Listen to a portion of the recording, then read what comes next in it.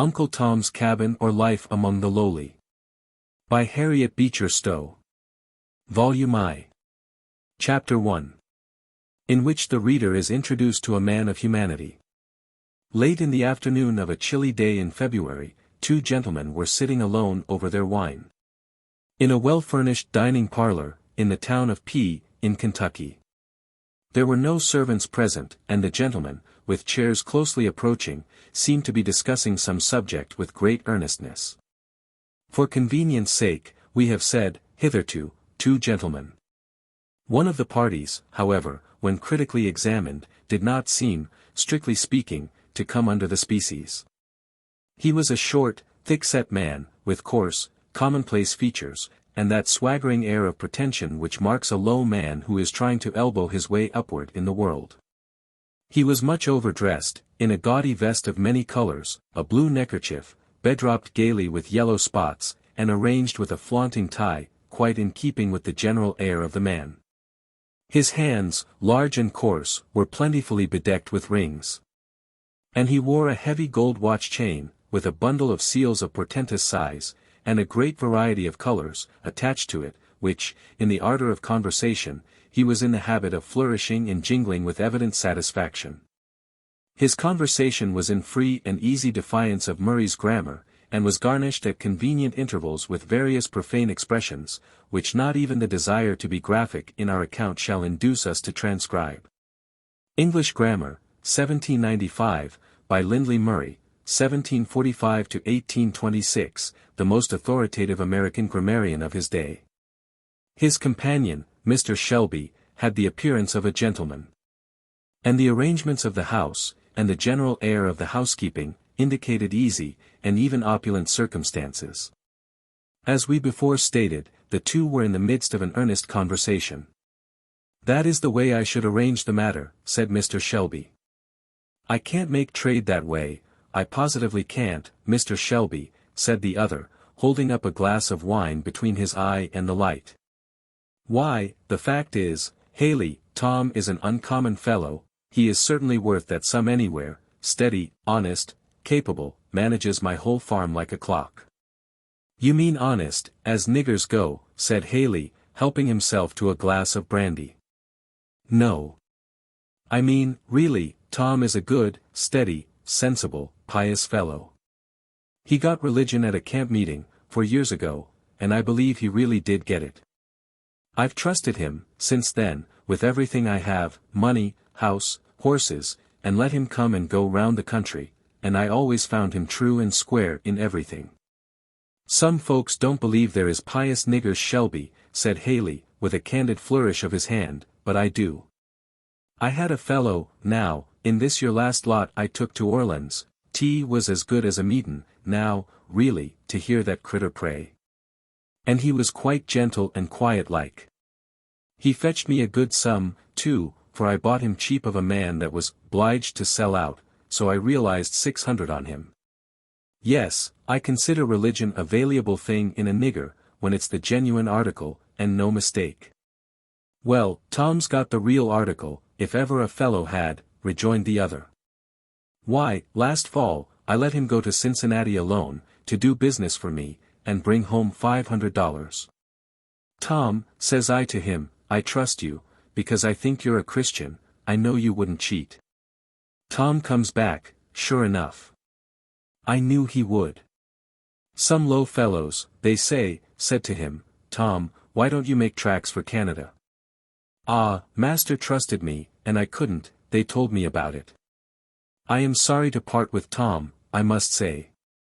You ought to let him cover the whole balance of the debt, and you would, Haley, if you had any conscience."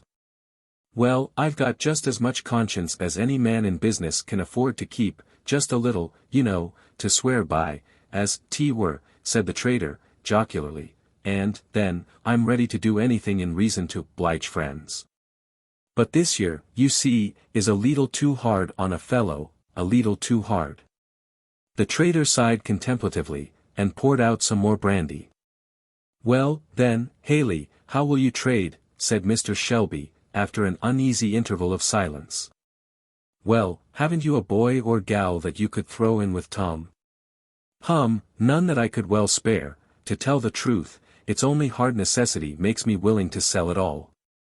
I don't like parting with any of my hands, that's a fact. Here the door opened, and a small quadroon boy, between 4 and 5 years of age, entered the room. There was something in his appearance remarkably beautiful and engaging. His black hair, fine as floss silk, hung in glossy curls about his round, dimpled face, while a pair of large dark eyes, full of fire and softness, looked out from beneath the rich, long lashes, as he peered curiously into the apartment. A gay robe of scarlet and yellow plaid, carefully made and neatly fitted, set off to advantage the dark and rich style of his beauty. And a certain comic air of assurance, blended with bashfulness, showed that he had been not unused to being petted and noticed by his master. "Hullo, Jim Crow," said Mr. Shelby, whistling, and snapping a bunch of raisins towards him. "Pick that up, now." The child scampered, with all his little strength, after the prize, while his master laughed. "Come here, Jim Crow," said he. The child came up, and the master patted the curly head, and chucked him under the chin. "Now, Jim, show this gentleman how you can dance and sing." The boy commenced one of those wild, grotesque songs common among the negroes, in a rich, clear voice, accompanying his singing with many comic evolutions of the hands, feet, and whole body, all in perfect time to the music. "Bravo!" said Haley, throwing him a quarter of an orange. "Now, Jim, walk like old Uncle Cudjoe, when he has the rheumatism," said his master. Instantly the flexible limbs of the child assumed the appearance of deformity and distortion, as, with his back humped up, and his master's stick in his hand, he hobbled about the room, his childish face drawn into a doleful pucker, and spitting from right to left, in imitation of an old man. Both gentlemen laughed uproariously. "Now, Jim," said his master, "show us how old Elder Robbins leads the psalm." The boy drew his chubby face down to a formidable length, and commenced toning a psalm tune through his nose, with imperturbable gravity. "Hurrah! Bravo! What a young un," said Haley, "that chap's a case, I'll promise. Tell you what," said he, suddenly clapping his hand on Mr. Shelby's shoulder, "fling in that chap, and I'll settle the business, I will. Come, now, if that ain't doing the thing up about the rightest." At this moment, the door was pushed gently open, and a young quadroon woman, apparently about 25, entered the room. There needed only a glance from the child to her, to identify her as its mother. There was the same rich, full, dark eye, with its long lashes, the same ripples of silky black hair. The brown of her complexion gave way on the cheek to a perceptible flush, which deepened as she saw the gaze of the strange man fixed upon her in bold and undisguised admiration. Her dress was of the neatest possible fit, and set off to advantage her finely molded shape. A delicately formed hand and a trim foot and ankle were items of appearance that did not escape the quick eye of the trader, well used to run up at a glance the points of a fine female article. "Well, Eliza?" said her master, as she stopped and looked hesitatingly at him. "I was looking for Harry, please, sir," and the boy bounded toward her, showing his spoils, which he had gathered in the skirt of his robe. "Well, take him away then," said Mr. Shelby. And hastily she withdrew, carrying the child on her arm. "By Jupiter," said the trader, turning to him in admiration, "there's an article, now. You might make your fortune on that AR gal in Orleans, any day. I've seen over 1,000, in my day, paid down for gals not a bit handsomer." "I don't want to make my fortune on her," said Mr. Shelby, dryly. And, seeking to turn the conversation, he uncorked a bottle of fresh wine, and asked his companion's opinion of it. "Capital, sir, first chop," said the trader. Then turning, and slapping his hand familiarly on Shelby's shoulder, he added, "Come, how will you trade about the gal? What shall I say for her? What'll you take?" "Mr. Haley, she is not to be sold," said Shelby. "My wife would not part with her for her weight in gold." "Aye. Women always say such things, 'cause they ha'n't no sort of calculation. Just show 'em how many watches, feathers, and trinkets, one's weight in gold would buy, and that alters the case, I reckon. I tell you, Haley, this must not be spoken of. I say no, and I mean no, said Shelby, decidedly. Well, you'll let me have the boy, though, said the trader. You must own I've come down pretty handsomely for him. What on earth can you want with the child, said Shelby. Why, I've got a friend that's going into this your branch of the business, wants to buy up handsome boys to raise for the market. Fancy articles entirely, sell for waiters, and so on, to rich UNS, that can pay for handsome UNS. It sets off one of your great places, a real handsome boy to open door, wait, and tend. They fetch a good sum, and this little devil is such a comical, musical concern, he's just the article. I would rather not sell him, said Mr. Shelby, thoughtfully. The fact is, sir, I'm a humane man, and I hate to take the boy from his mother, sir. Oh, you do, la. Yes, something of that nature. I understand, perfectly. It is mighty unpleasant getting on with women, sometimes. I allies hates these your screamin' times. They are mighty unpleasant, but, as I manages business, I generally avoids 'em, sir. Now, what if you get the girl off for a day, or a week, or so, then the thing's done quietly, all over before she comes home. Your wife might get her some earrings, or a new gown, or some such truck, to make up with her. I'm afraid not. Lord bless ye, yes. These critters ain't like white folks, you know, they gets over things, only manage right. Now, they say, said Haley, assuming a candid and confidential air, that this kind o' trade is hardening to the feelings. But I never found it so. Fact is, I never could do things up the way some fellers manage the business.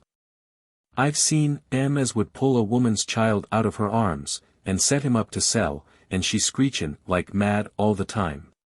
Very bad policy, damages the article, makes 'em quite unfit for service sometimes.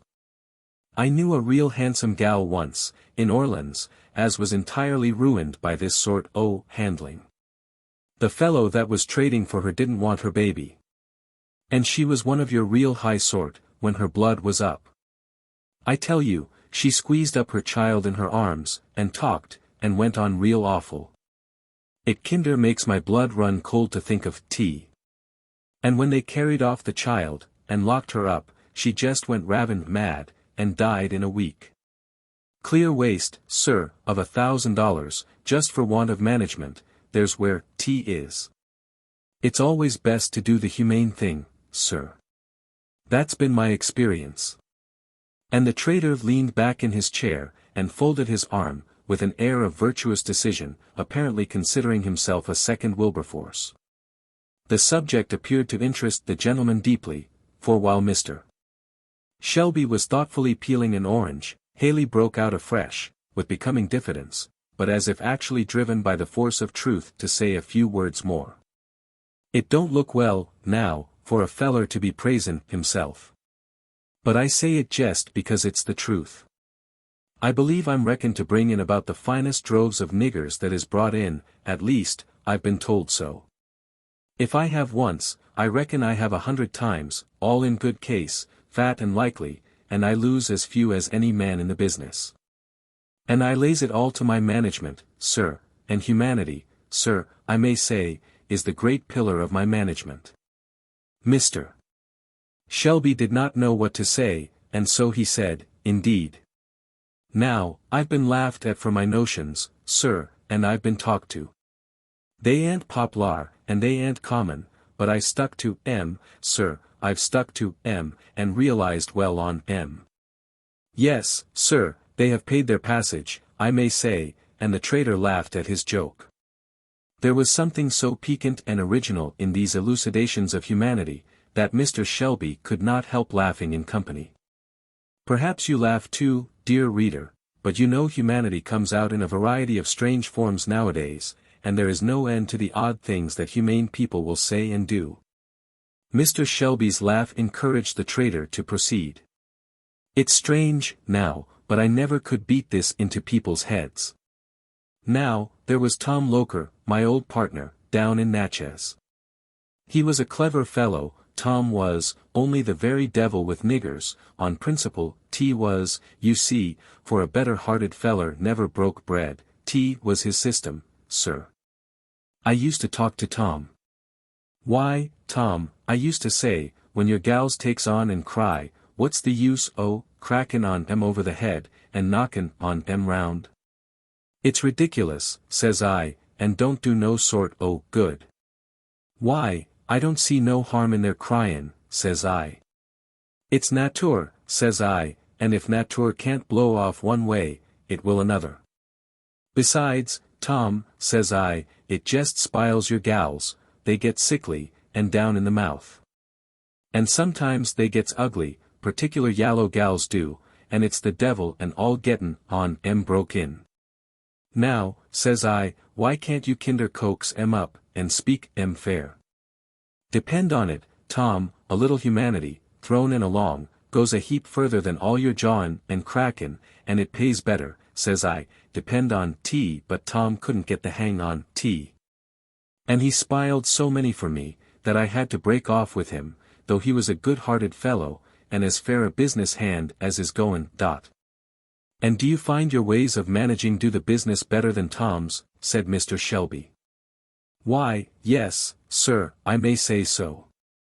You see, when I anyways can, I takes a leetle care about the unpleasant parts, like selling young uns and that, get the gals out of the way, out of sight, out of mind, you know, and when it's clean done, and can't be helped.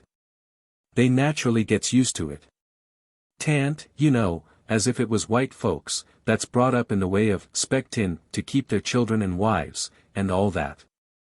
Niggers, you know, that's fetched up properly, ha'n't no kind of expectations of no kind. So all these things comes easier. I'm afraid mine are not properly brought up, then, said Mr. Shelby. S'pose not, you Kentucky folks spile your niggers. You mean well by 'em, but 'tan't no real kindness, arter all. Now, a nigger, you see, what's got to be hacked and tumbled round the world, and sold to Tom, and Dick, and the Lord knows who, 'tan't no kindness to be given on him notions and expectations, and bringin' on him up too well. For the rough and tumble comes all the harder on him arter. Now, I venture to say, your niggers would be quite chop-fallen in a place where some of your plantation niggers would be singing and whooping like all possessed. Every man, you know, Mr. Shelby, naturally thinks well of his own ways. And I think I treat niggers just about as well as it's ever worth while to treat 'em. It's a happy thing to be satisfied, said Mr. Shelby, with a slight shrug, and some perceptible feelings of a disagreeable nature. Well, said Haley, after they had both silently picked their nuts for a season, what do you say? I'll think the matter over, and talk with my wife, said Mr. Shelby. Meantime, Haley, if you want the matter carried on in the quiet way you speak of, you'd best not let your business in this neighborhood be known. It will get out among my boys, and it will not be a particularly quiet business getting away any of my fellows, if they know it, I'll promise you. Oh. Certainly, by all means, Mum. Of course. But I'll tell you.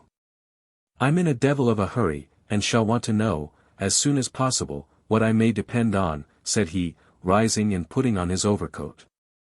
Well, call up this evening, between 6 and 7, and you shall have my answer, said Mr. Shelby, and the trader bowed himself out of the apartment. I'd like to have been able to kick the fellow down the steps, said he to himself, as he saw the door fairly closed, with his impudent assurance. But he knows how much he has me at advantage. If anybody had ever said to me that I should sell Tom down south to one of those rascally traders, I should have said, is thy servant a dog, that he should do this thing? And now it must come, for aught I see. And Eliza's child, too. I know that I shall have some fuss with wife about that, and, for that matter, about Tom, too. So much for being in debt, Hago. The fellow sees his advantage, and means to push it. Perhaps the mildest form of the system of slavery is to be seen in the state of Kentucky. The general prevalence of agricultural pursuits of a quiet and gradual nature, not requiring those periodic seasons of hurry and pressure that are called for in the business of more southern districts. Makes the task of the Negro a more healthful and reasonable one. While the master, content with a more gradual style of acquisition, has not those temptations to hard-heartedness which always overcome frail human nature when the prospect of sudden and rapid gain is weighed in the balance.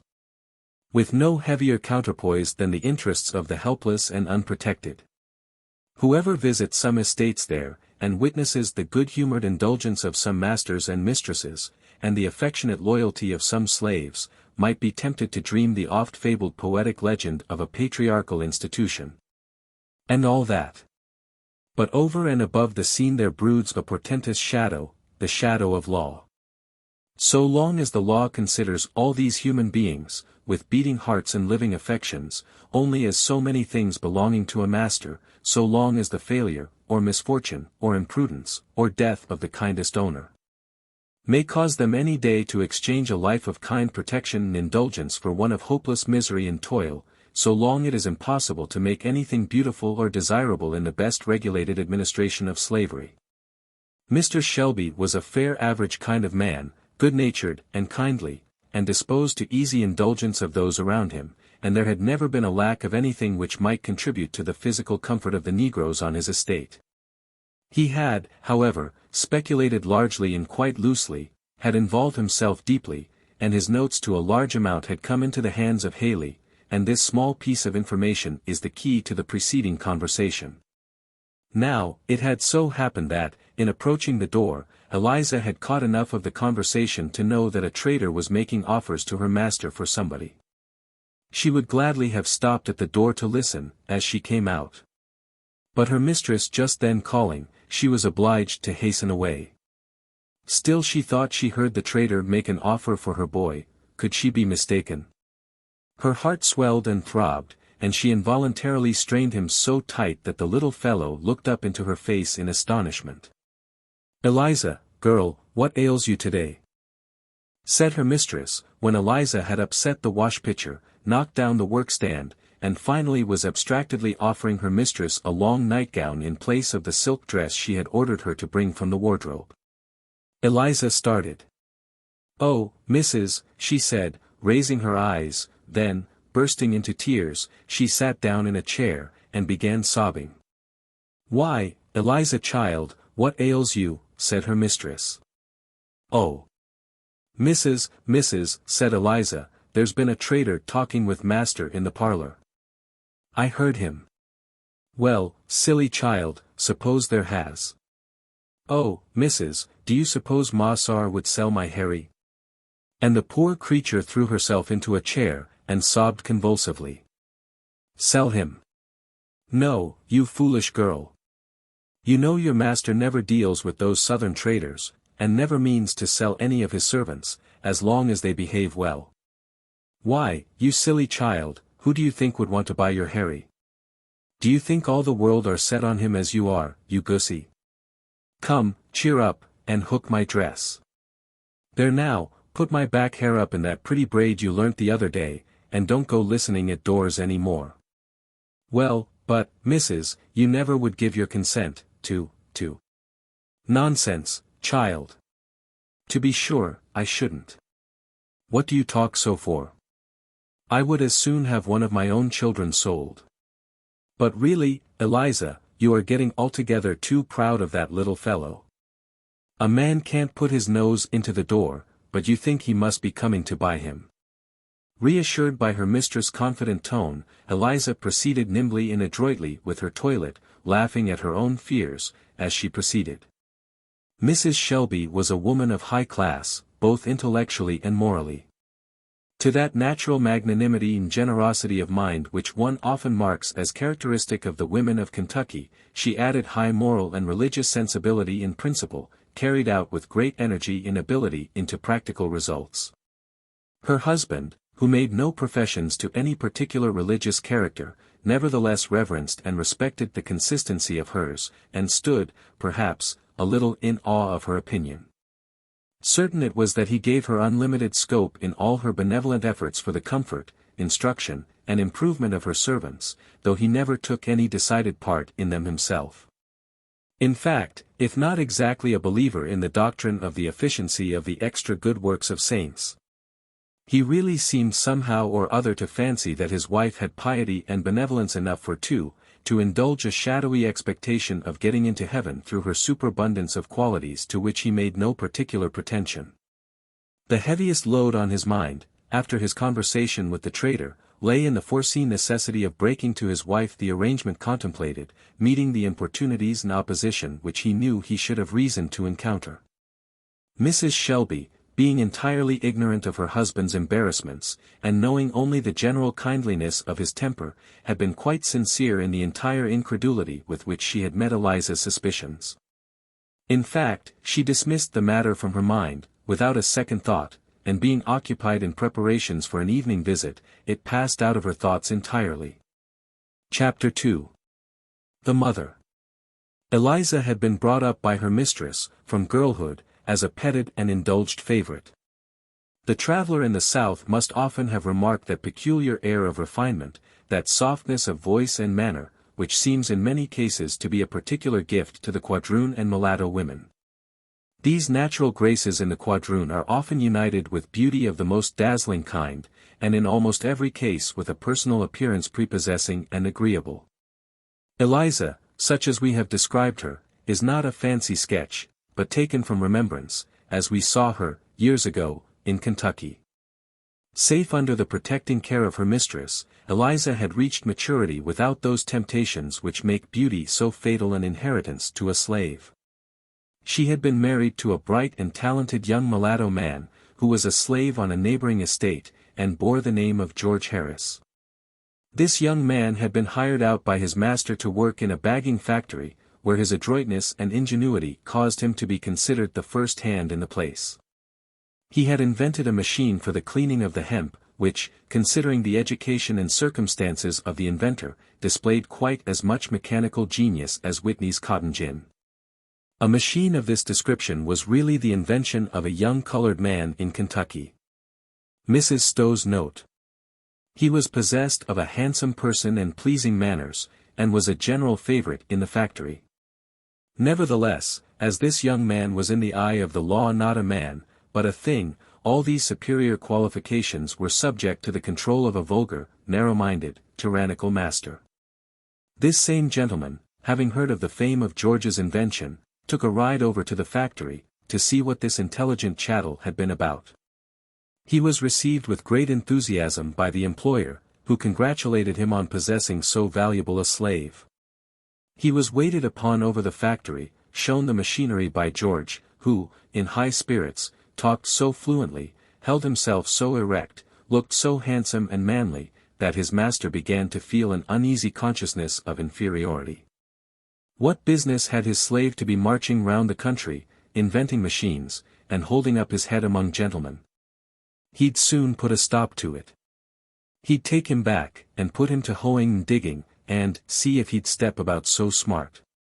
Accordingly, the manufacturer and all hands concerned were astounded when he suddenly demanded George's wages, and announced his intention of taking him home.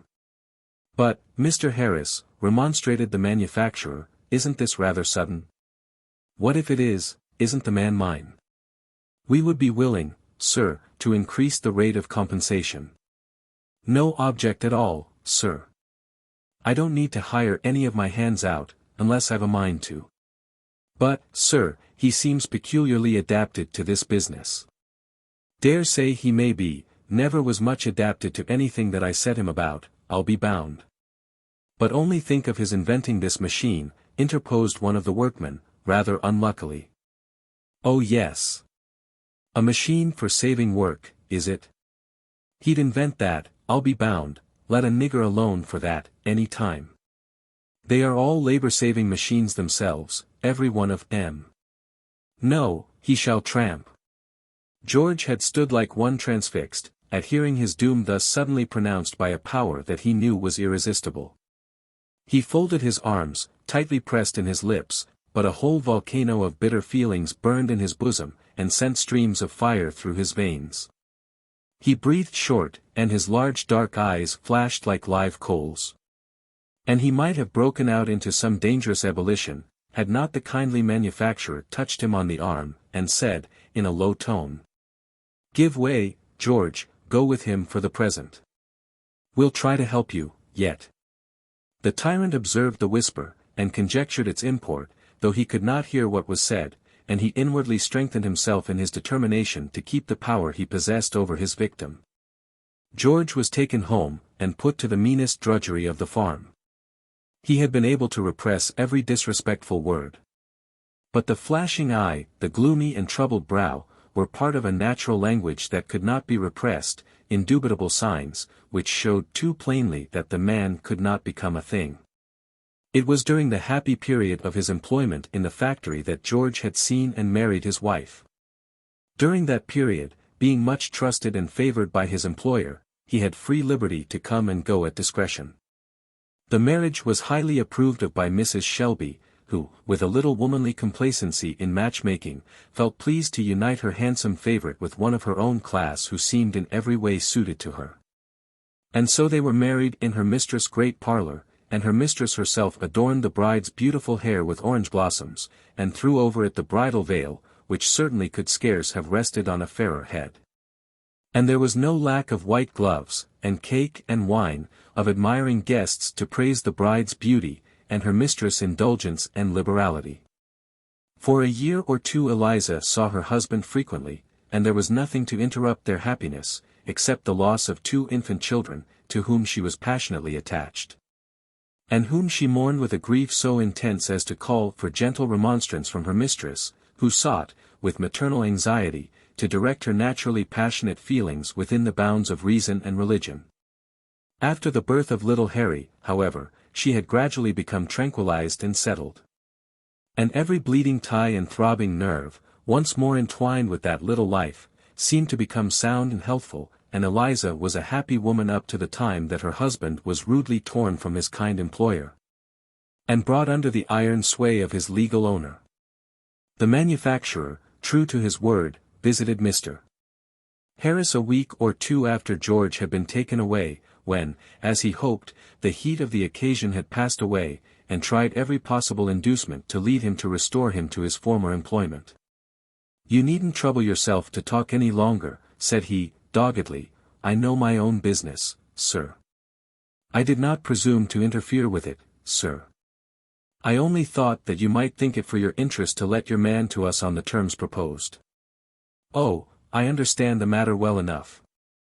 I saw your winking and whispering, the day I took him out of the factory, but you don't come it over me that way. It's a free country, sir, the man's mine, and I do what I please with him, that's it." And so fell George's last hope, nothing before him but a life of toil and drudgery, rendered more bitter by every little smarting vexation and indignity which tyrannical ingenuity could devise. A very humane jurist once said, "The worst use you can put a man to is to hang him." No, there is another use that a man can be put to that is worse. Chapter 3. The Husband and Father. Mrs.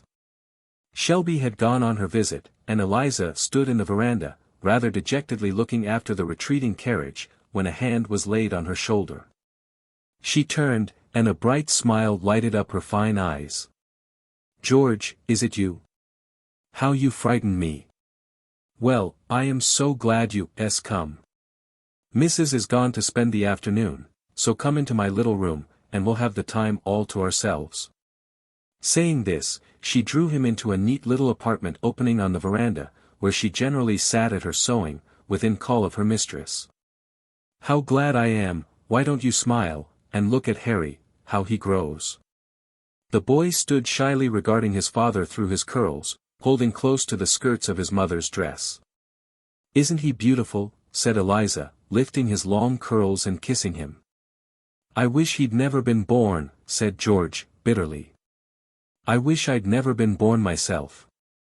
Surprised and frightened, Eliza sat down, leaned her head on her husband's shoulder, and burst into tears. "There now, Eliza, it's too bad for me to make you feel so, poor girl," said he, fondly. "It's too bad, oh, how I wish you never had seen me, you might have been happy." "George!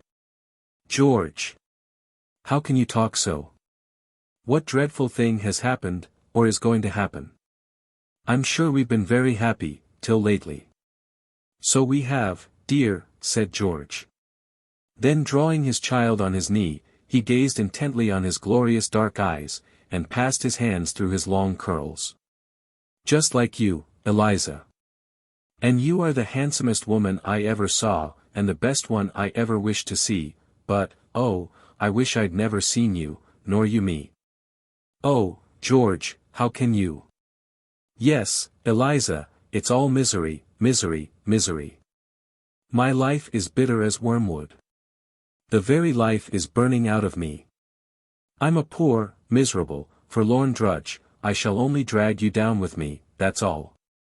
What's the use of our trying to do anything, trying to know anything, trying to be anything? What's the use of living? I wish I was dead. Oh, now, dear George, that is really wicked.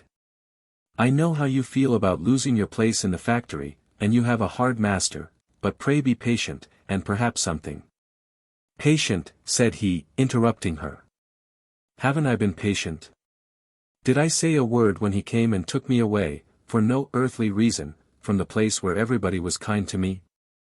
I'd paid him truly every cent of my earnings, and they all say I worked well. Well, it is dreadful, said Eliza, but, after all, he is your master, you know. My master. And who made him my master?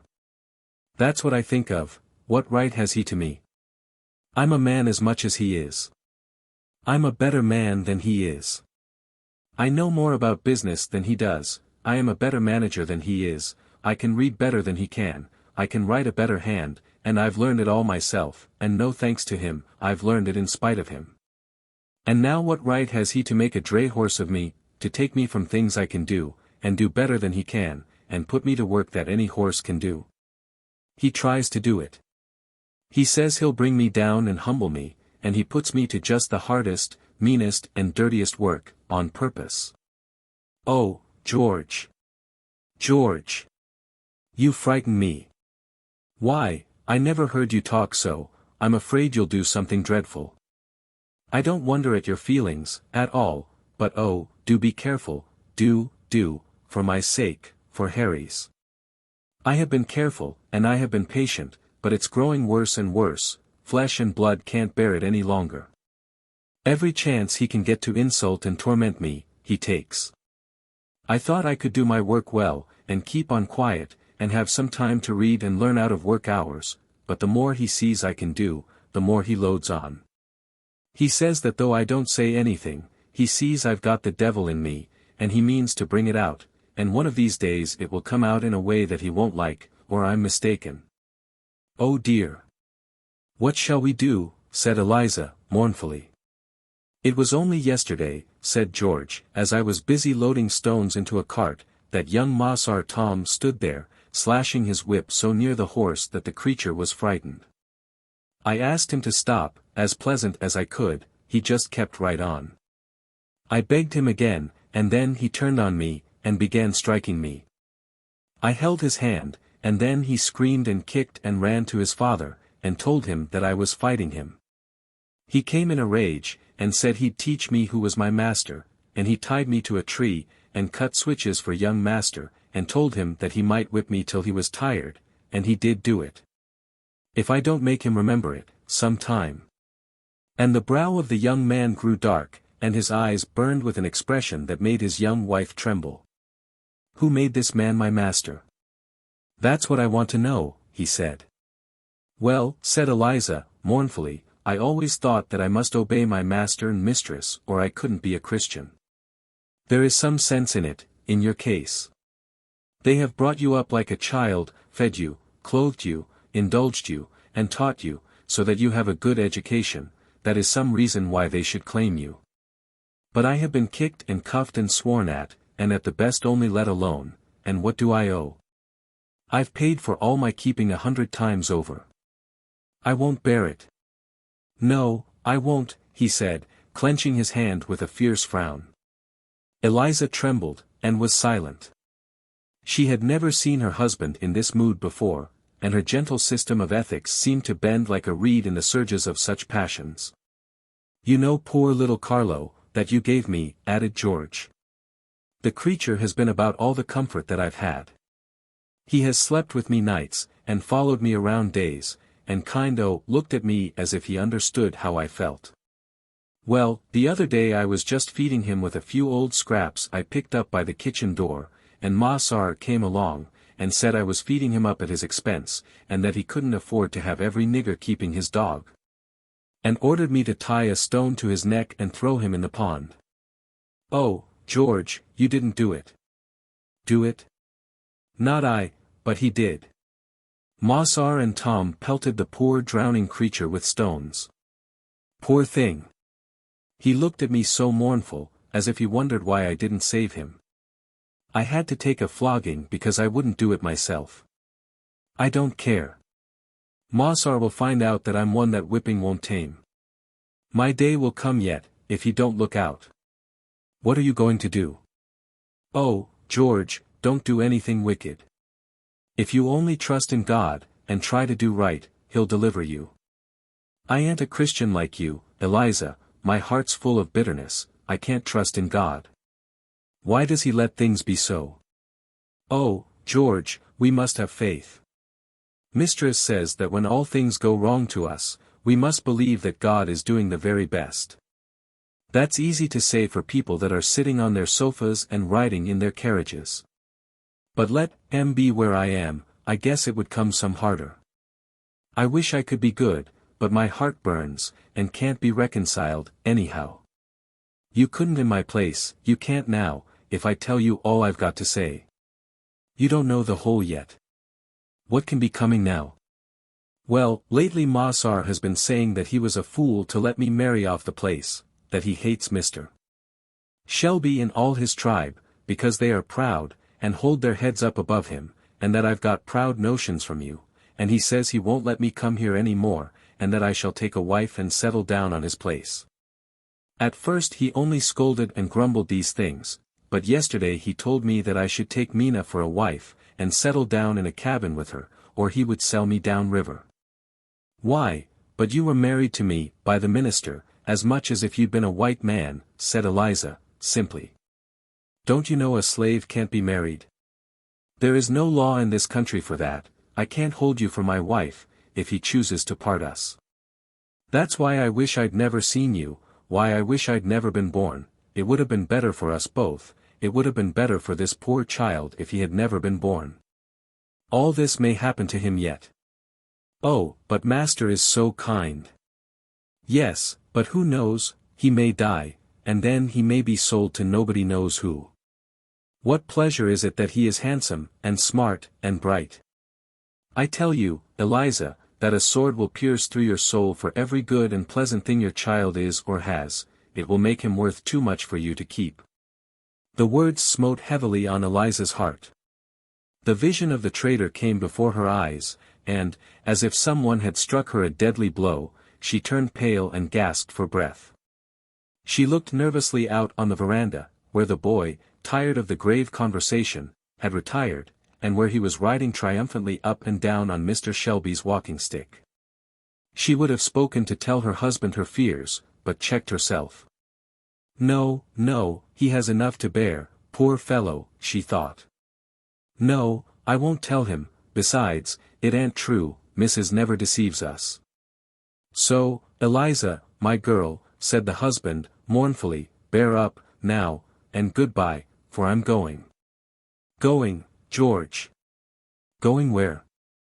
To Canada, said he, straightening himself up, and when I'm there, I'll buy you, that's all the hope that's left us. You have a kind master, that won't refuse to sell you. I'll buy you and the boy, God helping me, I will. Oh, dreadful. If you should be taken. I won't be taken, Eliza, I'll die first. I'll be free, or I'll die. You won't kill yourself.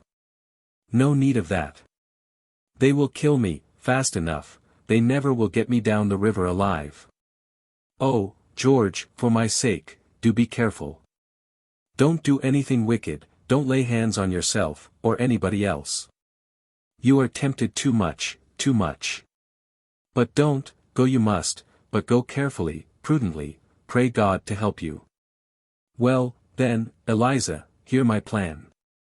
Mossar took it into his head to send me right by here, with a note to Mr. Sims, that lives a mile past. I believe he expected I should come here to tell you what I have. It would please him, if he thought it would aggravate Shelby's folks, as he calls them. I'm going home quite resigned, you understand, as if all was over. I've got some preparations made, and there are those that will help me, and, in the course of a week or so, I shall be among the missing, some day. Pray for me, Eliza, perhaps the good Lord will hear you. Oh, pray yourself, George, and go trusting in him, then you won't do anything wicked. Well, now, good-bye, said George, holding Eliza's hands, and gazing into her eyes, without moving. They stood silent. Then there were last words, and sobs, and bitter weeping, such parting as those may make whose hope to meet again is as the spider's web, and the husband and wife were parted. Chapter 4. An evening in Uncle Tom's cabin. The cabin of Uncle Tom was a small log building, close adjoining to the house, as the Negro par excellence designates his master's dwelling. In front it had a neat garden patch, where, every summer, strawberries, raspberries, and a variety of fruits and vegetables, flourished under careful tending. The whole front of it was covered by a large scarlet bignonia and a native multiflora rose, which, entwisting and interlacing, left scarce a vestige of the rough logs to be seen. Here, also, in summer, various brilliant annuals, such as marigolds, petunias, 4 o'clocks, found an indulgent corner in which to unfold their splendors, and were the delight and pride of Aunt Chloe's heart. Let us enter the dwelling. The evening meal at the house is over, and Aunt Chloe, who presided over its preparation as head cook, has left to inferior officers in the kitchen the business of clearing away and washing dishes, and come out into her own snug territories to get her old man's supper. Therefore, doubt not that it is her you see by the fire, presiding with anxious interest over certain frizzling items in a stewpan, and anon with grave consideration lifting the cover of a bake kettle, from whence steam forth indubitable intimations of something good. A round, black, shining face is hers, so glossy as to suggest the idea that she might have been washed over with white of eggs, like one of her own tea rusks. Her whole plump countenance beams with satisfaction and contentment from under her well-starched check turban, bearing on it, however, if we must confess it, a little of that tinge of self-consciousness which becomes the first cook of the neighborhood, as Aunt Chloe was universally held and acknowledged to be. A cook she certainly was, in the very bone and center of her soul. Not a chicken or turkey or duck in the barnyard but looked grave when they saw her approaching, and seemed evidently to be reflecting on their latter end. And certain it was that she was always meditating on trussing, stuffing and roasting, to a degree that was calculated to inspire terror in any reflecting fowl living. Her corn cake, in all its varieties of hoe cake, dodgers, muffins, and other species too numerous to mention, was a sublime mystery to all less practiced compounders. And she would shake her fat sides with honest pride and merriment, as she would narrate the fruitless efforts that one and another of her compeers had made to attain to her elevation. The arrival of company at the house, the arranging of dinners and suppers, in style, awoke all the energies of her soul. And no sight was more welcome to her than a pile of traveling trunks launched on the veranda, for then she foresaw fresh efforts and fresh triumphs. Just at present, however, Aunt Chloe is looking into the bake-pan. In which congenial operation we shall leave her till we finish our picture of the cottage. In one corner of it stood a bed, covered neatly with a snowy spread, and by the side of it was a piece of carpeting, of some considerable size. On this piece of carpeting Aunt Chloe took her stand, as being decidedly in the upper walks of life. And it and the bed by which it lay, and the whole corner, in fact, were treated with distinguished consideration, and made, so far as possible, sacred from the marauding inroads and desecrations of little folks. In fact, that corner was the drawing-room of the establishment. In the other corner was a bed of much humbler pretensions, and evidently designed for use. The wall over the fireplace was adorned with some very brilliant scriptural prints, and a portrait of General Washington, drawn and colored in a manner which would certainly have astonished that hero, if ever he happened to meet with its like. On a rough bench in the corner, a couple of woolly-headed boys, with glistening black eyes and fat shining cheeks, were busy in superintending the first walking operations of the baby, which, as is usually the case, consisted in getting up on its feet, balancing a moment, and then tumbling down, each successive failure being violently cheered, as something decidedly clever.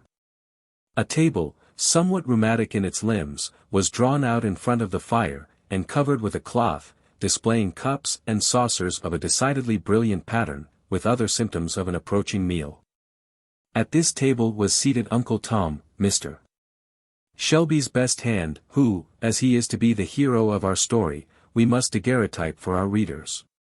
He was a large, broad-chested, powerfully made man, of a full glossy black, and a face whose truly African features were characterized by an expression of grave and steady good sense, united with much kindliness and benevolence. There was something about his whole air self-respecting and dignified, yet united with a confiding and humble simplicity. He was very busily intent at this moment on a slate lying before him, on which he was carefully and slowly endeavoring to accomplish a copy of some letters, in which operation he was overlooked by young Mossar George, a smart, bright boy of 13, who appeared fully to realize the dignity of his position as instructor. "Not that way, Uncle Tom, not that way," said he, briskly, as Uncle Tom laboriously brought up the tail of his G the wrong side out. "That makes a Q, you see." "La sakes, now, does it?"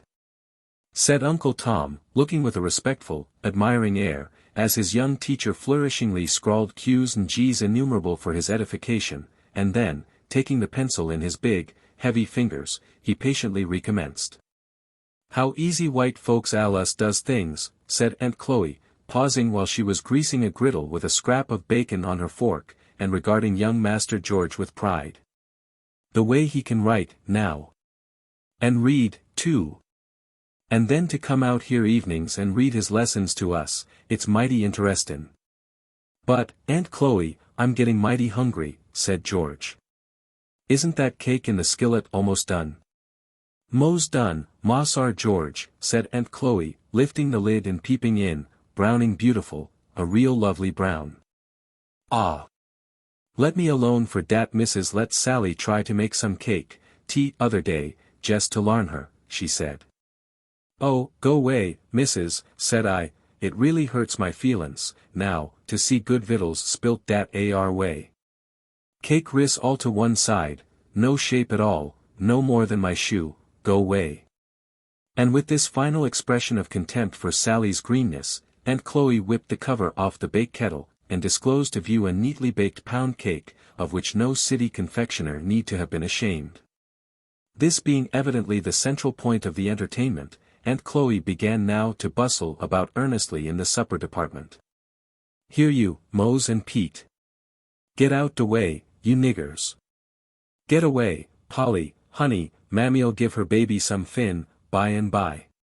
Now, Mossar George, you jest take off dem books, and set down now with my old man, and I'll take up de sausages, and have de first griddle full of cakes on your plates in less dan no time." "They wanted me to come to supper in the house," said George, "but I knew what was what too well for that, Aunt Chloe." So you did, honey," said Aunt Chloe, heaping the smoking batter cakes on his plate. "You knowed your old auntie'd keep the best for you." "Oh, let you alone for dat. Go way."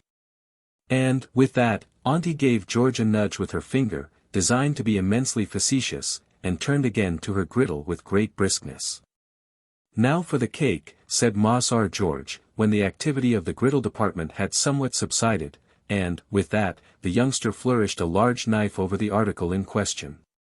"La bless you, Mossar George," said Aunt Chloe, with earnestness, catching his arm, "you wouldn't be for cuttin' it wid dat ar great heavy knife. Smash all down, spile all de pretty rise of it. Here, I've got a thin old knife, I keeps sharp a purpose. Dar now, see. Comes apart light as a feather. Now eat away, you won't get anything to beat dat AR. Tom Lincoln says, said George, speaking with his mouth full, that their Ginny is a better cook than you. Dem Lincolns ain't much count, no way. Said Aunt Chloe, contemptuously, I mean, set alongside our folks. They s spectable folks enough in a kinder plain way, but, as to gettin' up anything in style, they don't begin to have a notion on t. Set Moss R. Lincoln, now, alongside Moss R. Shelby. Good lor. And Mrs. Lincoln, can she kinder sweep it into a room like my missus, so kinder splendid, you know. Oh, go way. Don't tell me nothin' of dem Lincolns. And Aunt Chloe tossed her head as one who hoped she did know something of the world. Well, though, I've heard you say, said George, that Ginny was a pretty fair cook. So I did, said Aunt Chloe, I may say dat. Good, plain, common cookin', Ginny'll do, make a good pone o' bread, bile her taters far, her corn cakes isn't extra, not extra now, Ginny's corn cakes isn't, but then they's far, but, lor, come to the higher branches, and what can she do? Why, she makes pies, sartin she does, but what kinder crust? Can she make your real flecky paste, as melts in your mouth, and lies all up like a puff? Now, I went over thar when Miss Mary was gwine to be married, and Ginny she jest showed me de weddin' pies. Ginny and I is good friends, ye know. I never said nothin', but go long, Moss R. George. Why, I shouldn't sleep a wink for a week, if I had a batch of pies like dem AR. Why, dey want no count t all. I suppose Ginny thought they were ever so nice, said George. Thought so, didn't she? Thar she was, showing as innocent, ye see, it's jest here, Ginny don't know. Lor, the family ain't nothing. She can't be specked to know. T'ain't no fault hem. Ah, Moss R. George, you doesn't know half your privileges in your family'n bringin' up. Here Aunt Chloe sighed, and rolled up her eyes with emotion. I'm sure, Aunt Chloe, I understand my pie and pudding privileges, said George. Ask Tom Lincoln if I don't crow over him every time I meet him. Aunt Chloe sat back in her chair, and indulged in a hearty guffaw of laughter, at this witticism of young Moss R.'s, laughing till the tears rolled down her black, shining cheeks. And varying the exercise with playfully slapping and poking Moss R. Georgie, and telling him to go away, and that he was a case, that he was fit to kill her, and that he sartin would kill her, one of these days. And, between each of these sanguinary predictions, going off into a laugh, each longer and stronger than the other, till George really began to think that he was a very dangerously witty fellow. And that it became him to be careful how he talked, as funny as he could. And so ye tell Tom, did ye? Oh, lor! What young UNS will be up ter? Ye crowed over Tom. Oh, lor! Moss R. George, if ye wouldn't make a hornbug laugh. Yes, said George, I says to him, Tom, you ought to see some of Aunt Chloe's pies. They're the right sort, says I. Pity, now, Tom couldn't, said Aunt Chloe, on whose benevolent heart the idea of Tom's benighted condition seemed to make a strong impression. Ye oughter just ask him here to dinner, some o' these times, Moss R. George, she added, it would look quite pretty of ye. Ye know, Moss R. George, ye ought enter feel, both nobody, on count your privileges, 'cause all our privileges is gin to us. We ought allies to remember that, said Aunt Chloe, looking quite serious. Well, I mean to ask Tom here, some day next week, said George, and you do your prettiest, Aunt Chloe, and we'll make him stare. Won't we make him eat so he won't get over it for a fortnight? Yes, sartin, said Aunt Chloe, delighted, you'll see. Lor! To think of some of our dinners. You mind that AR great chicken pie I made when we guv a dinner to General Knox? I and Mrs., we come pretty near quarreling about dat AR crust. What does get into ladies sometimes, I don't know. But, sometimes, when a body has the heaviest kind o' sponsibility on as ye may say, and is all kinder serious and taken up, day takes dat ar time to be hangin' round and kinder interferin'. Now, missus, she wanted me to do dis way, and she wanted me to do dat way. And, finally, I got kinder sarcy, and, says I, now, missus, do jist look at dem beautiful white hands, oh, yourn with long fingers, and all a-sparkling with rings, like my white lilies when de dew s on em, and look at my great black stumpin' hands. Now, don't ye think dat de Lord must have meant me to make de pie crust, and you to stay in de parlor? Dar! I was just so sarcy, Mossar George. And what did mother say? Said George. Say. Why, she kinder larfed in her eyes, dem great handsome eyes, oh, hern, and, says she, well, Aunt Chloe, I think you are about in the right on, says she, and she went off in de parlor. She oughter cracked me over de head for bein' so sarcy. But dar's war, is, I can't do nothin' with ladies in de kitchen. Well, you made out well with that dinner, I remember everybody said so, said George. Didn't I? And wa'n't I behind de dinin'-room door dat berry day? And didn't I see de general pass his plate 3 times for some more dat berry pie, and, says he, you must have an uncommon cook, Mrs. Shelby. Lor! I was fit to split myself. And de general, he knows what cookin' is, said Aunt Chloe, drawing herself up with an air.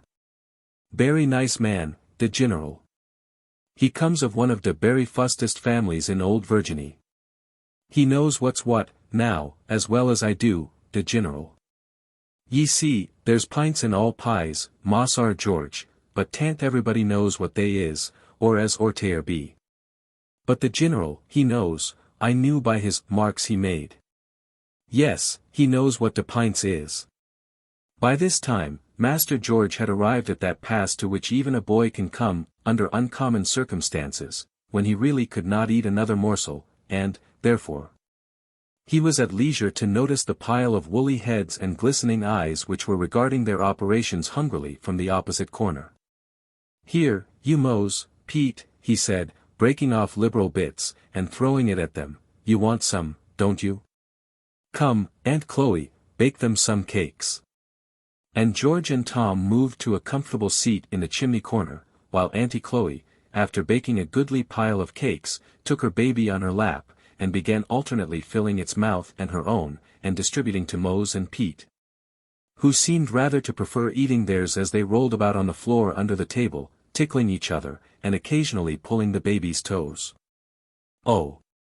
Go long, will ye? Said the mother, giving now and then a kick, in a kind of general way, under the table, when the movement became too obstreperous. Can't ye be decent when white folks comes to see ye? Stop dat ar, now, will ye? Better mind yourselves, or I'll take ye down a buttonhole lower, when Mossar George is gone. What meaning was couched under this terrible threat, it is difficult to say. But certain it is that its awful indistinctness seemed to produce very little impression on the young sinners addressed. La, now, said Uncle Tom, they are so full of tickle all the while, they can't behave theirselves. Here the boys emerged from under the table, and, with hands and faces well plastered with molasses, began a vigorous kissing of the baby. Get along wid ye, said the mother, pushing away their woolly heads. Ye'll all stick together, and never get clar, if ye do dat fashion. Go long to de spring and wash yourselves. She said, seconding her exhortations by a slap, which resounded very formidably, but which seemed only to knock out so much more laugh from the young ones, as they tumbled precipitately over each other out of doors, where they fairly screamed with merriment. Did ye ever see such aggravating young uns? Said Aunt Chloe, rather complacently, as, producing an old towel, kept for such emergencies, she poured a little water out of the cracked teapot on it, and began rubbing off the molasses from the baby's face and hands. And, having polished her till she shone, she set her down in Tom's lap, while she busied herself in clearing away supper. The baby employed the intervals in pulling Tom's nose, scratching his face, and burying her fat hands in his woolly hair, which last operation seemed to afford her special content. Ain't she a pert young un? Said Tom, holding her from him to take a full-length view. Then, getting up, he set her on his broad shoulder, and began capering and dancing with her, while Mossar George snapped at her with his pocket handkerchief, and Mose and Pete, now returned again, roared after her like bears. Till Aunt Chloe declared that they fairly took her head off with their noise. As, according to her own statement, this surgical operation was a matter of daily occurrence in the cabin, the declaration no whit abetted the merriment, till every one had roared and tumbled and danced themselves down to a state of composure. "Well, now, I hopes you're done," said Aunt Chloe, who had been busy in pulling out a rude box of a trundle bed, "and now, you Mose and you Pete, get into thar, for we's goin' to have the meetin'. Oh mother, we don't want her. We wants to sit up to meetin's is so curries. We likes 'em. "La, Aunt Chloe, shove it under, and let 'em sit up," said Mossar George, decisively, giving a push to the rude machine. Aunt Chloe, having thus saved appearances, seemed highly delighted to push the thing under, saying, as she did so, "Well, meb, tea will do 'em some good." The house now resolved itself into a committee of the whole, to consider the accommodations and arrangements for the meeting. "What we's to do for cheers, now, I declar I don't know," said Aunt Chloe. As the meeting had been held at Uncle Tom's weekly, for an indefinite length of time, without any more cheers, there seemed some encouragement to hope that a way would be discovered at present. "Old Uncle Peter sung both de legs out of dat oldest cheer, last week," suggested Mose. "You go long. I'll bound you pulled 'em out, some o' your shines," said Aunt Chloe. "Well, it'll stand, if it only keeps jam up agin de wall," said Mose. "Den Uncle Peter musent sit in it, 'cause he allies hitches when he gets a singing. He hitched pretty nigh across de room, other night," said Pete. "Good lor! Get him in it, then," said Mose, "and den he'd begin, 'Come saints, and sinners, hear me tell,' and den down he'd go," and Mose imitated precisely the nasal tones of the old man, tumbling on the floor, to illustrate the supposed catastrophe. "Come now, be decent, can't ye?" said Aunt Chloe, "ain't you shamed?" Mossar George, however, joined the offender in the laugh, and declared decidedly that Mose was a buster. So the maternal admonition seemed rather to fail of effect. "Well, ol' man," said Aunt Chloe, "you'll have to tote in them AR-ls. Mother's bar-ls is like dat AR widders." Mossar George was reading, "'bout, in de good book, dey never fails," said Mose, aside to Peter. "I'm sure one on 'em caved in last week," said Pete, "and let 'em all down in de middle of de singin', dat AR was failin', warn't it?"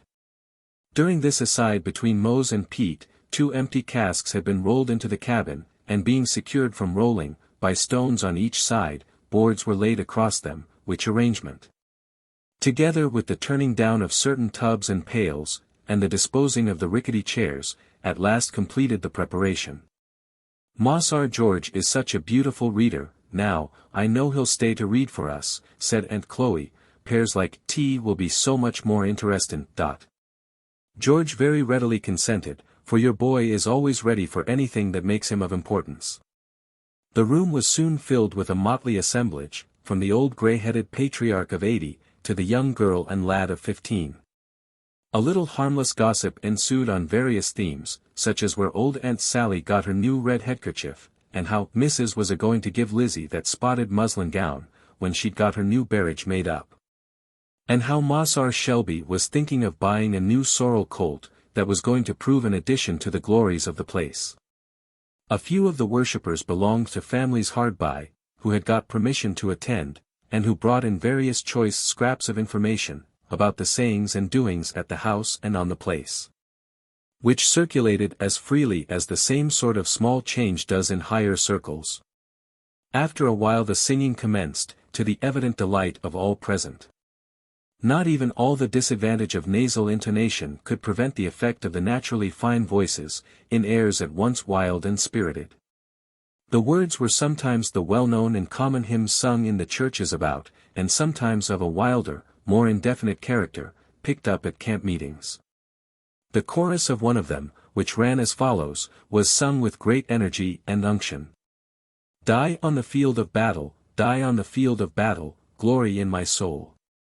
Another special favorite had oft repeated the words. Oh, I'm going to glory, won't you come along with me? Don't you see the angels beckoning, and calling me away? Don't you see the golden city and the everlasting day? There were others, which made incessant mention of Jordan's banks, and Canaan's fields, and the New Jerusalem, for the Negro mind, impassioned and imaginative, always attaches itself to hymns and expressions of a vivid and pictorial nature. And, as they sung, some laughed, and some cried, and some clapped hands, or shook hands rejoicingly with each other, as if they had fairly gained the other side of the river. Various exhortations, or relations of experience, followed, and intermingled with the singing. One old gray-headed woman, long past work, but much revered as a sort of chronicle of the past, rose, and leaning on her staff, said, Well, XVIII. Well, I'm mighty glad to hear ye all and see ye all once more, 'cause I don't know when I'll be gone to glory, but I've done got ready, XVIII. 'Pears like I'd got my little bundle all tied up, and my bonnet on, just a-waitin' for the stage to come along and take me home. Sometimes, in the night, I think I hear the wheels a-rattlin', and I'm lookin' out all the time. Now, you jest be ready too, for I tell ye all, XVIII, she said striking her staff hard on the floor, dat ar glory is a mighty thing. It's a mighty thing, XVIII, you don't know nothing about it, it's wonderful. And the old creature sat down, with streaming tears, as wholly overcome, while the whole circle struck up. O Canaan, bright Canaan, I'm bound for the land of Canaan. Moss R. George, by request, read the last chapters of Revelation, often interrupted by such exclamations as, the sakes now. Only hear that. Jest think on, Is all that a-comin' sure enough? George, who was a bright boy, and well trained in religious things by his mother, finding himself an object of general admiration, threw in expositions of his own, from time to time, with a commendable seriousness and gravity, for which he was admired by the young and blessed by the old. And it was agreed, on all hands, that a minister couldn't lay it off better than he did, that was really Mason. Uncle Tom was a sort of patriarch in religious matters, in the neighborhood. Having, naturally, an organization in which the morale was strongly predominant, together with a greater breadth and cultivation of mind than obtained among his companions, he was looked up to with great respect, as a sort of minister among them. And the simple, hearty, sincere style of his exhortations might have edified even better educated persons. But it was in prayer that he especially excelled. Nothing could exceed the touching simplicity, the childlike earnestness, of his prayer, enriched with the language of Scripture, which seemed so entirely to have wrought itself into his being, as to have become a part of himself, and to drop from his lips unconsciously. In the language of a pious old Negro, he prayed right up. And so much did his prayer always work on the devotional feelings of his audiences, that there seemed often a danger that it would be lost altogether in the abundance of the responses which broke out everywhere around him. While this scene was passing in the cabin of the man, one quite otherwise passed in the halls of the master. The trader and Mr. Shelby were seated together in the dining room aforenamed, at a table covered with papers and writing utensils. Mr. Shelby was busy in counting some bundles of bills, which, as they were counted, he pushed over to the trader, who counted them likewise. All fair, said the trader, and now for signing these here. Mr. Shelby hastily drew the bills of sale towards him, and signed them, like a man that hurries over some disagreeable business, and then pushed them over with the money. Haley produced, from a well-worn valise, a parchment, which, after looking over it a moment, he handed to Mr. Shelby, who took it with a gesture of suppressed eagerness. Wall, now, the thing's done, said the trader, getting up. It's done, said Mr. Shelby, in a musing tone, and, fetching a long breath, he repeated, it's done. You don't seem to feel much pleased with it, 'pears to me, said the trader. Haley, said Mr. Shelby, I hope you'll remember that you promised, on your honor, you wouldn't sell Tom, without knowing what sort of hands he's going into. Why, you've just done it, sir, said the trader. Circumstances, you well know, obliged me, said Shelby, haughtily. Wall, you know, they may oblige me, too, said the trader. Howsomever, I'll do the very best I can in gettin' Tom a good berth. As to my treatin' on him bad, you needn't be a grain afeard. If there's anything that I thank the Lord for, it is that I'm never noways cruel. After the expositions which the trader had previously given of his humane principles, Mr. Shelby did not feel particularly reassured by these declarations, but, as they were the best comfort the case admitted of, he allowed the trader to depart in silence, and betook himself to a solitary cigar. Chapter 5. Showing the feelings of living property on changing owners. Mr. and Mrs. Shelby had retired to their apartment for the night. He was lounging in a large easy-chair, looking over some letters that had come in the afternoon mail, and she was standing before her mirror, brushing out the complicated braids and curls in which Eliza had arranged her hair. For, noticing her pale cheeks and haggard eyes, she had excused her attendance that night, and ordered her to bed. The employment, naturally enough, suggested her conversation with the girl in the morning. And turning to her husband, she said, carelessly, "By the by, Arthur, who was that low-bred fellow that you lugged into our dinner table today?" "Haley is his name," said Shelby, turning himself rather uneasily in his chair, and continuing with his eyes fixed on a letter. "Haley. Who is he, and what may be his business here, pray?" "Well, he's a man that I transacted some business with, last time I was at Natchez," said Mr. Shelby. "And he presumed on it to make himself quite at home, and call and dine here, Why, I invited him, I had some accounts with him," said Shelby. "Is he a Negro trader?" said Mrs. Shelby, noticing a certain embarrassment in her husband's manner. "Why, my dear, what put that into your head?" said Shelby, looking up. "Nothing, only Eliza came in here, after dinner, in a great worry, crying and taking on, and said you were talking with a trader, and that she heard him make an offer for her boy, the ridiculous little goose." "She did, hey?" said Mr. Shelby, returning to his paper, which he seemed for a few moments quite intent upon, not perceiving that he was holding it bottom upwards. "It will have to come out," said he, mentally, "as well now as ever." "I told Eliza," said Mrs. Shelby, as she continued brushing her hair, that she was a little fool for her pains, and that you never had anything to do with that sort of persons. "Of course, I knew you never meant to sell any of our people, least of all, to such a fellow." "Well, Emily," said her husband, "so I have always felt and said, but the fact is that my business lies so that I cannot get on without. I shall have to sell some of my hands." "To that creature?" "Impossible. Mr. Shelby, you cannot be serious." "I'm sorry to say that I am," said Mr. Shelby. "I've agreed to sell Tom." "What?" "Our Tom, that good, faithful creature, been your faithful servant from a boy." "Oh, Mr. Shelby. And you have promised him his freedom, too. You and I have spoken to him 100 times of it." "Well, I can believe anything now, I can believe now that you could sell little Harry, poor Eliza's only child," said Mrs. Shelby, in a tone between grief and indignation. "Well, since you must know all, it is so. I have agreed to sell Tom and Harry both, and I don't know why I am to be rated, as if I were a monster, for doing what everyone does every day." "But why, of all others, choose these?" said Mrs. Shelby. "Why sell them, of all on the place, if you must sell at all?" "Because they will bring the highest sum of any, that's why." "I could choose another, if you say so." "The fellow made me a high bid on Eliza, if that would suit you any better," said Mr. Shelby. "The wretch," said Mrs. Shelby, vehemently.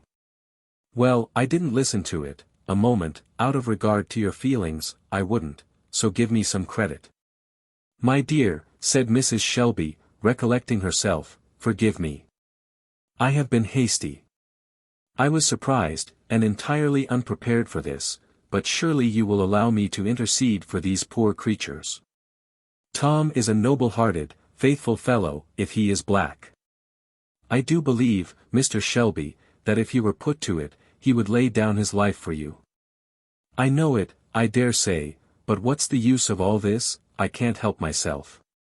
Why not make a pecuniary sacrifice? I'm willing to bear my part of the inconvenience. Oh, Mr. Shelby, I have tried most faithfully, as a Christian woman should, to do my duty to these poor, simple, dependent creatures. I have cared for them, instructed them, watched over them, and know all their little cares and joys, for years. And how can I ever hold up my head again among them, if, for the sake of a little paltry gain, we sell such a faithful, excellent, confiding creature as poor Tom, and tear from him in a moment all we have taught him to love and value? I have taught them the duties of the family, of parent and child, and husband and wife, and how can I bear to have this open acknowledgment that we care for no tie, no duty, no relation, however sacred, compared with money? I have talked with Eliza about her boy, her duty to him as a Christian mother, to watch over him, pray for him, and bring him up in a Christian way. And now what can I say, if you tear him away, and sell him, soul and body, to a profane, unprincipled man, just to save a little money? I have told her that one soul is worth more than all the money in the world. And how will she believe me when she sees us turn round and sell her child, sell him, perhaps, to certain ruin of body and soul? I'm sorry you feel so about it, indeed I am, said Mr. Shelby. And I respect your feelings, too, though I don't pretend to share them to their full extent, but I tell you now, solemnly, it's of no use, I can't help myself. I didn't mean to tell you this, Emily. But, in plain words, there is no choice between selling these two and selling everything. Either they must go, or all must. Haley has come into possession of a mortgage, which, if I don't clear off with him directly, will take everything before it. I've raked, and scraped, and borrowed, and all but begged, and the price of these two was needed to make up the balance, and I had to give them up. Haley fancied the child, he agreed to settle the matter that way, and no other. I was in his power, and had to do it. If you feel so to have them sold, would it be any better to have all sold? Mrs. Shelby stood like one stricken. Finally, turning to her toilet, she rested her face in her hands, and gave a sort of groan. This is God's curse on slavery, a bitter, bitter, most accursed thing, a curse to the master and a curse to the slave. I was a fool to think I could make anything good out of such a deadly evil. It is a sin to hold a slave under laws like ours, I always felt it was, I always thought so when I was a girl, I thought so still more after I joined the church. But I thought I could gild it over, I thought, by kindness, and care, and instruction, I could make the condition of mine better than freedom, fool that I was. Why, wife, you are getting to be an abolitionist, quite. Abolitionist. If they knew all I know about slavery, they might talk. We don't need them to tell us, you know I never thought that slavery was right, never felt willing to own slaves. Well, therein you differ from many wise and pious men, said Mr. Shelby. You remember Mr. B.'s sermon, the other Sunday? I don't want to hear such sermons, I never wish to hear Mr. B. in our church again. Ministers can't help the evil, perhaps, can't cure it, any more than we can, but defend it. It always went against my common sense. And I think you didn't think much of that sermon, either. Well, said Shelby, I must say these ministers sometimes carry matters further than we poor sinners would exactly dare to do. We men of the world must wink pretty hard at various things, and get used to a deal that isn't the exact thing. But we don't quite fancy, when women and ministers come out broad and square, and go beyond us in matters of either modesty or morals, that's a fact. But now, my dear, I trust you see the necessity of the thing, and you see that I have done the very best that circumstances would allow. Oh yes, yes, said Mrs. Shelby, hurriedly and abstractedly fingering her gold watch, I haven't any jewelry of any amount, she added, thoughtfully, but would not this watch do something? It was an expensive one, when it was bought. If I could only at least save Eliza's child, I would sacrifice anything I have. I'm sorry, very sorry, Emily, said Mr. Shelby, I'm sorry this takes hold of you so, but it will do no good. The fact is, Emily, the thing's done. The bills of sale are already signed, and in Haley's hands, and you must be thankful it is no worse. That man has had it in his power to ruin us all, and now he is fairly off. If you knew the man as I do, you'd think that we had had a narrow escape. Is he so hard, then? Why, not a cruel man, exactly, but a man of leather, a man alive to nothing but trade and profit, cool, and unhesitating, and unrelenting, as death and the grave. He'd sell his own mother at a good percentage, not wishing the old woman any harm either. And this wretch owns that good, faithful Tom, and Eliza's child. Well, my dear, the fact is that this goes rather hard with me. It's a thing I hate to think of. Haley wants to drive matters, and take possession tomorrow. I'm going to get out my horse bright and early, and be off. I can't see Tom, that's a fact. And you had better arrange a drive somewhere, and carry Eliza off. Let the thing be done when she is out of sight. No, no, said Mrs. Shelby, I'll be in no sense accomplice or help in this cruel business. I'll go and see poor old Tom, God help him, in his distress. They shall see, at any rate, that their mistress can feel for and with them. As to Eliza, I dare not think about it. The Lord forgive us. What have we done, that this cruel necessity should come on us? There was one listener to this conversation whom Mr. and Mrs. Shelby little suspected. Communicating with their apartment was a large closet, opening by a door into the outer passage. When Mrs. Shelby had dismissed Eliza for the night, her feverish and excited mind had suggested the idea of this closet. And she had hidden herself there, and, with her ear pressed close against the crack of the door, had lost not a word of the conversation. When the voices died into silence, she rose and crept stealthily away. Pale, shivering, with rigid features and compressed lips, she looked an entirely altered being from the soft and timid creature she had been hitherto. She moved cautiously along the entry, paused one moment at her mistress' door, and raised her hands in mute appeal to heaven, and then turned and glided into her own room. It was a quiet, neat apartment, on the same floor with her mistress. There was a pleasant sunny window, where she had often sat singing at her sewing, there a little case of books, and various little fancy articles, ranged by them, the gifts of Christmas holidays. There was her simple wardrobe in the closet and in the drawers. Here was, in short, her home, and, on the whole, a happy one it had been to her. But there, on the bed, lay her slumbering boy, his long curls falling negligently around his unconscious face, his rosy mouth half open, his little fat hands thrown out over the bedclothes, and a smile spread like a sunbeam over his whole face. Poor boy! Poor fellow, said Eliza, they have sold you. But your mother will save you yet.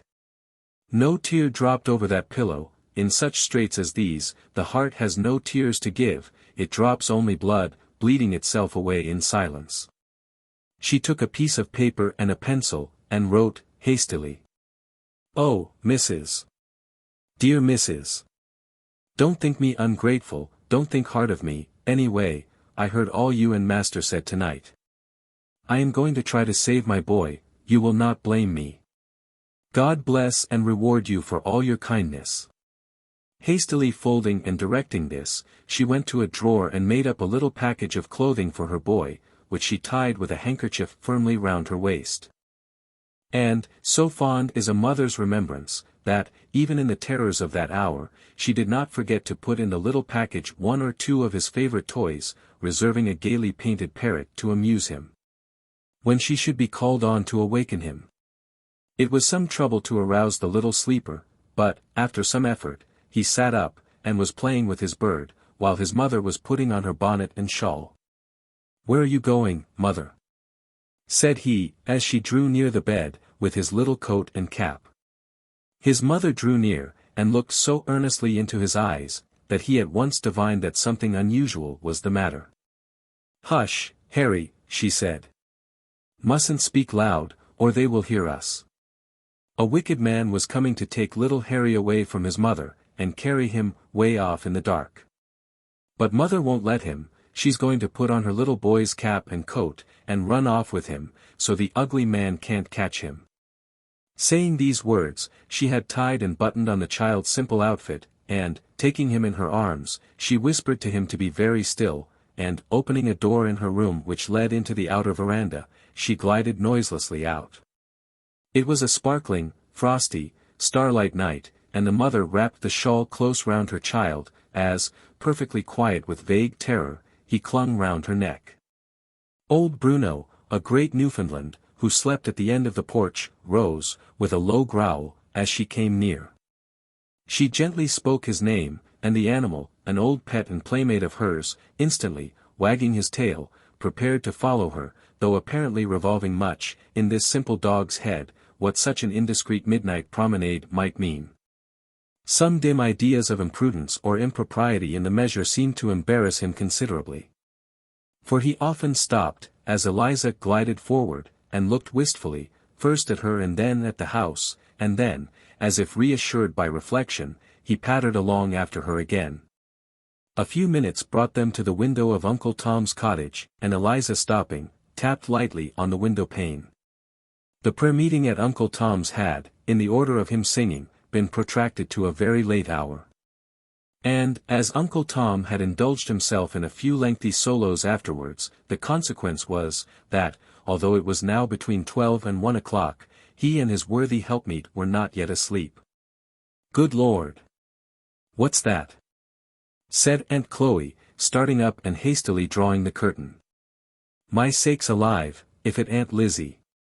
Get on your clothes, old man, quick, there's old Bruno, too, a pawin' round, what on airth? I'm gwine to open the door." And suiting the action to the word, the door flew open, and the light of the tallow candle, which Tom had hastily lighted, fell on the haggard face and dark, wild eyes of the fugitive. "Lord bless you, I'm skeered to look at ye, Lizzie. Are ye tuck sick, or what's come over ye?"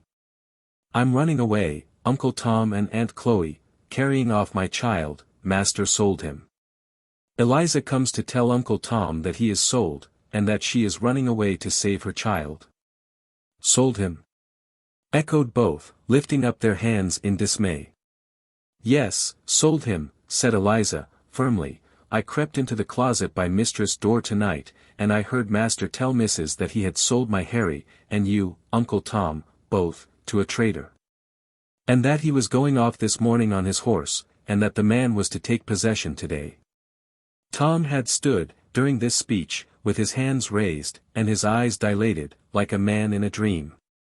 Slowly and gradually, as its meaning came over him, he collapsed, rather than seated himself, on his old chair, and sunk his head down upon his knees.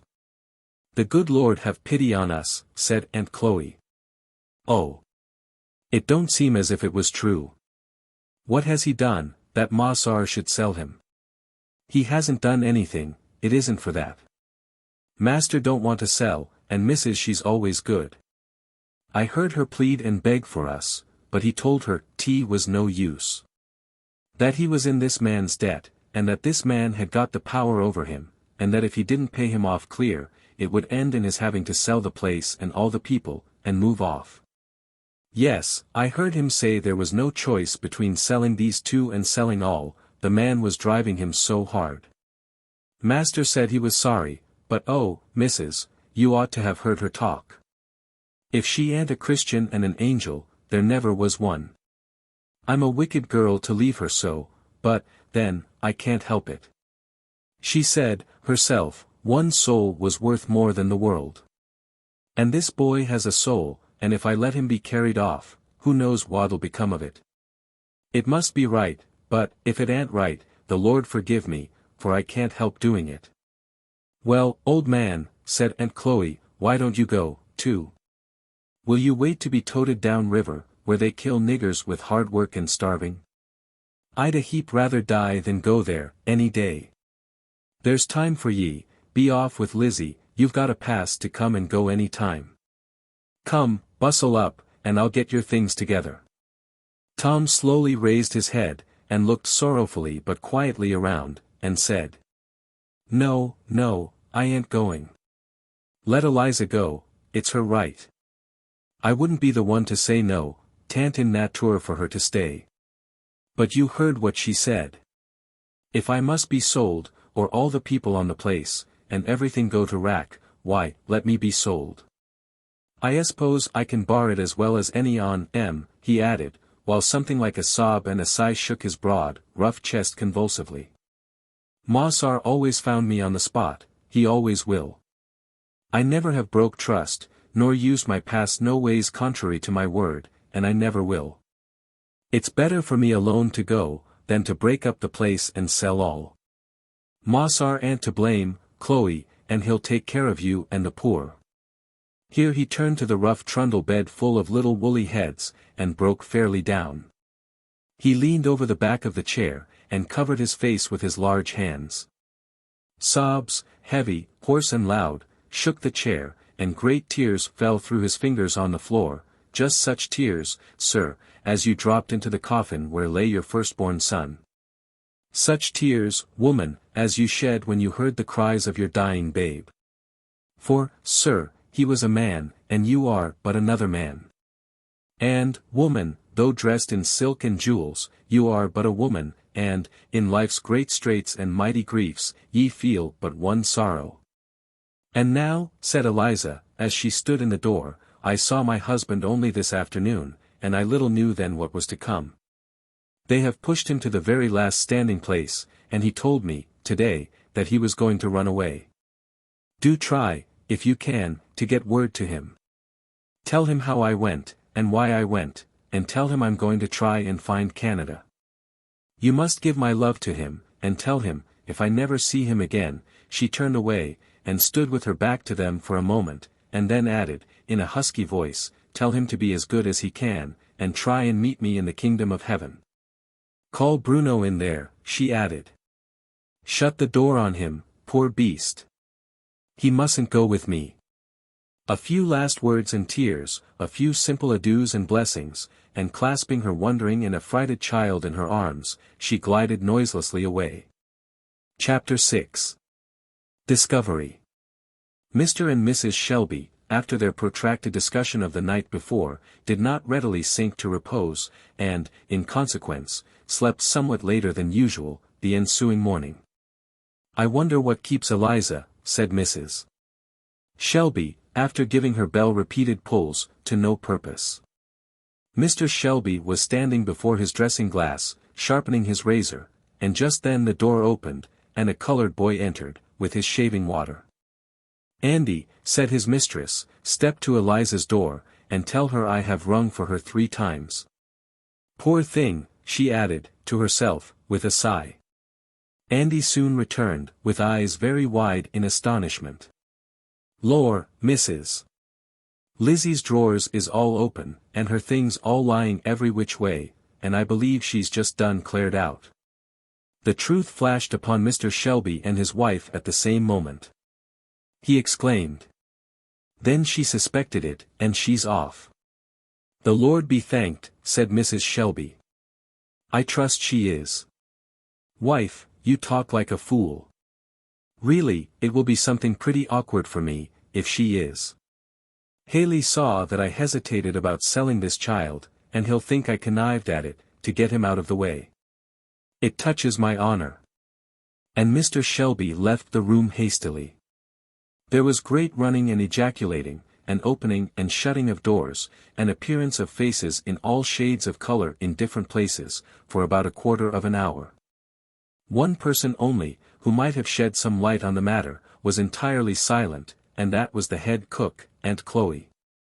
Silently, and with a heavy cloud settled down over her once joyous face, she proceeded making out her breakfast biscuits, as if she heard and saw nothing of the excitement around her. Very soon, about a dozen young imps were roosting, like so many crows, on the veranda railings, each one determined to be the first one to apprise the strange Mossar of his ill luck. He'll be rail mad, I'll be bound, said Andy. Won't he swore? Said little black Jake. Yes, for he does swore, said woolly-headed Mandy. I hearn him yesterday, at dinner. I hearn all about it then, 'cause I got into the closet where Mrs. keeps the great jugs, and I hearn every word. And Mandy, who had never in her life thought of the meaning of a word she had heard, more than a black cat, now took airs of superior wisdom, and strutted about, forgetting to state that, though actually coiled up among the jugs at the time specified, she had been fast asleep all the time. When, at last, Haley appeared, booted and spurred, he was saluted with the bad tidings on every hand. The young imps on the veranda were not disappointed in their hope of hearing him swore, which he did with a fluency and fervency which delighted them all amazingly, as they ducked and dodged hither and thither, to be out of the reach of his riding whip. And, all whooping off together, they tumbled, in a pile of immeasurable giggle, on the withered turf under the veranda, where they kicked up their heels and shouted to their full satisfaction. "If I had the little devils," muttered Haley, between his teeth. "But you hain't got 'em, though," said Andy, with a triumphant flourish, and making a string of indescribable mouths at the unfortunate trader's back, when he was fairly beyond hearing. "I say now, Shelby, this yer s a most extraordinary business," said Haley, as he abruptly entered the parlor.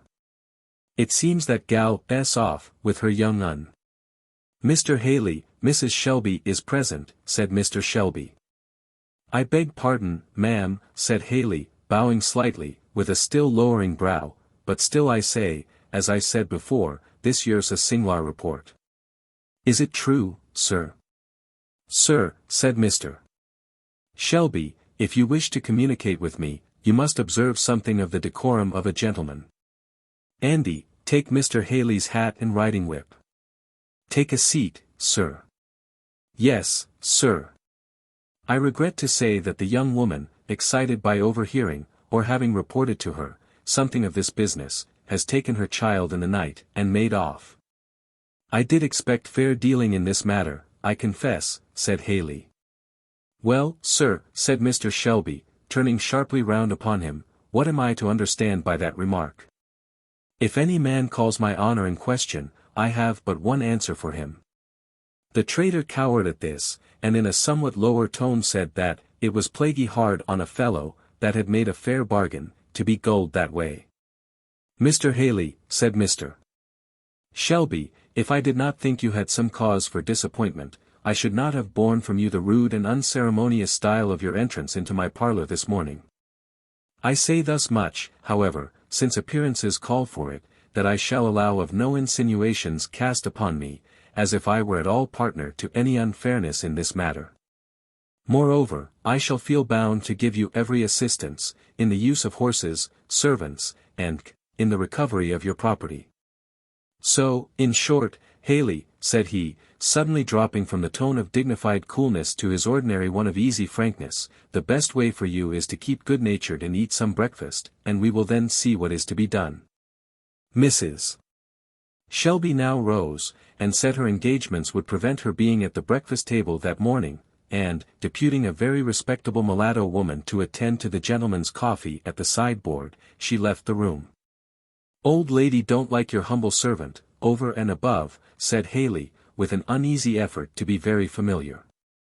"I am not accustomed to hear my wife spoken of with such freedom," said Mr. Shelby, dryly. "Beg pardon." "Of course, only a joke, you know," said Haley, forcing a laugh. "Some jokes are less agreeable than others," rejoined Shelby.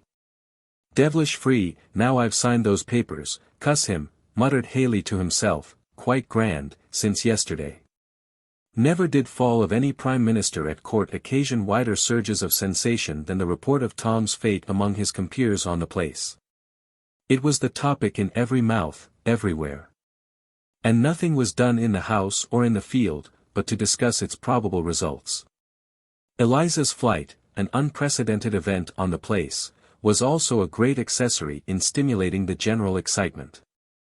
Black Sam, as he was commonly called, from his being about 3 shades blacker than any other son of ebony on the place, was revolving the matter profoundly in all its phases and bearings. With a comprehensiveness of vision and a strict lookout to his own personal well-being, that would have done credit to any white patriot in Washington. "It's an ill wind dat blow now har, dat ar a fact," said Sam, sententiously, giving an additional hoist to his pantaloons, and adroitly substituting a long nail in place of a missing suspender button. With which effort of mechanical genius he seemed highly delighted. "Yes, it's an ill wind blows now Har," he repeated. "Now, dar, Tom's down, wall, course der's room for some nigger to be up, and why not dis nigger, dat's de day. Tom, a-ridin' round the country, boots blacked, pass in his pocket, all grand as Cuffy, but who he? Now, why shouldn't Sam, dat's what I want to know." "Halloo, Sam, oh Sam. Moss R wants you to cotch Bill and Jerry," said Andy, cutting short Sam's soliloquy. "Hi. What's afoot now, young un?" "Why, you don't know, I suppose, that Lizzie's cut stick, and cleared out, with her young un." "You teach your granny," said Sam, with infinite contempt, "knowed it a heap sight sooner than you did, this nigger ain't so green, now. Well, anyhow, Moss R wants Bill and Jerry geared right up, and you and I to go with Moss R Haley, to look arter her." "Good, now. Dat's the time o' day," said Sam. "It's Sam dat's called for in dese your times. He's the nigger. See if I don't cotch her, now, Moss R'll see what Sam can do." "Ah. But, Sam," said Andy, "you'd better think twice. For Mrs. don't want her cotched, and she'll be in your wool." "Hi," said Sam, opening his eyes. "How you know dat?" "Heard her say so, my own self, dis blessed mornin', when I bring in Moss R.'s shaving water. She sent me to see why Lizzie didn't come to dress her, and when I telled her she was off, she jest riz up, and ses she, the Lord be praised, and Moss R, he seemed rail mad, and ses he, wife, you talk like a fool. But lor! She'll bring him to. I knows well enough how that'll be, it's allers best to stand Mrs. side the fence, now I tell yer." Black Sam, upon this, scratched his woolly pate, which, if it did not contain very profound wisdom, still contained a great deal of a particular species much in demand among politicians of all complexions and countries, and vulgarly denominated knowing which side the bread is buttered. So, stopping with grave consideration, he again gave a hitch to his pantaloons, which was his regularly organized method of assisting his mental perplexities. "Der ain't no saying, never, 'bout no kind o' thing in dis your world," he said, at last. Sam spoke like a philosopher, emphasizing this, as if he had had a large experience in different sorts of worlds, and therefore had come to his conclusions advisedly. "Now, sartin I'd said that Mrs. would scoured the Varsal world after Lizzie," added Sam, thoughtfully. "So she would," said Andy, "but can't ye see through a ladder, ye black nigger? Mrs. don't want this your Moss R. Haley to get Lizzie's boy. Dat's to go." "Hi," said Sam, with an indescribable intonation, known only to those who have heard it among the negroes. "And I'll tell you more, and all," said Andy. "I specs you'd better be making tracks for dem hosses, mighty sudden, too, for I hearn Mrs. queerin' arter yer, so you've stood foolin' long enough." Sam, upon this, began to bestir himself in real earnest, and after a while appeared, bearing down gloriously towards the house, with Bill and Jerry in a full canter, and adroitly throwing himself off before they had any idea of stopping. He brought them up alongside of the horse-post like a tornado. Haley's horse, which was a skittish young colt, winced, and bounced, and pulled hard at his halter. "Ho, ho," said Sam, "skeery, are ye," and his black visage lighted up with a curious, mischievous gleam. "I'll fix ye now," said he. There was a large beech tree overshadowing the place, and the small, sharp, triangular beechnuts lay scattered thickly on the ground. With one of these in his fingers, Sam approached the colt, stroked and patted, and seemed apparently busy in soothing his agitation. On pretense of adjusting the saddle, he adroitly slipped under it the sharp little nut, in such a manner that the least weight brought upon the saddle would annoy the nervous sensibilities of the animal, without leaving any perceptible graze or wound. "Dar," he said, rolling his eyes with an approving grin, "me fix 'em." At this moment Mrs. Shelby appeared on the balcony, beckoning to him. Sam approached with as good a determination to pay court as did ever suitor after a vacant place at St. James or Washington. "Why have you been loitering so, Sam? I sent Andy to tell you to hurry." "Lord bless you, missus," said Sam, "horses won't be cotched all in a minute. They'd done cleared out way down to the south pasture, and the Lord knows war." "Sam, how often must I tell you not to say, 'Lord bless you,' and 'the Lord knows,' and such things? It's wicked." "Oh, Lord bless my soul. I done forgot, missus. I won't say nothing of de sort no more." "Why, Sam, you just have said it again." "Did I? Oh, Lord. I mean, I didn't go fur to say it." "You must be careful, Sam. Just let me get my breath, missus, and I'll start fair." "I'll be very careful." "Well, Sam, you are to go with Mr. Haley, to show him the road, and help him. Be careful of the horses, Sam, you know Jerry was a little lame last week, don't ride them too fast." "Mrs." Shelby spoke the last words with a low voice, and strong emphasis. "Let dis child alone for dat," said Sam, rolling up his eyes with a volume of meaning. "Lord knows. Hi. Didn't say dat," said he, suddenly catching his breath, with a ludicrous flourish of apprehension, which made his mistress laugh, spite of herself. "Yes, missus, I'll look out for de hosses." "Now, Andy," said Sam, returning to his stand under the beech trees, "you see I wouldn't be all surprised if dat ar gentleman's critter should give a fling, by and by, when he comes to be a gettin' up. You know, Andy, critters will do such things." And therewith Sam poked Andy in the side, in a highly suggestive manner. "Hi," said Andy, with an air of instant appreciation.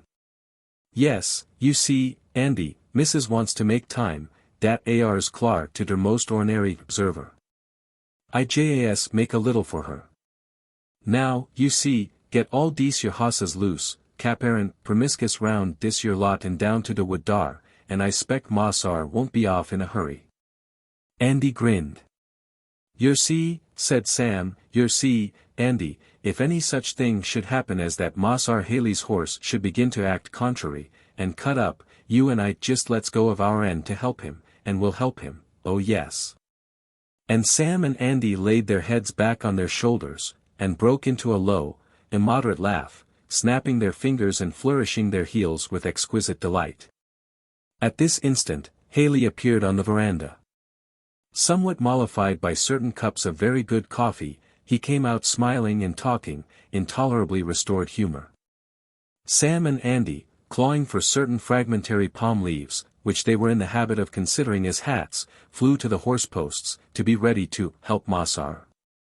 Sam's palm leaf had been ingeniously disentangled from all pretensions to braid, as respects its brim, and the slivers starting apart, and standing upright, gave it a blazing air of freedom and defiance, quite equal to that of any Fiji chief.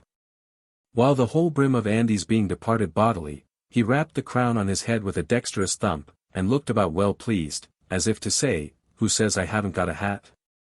"Well, boys," said Haley, "look alive now. We must lose no time." "Not a bit of him, Moss R," said Sam, putting Haley's rein in his hand, and holding his stirrup, while Andy was untying the other two horses. The instant Haley touched the saddle, the mettlesome creature bounded from the earth with a sudden spring, that threw his master sprawling, some feet off, on the soft, dry turf. Sam, with frantic ejaculations, made a dive at the reins, but only succeeded in brushing the blazing palm leaf aforenamed into the horse's eyes, which by no means tended to allay the confusion of his nerves. So, with great vehemence, he overturned Sam, and, giving 2 or 3 contemptuous snorts, flourished his heels vigorously in the air, and was soon prancing away towards the lower end of the lawn, followed by Bill and Jerry, whom Andy had not failed to let loose, according to contract, speeding them off with various direful ejaculations. And now ensued a miscellaneous scene of confusion. Sam and Andy ran and shouted, dogs barked here and there, and Mike, Mose, Mandy, Fanny, and all the smaller specimens on the place, both male and female, raced, clapped hands, whooped, and shouted, with outrageous officiousness and untiring zeal. Haley's horse, which was a white one, and very fleet and spirited, appeared to enter into the spirit of the scene with great gusto. And having for his coursing ground a lawn of nearly half a mile in extent, gently sloping down on every side into indefinite woodland, he appeared to take infinite delight in seeing how near he could allow his pursuers to approach him, and then, when within a hand's breadth, whisk off with a start and a snort, like a mischievous beast as he was, and career far down into some alley of the woodlot. Nothing was further from Sam's mind than to have any one of the troop taken until such season as should seem to him most befitting, and the exertions that he made were certainly most heroic. Like the sword of Coeur de Lion, which always blazed in the front and thickest of the battle, Sam's palm leaf was to be seen everywhere when there was the least danger that a horse could be caught. There he would bear down full tilt, shouting, "Now for it! Catch him! Catch him!" in a way that would set everything to indiscriminate rout in a moment. Haley ran up and down, and cursed and swore and stamped miscellaneously. Mr. Shelby in vain tried to shout directions from the balcony, and Mrs. Shelby from her chamber window alternately laughed and wondered, not without some inkling of what lay at the bottom of all this confusion. At last, about 12 o'clock, Sam appeared triumphant, mounted on Jerry, with Haley's horse by his side, reeking with sweat, but with flashing eyes and dilated nostrils, showing that the spirit of freedom had not yet entirely subsided. "He's cotched," he exclaimed, triumphantly. "If 't hadn't been for me, they might have bust themselves, all on 'em, but I cotched him." "You," growled Haley, in no amiable mood. "If it hadn't been for you, this never would have happened." "Lord bless us, Massar," said Sam, in a tone of the deepest concern, "and me that has been racin' and chasin', till the sweat jest pours off me."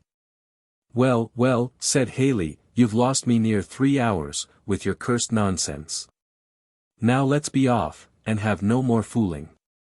"Why, Massar," said Sam, in a deprecating tone, "I believe you mean to kill us all clar, horses and all. Here we are all just ready to drop down, and the critters all in a reek of sweat. Why, Massar won't think of startin' on now till arter dinner. Massar's hoss wants rub Ben down, see how he splashed hisself, and Jerry limps too. Don't think Missus would be willin' to have us start dis your way, no how. Lord bless you, Massar, we can catch up, if we do stop. Lizzie never was no great of a walker." Mrs. Shelby, who, greatly to her amusement, had overheard this conversation from the veranda, now resolved to do her part. She came forward, and, courteously expressing her concern for Haley's accident, pressed him to stay to dinner, saying that the cook should bring it on the table immediately. Thus, all things considered, Haley, with rather an equivocal grace, proceeded to the parlor, while Sam, rolling his eyes after him with unutterable meaning, proceeded gravely with the horses to the stable yard. "Did you see him, Andy? Did you see him?" said Sam, when he had got fairly beyond the shelter of the barn, and fastened the horse to a post. "Oh, lor, if it warn't as good as a meetin', now, to see him a-dancin' and kickin' and swearin' at us. Didn't I hear him? Swore away, old fellow, says I to myself, will you have your hoss now, or wait till you catch him? Says I. Lor, Andy, I think I can see him now." And Sam and Andy leaned up against the barn and laughed to their heart's content. "You're oughter seen how mad he looked, when I brought the hoss up. Lord, he'd a killed me, if he durs to, and there I was a-standin' as innercent and as humble." "Lor, I seed you," said Andy, "ain't you an old hoss, Sam?" "Rather specs I am," said Sam. "Did you see Mrs. upstairs at the winder?" "I seed her Logan, dot." "I'm sure, I was racin', so, I didn't see nothing," said Andy. "Well, yer see," said Sam, proceeding gravely to wash down Haley's pony, "I quired what yer may call a habit o' observation, Andy. It's a very 'portant habit, Andy, and I commend yer to be cultivatin' it, now you're young. Hist up that hind foot, Andy. You see, Andy, it's bobservation makes all the difference in niggers. Didn't I see which way the wind blew dis mornin'? Didn't I see what missus wanted, though she never let on? Dat ar's bobservation, Andy. I expects it's what you may call a faculty. Faculties is different in different peoples, but cultivation of them goes a great way. I guess if I hadn't helped your bobservation dis mornin', you wouldn't have seen your way so smart, said Andy.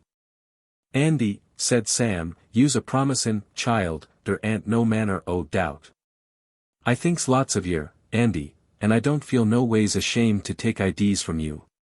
We ought enter overlook nobody, Andy, 'cause the smartest on us gets tripped up sometimes. And so, Andy, let's go up to the house now.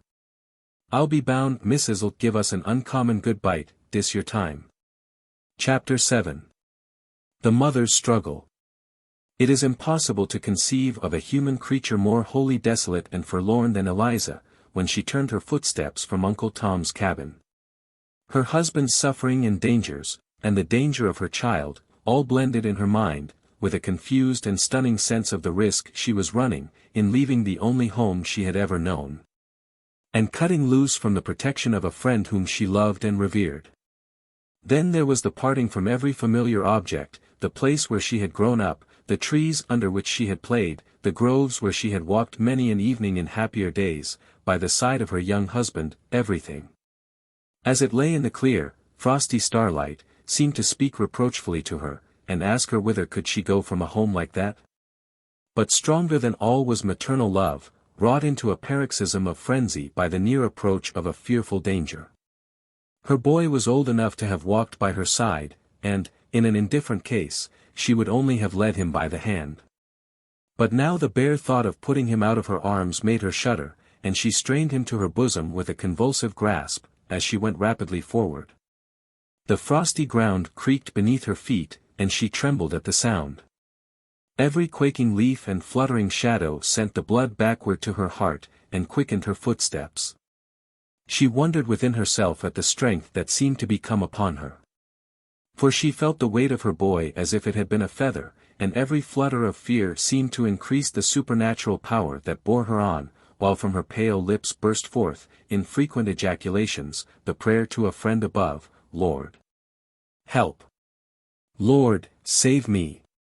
If it were your Harry, mother, or your Willie, that were going to be torn from you by a brutal traitor, tomorrow morning, if you had seen the man, and heard that the papers were signed and delivered, and you had only from 12 o'clock till morning to make good your escape, how fast could you walk? How many miles could you make in those few brief hours, with the darling at your bosom, the little sleepy head on your shoulder, the small, soft arms trustingly holding on to your neck? For the child slept. At first, the novelty and alarm kept him waking. But his mother so hurriedly repressed every breath or sound, and so assured him that if he were only still she would certainly save him, that he clung quietly round her neck, only asking, as he found himself sinking to sleep, "Mother, I don't need to keep awake, do I?"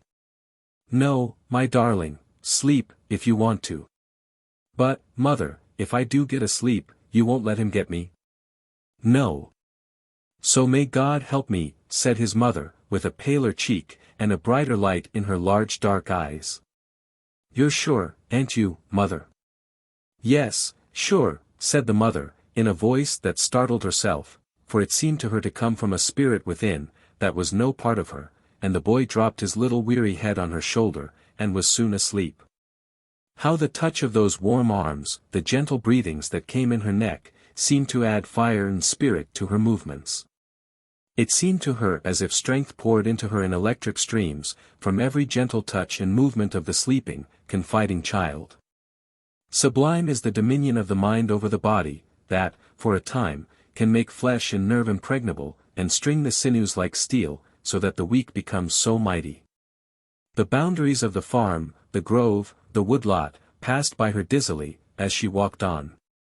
And still she went, leaving one familiar object after another, slacking not, pausing not, till reddening daylight found her many a long mile from all traces of any familiar objects upon the open highway.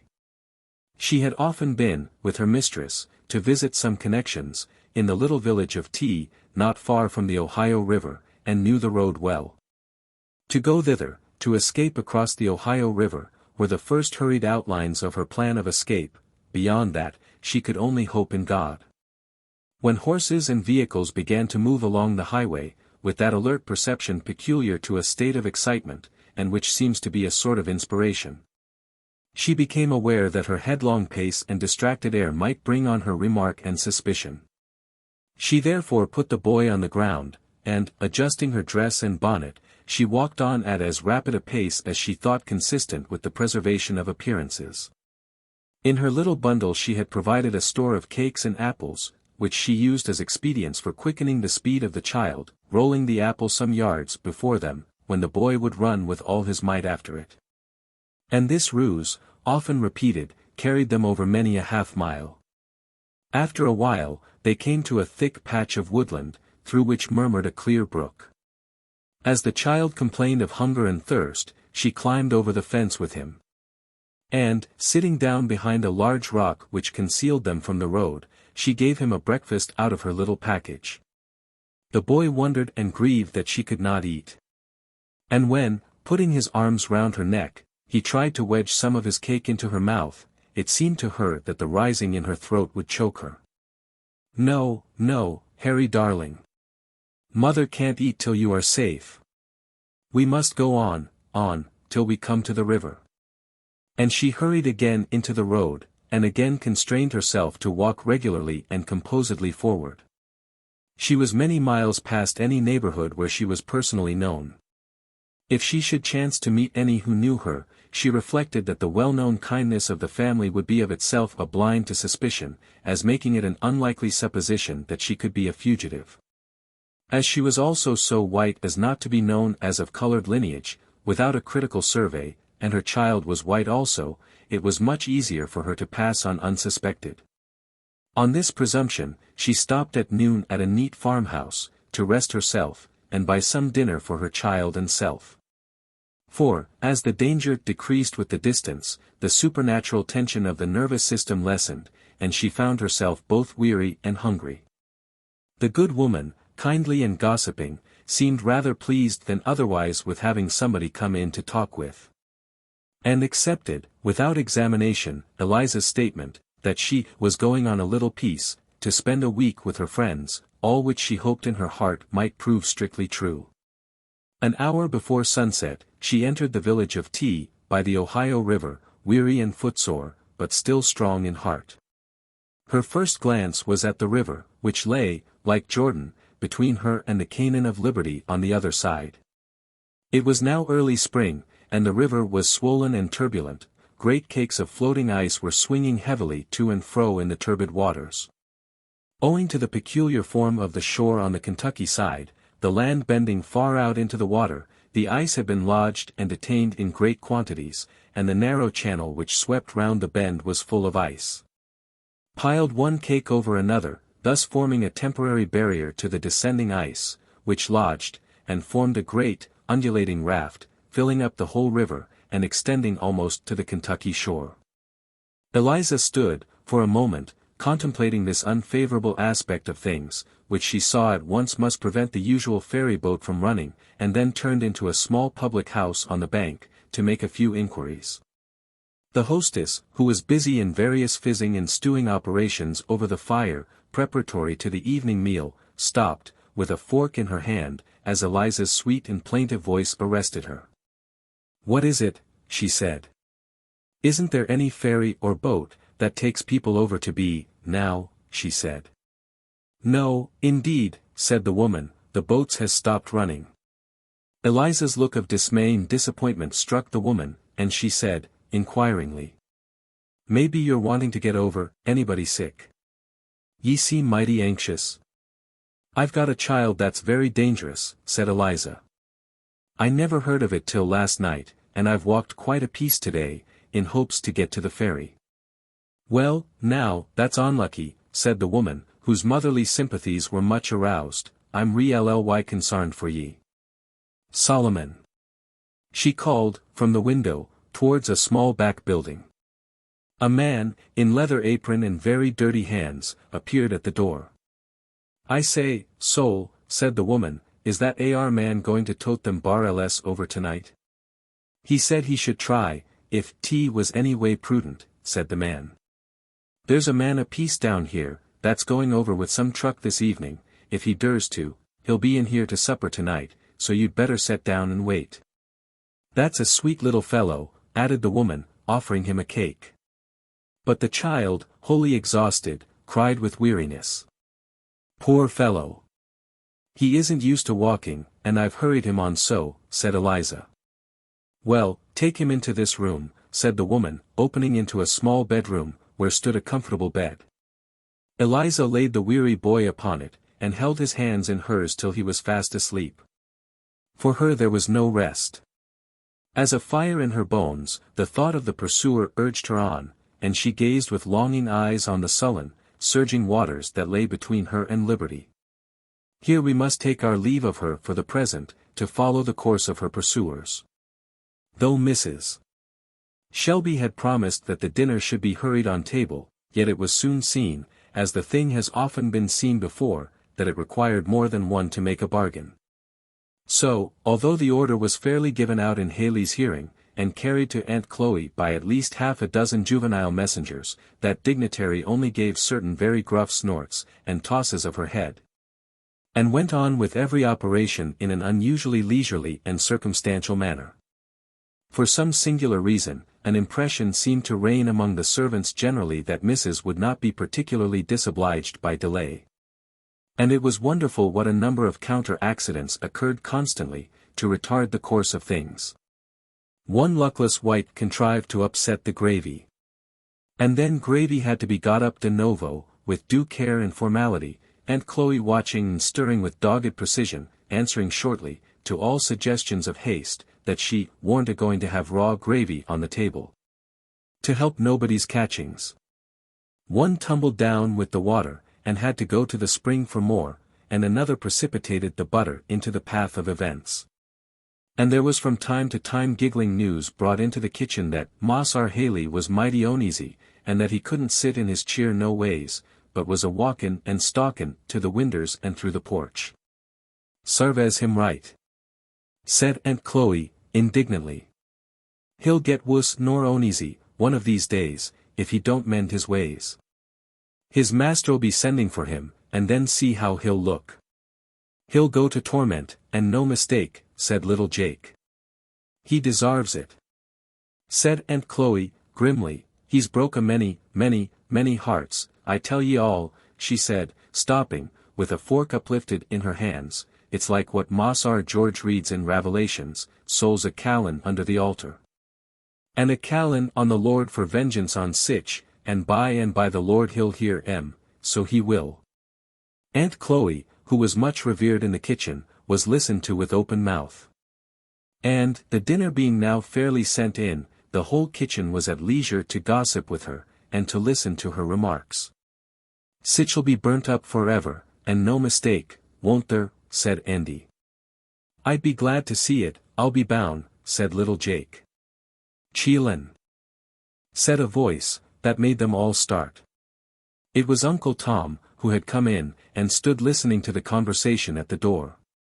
Cheelin, he said, I'm afeard you don't know what ye're sayin'. Forever is a drayful word, Cheelin, it's awful to think on, You oughtn't wish that AR to any human critter. We wouldn't to anybody but the soul drivers, said Andy. Nobody can help wishing it to them, they s so awful wicked. Don't Natur herself kinder cry out on them, said Aunt Chloe. Don't they tear der suckin' baby right off his mother's breast, and sell him, and der little children as is crying and holding on by her clothes, don't they pull hem off and sells them? Don't they tear wife and husband apart? Said Aunt Chloe, beginning to cry, when it's jest tucking the very life on them, and all the while does they feel one bit, don't they drink and smoke, and take it uncommon easy? Lor, if the devil don't get them, what's he good for?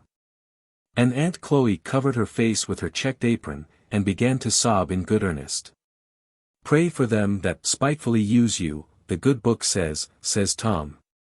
Pray for 'em, said Aunt Chloe, Lor, it's too tough. I can't pray for It's nature, Chloe, and nature is strong, said Tom, but the Lord's grace is stronger. Besides, you oughter think what an awful state a poor critter's soul is in that'll do them ar things. You oughter thank God that you ain't like him, Chloe. I'm sure I'd rather be sold, 10,000 times over, than to have all that ar poor critters got to answer for. So, a heap, said Jake. Lor, shouldn't we cotch it, Andy? Andy shrugged his shoulders, and gave an acquiescent whistle. I'm glad Massar didn't go off this morning, as he looked to, said Tom, that ar hurt me more than sellin', it did. Meb it might have been natural for him, but T would have come despt hard on me, as has known him from a baby. But I've seen Massar, and I begin ter feel sort reconciled to the Lord's will now. Massar couldn't help hisself. He did right, but I'm feared things will be kinder goin' to rack. When I'm gone Massar can't be spect to be a pryin' round everywhere, as I've done, a keepin' up all the ends. The boys all means well, but they's powerful carless. That ar troubles me. The bell here rang, and Tom was summoned to the parlor. Tom, said his master, kindly, I want you to notice that I give this gentleman bonds to forfeit $1,000 if you are not on the spot when he wants you.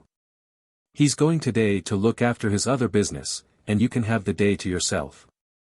Go anywhere you like, boy. Thank you, Massar, said Tom. And mind yourself, said the trader, and don't come it over your master with any your nigger tricks, for I'll take every cent out of him, if you ain't thar. If he'd hear to me, he wouldn't trust any on ye, slippery as eels. Massar, said Tom, and he stood very straight, I was just 8 years old when ol' missus put you into my arms, and you wasn't a year old. Thar, says she, Tom, that's to be your young Massar, take good care on him, says she. And now I just ask you, Massar, have I ever broke word to you, or gone contrary to you, specially since I was a Christian? Mr. Shelby was fairly overcome, and the tears rose to his eyes. My good boy, said he, the Lord knows you say but the truth, and if I was able to help it, all the world shouldn't buy you.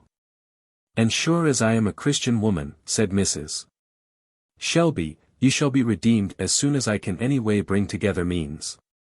Sir, she said to Haley, take good account of who you sell him to, and let me know. Lor, yes, for that matter, said the trader, I may bring him up in a year, not much the wuss for wear, and trade him back.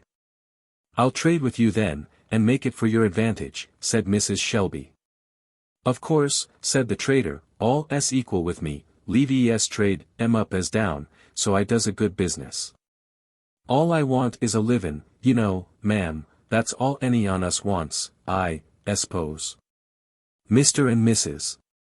Shelby both felt annoyed and degraded by the familiar impudence of the trader, and yet both saw the absolute necessity of putting a constraint on their feelings. The more hopelessly sordid and insensible he appeared, the greater became Mrs. Shelby's dread of his succeeding in recapturing Eliza and her child, and of course the greater her motive for detaining him by every female artifice. She therefore graciously smiled, assented, chatted familiarly, and did all she could to make time pass imperceptibly. At 2 o'clock Sam and Andy brought the horses up to the posts, apparently greatly refreshed and invigorated by the scamper of the morning. Sam was their new oiled from dinner, with an abundance of zealous and ready officiousness. As Haley approached, he was boasting, in flourishing style, to Andy, of the evident and eminent success of the operation, now that he had fairly come to it. Your master, I suppose, don't keep no dogs, said Haley, thoughtfully, as he prepared to mount. Heaps on, said Sam, triumphantly, thar's Bruno, he's a roarer. And, besides that, 'bout every nigger of us keeps a pup of some natur or youther. Ho, said Haley, and he said something else, too, with regard to the said dogs, at which Sam muttered. I don't see no use cussin' on, no way. But your master don't keep no dogs, I pretty much know he don't, for trackin' out niggers. Sam knew exactly what he meant, but he kept on a look of earnest and desperate simplicity. Our dogs all smells round considerable sharp. I spect they's the kind, though they haunt never had no practice. They's far dogs, though, at most anything, if you'd get 'em started. Here, Bruno, he called, whistling to the lumbering Newfoundland, who came pitching tumultuously toward them. You go hang, said Haley, getting up. Come, tumble up now. Sam tumbled up accordingly, dexterously contriving to tickle Andy as he did so, which occasioned Andy to split out into a laugh, greatly to Haley's indignation, who made a cut at him with his riding whip. "I's 'stonished at yer, Andy," said Sam, with awful gravity. "This yer's a serious business, Andy. You mustn't be a-makin' game. This yer ain't no way to help Mossar." "I shall take the straight road to the river," said Haley, decidedly, after they had come to the boundaries of the estate. "I know the way of all of 'em, they makes tracks for the underground." "Sartin," said Sam, "dat's de idee. Mossar Haley hits de thing right in de middle. Now, there's two roads to de river, de dirt road and der pike, which Mossar mean to take." Andy looked up innocently at Sam, surprised at hearing this new geographical fact, but instantly confirmed what he said, by a vehement reiteration. "'Cause," said Sam, "I'd rather be 'clined to imagine that Lizzie take the dirt road, bein' it's the least traveled." Haley, notwithstanding that he was a very old bird, and naturally inclined to be suspicious of chaff, was rather brought up by this view of the case. "If you weren't both on your such cussed liars, now," he said, contemplatively as he pondered a moment. The pensive, reflective tone in which this was spoken appeared to amuse Andy prodigiously, and he drew a little behind, and shook so as apparently to run a great risk of failing off his horse. While Sam's face was immovably composed into the most doleful gravity. "Course," said Sam, "Mossar can do as he'd ruther, go de straight road, if Mossar thinks best, it's all one to us. Now, when I study 'pon it, I think de straight road de best," deridedly. "She would naturally go a lonesome way," said Haley, thinking aloud, and not minding Sam's remark. "Dar ain't no sayin'," said Sam, "gals is pecular, they never does nothin' ye thinks they will, mos gen ll the contrary. Gals is nat ll made contrary, and so, if you thinks they've gone one road, it is sartin you'd better go t' other, and then you'll be sure to find 'em. Now, my private 'pinion is, Lizzie took der road, so I think we'd better take the straight one." This profound generic view of the female sex did not seem to dispose Haley particularly to the straight road, and he announced decidedly that he should go the other, and asked Sam when they should come to it. "A little piece ahead," said Sam, giving a wink to Andy with the eye which was on Andy's side of the head, and he added, gravely, "But I've studied on de matter, and I'm quite clar we ought not to go dat ar way. I neber been over it no way. It's de pit lonesome, and we might lose our way, or we'd come to, the Lord only knows." "Nevertheless," said Haley, "I shall go that way. Now I think on I think I hearn 'em tell that dat ar road was all fenced up and down by der creek, and thar, a'n't it, Andy?" Andy wasn't certain, he'd only hearn tell about that road, but never been over it. In short, he was strictly non-committal. Haley, accustomed to strike the balance of probabilities between lies of greater or lesser magnitude, thought that it lay in favor of the dirt road aforesaid. The mention of the thing he thought he perceived was involuntary on Sam's part at first, and his confused attempts to dissuade him he set down to a desperate lying on second thoughts, as being unwilling to implicate Liza. When, therefore, Sam indicated the road, Haley plunged briskly into it, followed by Sam and Andy. Now, the road, in fact, was an old one, that had formerly been a thoroughfare to the river, but abandoned for many years after the laying of the new pike. It was open for about an hour's ride, and after that it was cut across by various farms and fences. Sam knew this fact perfectly well, indeed, the road had been so long closed up, that Andy had never heard of it. He therefore rode along with an air of dutiful submission, only groaning and vociferating occasionally that tea was "desp rough, and bad for Jerry's foot." "Now, I jest give yer warning," said Haley, "I know yer won't get me to turn off this road, with all your fussin', so you shet up." "Mossar will go his own way," said Sam, with rueful submission, at the same time winking most portentously to Andy, whose delight was now very near the explosive point. Sam was in wonderful spirits, professed to keep a very brisk lookout, at one time exclaiming that he saw a gal's bonnet on the top of some distant eminence, or calling to Andy, if that there wasn't Lizzie down in the hollow. Always making these exclamations in some rough or craggy part of the road, where the sudden quickening of speed was a special inconvenience to all parties concerned, and thus keeping Haley in a state of constant commotion. After riding about an hour in this way, the whole party made a precipitate and tumultuous descent into a barnyard belonging to a large farming establishment.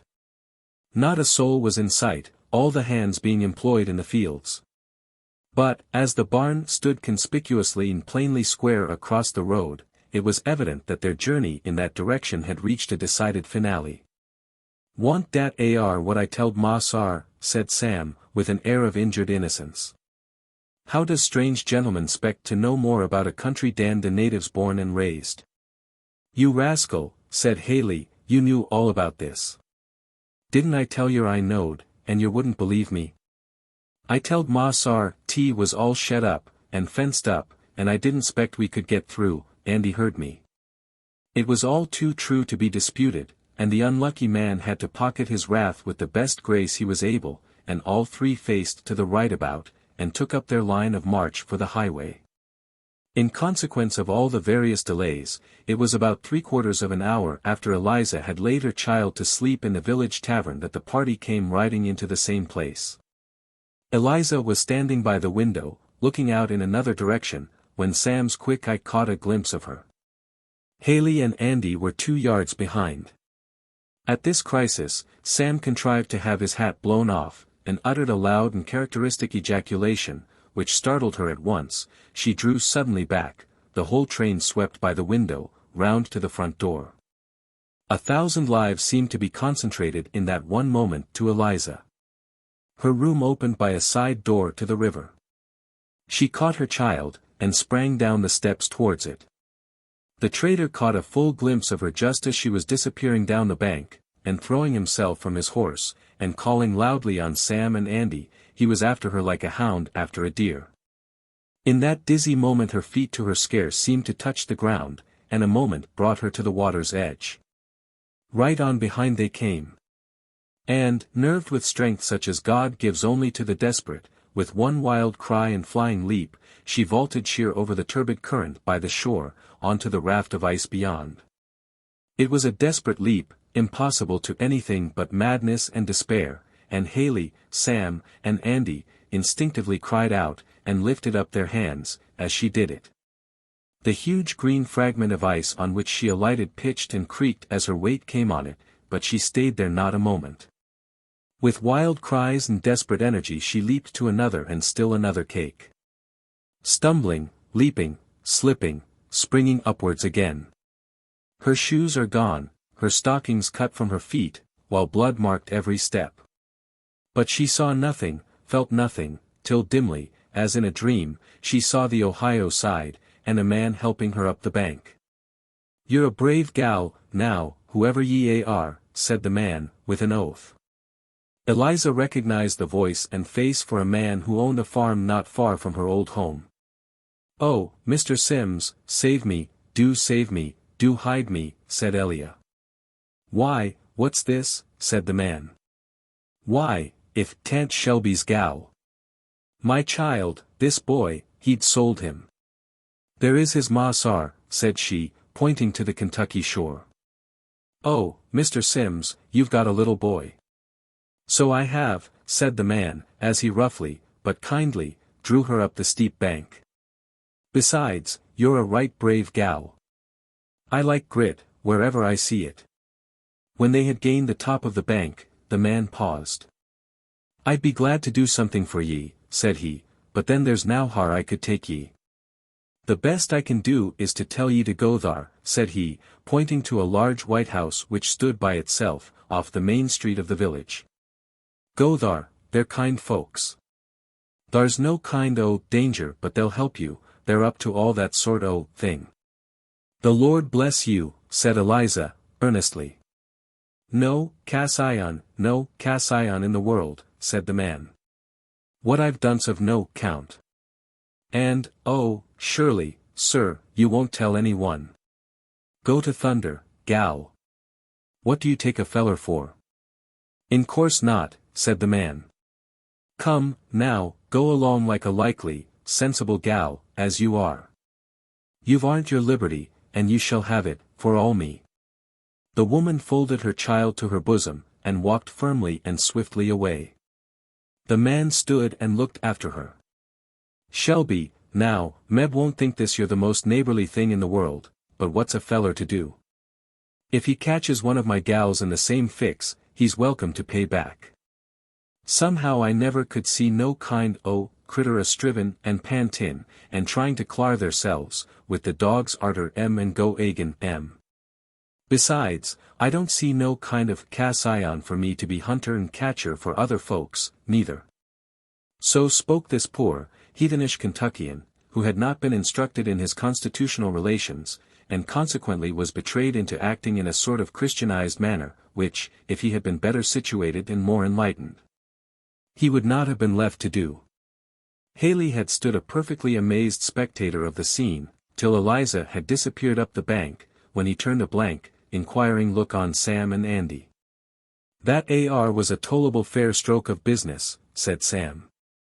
The gal's got 7 devils in her, I believe, said Haley. How like a wildcat she jumped. Wall, now, said Sam, scratching his head, I hope Mossar'll 'scuse us trying dat road. Don't think I feel spry enough for dat no way. And Sam gave a hoarse chuckle.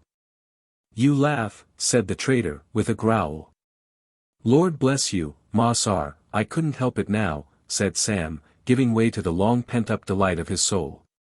She looked so curries, a leapin', and springin', ice a crackin', and only to hear her, plump. Ker-chunk. Ker-splash. Spring. Lord!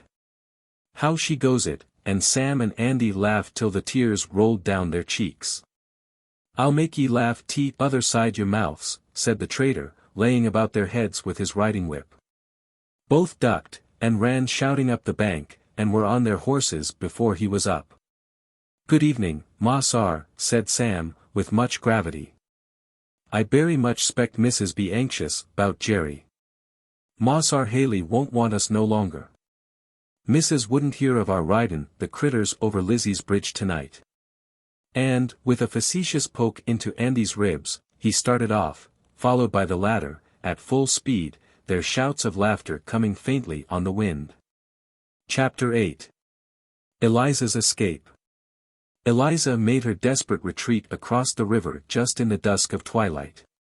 The grey mist of evening, rising slowly from the river, enveloped her as she disappeared up the bank, and the swollen current and floundering masses of ice presented a hopeless barrier between her and her pursuer. Haley therefore slowly and discontentedly returned to the little tavern, to ponder further what was to be done. The woman opened to him the door of a little parlor, covered with a rag carpet, where stood a table with a very shining black oilcloth, sundry lank, high-backed wood chairs, with some plaster images in resplendent colors on the mantel-shelf. Above a very dimly smoking grate. A long hardwood settle extended its uneasy length by the chimney, and here Haley sat him down to meditate on the instability of human hopes and happiness in general. What did I want with the little cuss, now, he said to himself, that I should have got myself treed like a coon, as I am, this your way. And Haley relieved himself by repeating over a not very select litany of imprecations on himself, which, though there was the best possible reason to consider them as true, we shall, as a matter of taste, omit. He was startled by the loud and dissonant voice of a man who was apparently dismounting at the door. He hurried to the window. By the land! If this your ain't the nearest, now, to what I've heard folks call Providence, said Haley. I do believe that ar's Tom Loker. Haley hastened out. Standing by the bar, in the corner of the room, was a brawny, muscular man, full 6 feet in height, and broad in proportion. He was dressed in a coat of buffalo skin, made with the hair outward, which gave him a shaggy and fierce appearance, perfectly in keeping with the whole air of his physiognomy. In the head and face every organ and lineament expressive of brutal and unhesitating violence was in a state of the highest possible development. Indeed, could our readers fancy a bulldog come unto man's estate, and walking about in a hat and coat, they would have no unapt idea of the general style and effect of his physique. He was accompanied by a traveling companion, in many respects an exact contrast to himself. He was short and slender, lithe and cat-like in his motions, and had a peering, mousing expression about his keen black eyes, with which every feature of his face seemed sharpened into sympathy. His thin, long nose, ran out as if it was eager to bore into the nature of things in general, his sleek, thin, black hair was stuck eagerly forward, and all his motions and evolutions expressed a dry, cautious acuteness. The great man poured out a big tumbler half full of raw spirits, and gulped it down without a word. The little man stood tiptoe, and putting his head first to one side and then the other, and snuffing considerately in the directions of the various bottles, ordered at last a mint julep, in a thin and quivering voice, and with an air of great circumspection. When poured out, he took it and looked at it with a sharp, complacent air, like a man who thinks he has done about the right thing, and hit the nail on the head, and proceeded to dispose of it in short and well-advised sips. "Wall, now, who'd 'a thought this your luck 'ad come to me?" "Why, Loker, how are ye?" said Haley, coming forward, and extending his hand to the big man. "The devil," was the civil reply. "What brought you here, Haley?" The mousing man, who bore the name of Marks, instantly stopped his sipping, and, poking his head forward, looked shrewdly on the new acquaintance, as a cat sometimes looks at a moving dry leaf, or some other possible object of pursuit. "I say, Tom, this yere's the luckiest thing in the world. I'm in a devil of a hobble, and you must help me out." "Ugh! Ah! Like enough," grunted his complacent acquaintance. "A body may be pretty sure of that, when you're glad to see something to be made off of What's the blow now?" "You've got a friend here," said Haley, looking doubtfully at Marks, "partner, perhaps?" "Yes, I have. Here, Marks. Here's that AR feller that I was in with in Natchez." "Shall be pleased with his acquaintance," said Marks, thrusting out a long, thin hand, like a raven's claw. "Mr. Haley, I believe." "The same, sir," said Haley. "And now, gentlemen, seein' as we've met so happily, I think I'll stand up to a small matter of a treat in this here parlor. So, now, old coon," said he to the man at the bar, "get us hot water, and sugar, and cigars, and plenty of the real stuff, and we'll have a blowout." Behold, then, the candles lighted, the fire stimulated to the burning point in the grate, and our three worthies seated round a table, well spread with all the accessories to good fellowship enumerated before. Haley began a pathetic recital of his peculiar troubles. Loker shut up his mouth, and listened to him with gruff and surly attention. Marks, who was anxiously and with much fidgeting compounding a tumbler of punch to his own peculiar taste, occasionally looked up from his employment, and, poking his sharp nose and chin almost into Haley's face, gave the most earnest heed to the whole narrative. The conclusion of it appeared to amuse him extremely, for he shook his shoulders and sides in silence, and perked up his thin lips with an air of great internal enjoyment. "So, then, ye are fairly sewed up, an't ye?" he said. He. It's neatly done, too. "This your young un business makes lots of trouble in the trade," said Haley, dolefully. "If we could get a breed of gals that didn't care, now, for their young uns," said Marks. "Tell ye, I think tea would be 'bout the greatest modern improvement I knows on," and Marks patronized his joke by a quiet introductory sniggle. "Jes' so," said Haley, "I never couldn't see into it, young uns is heaps of trouble to One would think, now, they'd be glad to get clar on but they aren't. And the more trouble a young un is, and the more good for nothing, as a genel thing, the tighter they sticks to "Wall, Mr. Haley," said Marks, "est past the hot water." Yes, sir, you say, est what I feel and all us have. Now, I bought a gal once, when I was in the trade, a tight, likely wench she was, too, and quite considerable smart, and she had a young un that was miserable sickly. It had a crooked back, or something or other, and I just gin tea away to a man that thought he'd take his chance raising on tea, being it didn't cost nothin'. Never thought, you know, of the gals talking on about it, but, Lord, you're oughter seen how she went on. Why, really, she did seem to me to vally the child more, 'cause tea was sickly and cross, and plagued her. And she warn't making believe, neither, cried about it, she did, and lopped round, as if she'd lost every friend she had. It really was droll to think on, Lord, there ain't no end to women's notions. Wall, just so with me, said Haley. Last summer, down on Red River, I got a gal traded off on me, with a likely lookin' child enough, and his eyes looked as bright as yourn, but, come to look, I found him stone blind. Fact, he was stone blind. Wall, ye see, I thought there warn't no harm in my jest passing him along, and not sayin' nothin', and I'd got him nicely swapped off for a keg o' whiskey, but come to get him away from the gal, she was jest like a tiger. So, tea was before we started, and I hadn't got my gang chained up, so what should she do but UPS on a cotton bale, like a cat, catches a knife from one of the deck hands, and, I tell ye, she made all fly for a minute, till she saw, tea wa'n't no use. And she jest turns round, and pitches head first, young un and all, into the river, went down plump, and never ris. Bah, said Tom Loker, who had listened to these stories with ill-repressed disgust, shiftless, both on ye. My gals don't cut up no such shines, I tell ye. Indeed. How do you help it, said Marks, briskly. Help it? Why, I buys a gal, and if she's got a young un to be sold, I just walks up and puts my fist to her face, and says, look here, now, if you give me one word out of your head, I'll smash your face in.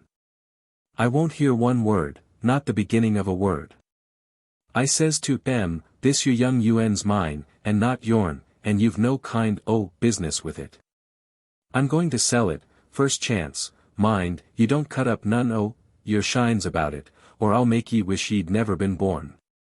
I tell ye, they sees it ain't no play, when I gets hold. I makes as whist as fishes, and if one on begins and gives a yelp, why, and Mr. Loker brought down his fist with a thump that fully explained the hiatus. That ar's what ye may call emphasis, said Marks, poking Haley in the side, and going into another small giggle. Ain't Tom peculiar? He. I say, Tom, I expect you make understand, for all niggers' heads is woolly. They don't never have no doubt o' your meaning, Tom. If you ain't the devil, Tom, you his twin brother, I'll say that for ye. Tom received the compliment with becoming modesty, and began to look as affable as was consistent, as John Bunyan says, with his doggish nature. Haley, who had been imbibing very freely of the staple of the evening, began to feel a sensible elevation and enlargement of his moral faculties, a phenomenon not unusual with gentlemen of a serious and reflective turn, under similar circumstances. Wall, now, Tom, he said, ye really is too bad, as I allies have told ye. Ye know, Tom, you and I used to talk over these your matters down in Natchez, and I used to prove to ye that we made full as much, and was as well off for this your world, by treatin' on well. Besides keepin' a better chance for comin' in the kingdom at last, when wust comes to wust, and there ain't nothing else left to get, ye know. Bo, said Tom, don't I know, don't make me too sick with any your stuff, my stomach is a leetle riled now, and Tom drank half a glass of raw brandy. I say, said Haley, and leaning back in his chair and gesturing impressively, I'll say this now, I allies meant to drive my trade so as to make money on tea first and foremost, as much as any man. But, then, trade ain't everything, and money ain't everything, 'cause we all got souls. I don't care, now, who hears me say it, and I think a cussed sight on it, so I may as well come out with it. I believe in religion, and one of these days, when I've got matters tight and snug, I calculates to tend to my soul and them AR matters, and so what's the use of doin' any more wickedness than really necessary? It don't seem to me it's all prudent. Tend to your soul, repeated Tom, contemptuously, take a bright lookout to find a soul in you, save yourself any care on that score. If the devil sifts you through a hair sieve, he won't find one. Why, Tom, you're cross, said Haley, why can't ye take it pleasant, now, when a feller's talking for your good? Stop that jaw, yourn, there, said Tom, gruffly. I can stand most any talk orn, but your pious talk, that kills me right up. After all, what's the odds between me and you? Can't that you care one bit more, or have a bit more feelin', it's clean, sheer, dog meanness, wanting to cheat the devil and save your own skin, don't I see through it? And your gettin' religion, as you call it, arter all, is too pison mean for any critter, run up a bill with the devil all your life, and then sneak out when pay time comes. Bob. Come, gentlemen, I say, this isn't business, said Marks. There's different ways, you know, of looking at all subjects. Mr. Haley is a very nice man, no doubt, and has his own conscience, and, Tom, you have your ways, and very good ones, too, Tom. But quarreling, you know, won't answer no kind of purpose. Let's go to business. Now, Mr. Haley, what is it, you want us to undertake to catch this your gal? The gal's no matter of mine, she's Shelby's, it's only the boy. I was a fool for buying the monkey. You're generally a fool, said Tom, gruffly. Come, now, Loker, none of your huffs, said Marks, licking his lips, you see, Mr. Haley, puttin' us in a way of a good job, I reckon. Just hold still, these your arrangements is my forte. This your gal, Mr. Haley, how is she? What is she? Wall. White and handsome, well brought up. I'd a gin Shelby 800 or 1,000, and then made well on her. White and handsome, well brought up, said Marks, his sharp eyes, nose and mouth, all alive with enterprise. Look here, now, Loker, a beautiful opening. We'll do a business here on our own account, we does the catchin'. The boy, of course, goes to Mr. Haley, we takes the gal to Orleans to speculate on. Ain't it beautiful? Tom, whose great heavy mouth had stood ajar during this communication, now suddenly snapped it together, as a big dog closes on a piece of meat, and seemed to be digesting the idea at his leisure. Ye see, said Marks to Haley, stirring his punch as he did so, ye see, we has justices convenient at all P&Ts along shore, that does up any little jobs in our line quite reasonable. Tom, he does the knockin' down and that AR. And I come in all dressed up, shining boots, everything first chop, when the swearin' to be done. You oughter see, now, said Marks, in a glow of professional pride, how I can tone it off. One day, I'm Mr. Twickham, from New Orleans. 'Nother day, I'm just come from my plantation on Pearl River, where I work 700 niggers, then, again, I come out a distant relation of Henry Clay, or some old cock in Kentucky. Talents is different, you know. Now, Tom's roarer when there's any thumping or fighting to be done, but at lying he ain't good, Tom ain't, ye see it don't come natural to him. But, Lord, if thar's a feller in the country that can swear to anything and everything, and put in all the circumstances and flourishes with a long face, and carry through better than I can, why, I'd like to see him, that's all. I believe my heart, I could get along and snake through, even if justices were more particular than they is. Sometimes I rather wish they was more particular, would be a heap more relishin' if they was, more fun, you know. Tom Loker, who, as we have made it appear, was a man of slow thoughts and movements, here interrupted Marks by bringing his heavy fist down on the table, so as to make all ring again. It'll do, he said. Lord bless ye, Tom, ye needn't break all the glasses, said Marks, save your fist for time o' need. But, gentlemen, ain't I to come in for a share of the profits, said Haley. Ain't it enough we catch the boy for ye, said Loker. What do you want? "Wall," said Haley, "if I gives you the job, it's worth something, say 10% on the profits, expenses paid." "Now," said Loker, with a tremendous oath, and striking the table with his heavy fist, "don't I know you, Dan Haley? Don't you think to come it over me? Suppose Marks and I have taken up the catchin' trade, just to 'commodate gentlemen like you, and get nothin' for ourselves, not by a long chalk. We'll have the gal out and out, and you keep quiet, or, ye see, we'll have both, what's to hinder? Ha'n't you showed us the game? It's as free to us as you, I hope. If you or Shelby wants to chase us, look where the partridges was last year, if you find them or us, you're quite welcome."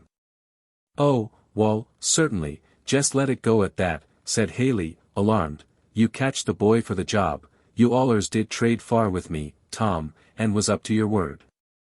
"Ye know that," said Tom. "I don't pretend none of your sniveling ways, but I won't lie in my 'counts with the devil himself.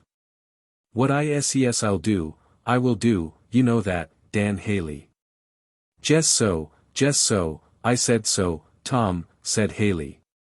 "And if you'd only promise to have the boy for me in a week, at any point you'll name, that's all I want." "But it ain't all I want, by a long jump," said Tom. "You don't think I did business with you, down in Natchez, for nothing, Haley. I've learned to hold an eel, when I catch him. You've got to fork over $50, flat down, or this child don't start a peg. I know you're. Why, when you have a job in hand that may bring a clean profit of somewhere about 1,000 or 1,600, why, Tom, you're unreasonable," said Haley. "Yes, and hasn't we business booked for 5 weeks to come, all we can do? And suppose we leaves all, and goes to bushwhacking round arter your young uns, and finally doesn't catch the gal, and gals allers is the devil to catch, what's then? Would you pay us a cent, would you? I think I see you a-doin' it, ugh. No, no. Flap down your 50. If we get the job, and it pays, I'll hand it back, if we don't, it's for our trouble, that's far, ain't it, Marks?" Certainly, said Marks, with a conciliatory tone, "it's only a retaining fee, you see, we lawyers, you know. Wall, we must all keep good-natured, keep easy, you know. Tom'll have the boy for yer, anywhere ye'll name, won't ye, Tom? If I find the young un, I'll bring him on to Cincinnati, and leave him at Granny Belcher's, on the landing," said Loker. Marks had got from his pocket a greasy pocketbook, and taking a long paper from thence, he sat down, and fixing his keen black eyes on it, began mumbling over its contents. "Barnes, Shelby County, boy Jim, $300 for him. Dead or alive. Edwards, Dick and Lucy, man and wife, $600, wench Polly and 2 children, $600 for her or her head. I'm just a-runnin' over our business, to see if we can take up this year handily. Loker," he said, after a pause, "we must set Adams and Springer on the track of these year, they've been booked some time." "They'll charge too much," said Tom. "I'll manage that AR. They's young in the business, and must 'spect to work cheap," said Marks, as he continued to read. "There's 3 on 'em easy cases, 'cause all you've got to do is to shoot 'em, or swear they is shot, they couldn't, of course, charge much for that. Them other cases," he said, folding the paper, "will bear puttin' off a spell. So now let's come to the particulars. Now, Mr. Haley, you saw this your gal when she landed?" "To be sure, plain as I see you. And a man help in on her up the bank?" said Loker. "To be sure, I did." "Most likely," said Marks, "she's took in somewhere, but where's a question. Tom, what do you say?" "We must cross the river tonight, no mistake," said Tom. "But there's no boat about," said Marks. "The ice is running awfully, Tom, and it dangerous." "Don know nothing 'bout that, only it's got to be done," said Tom, decidedly. "Dear me," said Marks, fidgeting, "it'll be, I say," he said, walking to the window, "it's dark as a wolf's mouth, and, Tom, The long and short is, you're scared, Marks, but I can't help that, you've got to go. Suppose you want to lie by a day or two, till the gal's been carried on the underground line up to Sandusky or so, before you start. Oh, no, I ain't a grain afraid, said Marks, only. Only what? Said Tom. Well, about the boat. You see there ain't any boat. I heard the woman say there was one coming along this evening, and that a man was going to cross over in it. Neck or nothing, we must go with him, said Tom. I suppose you've got good dogs, said Haley. First rate, said Marks. But what's the use? You ha'n't got nothin', hers to smell on. Yes, I have, said Haley, triumphantly. Here's her shawl she left on the bed in her hurry, she left her bonnet, too. That ar's lucky, said Loker. Fork over. Though the dogs might damage the gal, if they come on her unawares, said Haley. That ar's a consideration, said Marks. Our dogs tore a feller half to pieces, once, down in Mobile, for we could get 'em off. Well, ye see, for this sort that's to be sold for their looks, that ar won't answer, ye see, said Haley. I do see, said Marks. Besides, if she's got took in, 'tan't no go, neither. Dogs is no count in these Europe states where these critters gets carried, of course, ye can't get on their track. They only does down in plantations, where niggers, when they runs, has to do their own running, and don't get no help. Well, said Loker, who had just stepped out to the bar to make some inquiries, they say the man's come with the boat, so, Marks. That worthy cast a rueful look at the comfortable quarters he was leaving, but slowly rose to obey. After exchanging a few words of further arrangement, Haley, with visible reluctance, handed over the $50 to Tom, and the worthy trio separated for the night. If any of our refined and Christian readers object to the society into which this scene introduces them, let us beg them to begin and conquer their prejudices in time. The catching business, we beg to remind them, is rising to the dignity of a lawful and patriotic profession. If all the broad land between the Mississippi and the Pacific becomes one great market for bodies and souls, and human property retains the locomotive tendencies of this 19th century, the trader and catcher may yet be among our aristocracy. While this scene was going on at the tavern, Sam and Andy, in a state of high felicitation, pursued their way home. Sam was in the highest possible feather, and expressed his exultation by all sorts of supernatural howls and ejaculations, by divers odd motions and contortions of his whole system. Sometimes he would sit backward, with his face to the horse's tail and sides, and then, with a whoop and a somerset, come right side up in his place again, and, drawing on a grave face, begin to lecture Andy in high-sounding tones for laughing and playing the fool. Anon, slapping his sides with his arms, he would burst forth in peals of laughter, that made the old woods ring as they passed. With all these evolutions, he contrived to keep the horses up to the top of their speed, until, between 10 and 11, their heels resounded on the gravel at the end of the balcony. Mrs. Shelby flew to the railings. "Is that you, Sam? Where are they?" "Moss R. Haley, S.A. restin' at the tavern, he's drefful fatigued, Mrs." "And Eliza, Sam?" "Wall, she's clar cross Jordan. As a body may say, in the land o' Canaan." "Why, Sam, what do you mean?" said Mrs. Shelby, breathless, and almost faint, as the possible meaning of these words came over her. "Wall, Mrs., the Lord he persarves his own. Lizzie's done gone over the river into Ohio, as markably as if the Lord took her over in a chariot of fire and 2 hosses." Sam's vein of piety was always uncommonly fervent in his mistress' presence. And he made great capital of scriptural figures and images. "Come up here, Sam," said Mr. Shelby, who had followed on to the veranda, "and tell your mistress what she wants." "Come, come, Emily," said he, passing his arm round her, "you are cold and all in a shiver, you allow yourself to feel too much." "Feel too much? Am not I a woman, a mother? Are we not both responsible to God for this poor girl? My God! Lay not this sin to our charge. What sin, Emily? You see yourself that we have only done what we were obliged to. There's an awful feeling of guilt about it, though, said Mrs. Shelby. I can't reason it away.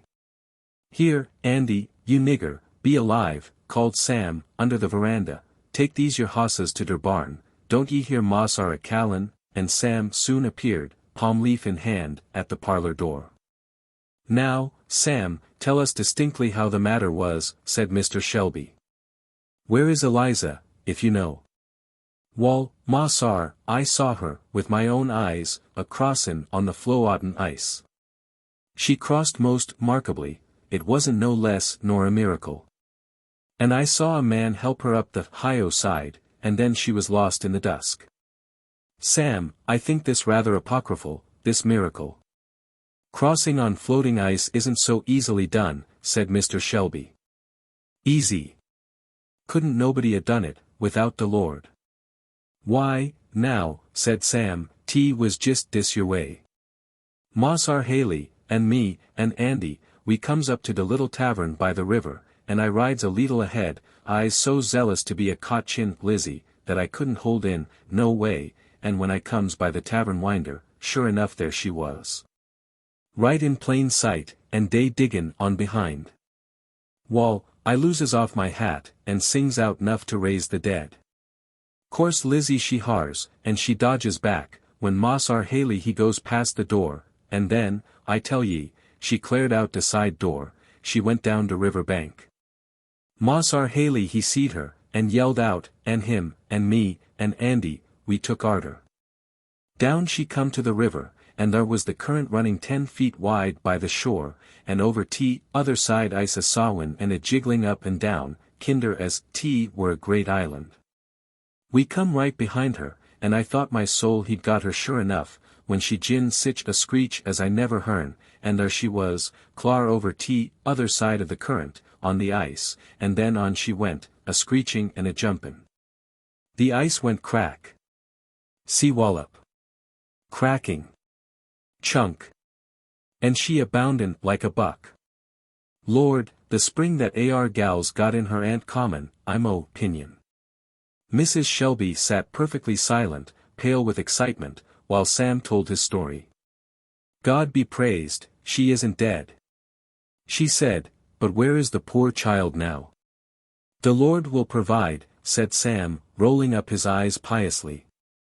As I've been a-sayin', dis yer S.A. Providence and no mistake, as Mrs. has allers been a-instructin' on us. Thar's allers instruments ris up to do the Lord's will. Now, if hadn't been for me today, she'd a been took a dozen times. Warn't it I started off de hosses, dis yer mornin' and kept him chasin' till nigh dinner time.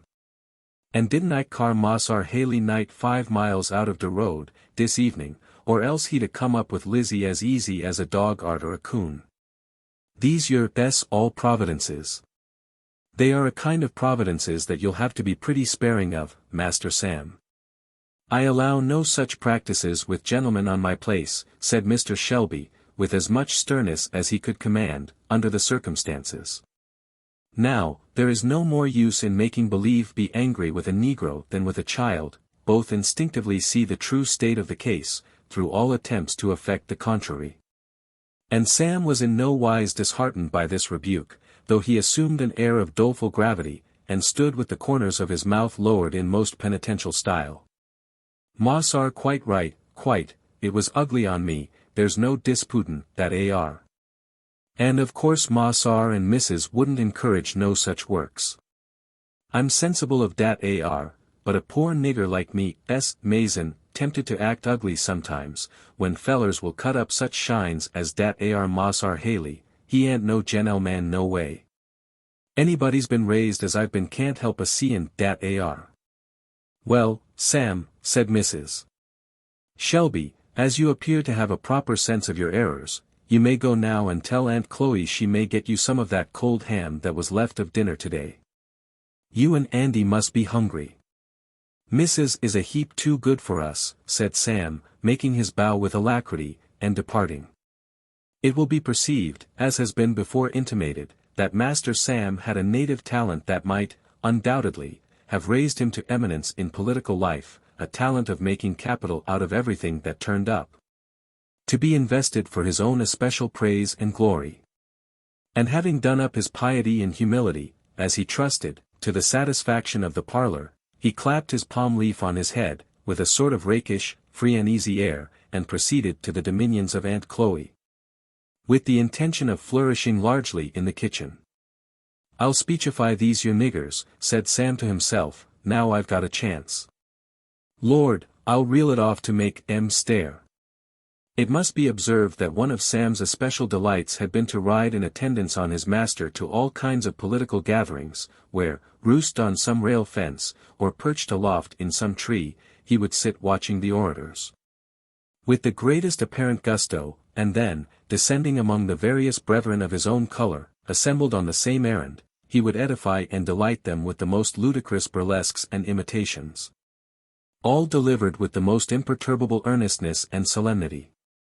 And though the auditors immediately about him were generally of his own color, it not infrequently happened that they were fringed pretty deeply with those of a fairer complexion, who listened, laughing and winking, to Sam's great self-congratulation. In fact, Sam considered oratory as his vocation, and never let slip an opportunity of magnifying his office. Now, between Sam and Aunt Chloe there had existed, from ancient times, a sort of chronic feud, or rather a decided coolness. But, as Sam was meditating something in the provision department, as the necessary and obvious foundation of his operations, he determined, on the present occasion, to be eminently conciliatory. For he well knew that although Mrs. Orders would undoubtedly be followed to the letter, yet he should gain a considerable deal by enlisting the spirit also. He therefore appeared before Aunt Chloe with a touchingly subdued, resigned expression, like one who has suffered immeasurable hardships in behalf of a persecuted fellow creature.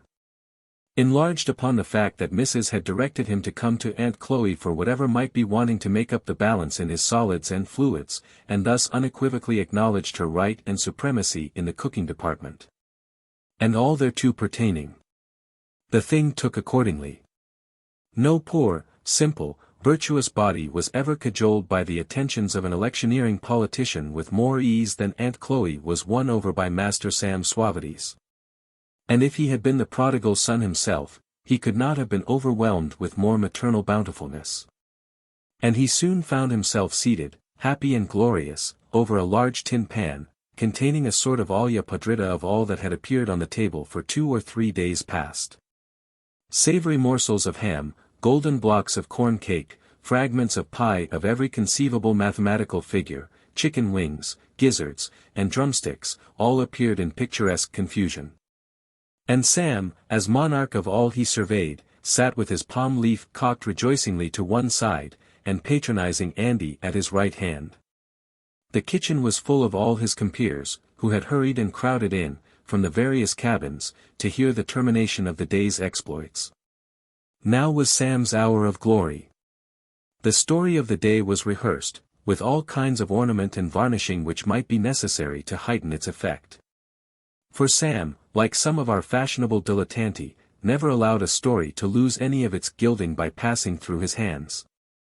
Roars of laughter attended the narration, and were taken up and prolonged by all the smaller fry, who were lying, in any quantity, about on the floor, or perched in every corner.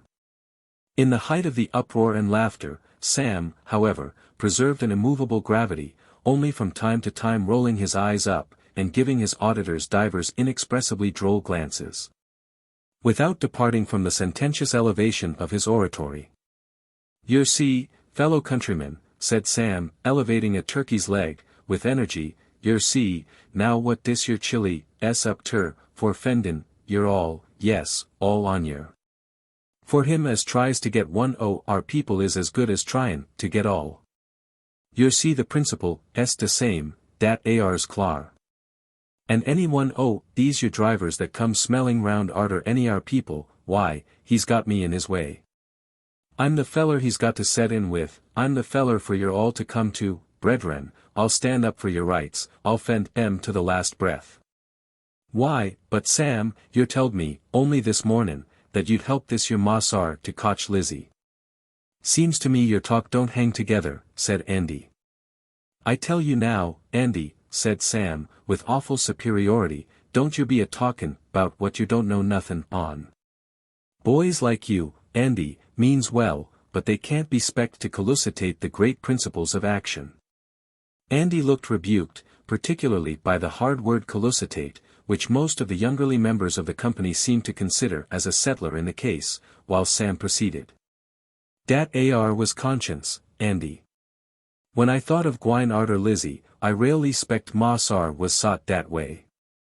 When I found Mrs. was sot the contrar, dat ar was conscience more yet, 'cause fellers allers gets more by stickin' to Mrs. side, so your C.I.'s persistent either way, and sticks up to conscience, and holds on to principles. Yes, principles, said Sam, giving an enthusiastic toss to a chicken's neck. What's principles good for, if we isn't persistent, I wanter know. Thar, Andy, you may have dat ar bone, tant picked quite clean. Sam's audience hanging on his words with open mouth, he could not but proceed. Dis your matter, 'bout persistence, feller niggers, said Sam, with the air of one entering into an abstruse subject, dis your consistency, a thing what ain't seed into very clar, by most anybody. Now, yer see, when a feller stands up for a thing one day and night, de contrar de next, folks ses, and nat rally enough day ses, why he ain't persistent, hand me dat ar bit o' corn cake, Andy. But let's look inter it. I hope the gentlemen in der fair sex will scuse my usin' an ornary sort o' parison. Here. I'm a trying to get top o' der hay.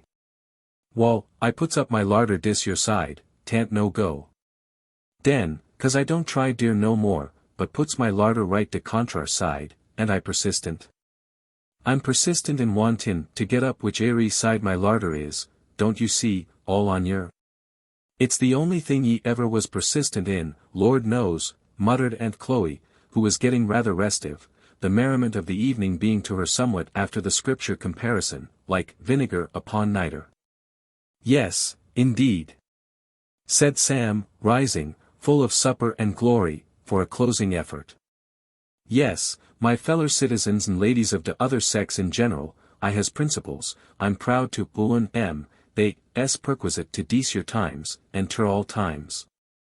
I has principles, and I sticks to like 40, just anything that I thinks is principle, I goes into tea.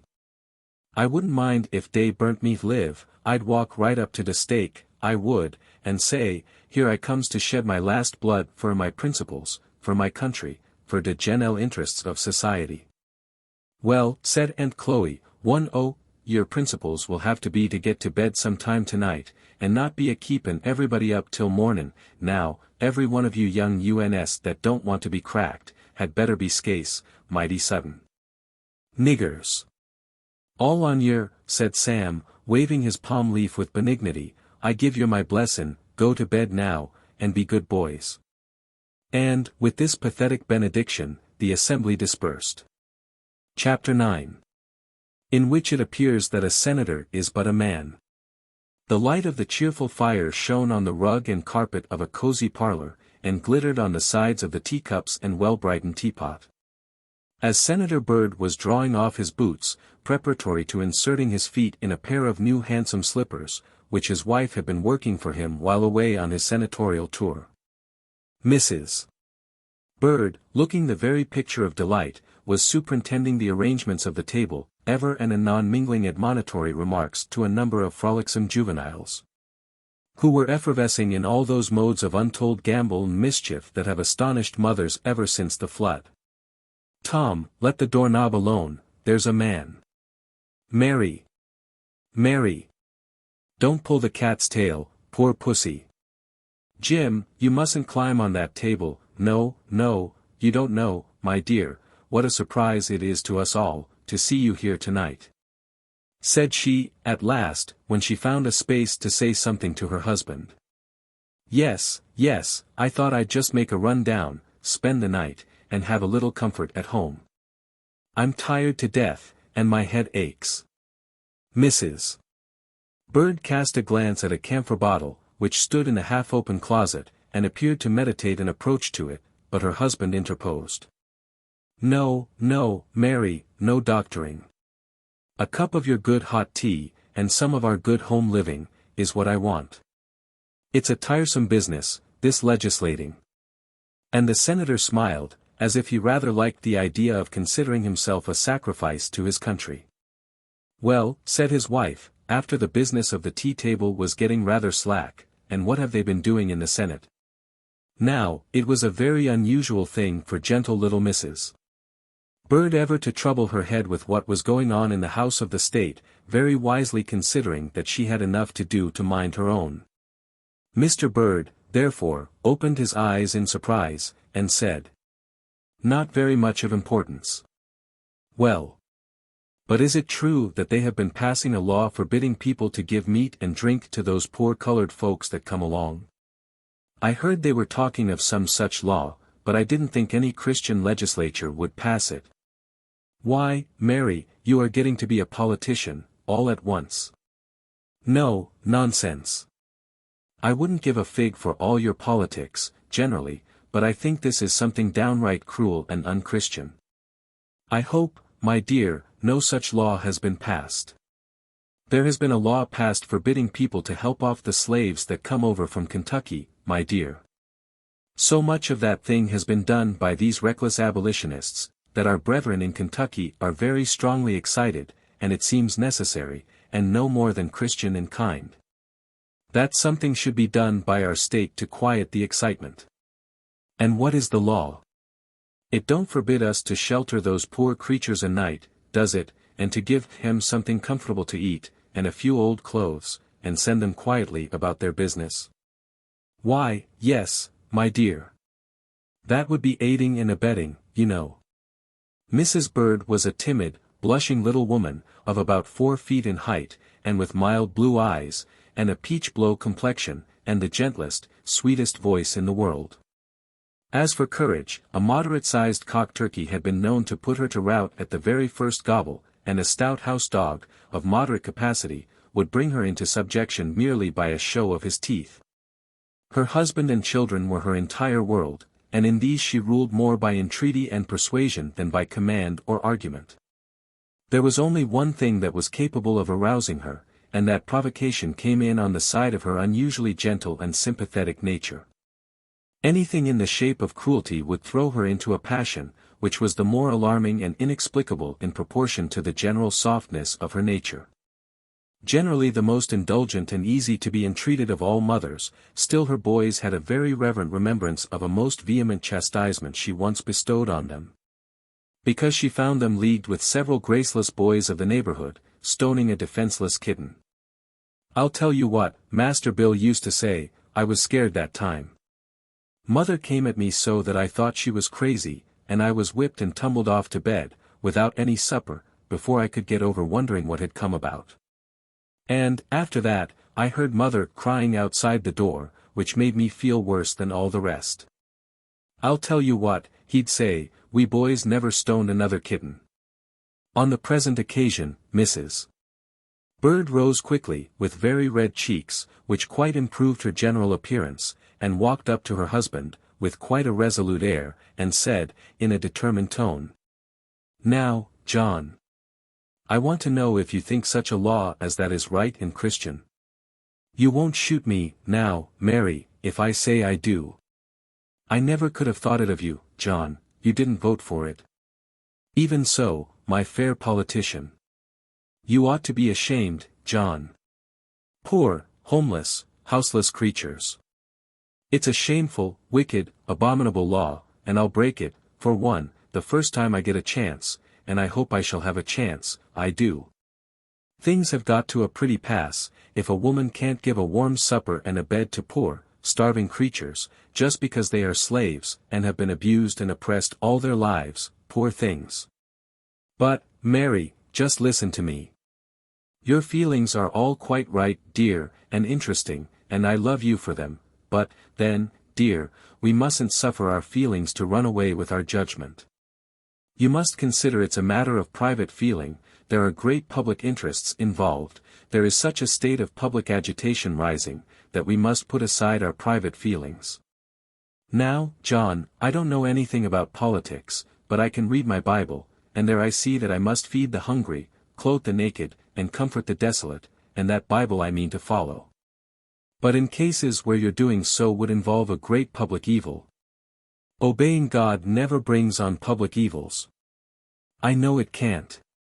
It's always safest, all round, to do as He bids us.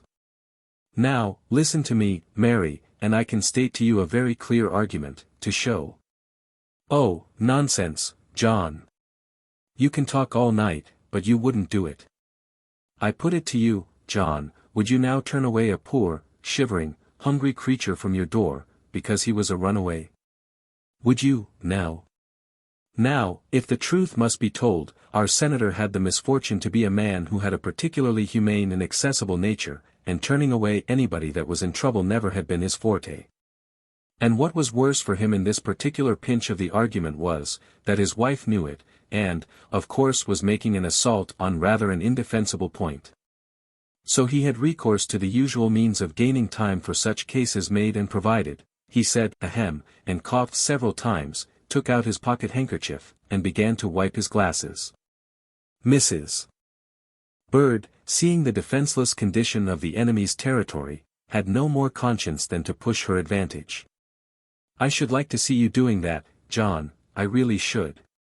Turning a woman out of doors in a snowstorm, for instance. Or maybe you'd take her up and put her in jail, wouldn't you? You would make a great hand at that. Of course, it would be a very painful duty, began Mr. Bird, in a moderate tone. Duty, John. Don't use that word. You know it isn't a duty, it can't be a duty. If folks want to keep their slaves from running away, let 'em treat 'em well, that's my doctrine. If I had slaves, as I hope I never shall have, I'd risk their wanting to run away from me, or you either, John. I tell you folks don't run away when they are happy, and when they do run, poor creatures. They suffer enough with cold and hunger and fear, without everybody's turning against them, and, law or no law, I never will, so help me God. Mary. Mary.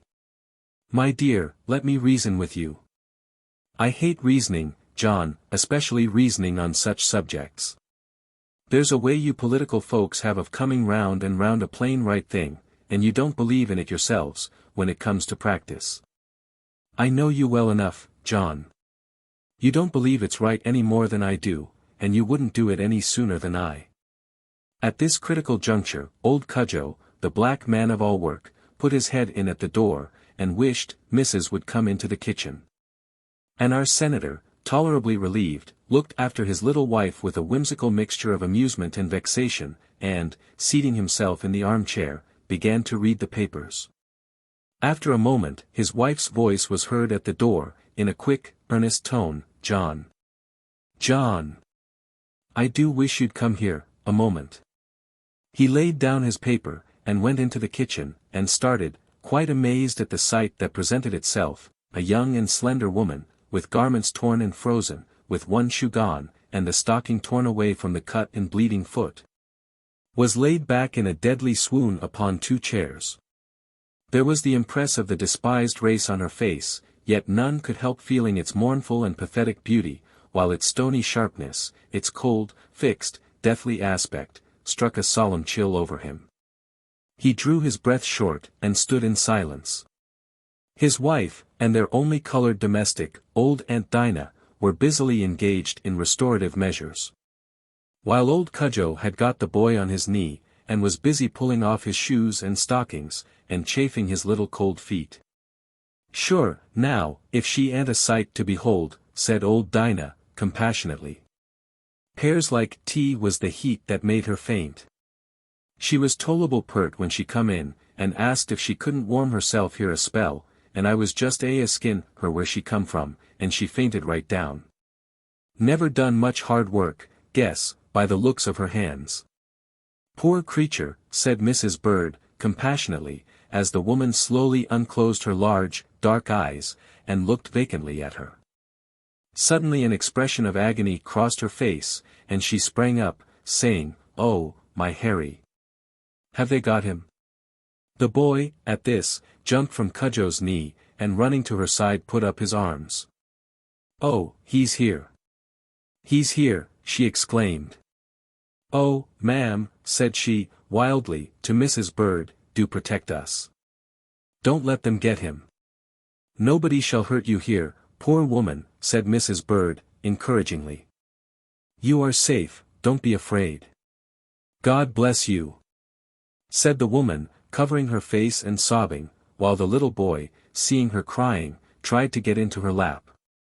With many gentle and womanly offices, which none knew better how to render than Mrs. Bird, the poor woman was, in time, rendered more calm. A temporary bed was provided for her on the settle, near the fire, and, after a short time, she fell into a heavy slumber, with the child, who seemed no less weary, soundly sleeping on her arm. For the mother resisted, with nervous anxiety, the kindest attempts to take him from her, and, even in sleep, her arm encircled him with an unrelaxing clasp, as if she could not even then be beguiled of her vigilant hold. Mr. and Mrs.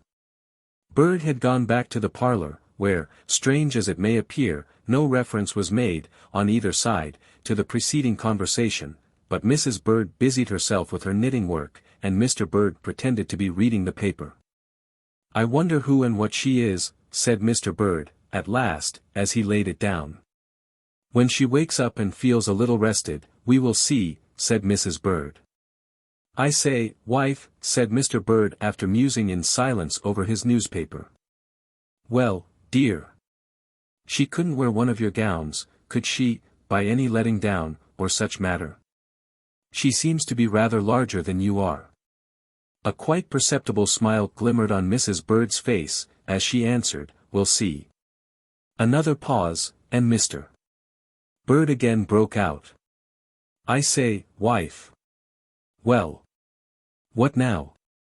"Why, there's that old bombazin cloak, that you keep on purpose to put over me when I take my afternoon's nap. You might as well give her that, she needs clothes." At this instant, Dinah looked in to say that the woman was awake, and wanted to see Mrs. Mr. and Mrs. Bird went into the kitchen, followed by the two eldest boys, the smaller fry having, by this time, been safely disposed of in bed. The woman was now sitting up on the settle, by the fire.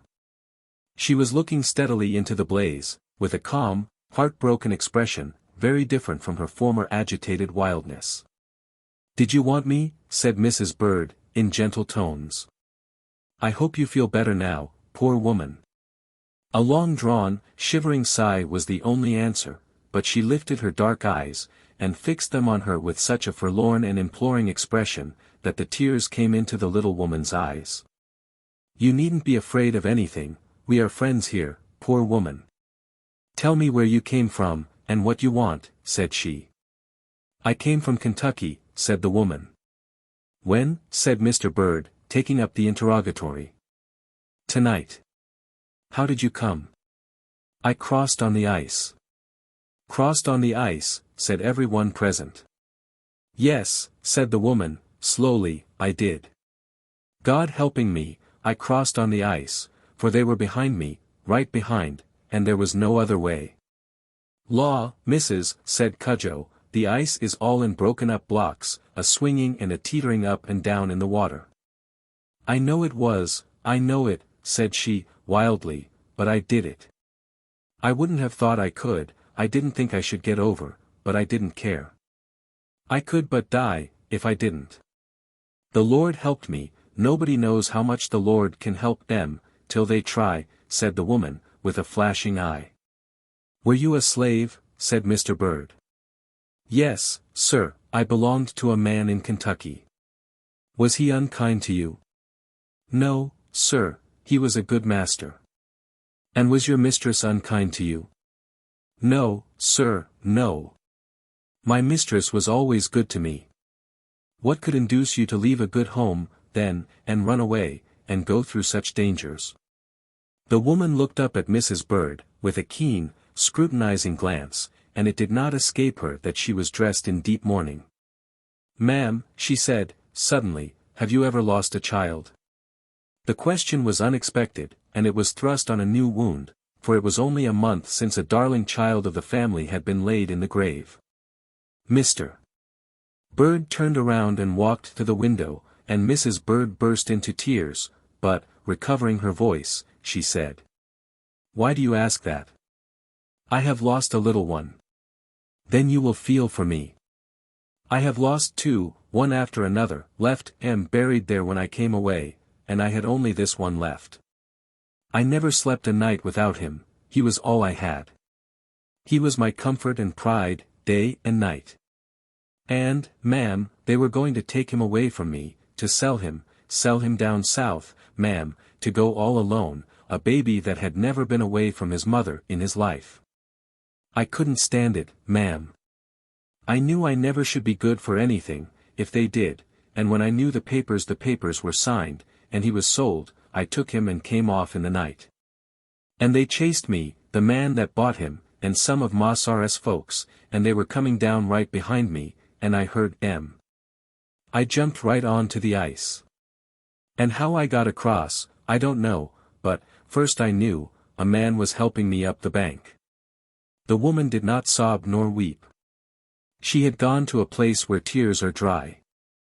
But every one around her was, in some way characteristic of themselves, showing signs of hearty sympathy. The two little boys, after a desperate rummaging in their pockets, in search of those pocket handkerchiefs which mothers know are never to be found there, had thrown themselves disconsolately into the skirts of their mother's gown, where they were sobbing, and wiping their eyes and noses, to their heart's content. Mrs. Bird had her face fairly hidden in her pocket handkerchief, and old Dinah, with tears streaming down her black, honest face, was ejaculating, "Lord have mercy on us," with all the fervor of a camp meeting. While old Cudjoe, rubbing his eyes very hard with his cuffs, and making a most uncommon variety of wry faces, occasionally responded in the same key, with great fervor. Our senator was a statesman, and of course could not be expected to cry, like other mortals. And so he turned his back to the company, and looked out of the window, and seemed particularly busy in clearing his throat and wiping his spectacle glasses, occasionally blowing his nose in a manner that was calculated to excite suspicion. Had any one been in a state to observe critically? "How came you to tell me you had a kind master?" he suddenly exclaimed, gulping down very resolutely some kind of rising in his throat and turning suddenly round upon the woman. "Because he was a kind master, I'll say that of him, anyway. And my mistress was kind, but they couldn't help themselves. They were owing money, and there was some way, I can't tell how, that a man had a hold on them, and they were obliged to give him his will. I listened, and heard him telling mistress that, and she begging and pleading for me, and he told her he couldn't help himself, and that the papers were all drawn, and then it was I took him and left my home, and came away. I knew was no use of my trying to live, if they did it, for pairs like this child is all I have." "Have you no husband?" "Yes, but he belongs to another man.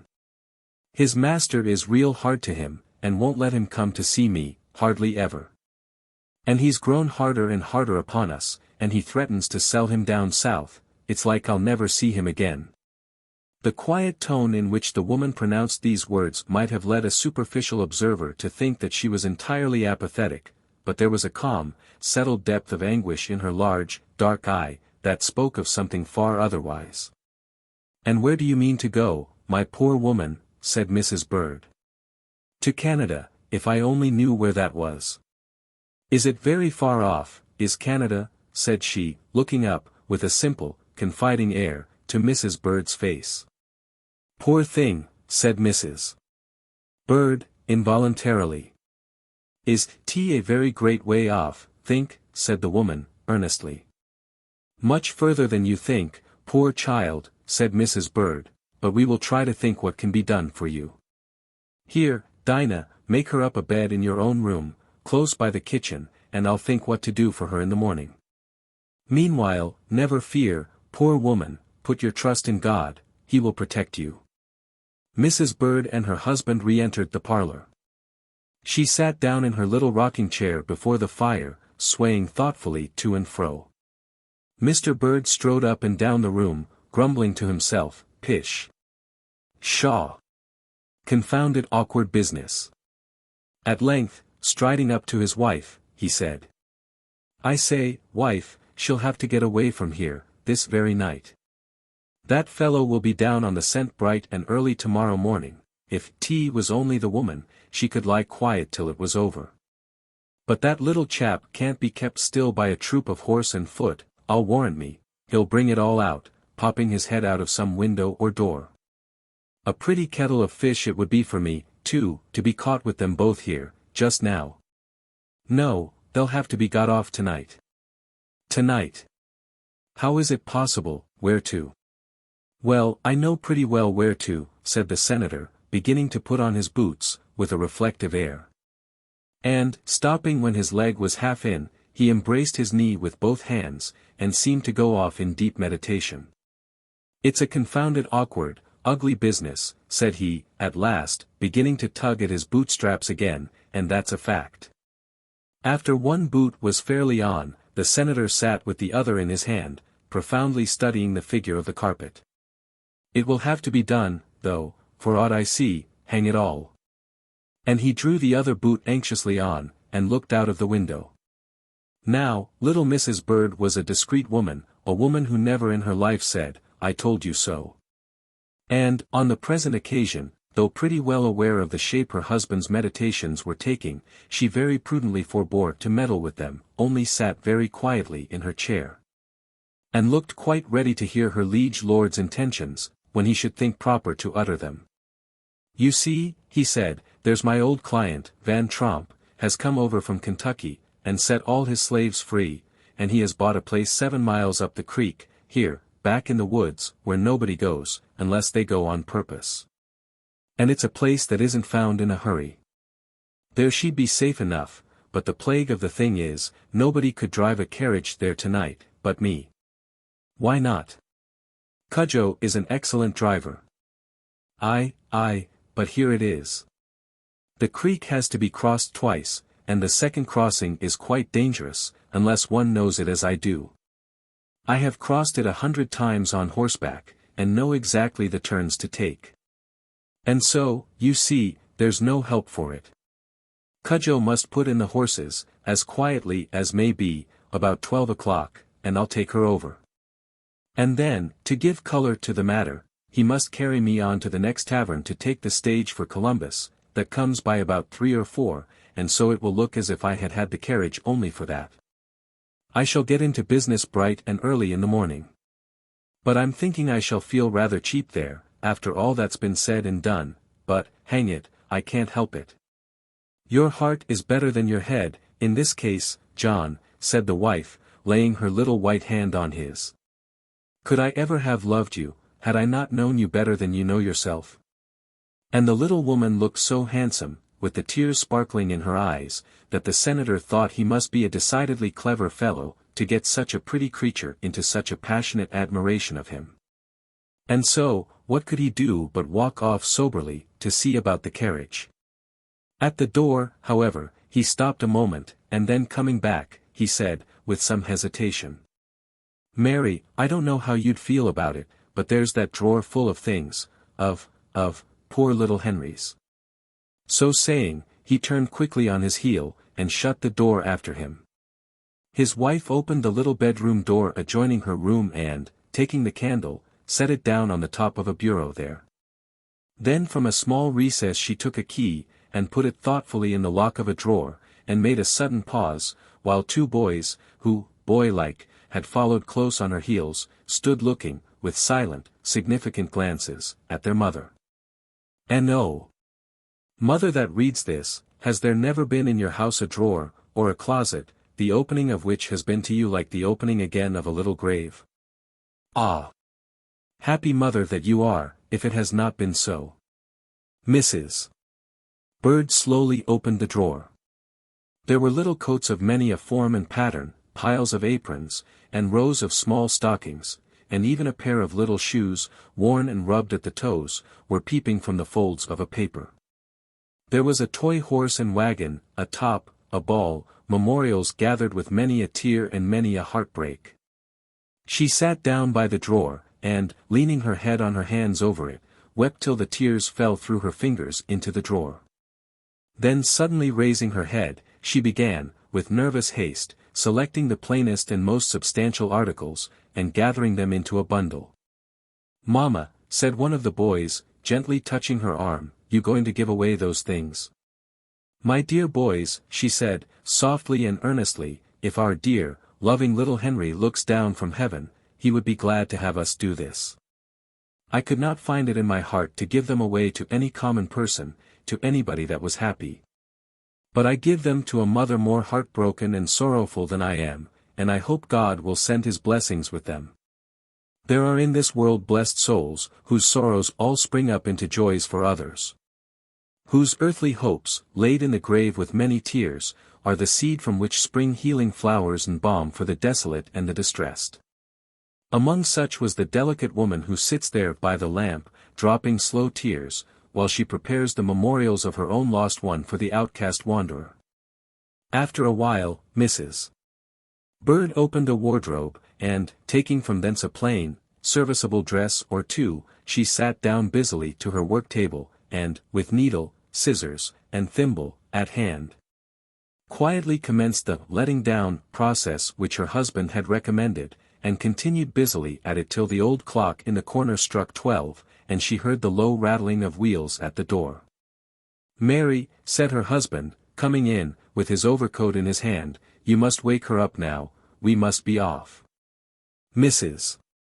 Bird hastily deposited the various articles she had collected in a small plain trunk, and locking it, desired her husband to see it in the carriage, and then proceeded to call the woman. Soon, arrayed in a cloak, bonnet, and shawl, that had belonged to her benefactress, she appeared at the door with her child in her arms. Mr. Bird hurried her into the carriage, and Mrs. Bird pressed on after her to the carriage steps. Eliza leaned out of the carriage, and put out her hand, a hand as soft and beautiful as was given in return. She fixed her large, dark eyes, full of earnest meaning, on Mrs. Bird's face, and seemed going to speak. Her lips moved, she tried once or twice, but there was no sound, and pointing upward, with a look never to be forgotten, she fell back in the seat, and covered her face. The door was shut, and the carriage drove on. What a situation, now, for a patriotic senator, that had been all the week before spurring up the legislature of his native state to pass more stringent resolutions against escaping fugitives, their harborers and abettors. Our good senator in his native state had not been exceeded by any of his brethren at Washington, in the sort of eloquence which has won for them immortal renown. How sublimely he had sat with his hands in his pockets, and scouted all sentimental weakness of those who would put the welfare of a few miserable fugitives before great state interests. He was as bold as a lion about it, and mightily convinced not only himself, but everybody that heard him. But then his idea of a fugitive was only an idea of the letters that spell the word, or at the most, the image of a little newspaper picture of a man with a stick and bundle with "ran away" from the subscriber under it. The magic of the real presence of distress, the imploring human eye, the frail, trembling human hand, the despairing appeal of helpless agony, these he had never tried. He had never thought that a fugitive might be a hapless mother, a defenseless child, like that one which was now wearing his lost boy's little well-known cap. And so, as our poor senator was not stone or steel, as he was a man, and a downright noble-hearted one, too, he was, as everybody must see, in a sad case for his patriotism. And you need not exult over him, good brother of the Southern States.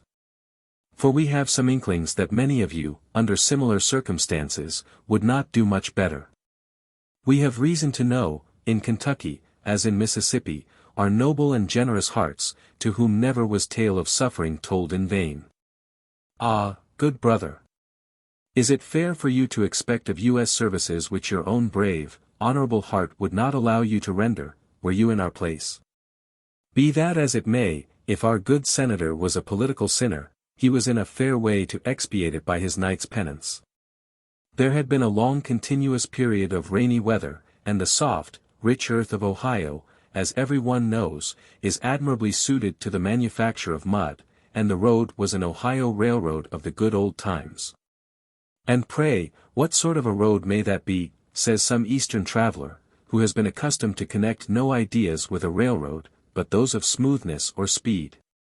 Know, then, innocent Eastern friend, that in benighted regions of the West, where the mud is of unfathomable and sublime depth, roads are made of round rough logs, arranged transversely side by side, and coated over in their pristine freshness with earth, turf, and whatsoever may come to hand, and then the rejoicing native calleth it a road, and straightway essayeth to ride thereupon. In process of time, the rains wash off all the turf and grass aforesaid, move the logs hither and thither, in picturesque positions, up, down and crosswise, with divers chasms and ruts of black mud intervening. Over such a road as this our senator went stumbling along, making moral reflections as continuously as under the circumstances could be expected, the carriage proceeding along much as follows: bump, bump, bump, slush, down in the mud. The senator, woman and child, reversing their positions so suddenly as to come, without any very accurate adjustment, against the windows of the downhill side. Carriage sticks fast, while Cudjoe on the outside is heard making a great muster among the horses. After various ineffectual pullings and twitchings, just as the senator is losing all patience, the carriage suddenly rights itself with a bounce, 2 front wheels go down into another abyss, and senator, woman, and child all tumble promiscuously on to the front seat. Senator's hat is jammed over his eyes and nose quite unceremoniously, and he considers himself fairly extinguished. Child cries, and Cudjoe on the outside delivers animated addresses to the horses, who are kicking, and floundering, and straining under repeated cracks of the whip. Carriage springs up, with another bounce, down go the hind wheels, senator, woman, and child, fly over onto the back seat, his elbows encountering her bonnet, and both her feet being jammed into his hat, which flies off in the concussion. After a few moments the slough is passed, and the horses stop, panting, the senator finds his hat, the woman straightens her bonnet and hushes her child, and they brace themselves for what is yet to come. For a while only the continuous bump, bump, intermingled, just by way of variety, with diverse side plunges and compound shakes, and they begin to flatter themselves that they are not so badly off, after all. At last, with a square plunge, which puts all onto their feet and then down into their seats with incredible quickness, the carriage stops, and, after much outside commotion, Cudjoe appears at the door. "Please, sir, it's powerful bad spot, this year. I don't know how we's to get Clar out. I'm a-thinkin' we'll have to be a-gettin' rails." The senator despairingly steps out, picking gingerly for some firm foothold. Down goes 1 foot in immeasurable depth, he tries to pull it up, loses his balance, and tumbles over into the mud, and is fished out, in a very despairing condition, by Cudjoe. But we forbear, out of sympathy to our readers' bones. Western travelers, who have beguiled the midnight hour in the interesting process of pulling down rail fences, to pry their carriages out of mud holes, will have a respectful and mournful sympathy with our unfortunate hero. We beg them to drop a silent tear, and pass on. It was full late in the night when the carriage emerged, dripping and bespattered, out of the creek, and stood at the door of a large farmhouse. It took no inconsiderable perseverance to arouse the inmates, but at last the respectable proprietor appeared, and undid the door. He was a great, tall, bristling Orson of a fellow, full 6 feet and some inches in his stockings, and arrayed in a red flannel hunting shirt. A very heavy mat of sandy hair, in a decidedly tousled condition, and a beard of some days' growth, gave the worthy man an appearance, to say the least, not particularly prepossessing. He stood for a few minutes holding the candle aloft, and blinking on our travelers with a dismal and mystified expression that was truly ludicrous. It cost some effort of our senator to induce him to comprehend the case fully. And while he is doing his best at that, we shall give him a little introduction to our readers. Honest old John Van Tromp was once quite a considerable landowner and slave owner in the state of Kentucky.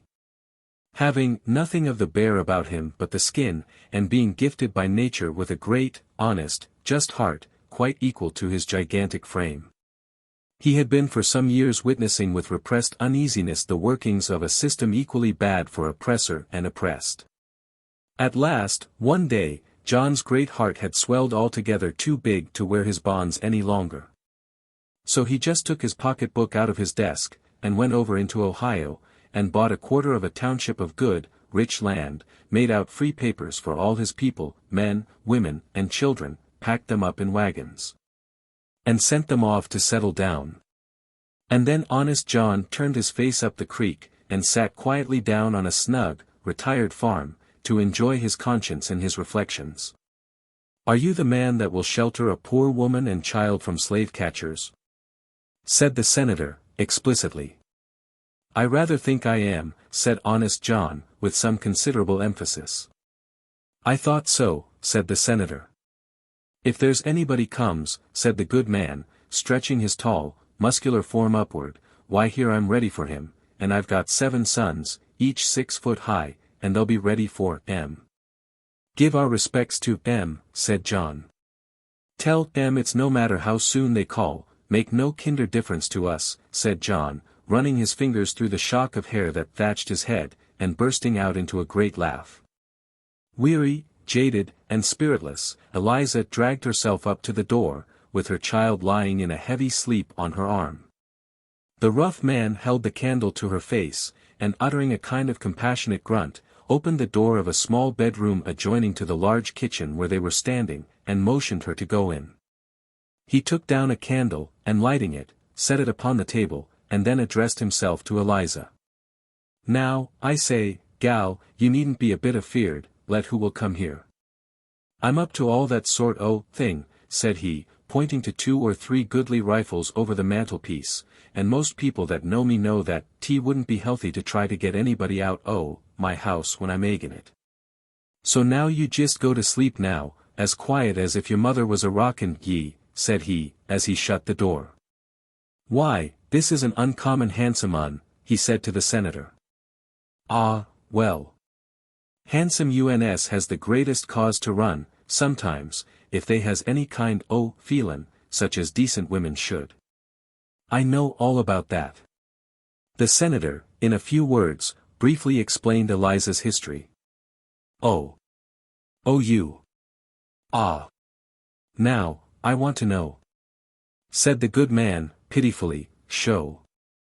Now show. That's natur now, poor critter. Hunted down now like a deer, hunted down, jest for havin' natural feelin's, and doin' what no kind o' mother could help a doin'.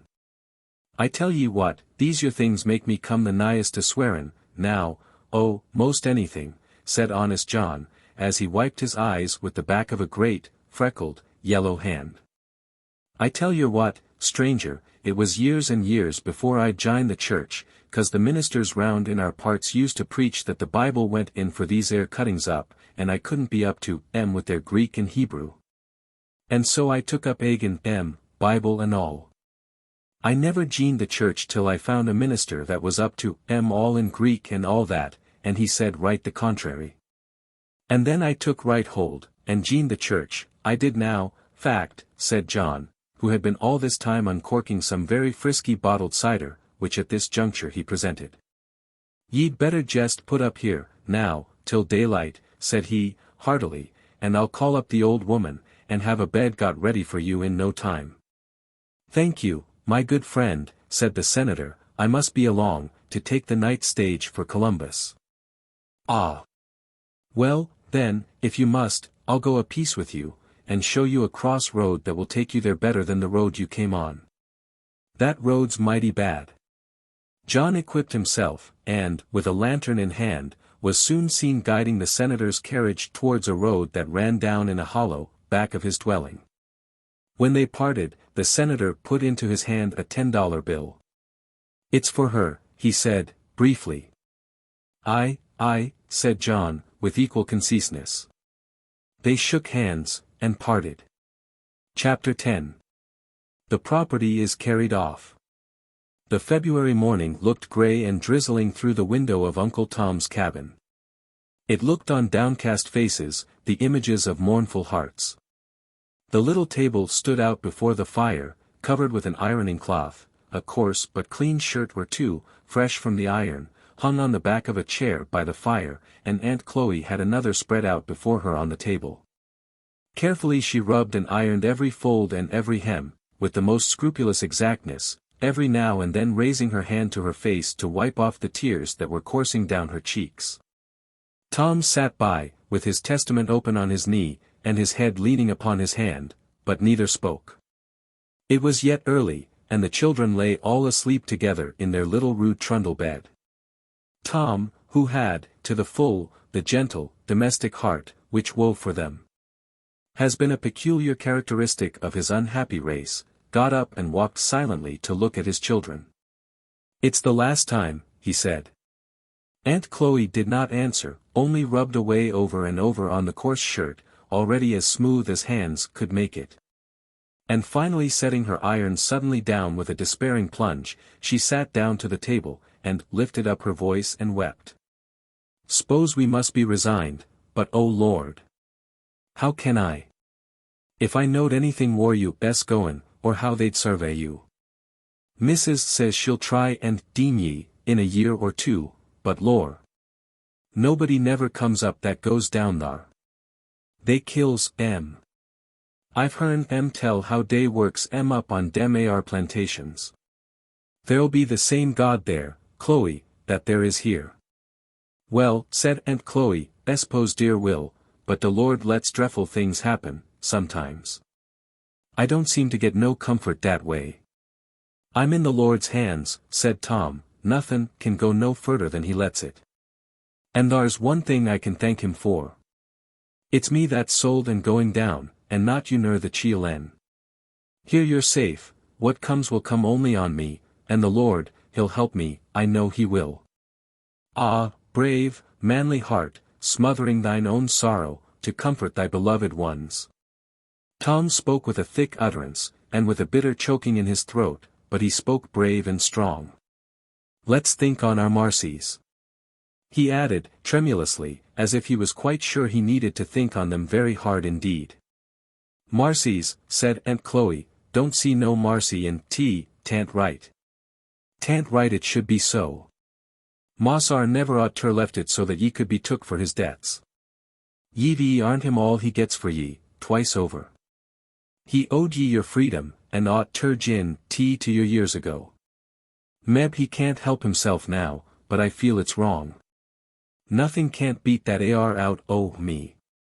Sich a faithful critter as ye've been, and allers sought his business for your own every way, and reckoned on him more than your own wife and XIII. Them as sells heart's love and heart's blood, to get out their scrapes, the Lord'll be up to em. Chloe.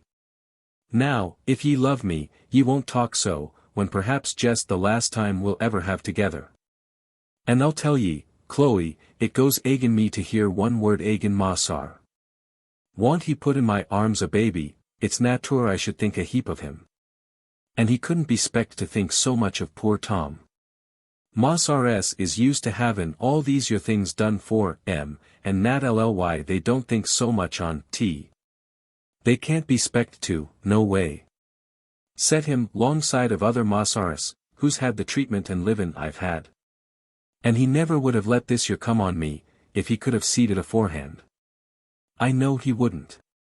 Wall, anyway, thar's wrong about it somewhar, said Aunt Chloe, in whom a stubborn sense of justice was a predominant trait. I can't just make out war is, but thar's wrong somewhar, I'm clar o' that. Yer ought ter look up to the Lord above, he's above all, thar don't a sparrow fall without him. It don't seem to comfort me, but I spect it orter, said Aunt Chloe. But dar's no use talkin', I'll jest wet up de corn cake, and get ye one good breakfast, 'cause nobody knows when you'll get another. In order to appreciate the sufferings of the Negroes sold South, it must be remembered that all the instinctive affections of that race are peculiarly strong. Their local attachments are very abiding. They are not naturally daring and enterprising, but home-loving and affectionate. Add to this all the terrors with which ignorance invests the unknown, and add to this, again, that selling to the South is set before the Negro from childhood as the last severity of punishment. The threat that terrifies more than whipping or torture of any kind is the threat of being sent down river. We have ourselves heard this feeling expressed by them, and seen the unaffected horror with which they will sit in their gossiping hours, and tell frightful stories of that down river, which to them is that undiscovered country, from whose bourne no traveller returns. A slightly inaccurate quotation from Hamlet, Act 3, Scene I, lines 369 to 370. A missionary figure among the fugitives in Canada told us that many of the fugitives confessed themselves to have escaped from comparatively kind masters, and that they were induced to brave the perils of escape, in almost every case, by the desperate horror with which they regarded being sold south, a doom which was hanging either over themselves or their husbands, their wives or children. This nerves the African, naturally patient, timid and unenterprising, with heroic courage, and leads him to suffer hunger, cold, pain, the perils of the wilderness, and the more dread penalties of recapture. The simple morning meal now smoked on the table, for Mrs. Shelby had excused Aunt Chloe's attendance at the great house that morning. The poor soul had expended all her little energies on this farewell feast, had killed and dressed her choicest chicken, and prepared her corn cake with scrupulous exactness, just to her husband's taste, and brought out certain mysterious jars on the mantelpiece, some preserves that were never produced except on extreme occasions. "Lor, Pete," said Mose, triumphantly, "haunt we got a buster of a breakfast," at the same time catching at a fragment of the chicken. Aunt Chloe gave him a sudden box on the ear. "Thar now, crowing over the last breakfast your poor daddy's gwine to have to home." "Oh, Chloe," said Tom, gently. "Wall, I can't help it," said Aunt Chloe, hiding her face in her apron, "I*s so tossed about it, it makes me act ugly." The boys stood quite still, looking first at their father and then at their mother, while the baby, climbing up her clothes, began an imperious, commanding cry. "Thar," said Aunt Chloe, wiping her eyes and taking up the baby. "Now I's done, I hope, now do eat something. This yere's my nicest chicken. Thar, boys, ye shall have some, poor critters. Your mammy's been cross to yer." The boys needed no second invitation, and went in with great zeal for the eatables. And it was well they did so, as otherwise there would have been very little performed to any purpose by the party. "Now," said Aunt Chloe, bustling about after breakfast, "I must put up your clothes. Jest like as not, he'll take 'em all away. I know their ways, mean as dirt, they is. Wall, now, your flannels for rheumatis is in this corner, so be careful, 'cause there won't nobody make ye no more. Then here's your old shirts, and these yer is new ones. I towed off these your stockings last night, and put de ball in dem to mend with. But lor! Who'll ever mend for ye?" And Aunt Chloe, again overcome, laid her head on the box side, and sobbed. "To think on, no critter to do for ye, sick or well. I don't railly think I ought to be good now." The boys, having eaten everything there was on the breakfast table, began now to take some thought of the case. And, seeing their mother crying, and their father looking very sad, began to whimper and put their hands to their eyes. Uncle Tom had the baby on his knee, and was letting her enjoy herself to the utmost extent, scratching his face and pulling his hair, and occasionally breaking out into clamorous explosions of delight, evidently arising out of her own internal reflections. "Aye, crow away, poor critter," said Aunt Chloe, "ye'll have to come to it, too. Ye'll live to see your husband sold, or meb be sold yourself, and these your boys, they's to be sold, I suppose, too, jest like as not, when dey gets good for somethin'. Ain't no use in niggers havin' nothin'." Here one of the boys called out, "Thar's Mrs. A comin' in." "She can't do no good, what's she coming for?" said Aunt Chloe. Mrs. Shelby entered. Aunt Chloe set a chair for her in a manner decidedly gruff and crusty. She did not seem to notice either the action or the manner. She looked pale and anxious. "Tom," she said, "I come to," and stopping suddenly, and regarding the silent group, she sat down in the chair, and, covering her face with her handkerchief, began to sob. "Lor, now, Mrs., don't," said Aunt Chloe, bursting out in her turn. And for a few moments they all wept in company. And in those tears they all shed together, the high and the lowly, melted away all the heartburnings and anger of the oppressed. Oh, ye who visit the distressed, do ye know that everything your money can buy, given with a cold, averted face, is not worth one honest tear shed in real sympathy? My good fellow, said Mrs. Shelby, I can't give you anything to do you any good. If I give you money, it will only be taken from you. But I tell you solemnly, and before God, that I will keep trace of you, and bring you back as soon as I can command the money, and, till then, trust in God. Here the boys called out that Mossar Haley was coming, and then an unceremonious kick pushed open the door. Haley stood there in very ill humor, having ridden hard the night before, and being not at all pacified by his ill success in recapturing his prey. Come, said he, ye nigger, ye are ready. Servant, ma'am, said he, taking off his hat, as he saw Mrs. Shelby. Aunt Chloe shut and corded the box, and, getting up, looked gruffly on the trader, her tears seeming suddenly turned to sparks of fire. Tom rose up meekly, to follow his new master, and raised up his heavy box on his shoulder. His wife took the baby in her arms to go with him to the wagon, and the children, still crying, trailed on behind. Mrs. Shelby, walking up to the trader, detained him for a few moments, talking with him in an earnest manner. And while she was thus talking, the whole family party proceeded to a wagon, that stood ready harnessed at the door. A crowd of all the old and young hands on the place stood gathered around it, to bid farewell to their old associate. Tom had been looked up to, both as a head servant and a Christian teacher, by all the place, and there was much honest sympathy and grief about him, particularly among the women. Why, Chloe, you bar it better and we do, said one of the women, who had been weeping freely, noticing the gloomy calmness with which Aunt Chloe stood by the wagon. I's done my tears, she said, looking grimly at the trader, who was coming up. I does not feel to cry, for dat ar old limb, no how. Get in, said Haley to Tom, as he strode through the crowd of servants, who looked at him with lowering brows. Tom got in, and Haley, drawing out from under the wagon seat a heavy pair of shackles, made them fast around each ankle. A smothered groan of indignation ran through the whole circle, and Mrs. Shelby spoke from the veranda, Mr. Haley, I assure you that precaution is entirely unnecessary. Don, no, ma'am, I've lost $500 from this your place, and I can't afford to run no more risks. What else could she spect on him? Said Aunt Chloe, indignantly, while the two boys, who now seemed to comprehend at once their father's destiny, clung to her gown, sobbing and groaning vehemently. I'm sorry, said Tom, that Mossar George happened to be away. George had gone to spend 2 or 3 days with a companion on a neighboring estate, and having departed early in the morning, before Tom's misfortune had been made public, had left without hearing of it. Give my love to Mossar George, he said, earnestly.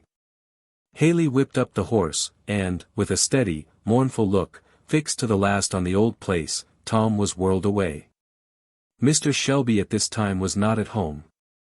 He had sold Tom under the spur of a driving necessity, to get out of the power of a man whom he dreaded, and his first feeling, after the consummation of the bargain, had been that of relief. But his wife's expostulations awoke his half-slumbering regrets, and Tom's manly disinterestedness increased the unpleasantness of his feelings.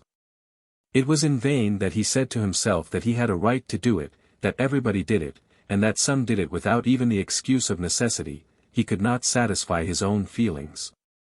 And that he might not witness the unpleasant scenes of the consummation, he had gone on a short business tour up the country, hoping that all would be over before he returned. Tom and Haley rattled on along the dusty road, whirling past every old familiar spot, until the bounds of the estate were fairly passed, and they found themselves out on the open pike.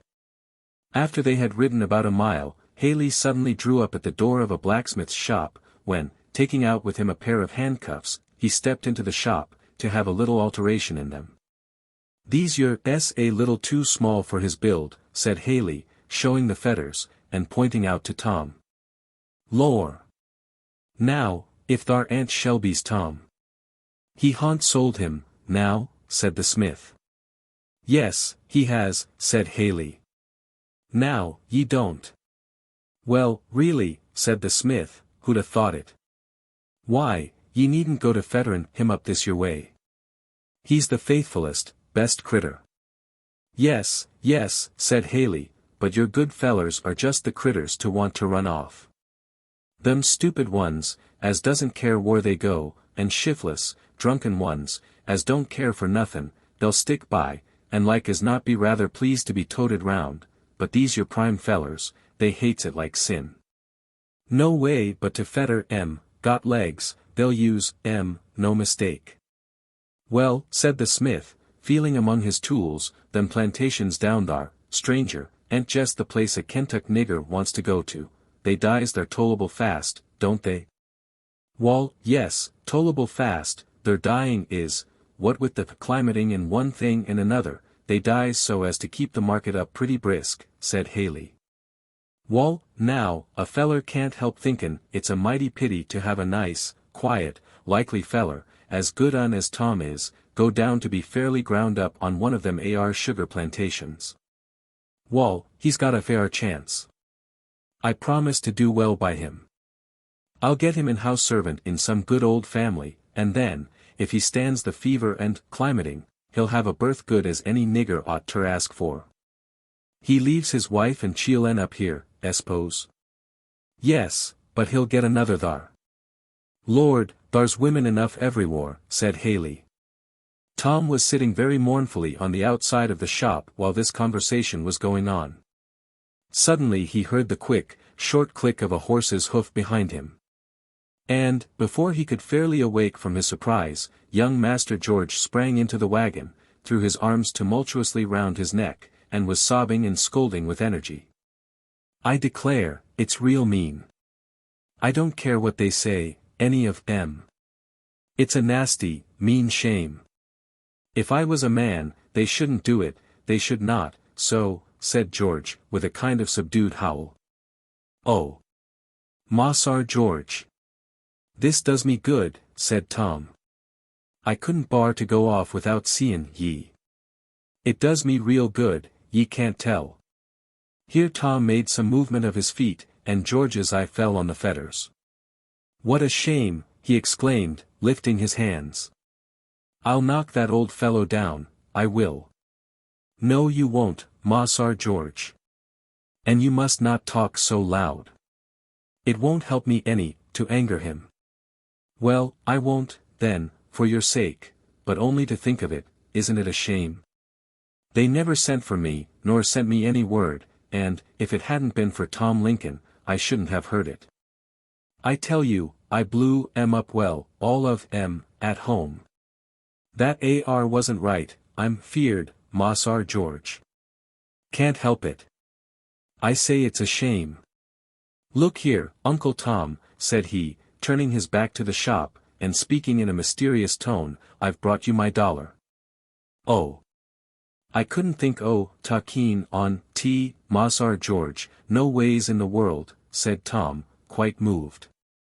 "But you shall take it," said George. "Look here, I told Aunt Chloe I'd do it, and she advised me just to make a hole in it, and put a string through, so you could hang it round your neck, and keep it out of sight. Else this mean scamp would take it away. I tell ye, Tom, I want to blow him up. It would do me good." "No, don't Massar George, for it won't do me any good." "Well, I won't, for your sake," said George, busily tying his $1 round Tom's neck. "But there, now, button your coat tight over it, and keep it, and remember, every time you see it, that I'll come down after you, and bring you back. Aunt Chloe and I have been talking about it. I told her not to fear. I'll see to it, and I'll tease father's life out, if he don't do it." "Oh! Massar George, ye mustn't talk so, 'bout your father. Lor, Uncle Tom, I don't mean anything bad." "And now, Massar George," said Tom, "ye must be a good boy. 'Member how many hearts is sot on ye. Allies keep close to your mother.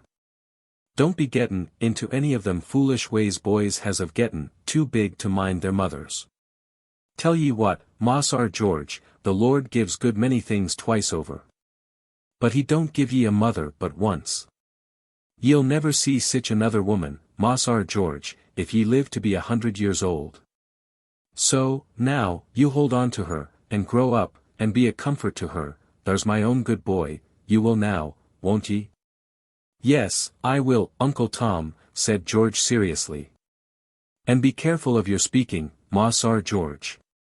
Young boys, when they comes to your age, is wilful, sometimes, it is natur they should be. But real gentlemen, such as I hopes you'll be, never lets fall on words that isn't spectful to thar parents. Ye ain't 'fended, Moss our George? No, indeed, Uncle Tom, you always did give me good advice. I's older, ye know, said Tom, stroking the boy's fine, curly head with his large, strong hand, but speaking in a voice as tender as a woman's, and I sees all that's bound up in you.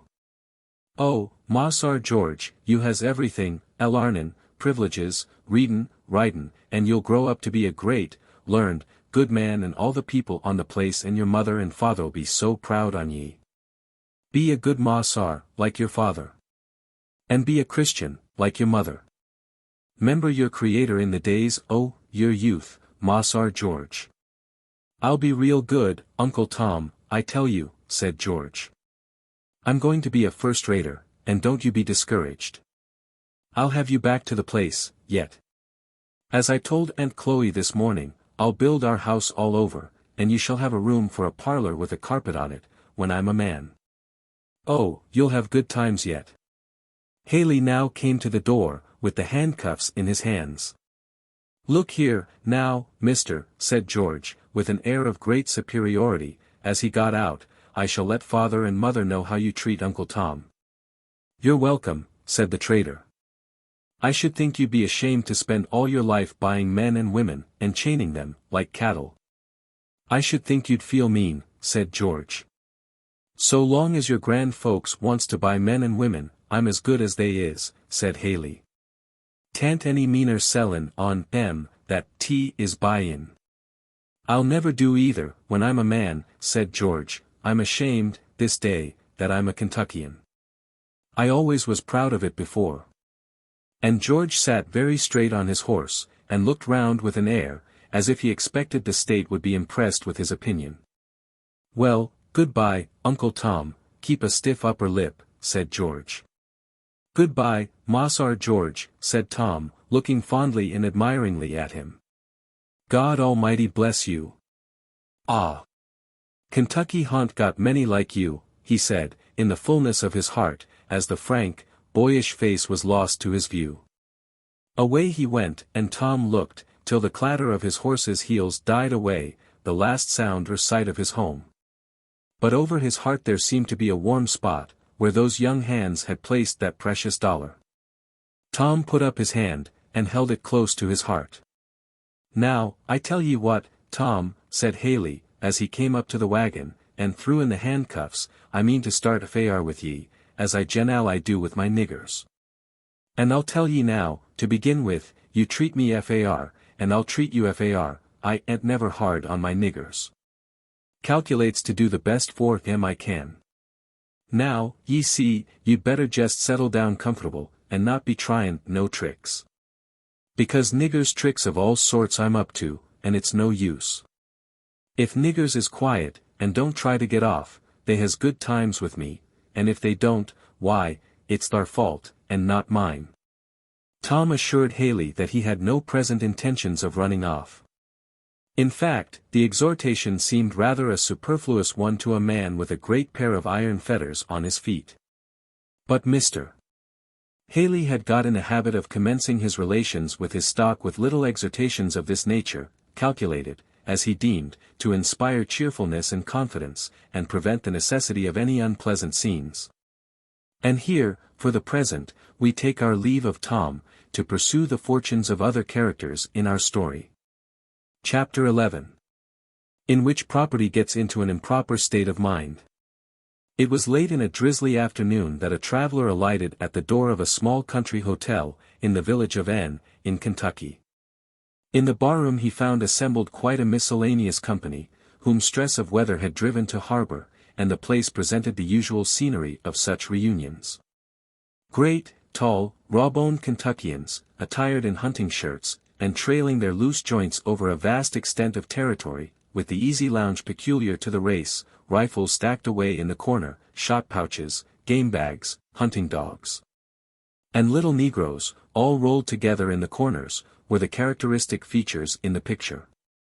At each end of the fireplace sat a long-legged gentleman, with his chair tipped back, his hat on his head, and the heels of his muddy boots reposing sublimely on the mantelpiece, a position, we will inform our readers, decidedly favorable to the turn of reflection incident to Western taverns, where travelers exhibit a decided preference for this particular mode of elevating their understandings. Mine host, who stood behind the bar, like most of his countrymen, was great of stature, good-natured and loose-jointed, with an enormous shock of hair on his head, and a great tall hat on the top of that. In fact, everybody in the room bore on his head this characteristic emblem of man's sovereignty, whether it were felt hat, palm leaf, greasy beaver, or fine new chapeau, there it reposed with true republican independence. In truth, it appeared to be the characteristic mark of every individual. Some wore them tipped rakishly to one side, these were your men of humor, jolly, free and easy dogs. Some had them jammed independently down over their noses, these were your hard characters, thorough men, who, when they wore their hats, wanted to wear them, and to wear them just as they had a mind to. There were those who had them set far over back, wide-awake men, who wanted a clear prospect, while careless men, who did not know, or care, how their hats sat, had them shaking about in all directions. The various hats, in fact, were quite a Shakespearean study. Divers Negroes, in very free and easy pantaloons, and with no redundancy in the shirt line, were scuttling about, hither and thither, without bringing to pass any very particular results, except expressing a generic willingness to turn over everything in creation generally for the benefit of Mossar and his guests. Add to this picture a jolly, crackling, rollicking fire, going rejoicingly up a great wide chimney, the outer door and every window being set wide open, and the calico window curtain flopping and snapping in a good stiff breeze of damp raw air, and you have an idea of the jollities of a Kentucky tavern. Your Kentuckian of the present day is a good illustration of the doctrine of transmitted instincts and peculiarities. His fathers were mighty hunters, men who lived in the woods, and slept under the free, open heavens, with the stars to hold their candles. And their descendant to this day always acts as if the house were his camp, wears his hat at all hours, tumbles himself about, and puts his heels on the tops of chairs or mantelpieces, just as his father rolled on the green sward. And put his upon trees and logs, keeps all the windows and doors open, winter and summer, that he may get air enough for his great lungs, calls everybody stranger, with nonchalant bonhomie, and is altogether the frankest, easiest, most jovial creature living. Into such an assembly of the free and easy our traveller entered. He was a short, thick-set man, carefully dressed, with a round, good-natured countenance, and something rather fussy in particular in his appearance. He was very careful of his valise and umbrella, bringing them in with his own hands, and resisting, pertinaciously, all offers from the various servants to relieve him of them. He looked round the bar-room with rather an anxious air, and, retreating with his valuables to the warmest corner, disposed them under his chair, sat down, and looked rather apprehensively up at the worthy whose heels illustrated the end of the mantelpiece, who was spitting from right to left, with a courage and energy rather alarming to gentlemen of weak nerves and particular habits. "I say, stranger, how are ye?" said the aforesaid gentleman, firing an honorary salute of tobacco juice in the direction of the new arrival. "Well, I reckon," was the reply of the other, as he dodged, with some alarm, the threatening honor. "Any news?" said the respondent, taking out a strip of tobacco and a large hunting knife from his pocket.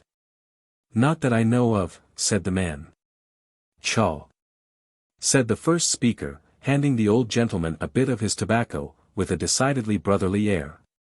"No, thank ye, it don't agree with me," said the little man, edging off. "Don't, said the other easily, and stowing away the morsel in his own mouth, in order to keep up the supply of tobacco juice, for the general benefit of society. The old gentleman uniformly gave a little start whenever his long-sighted brother fired in his direction. And this being observed by his companion, he very good-naturedly turned his artillery to another quarter, and proceeded to storm one of the fire-irons with a degree of military talent fully sufficient to take a city. "What's that?" said the old gentleman, observing some of the company formed in a group around a large handbill. "Nigger advertised," said one of the company, briefly. Mr. Wilson, for that was the old gentleman's name, rose up, and, after carefully adjusting his valise and umbrella, proceeded deliberately to take out his spectacles and fix them on his nose. And, this operation being performed, read as follows. "Ran away from the subscriber, my mulatto boy, George. Said George 6 feet in height, a very light mulatto, brown curly hair. Is very intelligent, speaks handsomely, can read and write, will probably try to pass for a white man, is deeply scarred on his back and shoulders, has been branded in his right hand with the letter H. I will give $400 for him alive, and the same sum for satisfactory proof that he has been killed." The old gentleman read this advertisement from end to end in a low voice, as if he were studying it. The long-legged veteran, who had been besieging the fire-iron, as before related, now took down his cumbrous length, and rearing aloft his tall form, walked up to the advertisement and very deliberately spit a full discharge of tobacco juice on it. "There's my mind upon that," said he, briefly, and sat down again. "Why, now, stranger, what's that for?" said mine host. "I'd do it all the same to the writer of that AR paper, if he was here," said the long man, coolly resuming his old employment of cutting tobacco. "Any man that owns a boy like that, and can't find any better way treating on him, deserves to lose him. Such papers as these is a shame to Kentucky, that's my mind right out, if anybody wants to know." "Well, now, that's a fact," said mine host, as he made an entry in his book. "I've got a gang of boys, sir," said the long man, resuming his attack on the fire-irons, "and I just tells 'em, boys, says I, run now. Dig. Put. Just when you want to. I never shall come to look after you. That's the way I keep mine. Let 'em know they are free to run any time, and it just breaks up their wanting to. More 'n all, I've got free papers for 'em all recorded, in case I gets keeled up any these times, and they know it. And I tell ye, stranger, there ain't a fellow in our parts gets more out of his niggers than I do. Why, my boys have been to Cincinnati, with $500 worth of colts, and brought me back the money, all straight, time and again. It stands to reason they should. Treat 'em like dogs, and you'll have dogs' works and dogs' actions. Treat 'em like men, and you'll have men's works." And the honest drover, in his warmth, endorsed this moral sentiment by firing a perfect feu de joie at the fireplace. "I think you're altogether right, friend," said Mr. Wilson. "And this boy described here is a fine fellow, no mistake about that. He worked for me some half-dozen years in my bagging factory, and he was my best hand, sir. He is an ingenious fellow, too. He invented a machine for the cleaning of hemp, a really valuable affair. It's gone into use in several factories. His master holds the patent of it. I'll warrant ye," said the drover, "holds it and makes money out of it, and then turns round and brands the boy in his right hand. If I had a fair chance, I'd mark him, I reckon, so that he'd carry it one while. These you knowin' boys is allers aggravatin' and sarcy," said a coarse-looking fellow, from the other side of the room, "that's why they gets cut up and marked so. If they behaved themselves, they wouldn't. That is to say, the Lord made 'em men, and it's a hard squeeze gettin' 'em down into beasts," said the drover, dryly. "Bright niggers isn't no kind of advantage to their masters," continued the other, well entrenched, in a coarse, unconscious obtuseness, from the contempt of his opponent. "What's the use talents and them things, if you can't get the use on 'em yourself? Why, all the use they make on is to get round you. I've had one or two of these fellers, and I just sold 'em down river. I knew I'd got to lose 'em, first or last, if I didn't. Better send orders up to the Lord, to make you a set, and leave out their souls entirely, said the drover. Here the conversation was interrupted by the approach of a small one-horse buggy to the inn. It had a genteel appearance, and a well-dressed, gentlemanly man sat on the seat, with a colored servant driving. The whole party examined the newcomer with the interest with which a set of loafers in a rainy day usually examine every newcomer. He was very tall, with a dark, Spanish complexion, fine, expressive black eyes, and close-curling hair, also of a glossy blackness. His well-formed aquiline nose, straight thin lips, and the admirable contour of his finely formed limbs, impressed the whole company instantly with the idea of something uncommon. He walked easily in among the company, and with a nod indicated to his waiter where to place his trunk, bowed to the company, and, with his hat in his hand, walked up leisurely to the bar, and gave in his name as Henry Butter, Oaklands, Shelby County. Turning, with an indifferent air, he sauntered up to the advertisement, and read it over. "Jim," he said to his man, "seems to me we met a boy something like this, up at Beeman's, didn't we?" "Yes, ma sar," said Jim, "only I ain't sure about the hand." "Well, I didn't look, of course," said the stranger with a careless yawn. Then walking up to the landlord, he desired him to furnish him with a private apartment, as he had some writing to do immediately.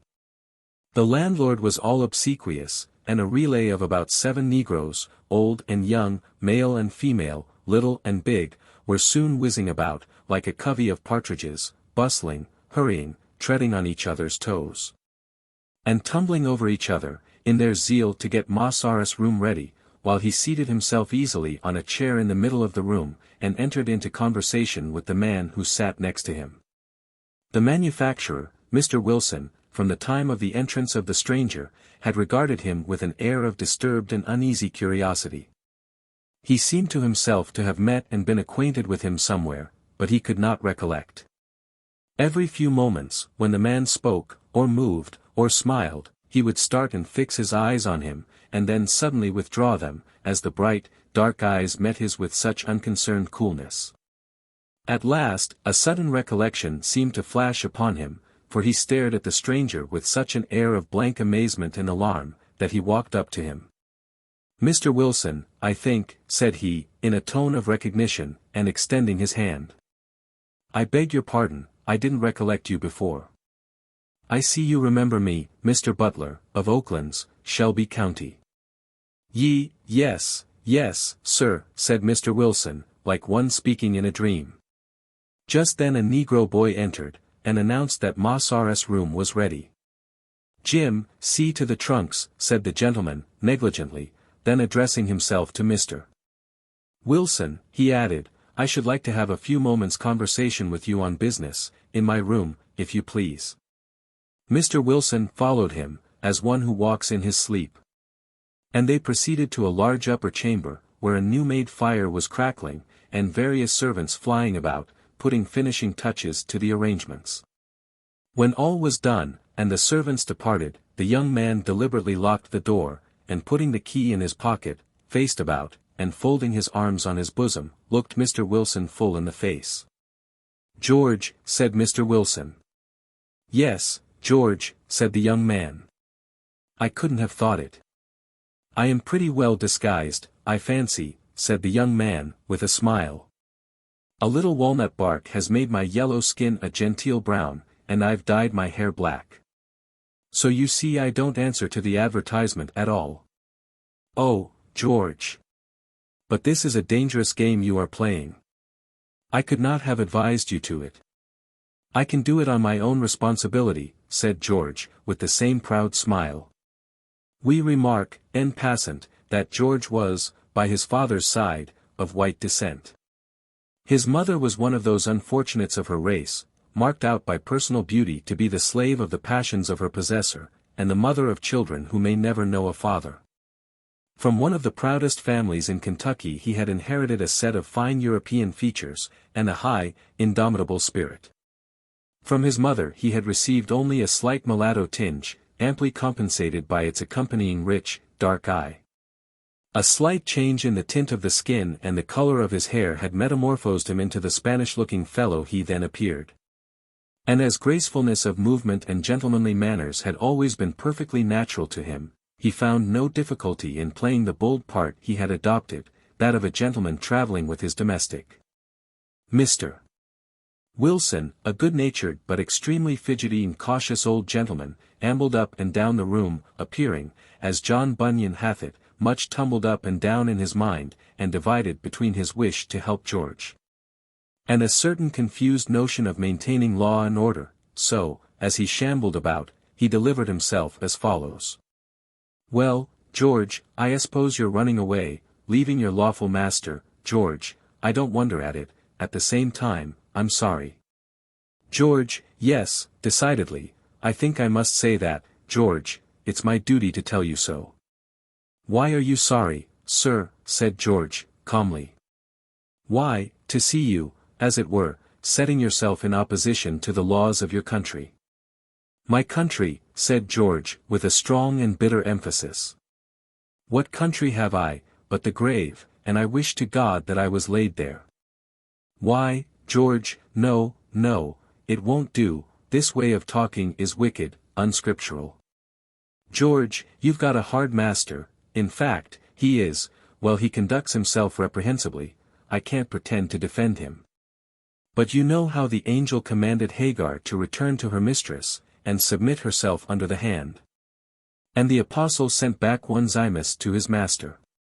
Gen 16. The angel bade the pregnant Hagar return to her mistress Sarai, even though Sarai had dealt harshly with her. Phil 1:10.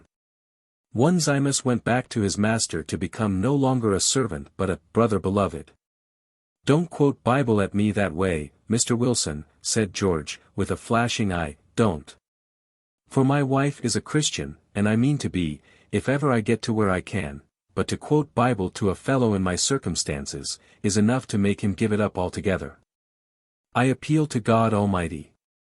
I'm willing to go with the case to him, and ask him if I do wrong to seek my freedom." "These feelings are quite natural, George," said the good-natured man, blowing his nose. "Yes, they're natural, but it is my duty not to encourage him in you. Yes, my boy, I'm sorry for you. Now, it's a bad case, very bad, but the apostle says, let everyone abide in the condition in which he is called. We must all submit to the indications of providence, George, don't you see?" George stood with his head drawn back, his arms folded tightly over his broad breast, and a bitter smile curling his lips. "I wonder, Mr. Wilson, if the Indians should come and take you a prisoner away from your wife and children, and want to keep you all your life hoeing corn for them, if you'd think it your duty to abide in the condition in which you were called. I rather think that you'd think the first stray horse you could find an indication of providence, shouldn't you?" The little old gentleman stared with both eyes at this illustration of the case. But, though not much of a reasoner, he had the sense in which some logicians on this particular subject do not excel, that of saying nothing, where nothing could be said. So, as he stood carefully stroking his umbrella, and folding and patting down all the creases in it, he proceeded on with his exhortations in a general way. "You see, George, you know, now, I always have stood your friend. And whatever I've said for your good. Now, here, it seems to me, you're running an awful risk. You can't hope to carry it out. If you're taken, it will be worse with you than ever. They'll only abuse you, and half kill you, and sell you down the river." "Mr. Wilson, I know all this," said George. "I do run a risk, but," he threw open his overcoat, and showed 2 pistols and a bowie knife. "There," he said, "I'm ready for M. Down south I never will go. No. If it comes to that, I can earn myself at least 6 feet of free soil, the first and last I shall ever own in Kentucky. Why, George, this state of mind is awful, it's getting really desperate, George. I'm concerned. Going to break the laws of your country. My country again. Mr. Wilson, you have a country, but what country have I, or any one like me, born of slave mothers? What laws are there for us? We don't make them, we don't consent to them, we have nothing to do with them, all they do for us is to crush us, and keep us down. Haven't I heard your 4th of July speeches? Don't you tell us all, once a year, that governments derive their just power from the consent of the governed?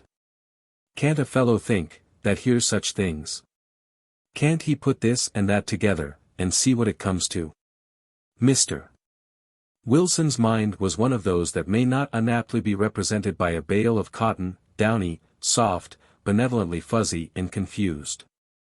He really pitied George with all his heart, and had a sort of dim and cloudy perception of the style of feeling that agitated him, but he deemed it his duty to go on talking good to him, with infinite pugnacity. George, this is bad.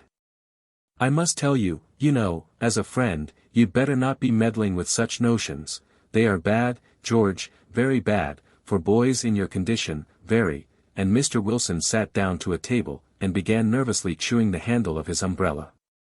See here, now, Mr. Wilson, said George, coming up and sitting himself determinately down in front of him, look at me, now. Don't I sit before you, every way, just as much a man as you are? Look at my face, look at my hands, look at my body, and the young man drew himself up proudly. Why am I not a man, as much as anybody? Well, Mr. Wilson, hear what I can tell you. I had a father, one of your Kentucky gentlemen, who didn't think enough of me to keep me from being sold with his dogs and horses, to satisfy the estate, when he died. I saw my mother put up at sheriff's sale, with her 7 children. They were sold before her eyes, one by one, all to different masters, and I was the youngest. She came and kneeled down before old Massar, and begged him to buy her with me, that she might have at least one child with her. And he kicked her away with his heavy boot. I saw him do it, and the last that I heard was her moans and screams, when I was tied to his horse's neck, to be carried off to his place. Well, then. My master traded with one of the men, and bought my oldest sister. She was a pious, good girl, a member of the Baptist church, and as handsome as my poor mother had been. She was well brought up, and had good manners. At first, I was glad she was bought, for I had one friend near me. I was soon sorry for it. Sir, I have stood at the door and heard her whipped, when it seemed as if every blow cut into my naked heart, and I couldn't do anything to help her. And she was whipped, sir, for wanting to live a decent Christian life, such as your laws give no slave girl a right to live. And at last I saw her chained with a trader's gang, to be sent to market in Orleans, sent there for nothing else but that, and that's the last I know of her. Well, I grew up, long years and years, no father, no mother, no sister, not a living soul that cared for me more than a dog, nothing but whipping, scolding, starving. Why, sir, I've been so hungry that I have been glad to take the bones they threw to their dogs, and yet, when I was a little fellow, and laid awake whole nights and cried, it wasn't the hunger, it wasn't the whipping, I cried for. No, sir, it was for my mother and my sisters, it was because I hadn't a friend to love me on earth. I never knew what peace or comfort was. I never had a kind word spoken to me till I came to work in your factory. Mr. Wilson, you treated me well. You encouraged me to do well, and to learn to read and write, and to try to make something of myself, and God knows how grateful I am for it. Then, sir, I found my wife. You've seen her, you know how beautiful she is. When I found she loved me, when I married her, I scarcely could believe I was alive, I was so happy, and, sir, she is as good as she is beautiful. But now what? Why, now comes my master, takes me right away from my work, and my friends, and all I like, and grinds me down into the very dirt. And why? Because, he says, I forgot who I was, he says, to teach me that I am only a nigger. After all, and last of all, he comes between me and my wife, and says I shall give her up, and live with another woman. And all this your laws give him power to do, in spite of God or man. Mr. Wilson, look at it. There isn't one of all these things, that have broken the hearts of my mother and my sister, and my wife and myself, but your laws allow, and give every man power to do, in Kentucky, and none can say to him nay. Do you call these the laws of my country? Sir, I haven't any country, any more than I have any father. But I'm going to have one. I don't want anything of your country, except to be let alone, to go peaceably out of it. And when I get to Canada, where the laws will own me and protect me, that shall be my country, and its laws I will obey. But if any man tries to stop me, let him take care, for I am desperate. I'll fight for my liberty to the last breath I breathe. You say your fathers did it, if it was right for them, it is right for me. This speech, delivered partly while sitting at the table, and partly walking up and down the room, delivered with tears, and flashing eyes, and despairing gestures, was altogether too much for the good-natured old body to whom it was addressed. Who had pulled out a great yellow silk pocket-handkerchief, and was mopping up his face with great energy. Blast 'em all, he suddenly broke out. Haven't I always said so, the infernal old cusses? I hope I ain't swearing, now. Well. Go ahead, George, go ahead, but be careful, my boy. Don't shoot anybody, George, unless, well, you'd better not shoot, I reckon, at least, I wouldn't hit anybody, you know. Where is your wife, George, he added, as he nervously rose, and began walking the room. Gone, sir, gone, with her child in her arms, the Lord only knows where, gone after the North Star, and when we ever meet, or whether we meet at all in this world, no creature can tell. Is it possible? Astonishing. From such a kind family? Kind families get in debt, and the laws of our country allow them to sell the child out of its mother's bosom to pay its master's debts, said George, bitterly. Well, well, said the honest old man, fumbling in his pocket, I suppose, perhaps, I ain't following my judgment, hang it, I won't follow my judgment, he added, suddenly.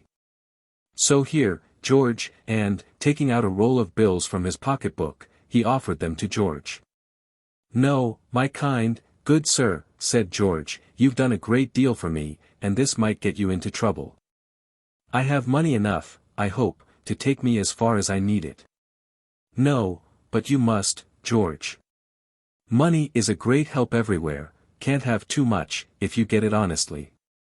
Take it, do take it, now, do, my boy. On condition, sir, that I may repay it at some future time, I will, said George, taking up the money. And now, George, how long are you going to travel in this way? Not long or far, I hope. It's well carried on, but too bold. And this black fellow, who is he?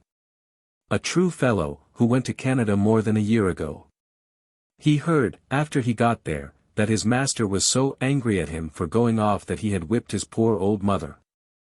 And he has come all the way back to comfort her, and get a chance to get her away. Has he got her? Not yet, he has been hanging about the place, and found no chance yet. Meanwhile, he is going with me as far as Ohio, to put me among friends that helped him, and then he will come back after her. Dangerous, very dangerous, said the old man. George drew himself up, and smiled disdainfully. The old gentleman eyed him from head to foot, with a sort of innocent wonder. George, something has brought you out wonderfully. You hold up your head, and speak and move like another man, said Mr. Wilson. Because I'm a freeman. Said George, proudly. Yes, sir, I've said ma sar for the last time to any man. I'm free. Take care. You are not sure, you may be taken. All men are free and equal in the grave, if it comes to that, Mr. Wilson, said George. I'm perfectly dumbfounded with your boldness, said Mr. Wilson, to come right here to the nearest tavern. Mr. Wilson, it is so bold, and this tavern is so near, that they will never think of it. They will look for me on ahead, and you yourself wouldn't know me. Jim's master don't live in this county, he isn't known in these parts. Besides, he is given up. Nobody is looking after him, and nobody will take me up from the advertisement, I think. But the mark in your hand? George drew off his glove, and showed a newly healed scar in his hand. That is a parting proof of Mr. Harris's regard, he said, scornfully. A fortnight ago, he took it into his head to give it to me, because he said he believed I should try to get away one of these days. Looks interesting, doesn't it? He said, drawing his glove on again. I declare, my very blood runs cold when I think of it, your condition and your risks, said Mr. Wilson. Mine has run cold a good many years, Mr. Wilson. At present, it's about up to the boiling point, said George. Well, my good sir, continued George, after a few moments' silence, I saw you knew me. I thought I'd just have this talk with you, lest your surprised looks should bring me out. I leave early tomorrow morning, before daylight. By tomorrow night I hope to sleep safe in Ohio. I shall travel by daylight, stop at the best hotels, go to the dinner tables with the lords of the land. So, goodbye, sir, if you hear that I'm taken, you may know that I'm dead. George stood up like a rock, and put out his hand with the air of a prince. The friendly little old man shook it heartily, and after a little shower of caution, he took his umbrella, and fumbled his way out of the room. George stood thoughtfully looking at the door, as the old man closed it. A thought seemed to flash across his mind. He hastily stepped to it, and opening it, said, Mr. Wilson, one word more. The old gentleman entered again, and George, as before, locked the door, and then stood for a few moments looking on the floor, irresolutely. At last, raising his head with a sudden effort, Mr. Wilson, you have shown yourself a Christian in your treatment of me. I want to ask one last deed of Christian kindness of you. Well, George. Well, sir, what you said was true. I am running a dreadful risk. There isn't, on earth, a living soul to care if I die, he added, drawing his breath hard, and speaking with a great effort. I shall be kicked out and buried like a dog, and nobody'll think of it a day after, only my poor wife. Poor soul. She'll mourn and grieve, and if you'd only contrive, Mr. Wilson, to send this little pin to her. She gave it to me for a Christmas present, poor child. Give it to her, and tell her I loved her to the last. Will you? Will you? He added, earnestly.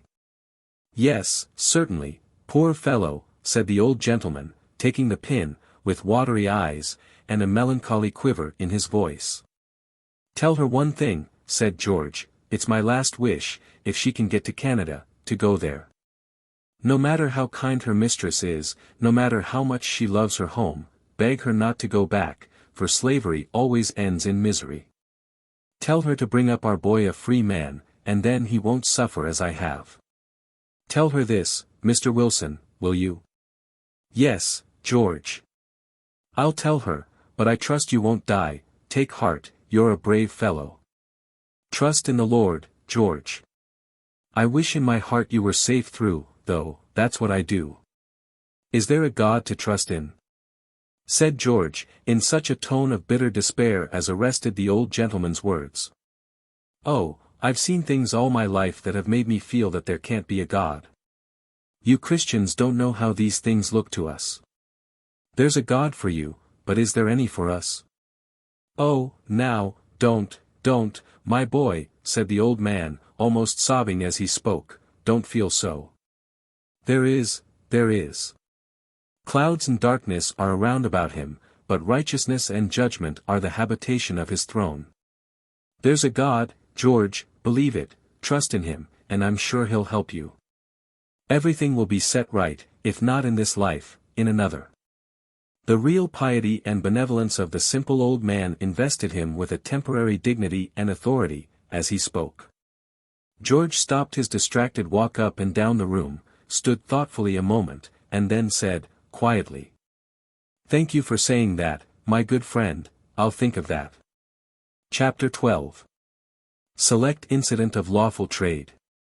In Ramah there was a voice heard, weeping, and lamentation, and great mourning, Rachel weeping for her children, and would not be comforted. Jeremiah 31 verse 15. Mr. Haley and Tom jogged onward in their wagon, each, for a time, absorbed in his own reflections. Now, the reflections of two men sitting side by side are a curious thing, seated on the same seat, having the same eyes, ears, hands, and organs of all sorts, and having passed before their eyes the same objects. It is wonderful what a variety we shall find in these same reflections. As, for example, Mr. Haley, he thought first of Tom's length, and breadth, and height, and what he would sell for, if he was kept fat and in good case till he got him into market.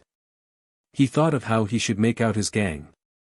He thought of the respective market value of certain supposititious men and women and children who were to compose it, and other kindred topics of the business.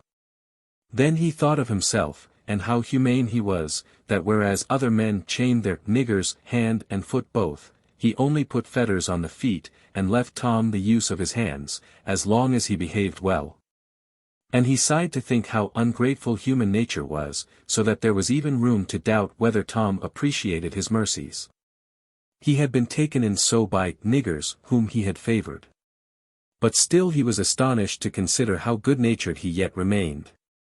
As to Tom, he was thinking over some words of an unfashionable old book, which kept running through his head, again and again, as follows: "We have here no continuing city, but we seek one to come. Wherefore God himself is not ashamed to be called our God, for he hath prepared for us a city." These words of an ancient volume, got up principally by ignorant and unlearned men, have, through all time, kept up, somehow, a strange sort of power over the minds of poor, simple fellows, like Tom. They stir up the soul from its depths, and rouse, as with trumpet call, courage, energy, and enthusiasm, where before was only the blackness of despair. Mr. Haley pulled out of his pocket sundry newspapers, and began looking over their advertisements, with absorbed interest. He was not a remarkably fluent reader, and was in the habit of reading in a sort of recitative half aloud, by way of calling in his ears to verify the deductions of his eyes. In this tone he slowly recited the following paragraph. Executor's sale, Negroes. Agreeably to order of court, will be sold, on Tuesday, February 20th, before the courthouse door, in the town of Washington, Kentucky, the following Negroes: Hagar, aged 60, John, aged 30, Ben, aged 21, Saul, aged 25, Albert, aged 14. Sold for the benefit of the creditors and heirs of the estate of Jesse Blutchford. Samuel Morris, Thomas Flint, executors. This year I must look at, said he to Tom, for want of somebody else to talk to. Ye see, I'm going to get up a prime gang to take down with ye, Tom, it'll make it sociable and pleasant like, good company will, ye know. We must drive right to Washington first and foremost, and then I'll clap you into jail, while I does the business. Tom received this agreeable intelligence quite meekly. Simply wondering, in his own heart, how many of these doomed men had wives and children, and whether they would feel as he did about leaving them. It is to be confessed, too, that the naive, off-hand information that he was to be thrown into jail by no means produced an agreeable impression on a poor fellow who had always prided himself on a strictly honest and upright course of life. Yes, Tom, we must confess it, was rather proud of his honesty, poor fellow, not having very much else to be proud of. If he had belonged to some of the higher walks of society, he, perhaps, would never have been reduced to such straits. However, the day wore on, and the evening saw Haley and Tom comfortably accommodated in Washington, the one in a tavern, and the other in a jail. About 11 o'clock the next day, a mixed throng was gathered around the courthouse steps, smoking, chewing, spitting, swearing, and conversing, according to their respective tastes and turns, waiting for the auction to commence. The men and women to be sold sat in a group apart, talking in a low tone to each other. The woman who had been advertised by the name of Hagar was a regular African in feature and figure. She might have been 60, but was older than that by hard work and disease, was partially blind, and somewhat crippled with rheumatism. By her side stood her only remaining son, Albert, a bright-looking little fellow of 14 years. The boy was the only survivor of a large family, who had been successively sold away from her to a southern market. The mother held on to him with both her shaking hands, and eyed with intense trepidation every one who walked up to examine him. The auction sale. Don't be feared, Aunt Hagar, said the oldest of the men, I spoke to Mossar Thomas, 'bout it, and he thought he might manage to sell you in a lot both together. Dey needn't call me worn out yet, said she, lifting her shaking hands. I can cook yet, and scrub, and scour, I'm with a buying, if I do come cheap, tell 'em dat ar, you tell 'em, she added, earnestly. Haley here forced his way into the group, walked up to the old man, pulled his mouth open and looked in, felt of his teeth, made him stand and straighten himself, bend his back, and perform various evolutions to show his muscles. And then passed on to the next, and put him through the same trial. Walking up last to the boy, he felt of his arms, straightened his hands, and looked at his fingers, and made him jump, to show his agility. He ain't gwine to be sold widout me, said the old woman, with passionate eagerness. He and I goes in a lot together, I,'s rail strong yet, Massar, and can do heaps o' work, heaps on it, Massar. On plantation, said Haley, with a contemptuous glance. Likely story. And, as if satisfied with his examination, he walked out and looked, and stood with his hands in his pocket, his cigar in his mouth, and his hat cocked on one side, ready for action.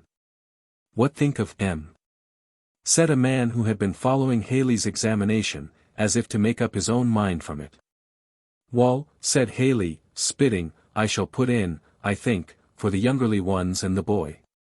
They want to sell the boy and the old woman together, said the man. Find it a tight pull, why, she's an old rack o' bones, not worth her salt. You wouldn't then, said the man. Anybody be a fool, would. She's half blind, crooked with rheumatis, and foolish to boot. Some buys up these your old critters, and ses there's a sight more wear in 'em than a body, think, said the man, reflectively. No go, all, said Haley. Wouldn't take her for a present, fact, I've seen, now. Wall, is kinder pity, now, not to buy her with her son, her heart seems so sot on him, s'pose they fling her in cheap. Them that's got money to spend that ar way, it's all well enough. I shall bid off on that ar boy for a plantation hand, wouldn't be bothered with her, no way, not if they'd give her to me, said Haley. She'll take on desp't, said the man.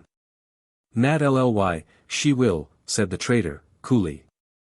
The conversation was here interrupted by a busy hum in the audience, and the auctioneer, a short, bustling, important fellow, elbowed his way into the crowd. The old woman drew in her breath, and caught instinctively at her son. Keep close to your mammy, Albert, close, they'll put us up together, she said. Oh, mammy, I'm feared they won't, said the boy. They must, child, I can't live, no ways, if they don't, said the old creature, vehemently. The stentorian tones of the auctioneer, calling out to clear the way, now announced that the sale was about to commence.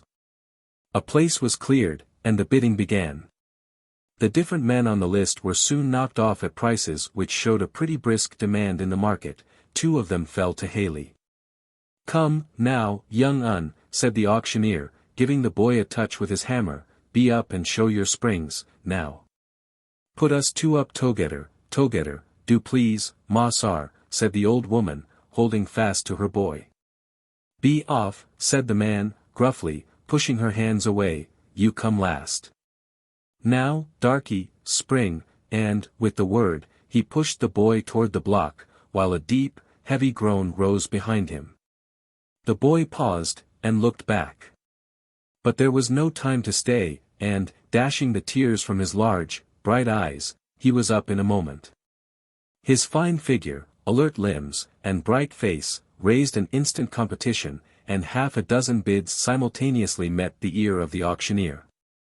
Anxious, half frightened, he looked from side to side, as he heard the clatter of contending bids, now here, now there, till the hammer fell. Haley had got him. He was pushed from the block toward his new master, but stopped one moment, and looked back, when his poor old mother, trembling in every limb, held out her shaking hands toward him. Buy me too, Massar, for the dear Lord's sake. Buy me, I shall die if you don't. You'll die if I do, that's the kink of it, said Haley, no. And he turned on his heel. The bidding for the poor old creature was summary. The man who had addressed Haley, and who seemed not destitute of compassion, bought her for a trifle, and the spectators began to disperse. The poor victims of the sale, who had been brought up in one place together for years, gathered round the despairing old mother, whose agony was pitiful to see. "Couldn't dey leave me one? Moss R. Allers said I should have one, he did," she repeated over and over, in heartbroken tones. "Trust in the Lord, Aunt Hagar," said the oldest of the men, sorrowfully. "What good will it do?" said she, sobbing passionately. "Mother, mother, don't. Don't," said the boy. "They say you,'s got a good master." "I don't care, I don't care." "Oh, Albert. Oh, my boy. You,'s my last baby. Lord, how can I?" "Come, take her off, can't some of ye," said Haley, dryly. "Don't do no good for her to go on that ar way." The old men of the company, partly by persuasion and partly by force, loosed the poor creature's last despairing hold, and, as they led her off to her new master's wagon, strove to comfort her. "Now," said Haley, pushing his 3 purchases together, and producing a bundle of handcuffs, which he proceeded to put on their wrists, and fastening each handcuff to a long chain, he drove them before him to the jail. A few days saw Haley, with his possessions, safely deposited on one of the Ohio boats. It was the commencement of his gang, to be augmented, as the boat moved on, by various other merchandise of the same kind, which he, or his agent, had stored for him in various points along shore. The La Belle Riviere, as brave and beautiful a boat as ever walked the waters of her namesake river, was floating gaily down the stream, under a brilliant sky, the stripes and stars of free America waving and fluttering overhead.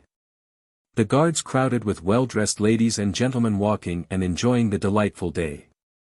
All was full of life, buoyant and rejoicing. All but Haley's gang, who were stored, with other freight, on the lower deck, and who, somehow, did not seem to appreciate their various privileges, as they sat in a knot, talking to each other in low tones. "Boys," said Haley, coming up, briskly, "I hope you keep up good heart, and are cheerful. Now, no sulks, ye see, keep stiff upper lip, boys, do well by me, and I'll do well by you." The boys addressed responded the invariable, "Yes, Moss R," for age is the watchword of poor Africa, but it's to be owned they did not look particularly cheerful. They had their various little prejudices in favor of wives, mothers, sisters, and children, seen for the last time, and though they that wasted them required of them mirth, it was not instantly forthcoming. "I've got a wife," spoke out the article enumerated as John, aged 30, and he laid his chained hand on Tom's knee, "and she don't know a word about this, poor girl." "Where does she live?" said Tom. "In a tavern apiece down here," said John. "I wish, now, I could see her once more in this world," he added. Poor John! It was rather natural, and the tears that fell, as he spoke, came as naturally as if he had been a white man.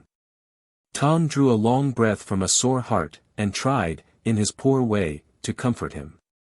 And overhead, in the cabin, sat fathers and mothers, husbands and wives.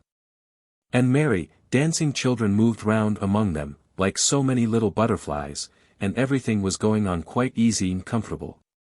"Oh, Mama," said a boy, who had just come up from below, "there's a Negro trader on board, and he's brought 4 or 5 slaves down there." "Poor creatures," said the mother, in a tone between grief and indignation. "What's that?" said another lady. "Some poor slaves below," said the mother. "And they've got chains on," said the boy. "What a shame to our country that such sights are to be seen," said another lady. "Oh, there's a great deal to be said on both sides of the subject," said a genteel woman, who sat at her stateroom door sewing, while her little girl and boy were playing round her. "I've been South, and I must say I think the Negroes are better off than they would be to be free. In some respects, some of them are well off, I grant," said the lady to whose remark she had answered. "The most dreadful part of slavery, to my mind, is its outrages on the feelings and affections, the separating of families, for example." "That is a bad thing, certainly," said the other lady, holding up a baby's dress she had just completed, and looking intently on its trimmings, but then, I fancy, it don't occur often. Oh, it does, said the First Lady, eagerly. I've lived many years in Kentucky and Virginia both, and I've seen enough to make anyone's heart sick. Suppose, ma'am, your 2 children, there, should be taken from you, and sold. We can't reason from our feelings to those of this class of persons, said the other lady, sorting out some worsteds on her lap. Indeed, ma'am, you can know nothing of them, if you say so, answered the First Lady, warmly. I was born and brought up among them. I know they do feel, just as keenly, even more so, perhaps, as we do. The lady said, indeed. Yawned, and looked out the cabin window, and finally repeated, for a finale, the remark with which she had begun, after all, I think they are better off than they would be free. It's undoubtedly the intention of Providence that the African race should be servants, kept in a low condition, said a grave-looking gentleman in black, a clergyman, seated by the cabin door. Cursed be Canaan. A servant of servants shall he be, the scripture says. Genesis 9 verse 25. His is what Noah says when he wakes out of drunkenness and realizes that his youngest son, Ham, father of Canaan, has seen him naked. I say, stranger, is that what that text means? Said a tall man, standing by. Undoubtedly. It pleased Providence, for some inscrutable reason, to doom the race to bondage, ages ago, and we must not set up our opinion against that. Well, then, we'll all go ahead and buy up niggers, said the man, if that's the way of Providence, won't we, squire? Said he, turning to Haley, who had been standing, with his hands in his pockets, by the stove and intently listening to the conversation. Yes, continued the tall man, we must all be resigned to the decrees of Providence. Niggers must be sold, and trucked round, and kept under, it's what they's made for. Pairs like this your view's quite refreshing, ain't it, stranger, said he to Haley. I never thought on said Haley, I couldn't have said as much, myself. I ha'n't no larning. I took up the trade just to make a living, if 'tan't right, I calculated to pent on in time, ye know. And now you'll save yourself the trouble, won't ye, said the tall man. See what is, now, to know scripture. If ye'd only studied your Bible, like this your good man, ye might have knowed it before, and saved ye a heap o' trouble. Ye could just have said, cussed be, what's his name, and would all have come right. And the stranger, who was no other than the honest drover whom we introduced to our readers in the Kentucky tavern, sat down, and began smoking, with a curious smile on his long, dry face. A tall, slender young man, with a face expressive of great feeling and intelligence, here broke in, and repeated the words, all things whatsoever ye would that men should do unto you, do ye even so unto them. I suppose, he added, that is scripture, as much as, cursed be Canaan. Wall, it seems quite as plain a text, stranger, said John the drover, to poor fellows like us, now, and John smoked on like a volcano. The young man paused, looked as if he was going to say more, when suddenly the boat stopped, and the company made the usual steamboat rush, to see where they were landing. Both them chaps parsons? Said John to one of the men, as they were going out. The man nodded. As the boat stopped, a black woman came running wildly up the plank, darted into the crowd, flew up to where the slave gang sat, and threw her arms round that unfortunate piece of merchandise before enumerate, John, aged 30. And with sobs and tears bemoaned him as her husband. But what needs tell the story, told too oft, every day told, of heartstrings rent and broken, the weak broken and torn for the profit and convenience of the strong. It needs not to be told. Every day is telling it, too, in the ear of one who is not deaf, though he be long silent. The young man who had spoken for the cause of humanity and God before stood with folded arms, looking on this scene. He turned, and Haley was standing at his side. My friend, he said, speaking with thick utterance, how dare you, carry on a trade like this? Look at those poor creatures. Here I am, rejoicing in my heart that I am going home to my wife and child, and the same bell which is a signal to carry me onward towards them will part this poor man and his wife forever. Depend upon it, God will bring you into judgment for this." The trader turned away in silence. "I say, now," said the drover, touching his elbow, "there's differences in parsons, ain't there? Cussed be Canaan, don't seem to go down with this none, does it?" Haley gave an uneasy growl. "And that AR ain't the worst on T," said John, "mabbe it won't go down with the Lord, neither, when ye come to settle with him, these days, as all on us must, I reckon." Haley walked reflectively to the other end of the boat. "If I make pretty handsomely on one or two next gangs," he thought, "I reckon I'll stop off this year, it's really getting dangerous." And he took out his pocketbook, and began adding over his accounts, a process which many gentlemen besides Mr. Haley have found a specific for an uneasy conscience. The boat swept proudly away from the shore, and all went on merrily, as before. Men talked, and loafed, and read, and smoked. Women sewed, and children played, and the boat passed on her way. One day, when she lay to for a while at a small town in Kentucky, Haley went up into the place on a little matter of business. Tom, whose fetters did not prevent his taking a moderate circuit, had drawn near the side of the boat, and stood listlessly gazing over the railing. After a time, he saw the trader returning, with an alert step, in company with a colored woman, bearing in her arms a young child. She was dressed quite respectably, and a colored man followed her, bringing along a small trunk. The woman came cheerfully onward, talking, as she came, with the man who bore her trunk, and so passed up the plank into the boat. The bell rung, the steamer whizzed, the engine groaned and coughed, and away swept the boat down the river. The woman walked forward among the boxes and bales of the lower deck, and, sitting down, busied herself with chirping to her baby. Haley made a turn or two about the boat, and then, coming up, seated himself near her, and began saying something to her in an indifferent undertone. Tom soon noticed a heavy cloud passing over the woman's brow. And that she answered rapidly, and with great vehemence. "I don't believe it, I won't believe it," he heard her say. "You're just a foolin' with me." "If you won't believe it, look here," said the man, drawing out a paper. "This yere's the bill of sale, and there's your master's name to it, and I paid down good solid cash for it, too, I can tell you, so, now. I don't believe Massar would cheat me so, it can't be true," said the woman, with increasing agitation. "You can ask any of these men here, that can read writing. Here," he said, to a man that was passing by, "just read this here, won't you? This here gal won't believe me, when I tell her what tea is. Why, it's a bill of sale, signed by John Fosdick," said the man, making over to you the girl Lucy and her child. "It's all straight enough, for aught I see." The woman's passionate exclamations collected a crowd around her, and the trader briefly explained to them the cause of the agitation. "He told me that I was going down to Louisville, to hire out as cook to the same tavern where my husband works, that's what Massar told me, his own self, and I can't believe he'd lie to me," said the woman.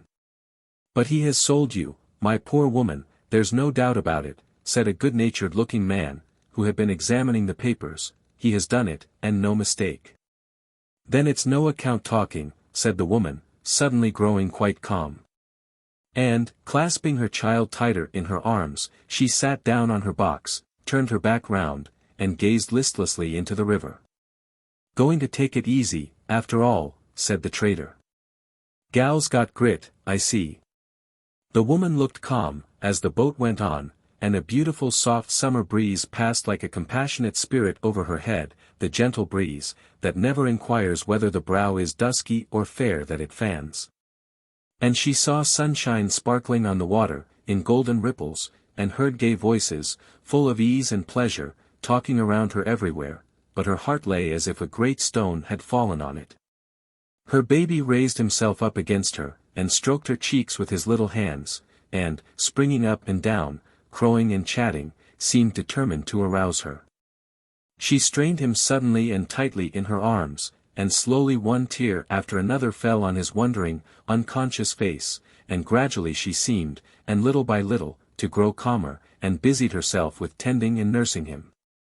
The child, a boy of 10 months, was uncommonly large and strong of his age, and very vigorous in his limbs.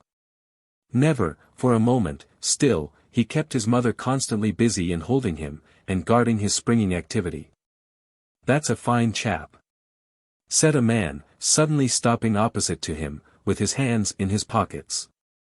"How old is he?" 10 months and a half, said the mother. The man whistled to the boy, and offered him part of a stick of candy, which he eagerly grabbed at, and very soon had it in a baby's general depository, to wit, his mouth. "Rum fellow," said the man, "knows what's what." And he whistled, and walked on. When he had got to the other side of the boat, he came across Haley, who was smoking on top of a pile of boxes. The stranger produced a match, and lighted a cigar, saying, as he did so, "Decentish kind oh, wench you've got round there, stranger." "Why, I reckon she is tolerable fair," said Haley, blowing the smoke out of his mouth. "Taking her down south?" said the man. Haley nodded, and smoked on. "Plantation hand," said the man. "Wall," said Haley, "I'm fillin' out an order for a plantation, and I think I shall put her in. They telled me she was a good cook.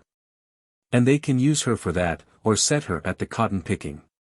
She's got the right fingers for that." I looked at M. "Sell well either way," and Haley resumed his cigar. "They won't want the young un on the plantation," said the man. "I shall sell him, first chance I find," said Haley, lighting another cigar.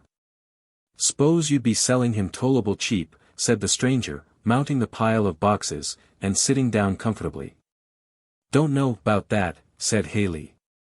"He's a pretty smart young un, straight, fat, strong, flesh as hard as a brick." "Very true, but then there's the bother and expense of raisin'. "Nonsense," said Haley, "they is raised as easy as any kind of critter there is going. They ain't a bit more trouble than pups. This yer chap will be running all around, in a month. I've got a good place for raisin', and I thought of talking in a little more stock," said the man. "One cook lost a young un last week, got drowned dead in a washtub, while she was a hangin' out the clothes, and I reckon it would be well enough to set her to raisin' this year." Haley and the stranger smoked a while in silence, neither seeming willing to broach the test question of the interview. At last the man resumed. "You wouldn't think of wantin' more than $10 for that AR chap, seeing you must get him off your hand, anyhow?" Haley shook his head, and spit impressively. "That won't do, no ways," he said, and began his smoking again. "Well, stranger, what will you take?" "Well, now," said Haley, "I could raise that AR chap myself, or get him raised. He's uncommon likely and healthy, and he'd fetch $100, 6 months hence, and, in a year or two, he'd bring 200, if I had him in the right spot. I shan't take a cent less nor 50 for him now." "Oh, stranger. That's ridiculous, altogether," said the man. "Fact," said Haley, with a decisive nod of his head. "I'll give 30 for him," said the stranger, "but not a cent more." "Now, I'll tell ye what I will do," said Haley, spitting again, with renewed decision. "I'll split the difference, and say 45, and that's the most I will do." "Well, agreed," said the man, after an interval. "Done," said Haley. "Where do you land?" "At Louisville," said the man. "Louisville," said Haley. "Very fair, we get there about dusk. Chap will be asleep, all fair, get him off quietly, and no screaming, happens beautiful. I like to do everything quietly, I hates all kind of agitation and fluster." And so, after a transfer of certain bills had passed from the man's pocketbook to the trader's, he resumed his cigar. It was a bright, tranquil evening when the boat stopped at the wharf at Louisville. The woman had been sitting with her baby in her arms, now wrapped in a heavy sleep. When she heard the name of the place called out, she hastily laid the child down in a little cradle formed by the hollow among the boxes, first carefully spreading under it her cloak. And then she sprung to the side of the boat, in hopes that, among the various hotel waiters who thronged the wharf, she might see her husband. In this hope, she pressed forward to the front rails, and, stretching far over them, strained her eyes intently on the moving heads on the shore, and the crowd pressed in between her and the child. "Now's your time," said Haley, taking the sleeping child up, and handing him to the stranger. "Don't wake him up, and set him to crying, now, it would make a devil of a fuss with the gal." The man took the bundle carefully, and was soon lost in the crowd that went up the wharf. When the boat, creaking, and groaning, and puffing, had loosed from the wharf, and was beginning slowly to strain herself along, the woman returned to her old seat. The trader was sitting there, the child was gone. Why, where?" she began, in bewildered surprise. "Lucy," said the trader, "your child's gone, you may as well know it first as last. You see, I knowed you couldn't take him down south. And I got a chance to sell him to a first-rate family, that'll raise him better than you can." The trader had arrived at that stage of Christian and political perfection which has been recommended by some preachers and politicians of the North, lately, in which he had completely overcome every humane weakness and prejudice. His heart was exactly where yours, sir, and mine could be brought, with proper effort and cultivation. The wild look of anguish and utter despair that the woman cast on him might have disturbed one less practiced, but he was used to it. He had seen that same look hundreds of times. You can get used to such things, too, my friend, and it is the great object of recent efforts to make our whole northern community used to them, for the glory of the Union. So the trader only regarded the mortal anguish which he saw working in those dark features, those clenched hands, and suffocating breathings, as necessary incidents of the trade, and merely calculated whether she was going to scream and get up a commotion on the boat. For, like other supporters of our peculiar institution, he decidedly disliked agitation. But the woman did not scream. The shot had passed too straight and direct through the heart, for cry or tear. Dizzily she sat down. Her slack hands fell lifeless by her side. Her eyes looked straight forward, but she saw nothing. All the noise and hum of the boat, the groaning of the machinery, mingled dreamily to her bewildered ear. And the poor, dumb-stricken heart had neither cry nor tear to show for its utter misery. She was quite calm. The trader, who, considering his advantages, was almost as humane as some of our politicians, seemed to feel called on to administer such consolation as the case admitted of. "I know this here comes kinder hard, at first, Lucy," said he. "But such a smart, sensible gal as you are, won't give way to it. You see it's necessary, and can't be helped." "Oh. Don't, Mossar, don't," said the woman, with a voice like one that is smothering. "You're a smart wench, Lucy," he persisted. "I mean to do well by ye, and get ye a nice place down river, and you'll soon get another husband, such a likely gal as you." "Oh. Mossar, if you only won't talk to me now," said the woman, in a voice of such quick and living anguish that the trader felt that there was something at present in the case beyond his style of operation. He got up, and the woman turned away, and buried her head in her cloak. The trader walked up and down for a time, and occasionally stopped and looked at her. "Takes it hard, rather," he soliloquized, "but quiet, though, let her sweat a while. She'll come right, by and by." Tom had watched the whole transaction from first to last, and had a perfect understanding of its results. To him, it looked like something unutterably horrible and cruel, because, poor, ignorant black soul, he had not learned to generalize, and to take enlarged views. If he had only been instructed by certain ministers of Christianity, he might have thought better of it, and seen in it an everyday incident of a lawful trade. A trade which is the vital support of an institution which an American divine tells us has no evils but such as are inseparable from any other relations in social and domestic life. But Tom, as we see, being a poor, ignorant fellow, whose reading had been confined entirely to the New Testament, could not comfort and solace himself with views like these. His very soul bled within him for what seemed to him the wrongs of the poor suffering thing that lay like a crushed reed on the boxes. The feeling, living, bleeding, yet immortal thing, which American state law coolly classes with the bundles, and bales, and boxes, among which she is lying. Dr. Joel Parker of Philadelphia. Mrs. Stowe's note.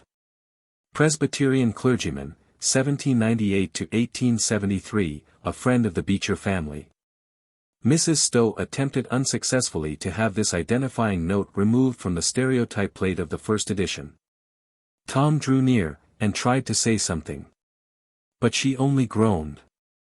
Honestly, and with tears running down his own cheeks, he spoke of a heart of love in the skies, of a pitying Jesus, and an eternal home, but the ear was deaf with anguish, and the palsied heart could not feel. Night came on, night calm, unmoved, and glorious, shining down with her innumerable and solemn angel eyes, twinkling, beautiful, but silent. There was no speech nor language, no pitying voice or helping hand, from that distant sky. One after another, the voices of business or pleasure died away, all on the boat were sleeping, and the ripples at the prow were plainly heard. Tom stretched himself out on a box, and there, as he lay, he heard, ever and anon, a smothered sob or cry from the prostrate creature, "Oh! What shall I do? O Lord! O good Lord, do help me!" And so, ever and anon, until the murmur died away in silence. At midnight, Tom waked, with a sudden start. Something black passed quickly by him to the side of the boat, and he heard a splash in the water. No one else saw or heard anything. He raised his head, the woman's place was vacant. He got up, and sought about him in vain. The poor bleeding heart was still, at last, and the river rippled and dimpled just as brightly as if it had not closed above it. Patience! Patience! Ye whose hearts swell indignant at wrongs like these. Not one throb of anguish, not one tear of the oppressed, is forgotten by the man of sorrows, the Lord of glory. In his patient, generous bosom he bears the anguish of a world. Bear thou, like him, in patience, and labor in love, for sure as he is God, the year of his redeemed shall come. The trader waked up bright and early, and came out to see to his livestock. It was now his turn to look about in perplexity. "Where alive is that gal?" he said to Tom. Tom, who had learned the wisdom of keeping counsel, did not feel called upon to state his observations and suspicions, but said he did not know. "She surely couldn't have got off in the night at any of the landings, for I was awake, and on the lookout, whenever the boat stopped. I never trust these your things to other folks." This speech was addressed to Tom quite confidentially, as if it was something that would be specially interesting to him. Tom made no answer. The trader searched the boat from stem to stern, among boxes, bales and barrels, around the machinery, by the chimneys, in vain. "Now, I say, Tom, be fair about this here," he said, when, after a fruitless search, he came where Tom was standing. "You know something about it, now. Don't tell me, I know you do.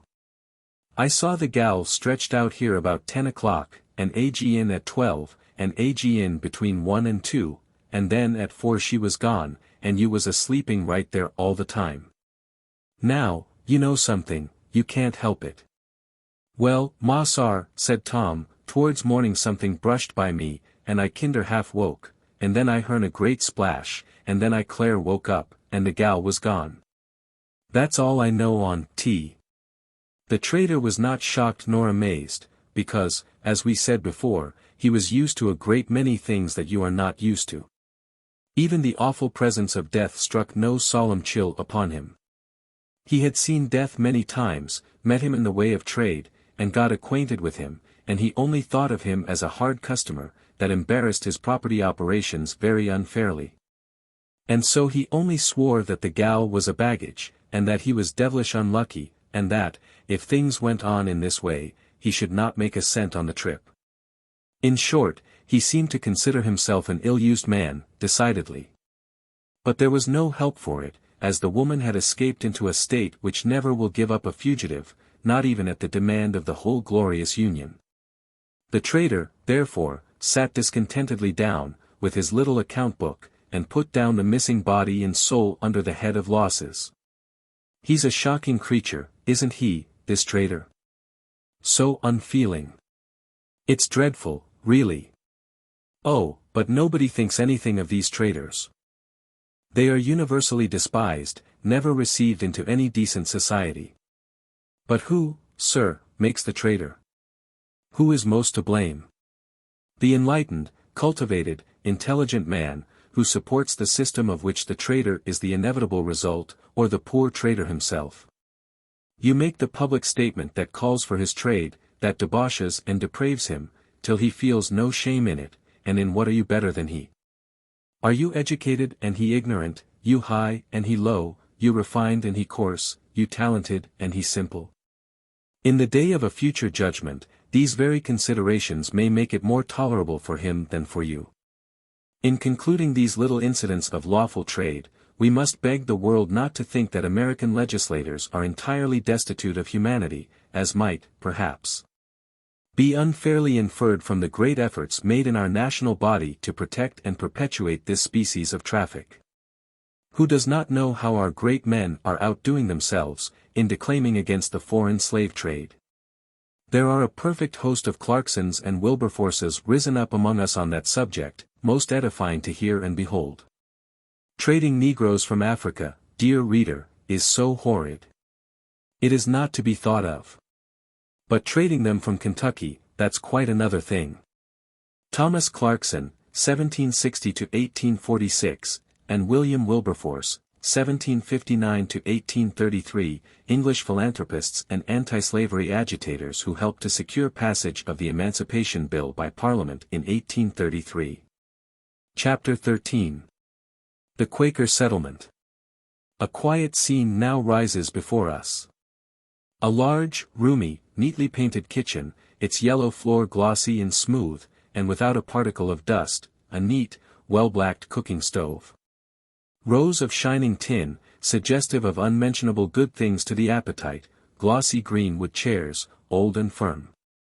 A small flag-bottomed rocking chair, with a patchwork cushion in it, neatly contrived out of small pieces of different-colored woolen goods, and a larger-sized one, motherly and old, whose wide arms breathed hospitable invitation. Seconded by the solicitation of its feather cushions, a real comfortable, persuasive old chair, and worth, in the way of honest, homely enjoyment, a dozen of your plush or brochatel drawing-room gentry. And in the chair, gently swaying back and forward, her eyes bent on some fine sewing, sat our fine old friend Eliza. Yes, there she is, paler and thinner than in her Kentucky home, with a world of quiet sorrow lying under the shadow of her long eyelashes, and marking the outline of her gentle mouth. It was plain to see how old and firm the girlish heart was grown under the discipline of heavy sorrow. And when, anon, her large dark eye was raised to follow the gambols of her little Harry, who was sporting, like some tropical butterfly, hither and thither over the floor, she showed a depth of firmness and steady resolve that was never there in her earlier and happier days. By her side sat a woman with a bright tin pan in her lap, into which she was carefully sorting some dried peaches. She might be 55 or 60, but hers was one of those faces that time seems to touch only to brighten and adorn. The snowy lace crepe cap, made after the straight Quaker pattern, the plain white muslin handkerchief, lying in placid folds across her bosom, the drab shawl and dress, showed at once the community to which she belonged. Her face was round and rosy, with a healthful downy softness, suggestive of a ripe peach. Her hair, partially silvered by age, was parted smoothly back from a high placid forehead, on which time had written no inscription, except peace on earth, goodwill to men, and beneath shone a large pair of clear, honest, loving brown eyes. You only needed to look straight into them, to feel that you saw to the bottom of a heart as good and true as ever throbbed in woman's bosom. So much has been said and sung of beautiful young girls, why don't somebody wake up to the beauty of old women? If any want to get up an inspiration under this head, we refer them to our good friend Rachel Halliday, just as she sits there in her little rocking chair. It had a turn for quacking and squeaking, that chair had, either from having taken cold in early life, or from some asthmatic affection, or perhaps from nervous derangement. But, as she gently swung backward and forward, the chair kept up a kind of subdued, creachy-crotchy, that would have been intolerable in any other chair. But old Simeon Halliday often declared it was as good as any music to him, and the children all avowed that they wouldn't miss of hearing Mother's chair for anything in the world. For why? For 20 years or more, nothing but loving words, and gentle moralities, and motherly loving kindness, had come from that chair. Headaches and heartaches innumerable had been cured there, difficulties spiritual and temporal solved there, all by one good, loving woman, God bless her. And so thee still thinks of going to Canada, Eliza? She said, as she was quietly looking over her peaches. Yes, ma'am, said Eliza, firmly. I must go onward. I dare not stop. And what'll thee do, when thee gets there? Thee must think about that, my daughter. My daughter, came naturally from the lips of Rachel Halliday, for hers was just the face and form that made mother seem the most natural word in the world. Eliza's hands trembled, and some tears fell on her fine work. But she answered, firmly. I shall do anything I can find. I hope I can find something. Thee knows thee can stay here, as long as thee pleases, said Rachel. Oh, thank you, said Eliza, but, she pointed to Harry, I can't sleep nights. I can't rest.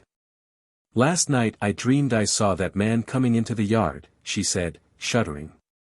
Poor child, said Rachel, wiping her eyes, but thee mustn't feel so. The Lord hath ordered it so that never hath a fugitive been stolen from our village. I trust thine will not be the first. The door here opened, and a little short, round, pincushiony woman stood at the door, with a cheery, blooming face, like a ripe apple. She was dressed, like Rachel, in sober grey, with the muslin folded neatly across her round, plump little chest. Ruth Stedman, said Rachel, coming joyfully forward, how is thee, Ruth? She said, heartily taking both her hands. Nicely, said Ruth, taking off her little drab bonnet, and dusting it with her handkerchief, displaying, as she did so, a round little head, on which the Quaker cap sat with a sort of jaunty air. Despite all the stroking and patting of the small fat hands, which were busily applied to arranging it. Certain stray locks of decidedly curly hair, too, had escaped here and there, and had to be coaxed and cajoled into their place again. And then the new comber, who might have been 25, turned from the small looking-glass, before which she had been making these arrangements, and looked well pleased, as most people who looked at her might have been. For she was decidedly a wholesome, whole-hearted, chirping little woman, as ever gladdened man's heart withal. Ruth, this friend is Eliza Harris, and this is the little boy I told thee of. I am glad to see thee, Eliza, very, said Ruth, shaking hands, as if Eliza were an old friend she had long been expecting. And this is thy dear boy, I brought a cake for him, she said, holding out a little heart to the boy, who came up, gazing through his curls, and accepted it shyly. Where's thy baby, Ruth? Said Rachel. Oh, he's coming. But thy Mary caught him as I came in, and ran off with him to the barn, to show him to the children. At this moment, the door opened, and Mary, an honest, rosy-looking girl, with large brown eyes, like her mother's, came in with the baby. Ah! Ha! Said Rachel, coming up, and taking the great, white, fat fellow in her arms, how good he looks, and how he does grow. To be sure, he does, said little bustling Ruth, as she took the child, and began taking off a little blue silk hood, and various layers and wrappers of outer garments. And having given a twitch here, and a pull there, and variously adjusted and arranged him, and kissed him heartily, she set him on the floor to collect his thoughts. Baby seemed quite used to this mode of proceeding, for he put his thumb in his mouth, as if it were quite a thing of course, and seemed soon absorbed in his own reflections, while the mother seated herself. And taking out a long stocking of mixed blue and white yarn, began to knit with briskness. Mary, thee'd better fill the kettle, hadn't thee? Gently suggested the mother. Mary took the kettle to the well, and soon reappearing, placed it over the stove, where it was soon purring and steaming, a sort of censer of hospitality and good cheer. The peaches, moreover, in obedience to a few gentle whispers from Rachel, were soon deposited, by the same hand, in a stewpan over the fire. Rachel now took down a snowy moulding board, and, tying on an apron, proceeded quietly to making up some biscuits, first saying to Mary, "Mary, hadn't thee better tell John to get a chicken ready," and Mary disappeared accordingly. "And how is Abigail Peters?" said Rachel, as she went on with her biscuits. "Oh, she's better," said Ruth. "I was in, this morning, made the bed, tidied up the house. Leah Hills went in, this afternoon, and baked bread and pies enough to last some days, and I engaged to go back to get her up, this evening. I will go in tomorrow, and do any cleaning there may be, and look over the mending," said Rachel. "Ah! That is well," said Ruth. "I've heard," she added, "that Hannah Stanwood is sick. John was up there, last night. I must go there tomorrow. John can come in here to his meals, if he needs to stay all day," suggested Rachel. "Thank thee, Rachel. We'll see, tomorrow, but, here comes Simeon." Simeon Halliday, a tall, straight, muscular man, in drab coat and pantaloons, and broad-brimmed hat, now entered. "How is thee, Ruth?" he said, warmly, as he spread his broad open hand for her little fat palm. "And how is John?" "Oh, John is well, and all the rest of our folks," said Ruth, cheerily. "Any news, father?" said Rachel, as she was putting her biscuits into the oven. "Peter Stebbins told me that they should be along tonight, with friends," said Simeon, significantly, as he was washing his hands at a neat sink, in a little back porch. "Indeed," said Rachel, looking thoughtfully, and glancing at Eliza. "Did thee say thy name was Harris?" said Simeon to Eliza, as he re-entered. Rachel glanced quickly at her husband, as Eliza tremulously answered, "Yes," her fears, ever uppermost, suggesting that possibly there might be advertisements out for her. "Mother," said Simeon, standing in the porch, and calling Rachel out.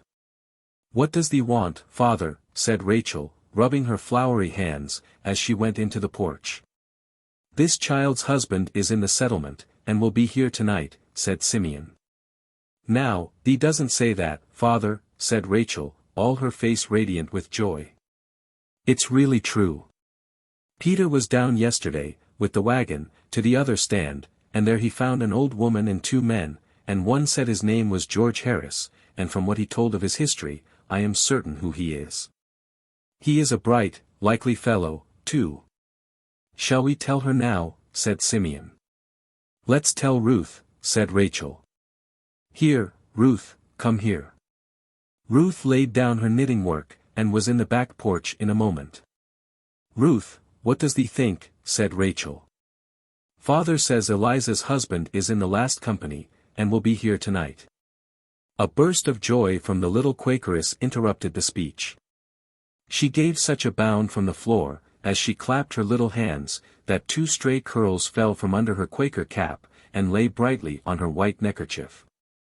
"Hush thee, dear," said Rachel, gently. "Hush, Ruth. Tell us, shall we tell her now?" "Now. To be sure, this very minute. Why, now, suppose T was my John, how should I feel? Do tell her, right off."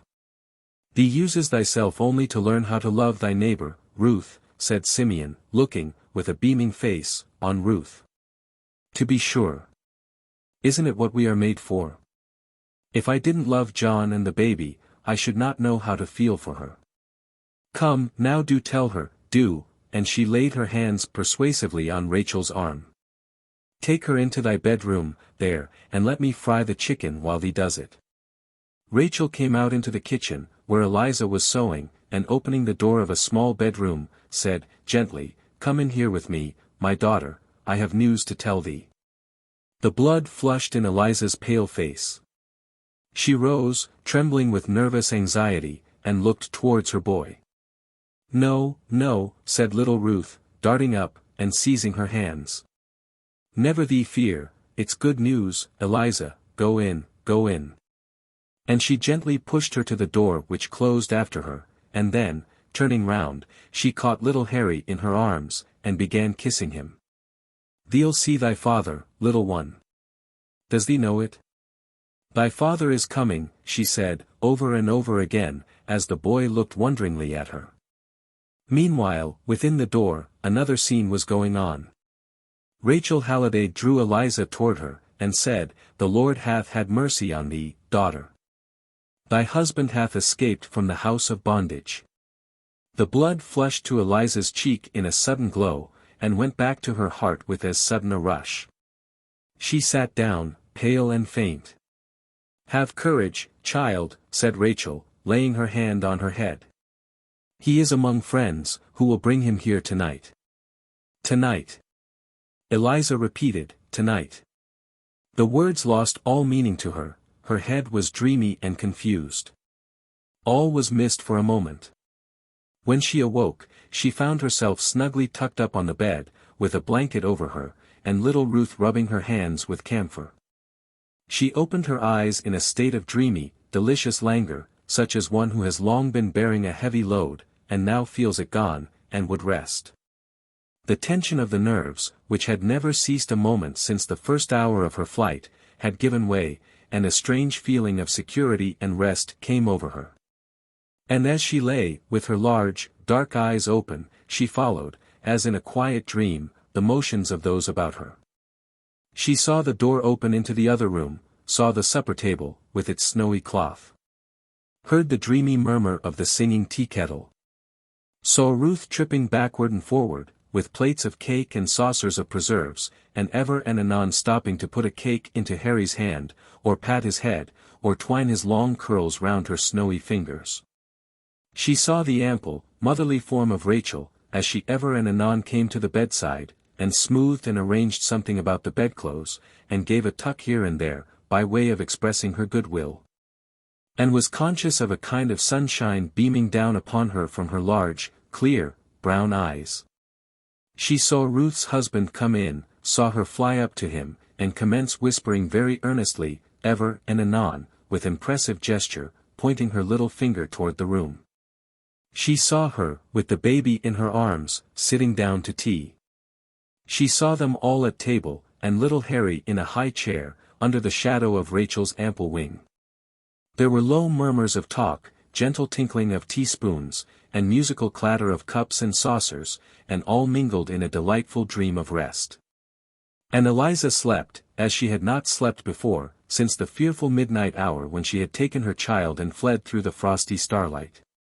She dreamed of a beautiful country, a land, it seemed to her, of rest, green shores, pleasant islands, and beautifully glittering water, and there, in a house which kind voices told her was a home, she saw her boy playing, free and happy child. She heard her husband's footsteps, she felt him coming nearer, his arms were around her, his tears falling on her face, and she awoke. It was no dream. The daylight had long faded, her child lay calmly sleeping by her side. A candle was burning dimly on the stand, and her husband was sobbing by her pillow. The next morning was a cheerful one at the Quaker house.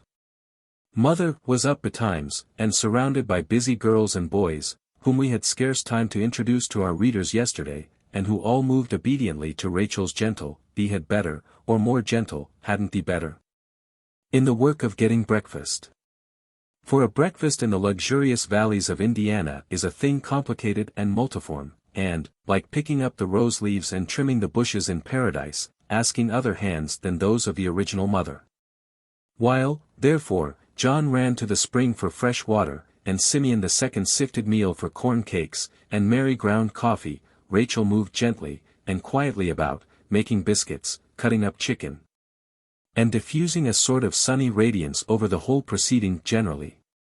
If there was any danger of friction or collision from the ill-regulated zeal of so many young operators, her gentle, "Come, or I wouldn't, now," was quite sufficient to allay the difficulty. Bards have written of the cestus of Venus, that turned the heads of all the world in successive generations. We had rather, for our part, have the cestus of Rachel Halliday, that kept heads from being turned, and made everything go on harmoniously. We think it is more suited to our modern days, decidedly. While all other preparations were going on, Simeon the elder stood in his shirt-sleeves before a little looking-glass in the corner, engaged in the anti-patriarchal operation of shaving. Everything went on so sociably, so quietly, so harmoniously, in the great kitchen. It seemed so pleasant to everyone to do just what they were doing. There was such an atmosphere of mutual confidence and good fellowship everywhere. Even the knives and forks had a social clatter as they went on to the table. And the chicken and ham had a cheerful and joyous fizzle in the pan, as if they rather enjoyed being cooked than otherwise. And when George and Eliza and little Harry came out, they met such a hearty, rejoicing welcome, no wonder it seemed to them like a dream. At last, they were all seated at breakfast, while Mary stood at the stove, baking griddle cakes, which, as they gained the true exact golden brown tint of perfection, were transferred quite handily to the table. Rachel never looked so truly and benignly happy as at the head of her table. There was so much motherliness and full-heartedness even in the way she passed a plate of cakes or poured a cup of coffee, that it seemed to put a spirit into the food and drink she offered. It was the first time that ever George had sat down on equal terms at any white man's table, and he sat down, at first, with some constraint and awkwardness. But they all exhaled and went off like fog, in the genial morning rays of this simple, overflowing kindness. This, indeed, was a home, a word that George had never yet known a meaning for. And a belief in God, and trust in His providence, began to encircle his heart, as, with a golden cloud of protection and confidence, dark, misanthropic, pining atheistic doubts, and fierce despair, melted away before the light of a living gospel. Breathed in living faces, preached by 1,000 unconscious acts of love and goodwill, which, like the cup of cold water given in the name of a disciple, shall never lose their reward. "Father, what if these should get found out again," said Simeon II, as he buttered his cake. "I should pay my fine," said Simeon, quietly. "But what if they put thee in prison?" "Couldn't thee and mother manage the farm?" said Simeon, smiling. "Mother can do almost everything," said the boy. "But isn't it a shame to make such laws?" "Thee mustn't speak evil of thy rulers, Simeon," said his father, gravely. "The Lord only gives us our worldly goods that we may do justice and mercy. If our rulers require a price of us for it, we must deliver it up."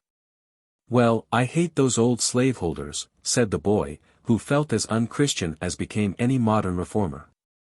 "I am surprised at thee, son," said Simeon. "Thy mother never taught thee so. I would do even the same for the slaveholder as for the slave, if the Lord brought him to my door in affliction." Simeon II blushed scarlet, but his mother only smiled, and said, "Simeon is my good boy. He will grow older, by and by, and then he will be like his father. I hope, my good sir, that you are not exposed to any difficulty on our account," said George, anxiously.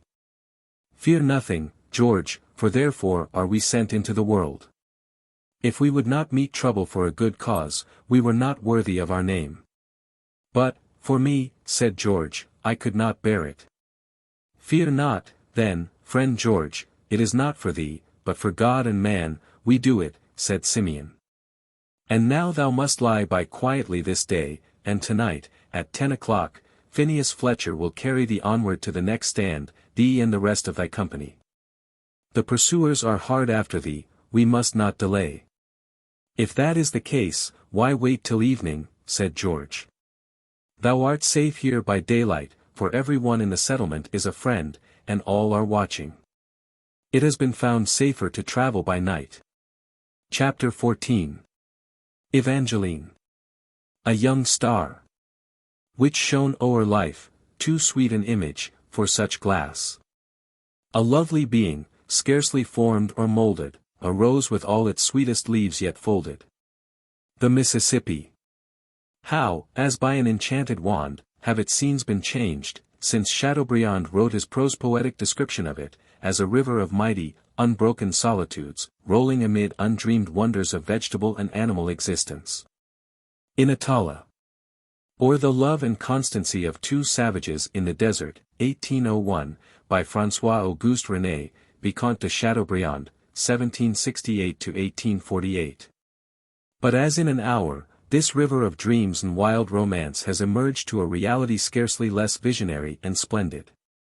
What other river of the world bears on its bosom to the ocean the wealth and enterprise of such another country, a country whose products embrace all between the tropics and the poles? Those turbid waters, hurrying, foaming, tearing along, an apt resemblance of that headlong tide of business which is poured along its wave by a race more vehement and energetic than any the old world ever saw. Ah! Would that they did not also bear along a more fearful freight, the tears of the oppressed, the sighs of the helpless, the bitter prayers of poor, ignorant hearts to an unknown God, unknown, unseen and silent. But who will yet come out of his place to save all the poor of the earth? The slanting light of the setting sun quivers on the sea-like expanse of the river, the shivery canes, and the tall, dark cypress, hung with wreaths of dark, funereal moss, glow in the golden ray, as the heavily laden steamboat marches onward. Piled with cotton bales, from many a plantation, up over deck and sides, till she seems in the distance a square, massive block of grey, she moves heavily onward to the nearing mart. We must look some time among its crowded decks before we shall find again our humble friend Tom. High on the upper deck, in a little nook among the everywhere predominant cotton bales, at last we may find him. Partly from confidence inspired by Mr. Shelby's representations, and partly from the remarkably inoffensive and quiet character of the man, Tom had insensibly won his way far into the confidence even of such a man as Haley. At first he had watched him narrowly through the day, and never allowed him to sleep at night unfettered. But the uncomplaining patience and apparent contentment of Tom's manner led him gradually to discontinue these restraints, and for some time Tom had enjoyed a sort of parole of honor, being permitted to come and go freely where he pleased on the boat. Ever quiet and obliging, and more than ready to lend a hand in every emergency which occurred among the workmen below, he had won the good opinion of all the hands, and spent many hours in helping them with as hearty a good will as ever he worked on a Kentucky farm. When there seemed to be nothing for him to do, he would climb to a nook among the cotton bales of the upper deck, and busy himself in studying over his Bible, and it is there we see him now. For 100 or more miles above New Orleans, the river is higher than the surrounding country, and rolls its tremendous volume between massive levees 20 feet in height. The traveler from the deck of the steamer, as from some floating castle top, overlooks the whole country for miles and miles around. Tom, therefore, had spread out full before him, in plantation after plantation, a map of the life to which he was approaching. He saw the distant slaves at their toil. He saw afar their villages of huts gleaming out in long rows on many a plantation, distant from the stately mansions and pleasure grounds of the master. And as the moving picture passed on, his poor, foolish heart would be turning backward to the Kentucky farm, with its old shadowy beeches, to the master's house, with its wide, cool halls, and, near-by, the little cabin overgrown with the multiflora and bignonia. There he seemed to see familiar faces of comrades who had grown up with him from infancy. He saw his busy wife, bustling in her preparations for his evening meals. He heard the merry laugh of his boys at their play, and the chirrup of the baby at his knee. And then, with a start, all faded, and he saw again the canebrakes and cypresses and gliding plantations, and heard again the creaking and groaning of the machinery, all telling him too plainly that all that phase of life had gone by forever. In such a case, you write to your wife, and send messages to your children, but Tom could not write, the mail for him had no existence, and the gulf of separation was unbridged by even a friendly word or signal. Is it strange, then, that some tears fall on the pages of his Bible, as he lays it on the cotton bale, and, with patient finger, threading his slow way from word to word, traces out its promises? Having learned late in life, Tom was but a slow reader, and passed on laboriously from verse to verse.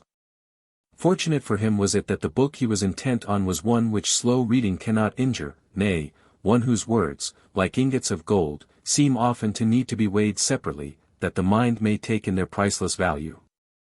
Let us follow him a moment, as, pointing to each word, and pronouncing each half aloud, he reads, "Let not your heart be troubled. In my Father's house are many mansions. I go, to prepare a place for you. Cicero, when he buried his darling and only daughter, had a heart as full of honest grief as poor Tom's, perhaps no fuller, for both were only men, but Cicero could pause over no such sublime words of hope, and look to no such future reunion. And if he had seen them, 10 to 1 he would not have believed. He must fill his head first with 1,000 questions of authenticity of manuscript, and correctness of translation. But, to poor Tom, there it lay, just what he needed, so evidently true and divine that the possibility of a question never entered his simple head. It must be true, for, if not true, how could he live? As for Tom's Bible, though it had no annotations and helps in margin from learned commentators, still it had been embellished with certain waymarks and guide-boards of Tom's own invention, and which helped him more than the most learned expositions could have done. It had been his custom to get the Bible read to him by his master's children, in particular by young Master George. And, as they read, he would designate, by bold, strong marks and dashes, with pen and ink, the passages which more particularly gratified his ear or affected his heart. His Bible was thus marked through, from one end to the other, with a variety of styles and designations, so he could in a moment seize upon his favorite passages, without the labor of spelling out what lay between them. And while it lay there before him, every passage breathing of some old home scene, and recalling some past enjoyment, his Bible seemed to him all of this life that remained, as well as the promise of a future one. Among the passengers on the boat was a young gentleman of fortune and family, resident in New Orleans, who bore the name of St. Clair. He had with him a daughter between 5 and 6 years of age, together with a lady who seemed to claim relationship to both, and to have the little one especially under her charge. Tom had often caught glimpses of this little girl, for she was one of those busy, tripping creatures, that can be no more contained in one place than a sunbeam or a summer breeze, nor was she one that, once seen, could be easily forgotten. Her form was the perfection of childish beauty, without its usual chubbiness and squareness of outline. There was about it an undulating and aerial grace, such as one might dream of for some mythic and allegorical being. Her face was remarkable less for its perfect beauty of feature than for a singular and dreamy earnestness of expression, which made the ideal start when they looked at her, and by which the dullest and most literal were impressed, without exactly knowing why. The shape of her head and the turn of her neck and bust was peculiarly noble, and the long golden brown hair that floated like a cloud around it, the deep spiritual gravity of her violet blue eyes, shaded by heavy fringes of golden brown, all marked her out from other children, and made every one turn and look after her, as she glided hither and thither on the boat. Nevertheless, the little one was not what you would have called either a grave child or a sad one. On the contrary, an airy and innocent playfulness seemed to flicker like the shadow of summer leaves over her childish face, and around her buoyant figure. She was always in motion, always with a half-smile on her rosy mouth, flying hither and thither, with an undulating and cloud-like tread, singing to herself as she moved as in a happy dream. Her father and female guardian were incessantly busy in pursuit of her, but, when caught, she melted from them again like a summer cloud. And as no word of chiding or reproof ever fell on her ear for whatever she chose to do, she pursued her own way all over the boat. Always dressed in white, she seemed to move like a shadow through all sorts of places, without contracting spot or stain. And there was not a corner or nook, above or below, where those fairy footsteps had not glided, and that visionary golden head, with its deep blue eyes, fleeted along.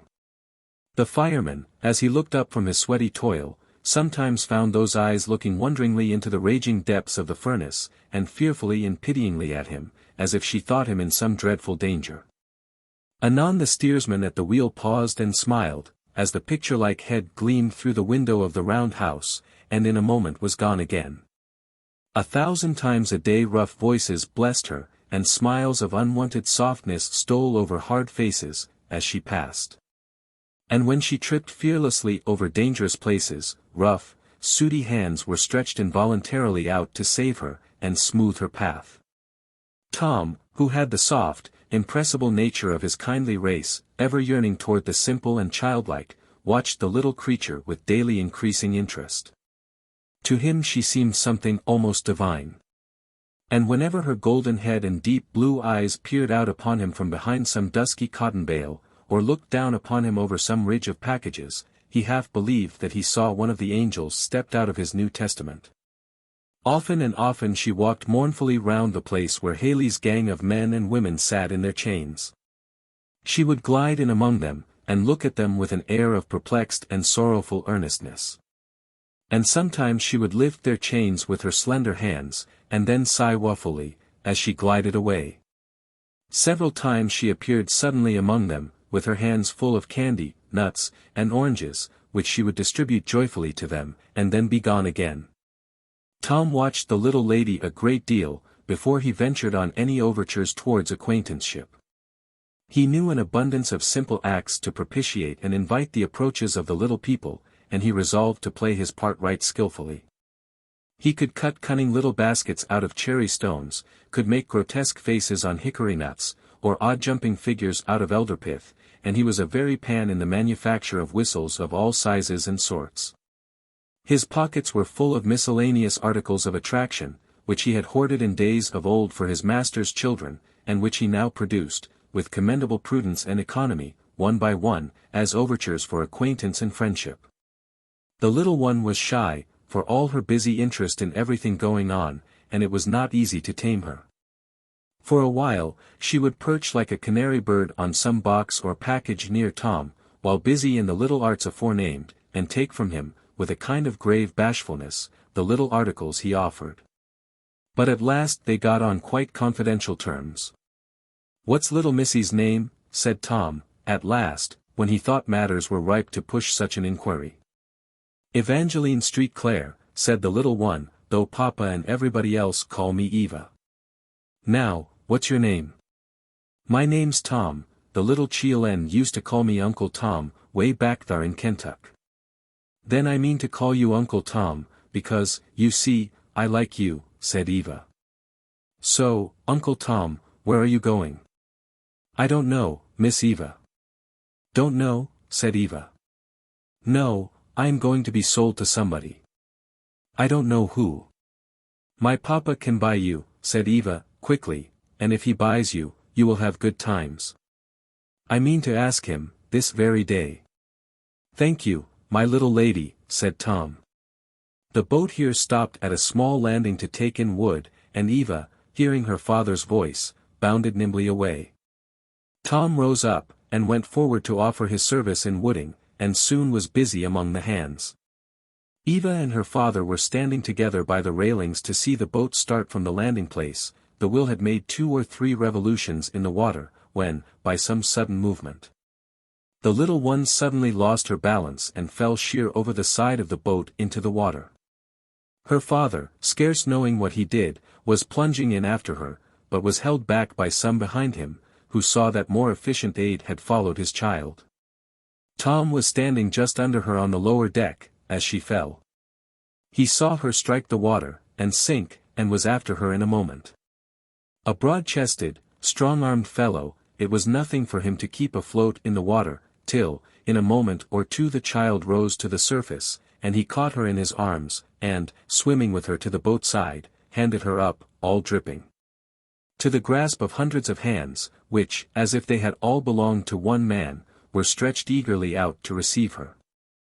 A few moments more, and her father bore her, dripping and senseless, to the ladies' cabin, where, as is usual in cases of the kind, there ensued a very well-meaning and kind-hearted strife among the female occupants generally, as to who should do the most things to make a disturbance, and to hinder her recovery in every way possible.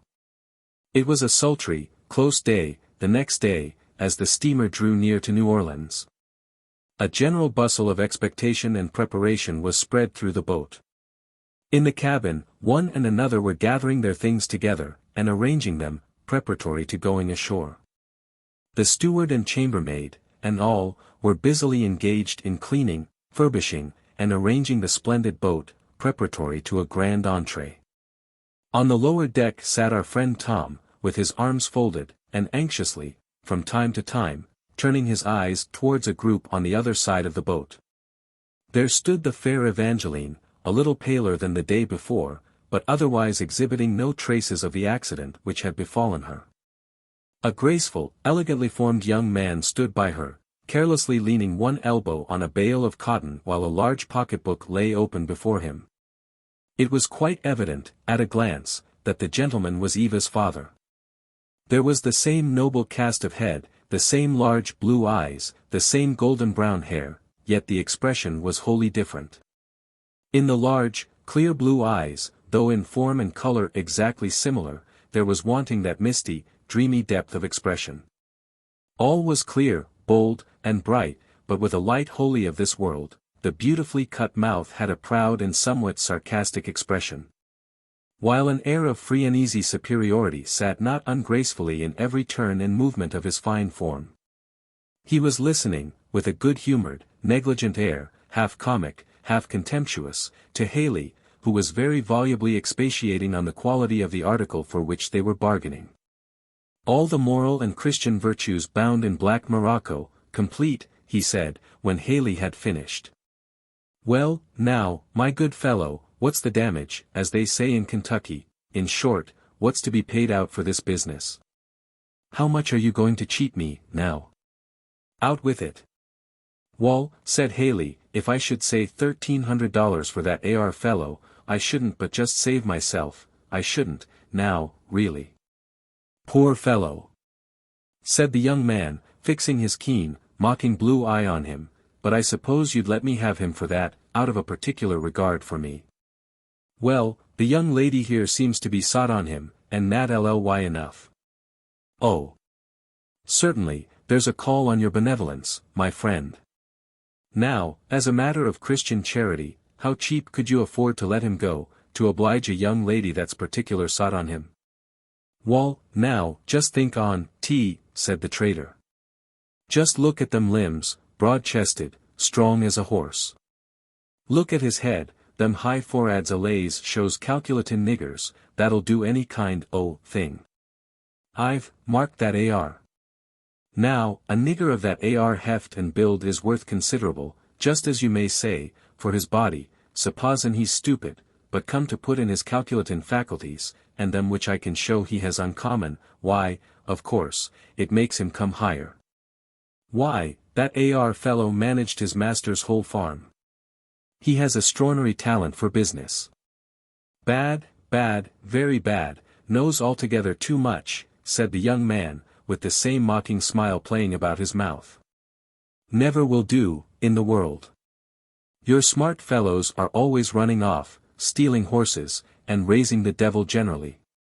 I think you'll have to take off a couple of hundred for his smartness. Wall, there might be something in that AR, if it warn't for his character. But I can show recommends from his master and others, to prove he is one of your real pious, the most humble, prayin', pious critter ye ever did see. Why, he's been called a preacher in them parts he came from. And I might use him for a family chaplain, possibly, added the young man, dryly. That's quite an idea. Religion is a remarkably scarce article at our house. You're joking, now. How do you know I am? Didn't you just warrant him for a preacher?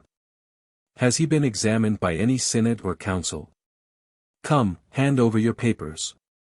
If the trader had not been sure, by a certain good-humored twinkle in the large eye, that all this banter was sure, in the long run, to turn out a cash concern, he might have been somewhat out of patience. As it was, he laid down a greasy pocket-book on the cotton bales, and began anxiously studying over certain papers in it, the young man standing by, the while, looking down on him with an air of careless, easy drollery. Papa, do buy him. It's no matter what you pay, whispered Eva, softly, getting up on a package, and putting her arm around her father's neck. You have money enough, I know. I want him. What for, pussy? Are you going to use him for a rattlebox, or a rocking horse, or what? I want to make him happy. An original reason, certainly. Here the trader handed up a certificate, signed by Mr. Shelby, which the young man took with the tips of his long fingers, and glanced over carelessly. A gentlemanly hand, he said, and well spelt, too. Well, now, but I'm not sure, after all, about this religion," said he, the old wicked expression returning to his eye, "the country is almost ruined with pious white people. Such pious politicians as we have just before elections, such pious goings-on in all departments of church and state, that a fellow does not know who'll cheat him next. I don't know, either, about religions being up in the market, just now. I have not looked in the papers lately, to see how it sells. How many $100, now, do you put on for this religion?" "You like to be jokin', now," said the trader, "but, then, there's sense under all that ar. I know there's differences in religion. Some kinds is miserable, there's your meetin' pious, there's your singin', roarin' pious, them ar ain't no account, in black or white, but these railly is. And I've seen it in niggers as often as any, your rail softly, quiet, stiddy, honest, pious, that the whole world couldn't tempt 'em to do nothing that they thinks is wrong, and ye see in this letter what Tom's old master says about him." "Now," said the young man, stooping gravely over his book of bills, "if you can assure me that I really can buy this kind of pious, and that it will be set down to my account in the book up above, as something belonging to me, I wouldn't care if I did go a little extra for it. How d'ye say?" "Wall, railly, I can't do that," said the trader. "I'm a-thinkin' that every man'll have to hang on his own hook, in them ar quarters. Rather hard on a fellow that pays extra on religion, and can't trade with it in the state where he wants it most, and it, now," said the young man, who had been making out a roll of bills while he was speaking. "There, count your money, old boy," he added, as he handed the roll to the trader. "All right," said Haley, his face beaming with delight, and pulling out an old inkhorn, he proceeded to fill out a bill of sale, which, in a few moments, he handed to the young man. "I wonder, now, if I was divided up and inventoried," said the latter as he ran over the paper, "how much I might bring. Say so much for the shape of my head, so much for a high forehead, so much for arms, and hands, and legs, and then so much for education, learning, talent, honesty, religion. Bless me! There would be small charge on that last, I'm thinking. But come, Eva," he said, and taking the hand of his daughter, he stepped across the boat, and carelessly putting the tip of his finger under Tom's chin, said, good-humoredly, "Look up, Tom, and see how you like your new master." Tom looked up. It was not in nature to look into that gay, young, handsome face, without a feeling of pleasure, and Tom felt the tears start in his eyes as he said, heartily, "God bless you, Mossar." "Well, I hope he will. What's your name?" "Tom." "Quite as likely to do it for your asking as mine, from all accounts. Can you drive horses, Tom?" "I've been allays used to horses," said Tom. Mossar Shelby raised heaps of m. "Well, I think I shall put you in Koshi, on condition that you won't be drunk more than once a week, unless in cases of emergency, Tom." Tom looked surprised, and rather hurt, and said, "I never drink, Mossar."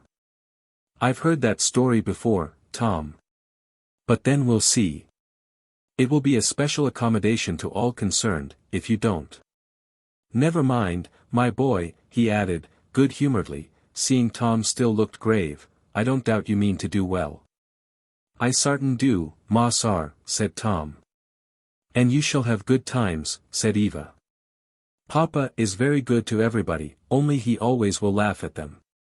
"Papa is much obliged to you for his recommendation," said Street Clare, laughing, as he turned on his heel and walked away. Chapter 15. Of Tom's new master, and various other matters. Since the thread of our humble hero's life has now become interwoven with that of higher ones, it is necessary to give some brief introduction to them. Augustine St. Clare was the son of a wealthy planter of Louisiana. The family had its origin in Canada. Of two brothers, very similar in temperament and character, one had settled on a flourishing farm in Vermont, and the other became an opulent planter in Louisiana. The mother of Augustine was a Huguenot French lady, whose family had emigrated to Louisiana during the days of its early settlement. Augustine and another brother were the only children of their parents. Having inherited from his mother an exceeding delicacy of constitution, he was, at the instance of physicians, during many years of his boyhood, sent to the care of his uncle in Vermont, in order that his constitution might be strengthened by the cold of a more bracing climate. In childhood, he was remarkable for an extreme and marked sensitiveness of character, more akin to the softness of woman than the ordinary hardness of his own sex. Time, however, overgrew this softness with the rough bark of manhood, and but few knew how living and fresh it still lay at the core. His talents were of the very first order, although his mind showed a preference always for the ideal and the aesthetic. And there was about him that repugnance to the actual business of life which is the common result of this balance of the faculties. Soon after the completion of his college course, his whole nature was kindled into one intense and passionate effervescence of romantic passion. His hour came, the hour that comes only once. His star rose in the horizon, that star that rises so often in vain, to be remembered only as a thing of dreams, and it rose for him in vain. To drop the figure, he saw and won the love of a high-minded and beautiful woman, in one of the northern states, and they were affianced. He returned south to make arrangements for their marriage, when, most unexpectedly, his letters were returned to him by mail, with a short note from her guardian, stating to him that ere this reached him the lady would be the wife of another. Stung to madness, he vainly hoped, as many another has done, to fling the whole thing from his heart by one desperate effort. Too proud to supplicate or seek explanation, he threw himself at once into a whirl of fashionable society, and in a fortnight from the time of the fatal letter was the accepted lover of the reigning belle of the season. And as soon as arrangements could be made, he became the husband of a fine figure, a pair of bright dark eyes, and $100,000, and, of course, everybody thought him a happy fellow. The married couple were enjoying their honeymoon, and entertaining a brilliant circle of friends in their splendid villa, near Lake Pontchartrain, when, one day, a letter was brought to him in that well-remembered writing. It was handed to him while he was in full tide of gay and successful conversation, in a whole room full of company. He turned deadly pale when he saw the writing, but still preserved his composure, and finished the playful warfare of badinage which he was at the moment carrying on with a lady opposite, and, a short time after, was missed from the circle. In his room, alone, he opened and read the letter, now worse than idle and useless to be read. It was from her, giving a long account of a persecution to which she had been exposed by her guardian's family, to lead her to unite herself with their son, and she related how, for a long time, his letters had ceased to arrive. How she had written time and again, till she became weary and doubtful, how her health had failed under her anxieties, and how, at last, she had discovered the whole fraud which had been practiced on them both. The letter ended with expressions of hope and thankfulness, and professions of undying affection, which were more bitter than death to the unhappy young man. He wrote to her immediately. I have received yours, but too late. I believed all I heard. I was desperate. I am married, and all is over. Only forget, it is all that remains for either of us. And thus ended the whole romance and ideal of life for Augustine St. Clair. But the real remained, the real, like the flat, bare, oozy tide mud, when the blue sparkling wave, with all its company of gliding boats and white-winged ships, its music of oars and chiming waters, has gone down, and there it lies, flat, slimy, bare, exceedingly real. Of course, in a novel, people's hearts break, and they die, and that is the end of it, and in a story this is very convenient. But in real life we do not die when all that makes life bright dies to us. There is a most busy and important round of eating, drinking, dressing, walking, visiting, buying, selling, talking, reading, and all that makes up what is commonly called living, yet to be gone through, and this yet remained to Augustine. Had his wife been a whole woman, she might yet have done something, as woman can, to mend the broken threads of life, and weave again into a tissue of brightness. But Marie St. Clair could not even see that they had been broken. As before stated, she consisted of a fine figure, a pair of splendid eyes, and $100,000, and none of these items were precisely the ones to minister to a mind diseased. When Augustine, pale as death, was found lying on the sofa, and pleaded sudden sick headache as the cause of his distress, she recommended to him to smell of hartshorn. And when the paleness and headache came on week after week, she only said that she never thought Mr. St. Clair was sickly. But it seems he was very liable to sick headaches, and that it was a very unfortunate thing for her, because he didn't enjoy going into company with her, and it seemed odd to go so much alone, when they were just married. Augustine was glad in his heart that he had married so undiscerning a woman. But as the glosses and civilities of the honeymoon wore away, he discovered that a beautiful young woman, who has lived all her life to be caressed and waited on, might prove quite a hard mistress in domestic life. Marie never had possessed much capability of affection, or much sensibility, and the little that she had been merged into a most intense and unconscious selfishness. A selfishness the more hopeless, from its quiet obtuseness, its utter ignorance of any claims but her own. From her infancy, she had been surrounded with servants, who lived only to study her caprices. The idea that they had either feelings or rights had never dawned upon her, even in distant perspective. Her father, whose only child she had been, had never denied her anything that lay within the compass of human possibility.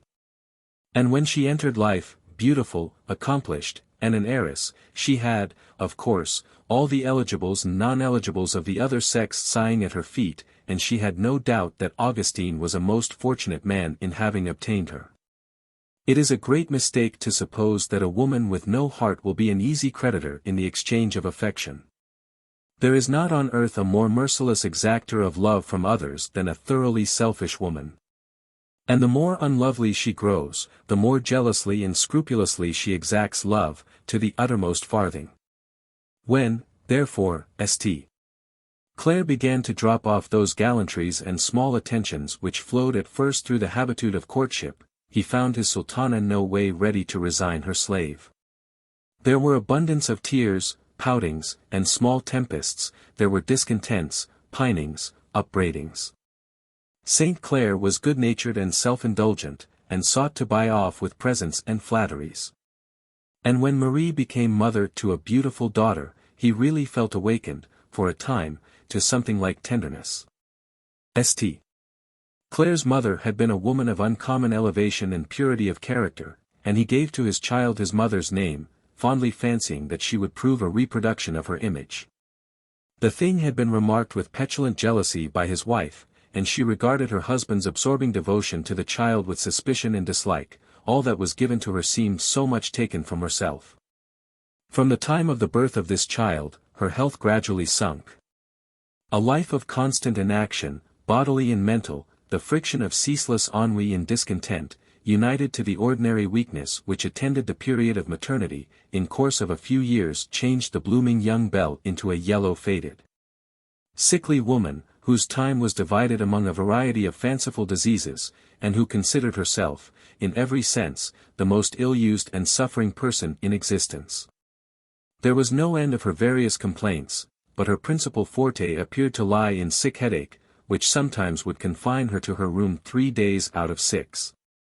As, of course, all family arrangements fell into the hands of servants, St. Clair found his menage anything but comfortable. His only daughter was exceedingly delicate, and he feared that, with no one to look after her and attend to her, her health and life might yet fall a sacrifice to her mother's inefficiency. He had taken her with him on a tour to Vermont, and had persuaded his cousin, Miss Ophelia St. Clair, to return with him to his southern residence, and they are now returning on this boat, where we have introduced them to our readers. And now, while the distant domes and spires of New Orleans rise to our view, there is yet time for an introduction to Miss Ophelia. Whoever has traveled in the New England states will remember, in some cool village, the large farmhouse, with its clean-swept grassy yard, shaded by the dense and massive foliage of the sugar maple. And remember the air of order and stillness, of perpetuity and unchanging repose, that seemed to breathe over the whole place. Nothing lost, or out of order. Not a picket loose in the fence, not a particle of litter in the turfy yard, with its clumps of lilac bushes growing up under the windows. Within, he will remember wide, clean rooms, where nothing ever seems to be doing or going to be done, where everything is once and forever rigidly in place. and where all household arrangements move with the punctual exactness of the old clock in the corner. In the family keeping room, as it is termed, he will remember the staid, respectable old bookcase, with its glass doors, where Rollin's History, Milton's Paradise Lost, Bunyan's Pilgrim's Progress, and Scott's Family Bible stand side by side in decorous order, with multitudes of other books, equally solemn and respectable. There are no servants in the house, but the lady in the snowy cap, with the spectacles, who sits sewing every afternoon among her daughters, as if nothing ever had been done, or were to be done, she and her girls. In some long-forgotten part of the day, did up the work, and for the rest of the time, probably, at all hours when you would see them, it is, done up. The old kitchen floor never seems stained or spotted, the tables, the chairs, and the various cooking utensils, never seem deranged or disordered. Though 3 and sometimes 4 meals a day are got there, though the family washing and ironing is there performed, and though pounds of butter and cheese are in some silent and mysterious manner there brought into existence. The Ancient History, 10 volumes, 1730 to 1738, by the French historian Charles Rollin, 1661 to 1741. Scott's Family Bible, 1788 to 1792, edited with notes by the English biblical commentator, Thomas Scott, 1747 to 1821. On such a farm, in such a house and family, Miss Ophelia had spent a quiet existence of some 45 years, when her cousin invited her to visit his southern mansion. The eldest of a large family, she was still considered by her father and mother as one of the children, and the proposal that she should go to Orleans was a most momentous one to the family circle. The old gray-headed father took down Morse's atlas out of the bookcase, and looked out the exact latitude and longitude, and read Flint's travels in the south and west, to make up his own mind as to the nature of the country. The Xerographic Atlas of the United States, 1842 to 1845, by Sidney Edwards Morse, 1794 to 1871, son of the geographer, Jedediah Morse, and brother of the painter-inventor, Samuel F. B. Morse. Recollections of the Last 10 Years, 1826, by Timothy Flint, 1780 to 1840, missionary of Presbyterianism to the Trans-Allegheny West. The good mother inquired, anxiously, if Orleans wasn't an awful wicked place, saying, that it seemed to her most equal to going to the Sandwich Islands, or anywhere among the heathen. It was known at the minister's and at the doctor's, and at Miss Peabody's milliner's shop, that Ophelia Street Clare was talking about going away down to Orleans with her cousin. And of course the whole village could do no less than help this very important process of talking about the matter. The minister, who inclined strongly to abolitionist views, was quite doubtful whether such a step might not tend somewhat to encourage the Southerners in holding on to their slaves.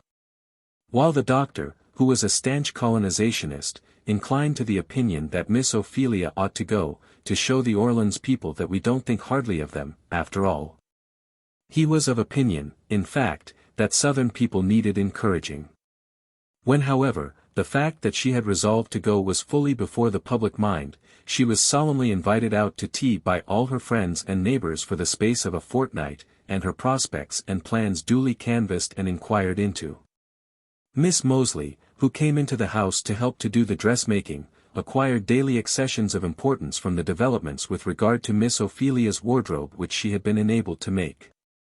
It was credibly ascertained that Squire Sinclair, as his name was commonly contracted in the neighborhood, had counted out $50, and given them to Miss Ophelia, and told her to buy any clothes she thought best. And that 2 new silk dresses, and a bonnet, had been sent for from Boston. As to the propriety of this extraordinary outlay, the public mind was divided, some affirming that it was well enough, all things considered, for once in one's life. And others stoutly affirming that the money had better have been sent to the missionaries. But all parties agreed that there had been no such parasol seen in those parts as had been sent on from New York, and that she had one silk dress that might fairly be trusted to stand alone, whatever might be said of its mistress. There were credible rumors, also, of a hemstitched pocket handkerchief. And report even went so far as to state that Miss Ophelia had one pocket handkerchief with lace all around it. It was even added that it was worked in the corners. But this latter point was never satisfactorily ascertained, and remains, in fact, unsettled to this day. Miss Ophelia, as you now behold her, stands before you, in a very shining brown linen travelling dress, tall, square-formed, and angular. Her face was thin, and rather sharp in its outlines, the lips compressed, like those of a person who is in the habit of making up her mind definitely on all subjects. While the keen, dark eyes had a peculiarly searching, advised movement, and travelled over everything, as if they were looking for something to take care of. All her movements were sharp, decided, and energetic. And, though she was never much of a talker, her words were remarkably direct, and to the purpose, when she did speak. In her habits, she was a living impersonation of order, method, and exactness. In punctuality, she was as inevitable as a clock, and as inexorable as a railroad engine, and she held in most decided contempt and abomination anything of a contrary character. The great sin of sins, in her eyes, the sum of all evils, was expressed by one very common and important word in her vocabulary, shiftlessness. Her finale and ultimatum of contempt consisted in a very emphatic pronunciation of the word shiftless. And by this she characterized all modes of procedure which had not a direct and inevitable relation to accomplishment of some purpose then definitely had in mind. People who did nothing, or who did not know exactly what they were going to do, or who did not take the most direct way to accomplish what they set their hands to, were objects of her entire contempt. A contempt shown less frequently by anything she said, than by a kind of stony grimness, as if she scorned to say anything about the matter. As to mental cultivation, she had a clear, strong, active mind, was well and thoroughly read in history in the older English classics, and thought with great strength within certain narrow limits. Her theological tenets were all made up, labeled in most positive and distinct forms, and put by, like the bundles in her patched trunk. There were just so many of them, and there were never to be any more. So, also, were her ideas with regard to most matters of practical life, such as housekeeping in all its branches, and the various political relations of her native village. And, underlying all, deeper than anything else, higher and broader, lay the strongest principle of her being, conscientiousness. Nowhere is conscience so dominant and all-absorbing as with New England women. It is the granite formation, which lies deepest, and rises out, even to the tops of the highest mountains. Miss Ophelia was the absolute bond-slave of the thought. Once make her certain that the path of duty, as she commonly phrased it, lay in any given direction, and fire and water could not keep her from it. She would walk straight down into a well, or up to a loaded cannon's mouth, if she were only quite sure that there the path lay. Her standard of right was so high, so all-embracing, so minute, and making so few concessions to human frailty, that, though she strove with heroic ardor to reach it, she never actually did so. And of course was burdened with a constant and often harassing sense of deficiency. This gave a severe and somewhat gloomy cast to her religious character. But, how in the world can Miss Ophelia get along with Augustine St. Clare, gay, easy, unpunctual, unpractical, skeptical, in short, walking with impudent and nonchalant freedom over every one of her most cherished habits and opinions? To tell the truth, then, Miss Ophelia loved him. When a boy, it had been hers to teach him his catechism, mend his clothes, comb his hair, and bring him up generally in the way he should go. And her heart having a warm side to it, Augustine had, as he usually did with most people, monopolized a large share of it for himself. And therefore it was that he succeeded very easily in persuading her that the path of duty lay in the direction of New Orleans, and that she must go with him to take care of Eva, and keep everything from going to wreck and ruin during the frequent illnesses of his wife. The idea of a house without anybody to take care of it went to her heart. Then she loved the lovely little girl, as few could help doing. And though she regarded Augustine as very much of a heathen, yet she loved him, laughed at his jokes, and forbore with his failings, to an extent which those who knew him thought perfectly incredible. But what more or other is to be known of Miss Ophelia our reader must discover by a personal acquaintance. There she is, sitting now in her stateroom, surrounded by a mixed multitude of little and big carpet-bags, boxes, baskets, each containing some separate responsibility which she is tying, binding up, packing, or fastening. With a face of great earnestness. Now, Eva, have you kept count of your things? Of course you haven't, children never do. There's the spotted carpet bag and the little blue bandbox with your best bonnet, that's 2, then the India rubber satchel is 3. And my tape and needle box is 4, and my bandbox, 5, and my collar box, and that little hair trunk, 7. What have you done with your sunshade? Give it to me, and let me put a paper round it, and tie it to my umbrella with my shade. There, now. Why, Auntie, we are only going up home, what is the use? To keep it nice, child, people must take care of their things, if they ever mean to have anything, and now, Eva, is your thimble put up? Really, Auntie, I don't know. Well, never mind, I'll look your box over, thimble, wax, 2 spools, scissors, knife, tape needle, all right, put it in here. What did you ever do, child, when you were coming on with only your papa? I should have thought you'd lost everything you had. Well, Auntie, I did lose a great many, and then, when we stopped anywhere, Papa would buy some more of whatever it was. Mercy on us, child, what a way. It was a very easy way, Auntie, said Eva. It's a dreadful shiftless one, said Auntie. Why, Auntie, what'll you do now, said Eva, that trunk is too full to be shut down. It must shut down, said Auntie, with the air of a general, as she squeezed the things in, and sprung upon the lid. Still a little gap remained about the mouth of the trunk. Get up here, Eva, said Miss Ophelia, courageously. What has been done can be done again. This trunk has got to be shut and locked, there are no 2 ways about it. And the trunk, intimidated, doubtless, by this resolute statement, gave in. The hasp snapped sharply in its hole, and Miss Ophelia turned the key, and pocketed it in triumph. Now we're ready. Where's your papa? I think it time this baggage was set out. Do look out, Eva, and see if you see your papa. Oh, yes, he's down the other end of the gentleman's cabin, eating an orange. He can't know how near we are coming, said Auntie, hadn't you better run and speak to him? Papa never is in a hurry about anything, said Eva, and we haven't come to the landing. Do step on the guards, Auntie. Look. There's our house, up that street. The boat now began, with heavy groans, like some vast, tired monster, to prepare to push up among the multiplied steamers at the levee. Eva joyously pointed out the various spires, domes, and waymarks, by which she recognized her native city. Yes, yes, dear, very fine, said Miss Ophelia. But mercy on us. The boat has stopped.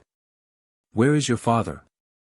And now ensued the usual turmoil of landing, waiters running 20 ways at once, men tugging trunks, carpet-bags, boxes, women anxiously calling to their children, and everybody crowding in a dense mass to the plank towards the landing. Miss Ophelia seated herself resolutely on the lately vanquished trunk, and marshalling all her goods and chattels in fine military order, seemed resolved to defend them to the last. Shall I take your trunk, ma'am? Shall I take your baggage? Let me tend to your baggage, Mrs. Shan't I carry out these your, Mrs., rained down upon her unheeded. She sat with grim determination, upright as a darning needle stuck in a board, holding on her bundle of umbrella and parasols, and replying with a determination that was enough to strike dismay even into a hackman, wondering to Eva. In each interval, what upon earth her papa could be thinking of. He couldn't have fallen over, now, but something must have happened. And just as she had begun to work herself into a real distress, he came up, with his usually careless motion, and giving Eva a quarter of the orange he was eating, said. Well, Cousin Vermont, I suppose you are all ready. I've been ready, waiting, nearly an hour, said Miss Ophelia.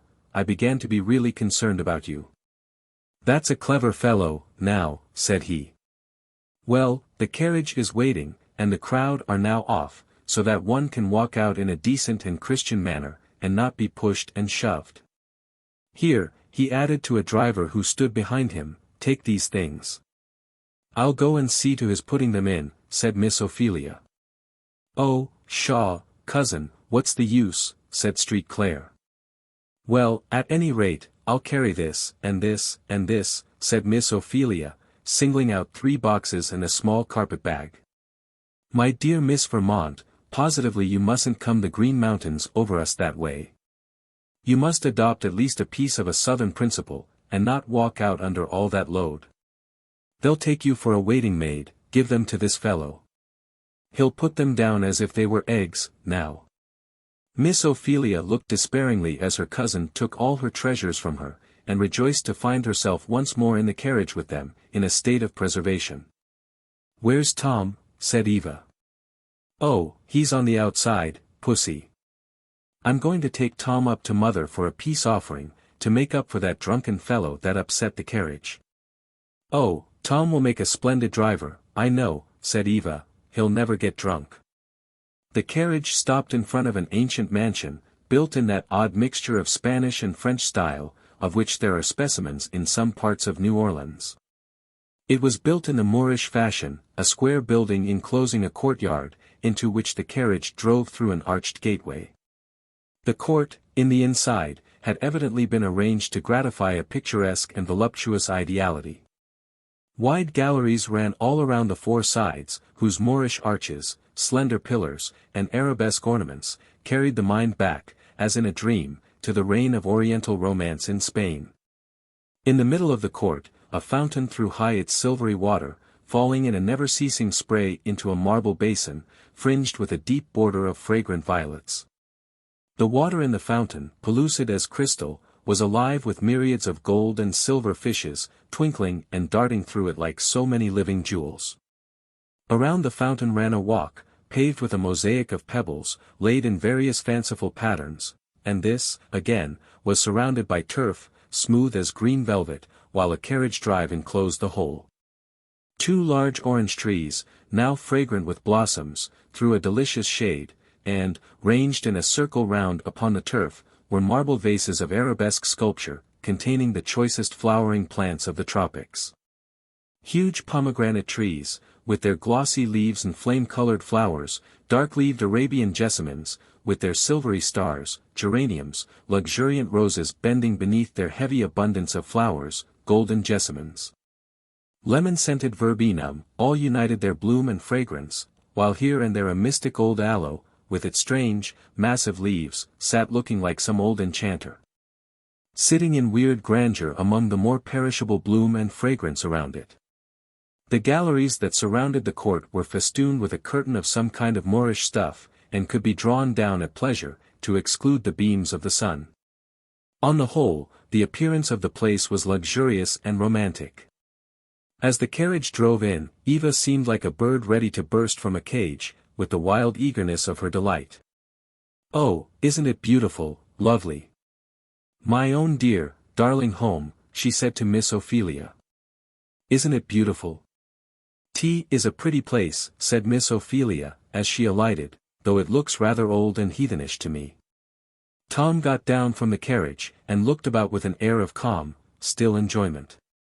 The Negro, it must be remembered, is an exotic of the most gorgeous and superb countries of the world, and he has, deep in his heart, a passion for all that is splendid, rich, and fanciful. A passion which, rudely indulged by an untrained taste, draws on them the ridicule of the colder and more correct white race. St. Clare, who was in heart a poetical voluptuary, smiled as Miss Ophelia made her remark on his premises, and, turning to Tom, who was standing looking round, his beaming black face perfectly radiant with admiration, he said, "Tom, my boy, this seems to suit you." "Yes, ma sar, it looks about the right thing," said Tom.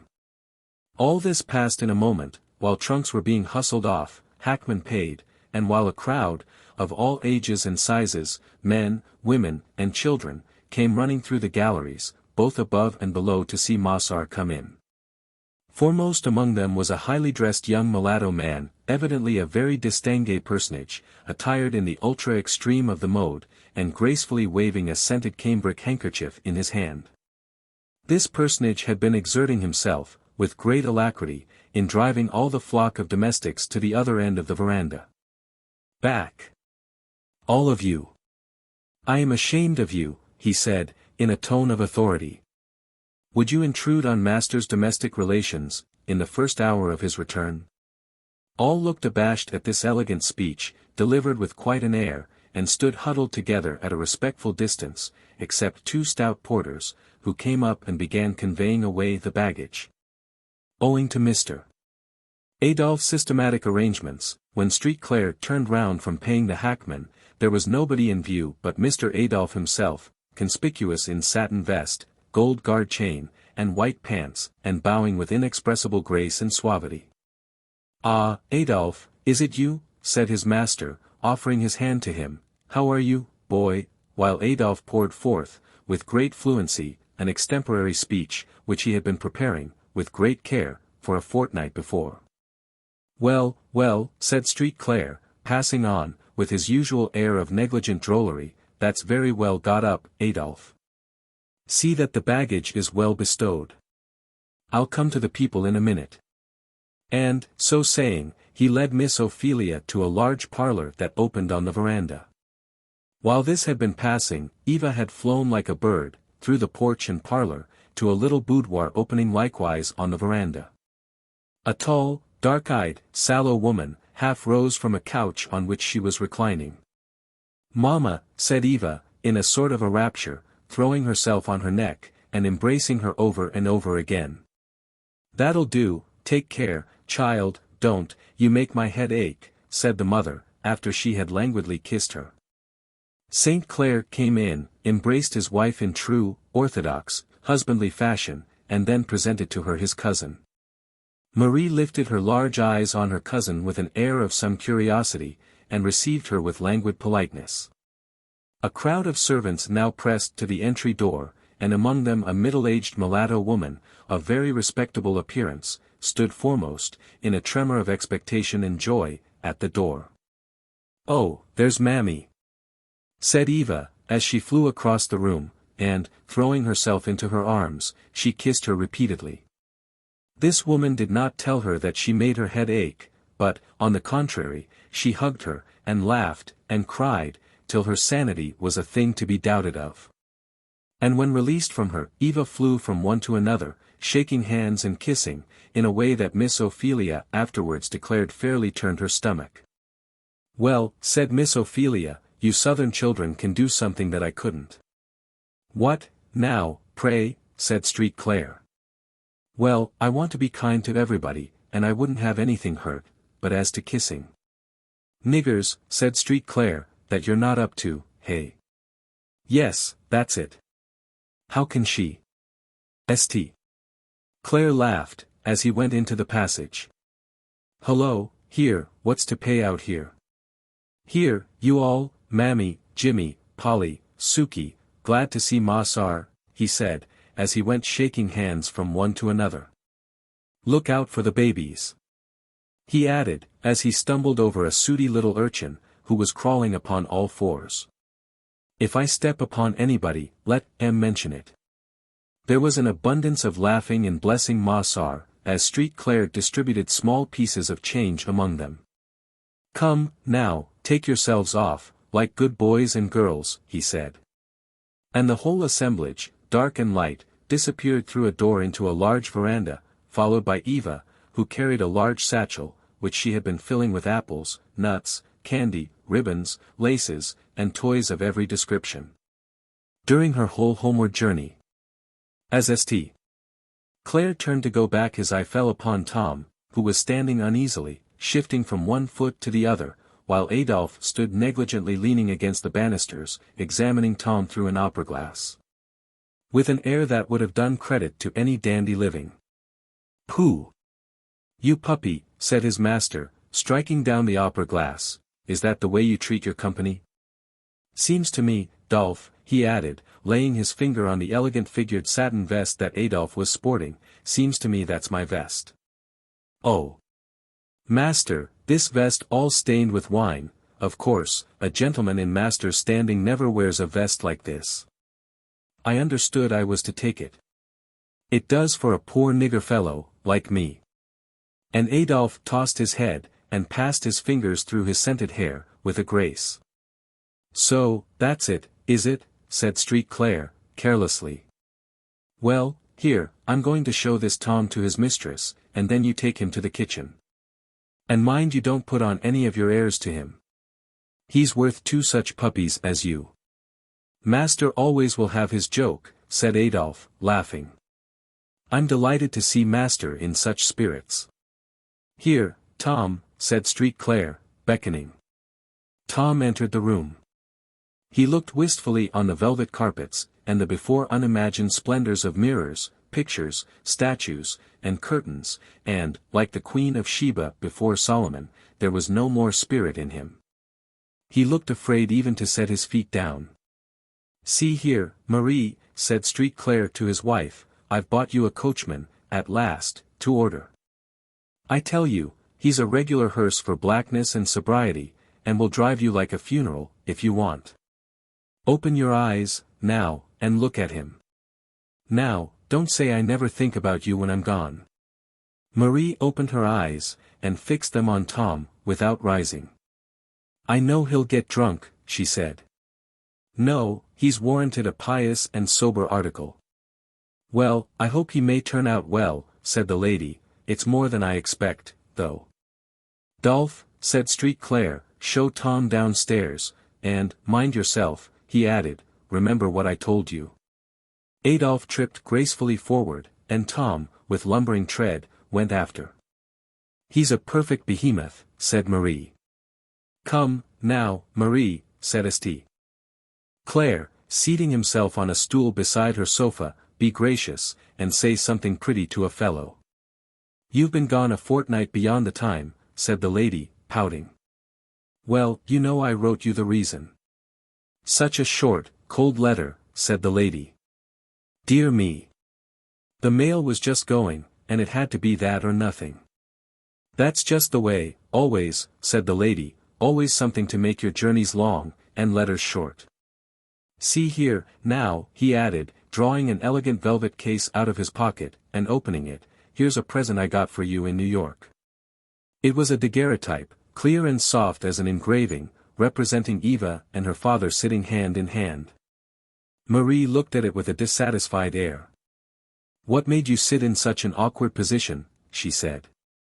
Well, the position may be a matter of opinion, but what do you think of the likeness? If you don't think anything of my opinion in one case, I suppose you wouldn't in another, said the lady, shutting the daguerreotype. Hang the woman, said Street Claire, mentally. But aloud he added, come, now, Marie, what do you think of the likeness? Don't be nonsensical, now. It's very inconsiderate of you, St. Clair, said the lady, to insist on my talking and looking at things.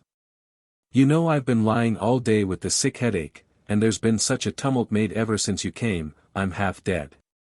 You're subject to the sick headache, ma'am, said Miss Ophelia, suddenly rising from the depths of the large armchair, where she had sat quietly, taking an inventory of the furniture, and calculating its expense.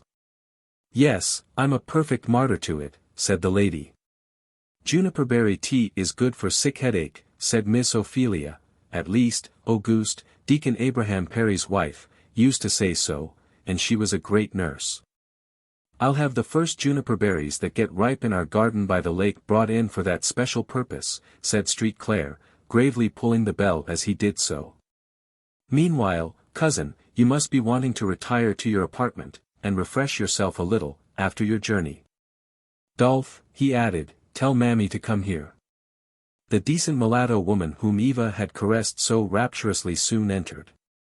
She was dressed neatly, with a high red and yellow turban on her head, the recent gift of Eva, and which the child had been arranging on her head. Mammy, said Street Claire, I put this lady under your care, she is tired, and wants rest.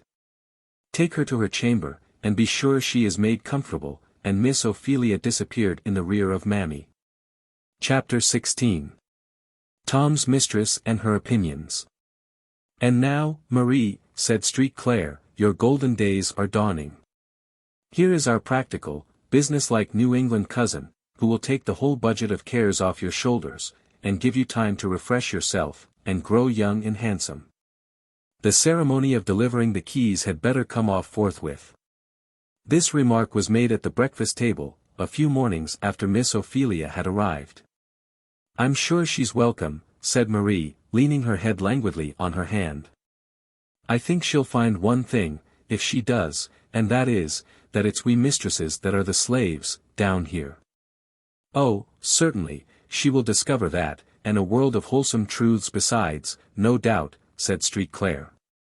"Talk about our keeping slaves, as if we did it for our convenience," said Marie. "I'm sure, if we consulted that, we might let them all go at once." Evangeline fixed her large, serious eyes on her mother's face, with an earnest and perplexed expression, and said, simply, "What do you keep them for, Mamma?" "I don't know, I'm sure, except for a plague. They are the plague of my life. I believe that more of my ill health is caused by them than by any one thing, and ours, I know, are the very worst that ever anybody was plagued with." "Oh, come, Marie, you've got the blues, this morning," said Street Claire. "You know, tea isn't so. There's Mammy, the best creature living, what could you do without her?" "Mammy is the best I ever knew," said Marie, "and yet Mammy, now, is selfish, dreadfully selfish. It's the fault of the whole race."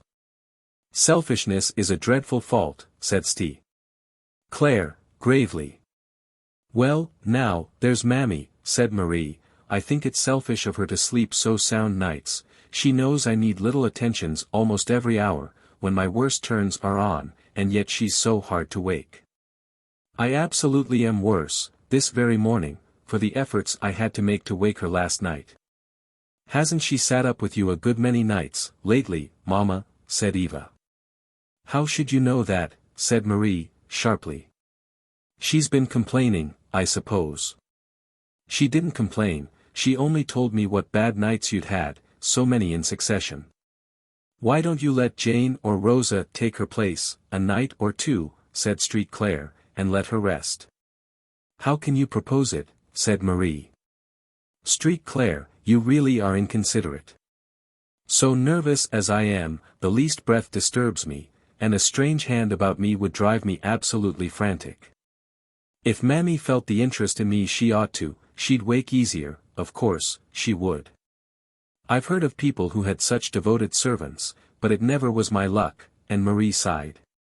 Miss Ophelia had listened to this conversation with an air of shrewd, observant gravity, and she still kept her lips tightly compressed, as if determined fully to ascertain her longitude and position, before she committed herself. "Now, Mammy has a sort of goodness," said Marie, "she's smooth and respectful, but she's selfish at heart. Now, she never will be done fidgeting and worrying about that husband of hers. You see, when I was married and came to live here, of course, I had to bring her with me, and her husband my father couldn't spare. He was a blacksmith, and, of course, very necessary. And I thought and said, at the time, that Mammy and he had better give each other up, as it wasn't likely to be convenient for them ever to live together again.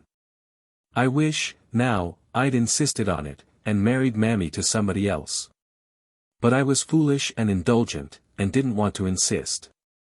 I told Mammy, at the time, that she mustn't ever expect to see him more than once or twice in her life again, for the air of Father's place doesn't agree with my health, and I can't go there, and I advised her to take up with somebody else. But no, she wouldn't. Mammy has a kind of obstinacy about her, in spots, that everybody don't see as I do." "Has she children?" said Miss Ophelia. "Yes, she has two. I suppose she feels the separation from them." "Well, of course, I couldn't bring them. They were little dirty things, I couldn't have them about, and, besides, they took up too much of her time, but I believe that Mammy has always kept up a sort of sulkiness about this. She won't marry anybody else, and I do believe, now, though she knows how necessary she is to me, and how feeble my health is, she would go back to her husband tomorrow, if she only could." "I do, indeed," said Marie. "They are just so selfish, now, the best of them. It's distressing to reflect upon," said Street Claire, dryly. Miss Ophelia looked keenly at him, and saw the flush of mortification and repressed vexation, and the sarcastic curl of the lip, as he spoke. "Now, Mammy has always been a pet with me," said Marie. "I wish some of your northern servants could look at her closets of dresses, silks and muslins, and one real linen cambric she has hanging there. I've worked sometimes whole afternoons, trimming her caps, and getting her ready to go to a party. As to abuse, she don't know what it is. She never was whipped more than once or twice in her whole life. She has her strong coffee or her tea every day, with white sugar in it. It's abominable, to be sure, but XXIII. Claire will have high life below stairs, and they every one of them live just as they please. The fact is, our servants are overindulged. I suppose it is partly our fault that they are selfish and act like spoiled children, but I've talked to XXIII. Claire till I am tired. And I, too, said Street Claire, taking up the morning paper. Eva, the beautiful Eva, had stood listening to her mother, with that expression of deep and mystic earnestness which was peculiar to her. She walked softly round to her mother's chair, and put her arms round her neck. "Well, Eva, what now?" said Marie. "Mamma, couldn't I take care of you one night, just one? I know I shouldn't make you nervous, and I shouldn't sleep. I often lie awake nights, thinking." "Oh, nonsense, child, nonsense," said Marie, "you are such a strange child." "But may I, Mamma?" "I think," she said, timidly, "that Mammy isn't well. She told me her head ached all the time, lately." "Oh, that's just one of Mammy's fidgets. Mammy is just like all the rest of them, make such a fuss about every little headache or finger ache, it'll never do to encourage it, never. I'm principled about this matter," said she, turning to Miss Ophelia. "You'll find the necessity of it. If you encourage servants in giving way to every little disagreeable feeling, and complaining of every little ailment, you'll have your hands full. I never complain myself, nobody knows what I endure. I feel it a duty to bear it quietly, and I do." Miss Ophelia's round eyes expressed an undisguised amazement at this peroration, which struck Street Claire as so supremely ludicrous, that he burst into a loud laugh. "St. Claire always laughs when I make the least allusion to my ill health," said Marie, with the voice of a suffering martyr. "I only hope the day won't come when he'll remember it," and Marie put her handkerchief to her eyes. Of course, there was rather a foolish silence. Finally, St. Clair got up, looked at his watch, and said he had an engagement down street. Eva tripped away after him, and Miss Ophelia and Marie remained at the table alone. "Now, that's just like St. Clair," said the latter, withdrawing her handkerchief with somewhat of a spirited flourish when the criminal to be affected by it was no longer in sight. "He never realizes, never can, never will, what I suffer, and have, for years. If I was one of the complaining sort, or ever made any fuss about my ailments, there would be some reason for it. Men do get tired, naturally, of a complaining wife. But I've kept things to myself, and borne, till St. Clair has got in the way of thinking I can bear anything." Miss Ophelia did not exactly know what she was expected to answer to this. While she was thinking what to say, Marie gradually wiped away her tears, and smoothed her plumage in a general sort of way, as a dove might be supposed to make toilet after a shower, and began a housewifely chat with Miss Ophelia. Concerning cupboards, closets, linen presses, storerooms, and other matters, of which the latter was, by common understanding, to assume the direction, giving her so many cautious directions and charges. That a head less systematic and businesslike than Miss Ophelia's would have been utterly dizzied and confounded. "And now," said Marie, "I believe I've told you everything, so that, when my next sick turn comes on, you'll be able to go forward entirely, without consulting me, only about Eva, she requires watching." "She seems to be a good child, very," said Miss Ophelia, "I never saw a better child." "Eva's peculiar," said her mother, "very. There are things about her so singular, she isn't like me, now, a particle." And Marie sighed, as if this was a truly melancholy consideration. Miss Ophelia in her own heart said, "I hope she isn't, but had prudence enough to keep it down. Eva always was disposed to be with servants. And I think that well enough with some children. Now, I always played with father's little Negroes, it never did me any harm. But Eva somehow always seems to put herself on an equality with every creature that comes near her. It's a strange thing about the child. I never have been able to break her of it. St. Clair, I believe, encourages her in it. The fact is, St. Clair indulges every creature under this roof but his own wife. Again Miss Ophelia sat in blank silence. Now, there's no way with servants, said Marie, but to put them down, and keep them down. It was always natural to me, from a child. Eva is enough to spoil a whole houseful. What she will do when she comes to keep house herself, I'm sure I don't know. I hold to being kind to servants, I always am, but you must make them know their place. Eva never does. There's no getting into the child's head the first beginning of an idea what a servant's place is. You heard her offering to take care of me nights, to let Mammy sleep. That's just a specimen of the way the child would be doing all the time, if she was left to herself. Why, said Miss Ophelia, bluntly, I suppose you think your servants are human creatures, and ought to have some rest when they are tired. Certainly, of course. I'm very particular in letting them have everything that comes convenient, anything that doesn't put one at all out of the way, you know. Mammy can make up her sleep, some time or other, there's no difficulty about that. She's the sleepiest concern that ever I saw, sewing, standing, or sitting, that creature will go to sleep, and sleep anywhere and everywhere. No danger but Mammy gets sleep enough. But this treating servants as if they were exotic flowers, or china vases, is really ridiculous, said Marie, as she plunged languidly into the depths of a voluminous and pillowy lounge, and drew towards her an elegant cut-glass vinaigrette. You see, she continued, in a faint and ladylike voice, like the last dying breath of an Arabian jessamine, or something equally ethereal, you see, Cousin Ophelia, I don't often speak of myself. It isn't my habit, tea isn't agreeable to me. In fact, I haven't strength to do it. But there are points where St. Clair and I differ. St. Clair never understood me, never appreciated me. I think it lies at the root of all my ill health. St. Clair means well, I am bound to believe. But men are constitutionally selfish and inconsiderate to woman. That, at least, is my impression.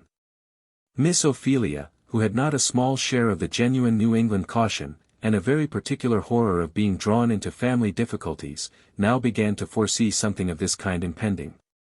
So, composing her face into a grim neutrality, and drawing out of her pocket about 1.25 yards of stocking, which she kept as a specific against what asserts to be a personal habit of Satan when people have idle hands, she proceeded to knit most energetically, shutting her lips together in a way that said, as plain as words could, you needn't try to make me speak. I don't want anything to do with your affairs, in fact, she looked about as sympathizing as a stone lion. But Marie didn't care for that. She had got somebody to talk to, and she felt it her duty to talk, and that was enough. And reinforcing herself by smelling again at her vinaigrette, she went on. You see, I brought my own property and servants into the connection, when I married St. Clair, and I am legally entitled to manage them my own way. St. Clair had his fortune and his servants, and I'm well enough content he should manage them his way, but St. Clair will be interfering. He has wild, extravagant notions about things, particularly about the treatment of servants. He really does act as if he set his servants before me, and before himself, too, for he lets them make him all sorts of trouble, and never lifts a finger. Now, about some things, St. Clair is really frightful, he frightens me, good-natured as he looks, in general. Now, he has set down his foot that, come what will, there shall not be a blow struck in this house, except what he or I strike. And he does it in a way that I really dare not cross him. Well, you may see what that leads to, for St. Clair wouldn't raise his hand, if every one of them walked over him, and you see how cruel it would be to require me to make the exertion. Now, you know these servants are nothing but grown-up children. I don't know anything about it, and I thank the Lord that I don't, said Miss Ophelia, shortly. Well, but you will have to know something, and know it to your cost, if you stay here. You don't know what a provoking, stupid, careless, unreasonable, childish, ungrateful set of wretches they are. Marie seemed wonderfully supported, always, when she got upon this topic. And she now opened her eyes, and seemed quite to forget her languor. You don't know, and you can't, the daily, hourly trials that beset a housekeeper from them, everywhere and every way. But it's no use to complain to St. Clair. He talks the strangest stuff. He says we have made them what they are, and ought to bear with them. He says their faults are all owing to us, and that it would be cruel to make the fault and punish it too. He says we shouldn't do any better, in their place, just as if one could reason from them to us, you know. Don't you believe that the Lord made them of one blood with us, said Miss Ophelia, shortly. No, indeed not I. A pretty story, truly. They are a degraded race. Don't you think they've got immortal souls, said Miss Ophelia, with increasing indignation. Oh, well, said Marie, yawning, that, of course, nobody doubts that. But as to putting them on any sort of equality with us, you know, as if we could be compared, why, it's impossible. Now, St. Clair really has talked to me as if keeping Mammy from her husband was like keeping me from mine. There's no comparing in this way. Mammy couldn't have the feelings that I should. It's a different thing altogether, of course, it is, and yet St. Clair pretends not to see it. And just as if Mammy could love her little dirty babies as I love Eva. Yet St. Clair once really and soberly tried to persuade me that it was my duty, with my weak health, and all I suffer, to let Mammy go back, and take somebody else in her place. That was a little too much even for me to bear. I don't often show my feelings, I make it a principle to endure everything in silence, it's a wife's hard lot, and I bear it. But I did break out, that time, so that he has never alluded to the subject since. But I know by his looks, and little things that he says, that he thinks so as much as ever, and it's so trying, so provoking. Miss Ophelia looked very much as if she was afraid she should say something. But she rattled away with her needles in a way that had volumes of meaning in it, if Marie could only have understood it. So, you just see, she continued, what you've got to manage. A household without any rule. Where servants have it all their own way, do what they please, and have what they please, except so far as I, with my feeble health, have kept up government. I keep my cowhide about, and sometimes I do lay it on. But the exertion is always too much for me. If St. Clair would only have this thing done as others do. And how's that? Why, send them to the calaboose, or some of the other places to be flogged.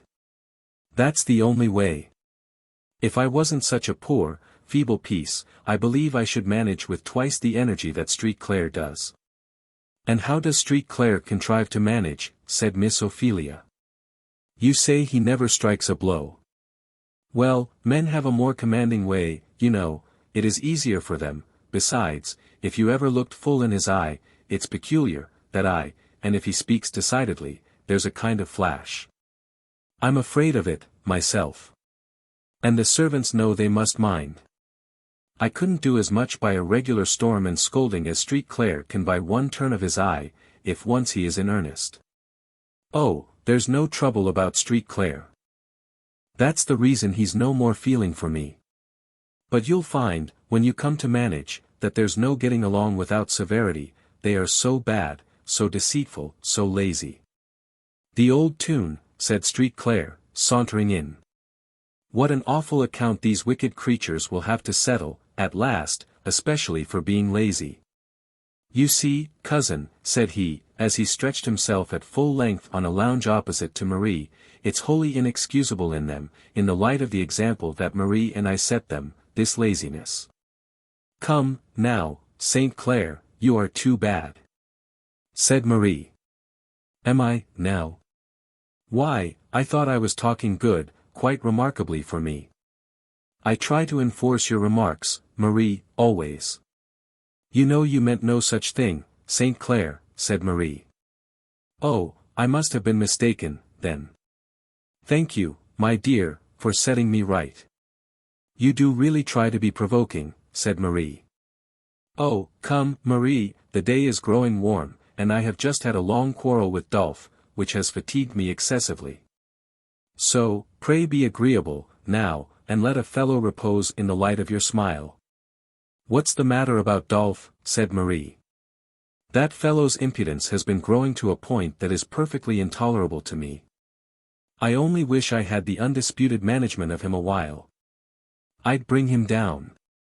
What you say, my dear, is marked with your usual acuteness and good sense, said St. Clair. As to Dolph, the case is this, that he has so long been engaged in imitating my graces and perfections, that he has, at last, really mistaken himself for his master, and I have been obliged to give him a little insight into his mistake. How? Said Marie. Why, I was obliged to let him understand explicitly that I preferred to keep some of my clothes for my own personal wearing. Also, I put his magnificence upon an allowance of cologne water, and actually was so cruel as to restrict him to 12 of my cambric handkerchiefs. Dolph was particularly huffy about it, and I had to talk to him like a father, to bring him round. Oh! St. Clair, when will you learn how to treat your servants? It's abominable, the way you indulge them, said Marie.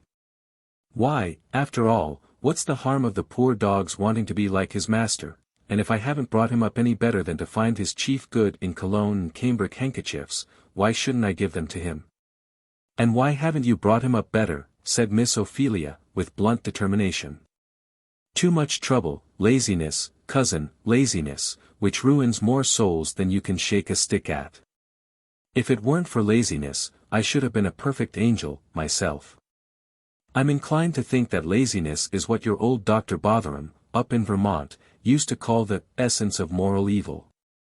It's an awful consideration, certainly. I think you slaveholders have an awful responsibility upon you, said Miss Ophelia. I wouldn't have it, for 1,000 worlds. You ought to educate your slaves, and treat them like reasonable creatures, like immortal creatures, that you've got to stand before the bar of God with. That's my mind, said the good lady, breaking suddenly out with a tide of zeal that had been gaining strength in her mind all the morning. Oh! Come, come, said St. Clair, getting up quickly, what do you know about us? And he sat down to the piano, and rattled a lively piece of music. St. Clair had a decided genius for music. His touch was brilliant and firm, and his fingers flew over the keys with a rapid and bird-like motion, airy, and yet decided. He played piece after piece, like a man who is trying to play himself into a good humor. After pushing the music aside, he rose up, and said, gaily, well, now, cousin, you've given us a good talk and done your duty. On the whole, I think the better of you for it. I make no manner of doubt that you threw a very diamond of truth at me, though you see it hit me so directly in the face that it wasn't exactly appreciated, at first. For my part, I don't see any use in such sort of talk, said Marie. I'm sure, if anybody does more for servants than we do, I'd like to know who, and it don't do 'em a bit good, not a particle, they get worse and worse. As to talking to them, or anything like that, I'm sure I have talked till I was tired and hoarse, telling them their duty, and all that. And I'm sure they can go to church when they like, though they don't understand a word of the sermon, more than so many pigs, so it isn't of any great use for them to go, as I see, but they do go, and so they have every chance. But, as I said before, they are a degraded race, and always will be, and there isn't any help for them, you can't make anything of them, if you try. You see, Cousin Ophelia, I've tried, and you haven't. I was born and bred among them, and I know. Miss Ophelia thought she had said enough, and therefore sat silent. St. Clair whistled a tune. St. Clair, I wish you wouldn't whistle, said Marie, it makes my head worse. I won't, said St. Clair. Is there anything else you wouldn't wish me to do? I wish you would have some kind of sympathy for my trials, you never have any feeling for me.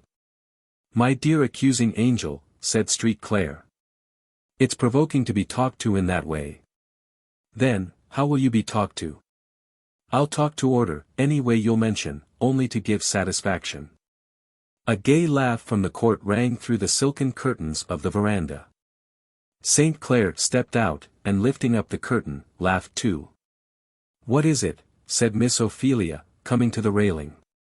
There sat Tom, on a little mossy seat in the court, every one of his buttonholes stuck full of Cape jessamines, and Eva, gaily laughing, was hanging a wreath of roses round his neck. And then she sat down on his knee, like a chip sparrow, still laughing. "Oh, Tom, you look so funny." Tom had a sober, benevolent smile, and seemed, in his quiet way, to be enjoying the fun quite as much as his little mistress. He lifted his eyes, when he saw his master, with a half-deprecating, apologetic air. "How can you let her?" said Miss Ophelia. "Why not?" said St. Clair. "Why, I don't know, it seems so dreadful.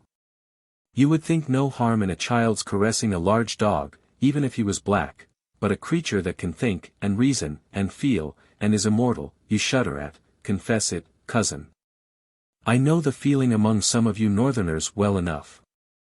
Not that there is a particle of virtue in our not having it, but custom with us does what Christianity ought to do, obliterates the feeling of personal prejudice. I have often noticed, in my travels north, how much stronger this was with you than with us. You loathe them as you would a snake or a toad, yet you are indignant at their wrongs. You would not have them abused. But you don't want to have anything to do with them yourselves. You would send them to Africa, out of your sight and smell, and then send a missionary or two to do up all the self-denial of elevating them compendiously. Isn't that it?" "Well, cousin," said Miss Ophelia, thoughtfully, "there may be some truth in this." "What would the poor and lowly do, without children?" said St. Clair, leaning on the railing, and watching Eva, as she tripped off, leading Tom with her. "Your little child is your only true democrat. Tom, now is a hero to Eva. His stories are wonders in her eyes, his songs and Methodist hymns are better than an opera, and the traps and little bits of trash in his pocket a mine of jewels, and he the most wonderful Tom that ever wore a black skin. This is one of the roses of Eden that the Lord has dropped down expressly for the poor and lowly, who get few enough of any other kind." "It's strange, cousin," said Miss Ophelia, "one might almost think you were a professor, to hear you talk." "A professor?" said St. Clair. "Yes, a professor of religion." "Not at all, not a professor, as your town folks have it, and, what is worse, I'm afraid, not a practicer, either." "What makes you talk so, then?" "Nothing is easier than talking," said St. Clair. "I believe Shakespeare makes somebody say, I could sooner show 20 what were good to be done, than be one of the 20 to follow my own showing. Nothing like division of labor. My forte lies in talking, and yours, cousin, lies in doing." The Merchant of Venice, Act 1, Scene 2, lines 17 to 18. In Tom's external situation, at this time, there was, as the world says, nothing to complain of little Eva's fancy for him.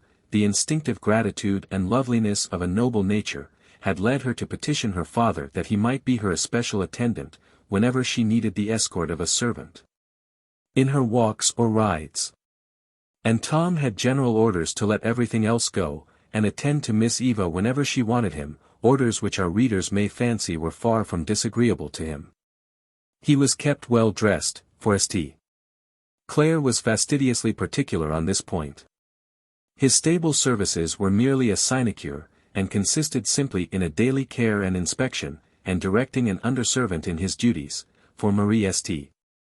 Clair declared that she could not have any smell of the horses about him when he came near her, and that he must positively not be put to any service that would make him unpleasant to her.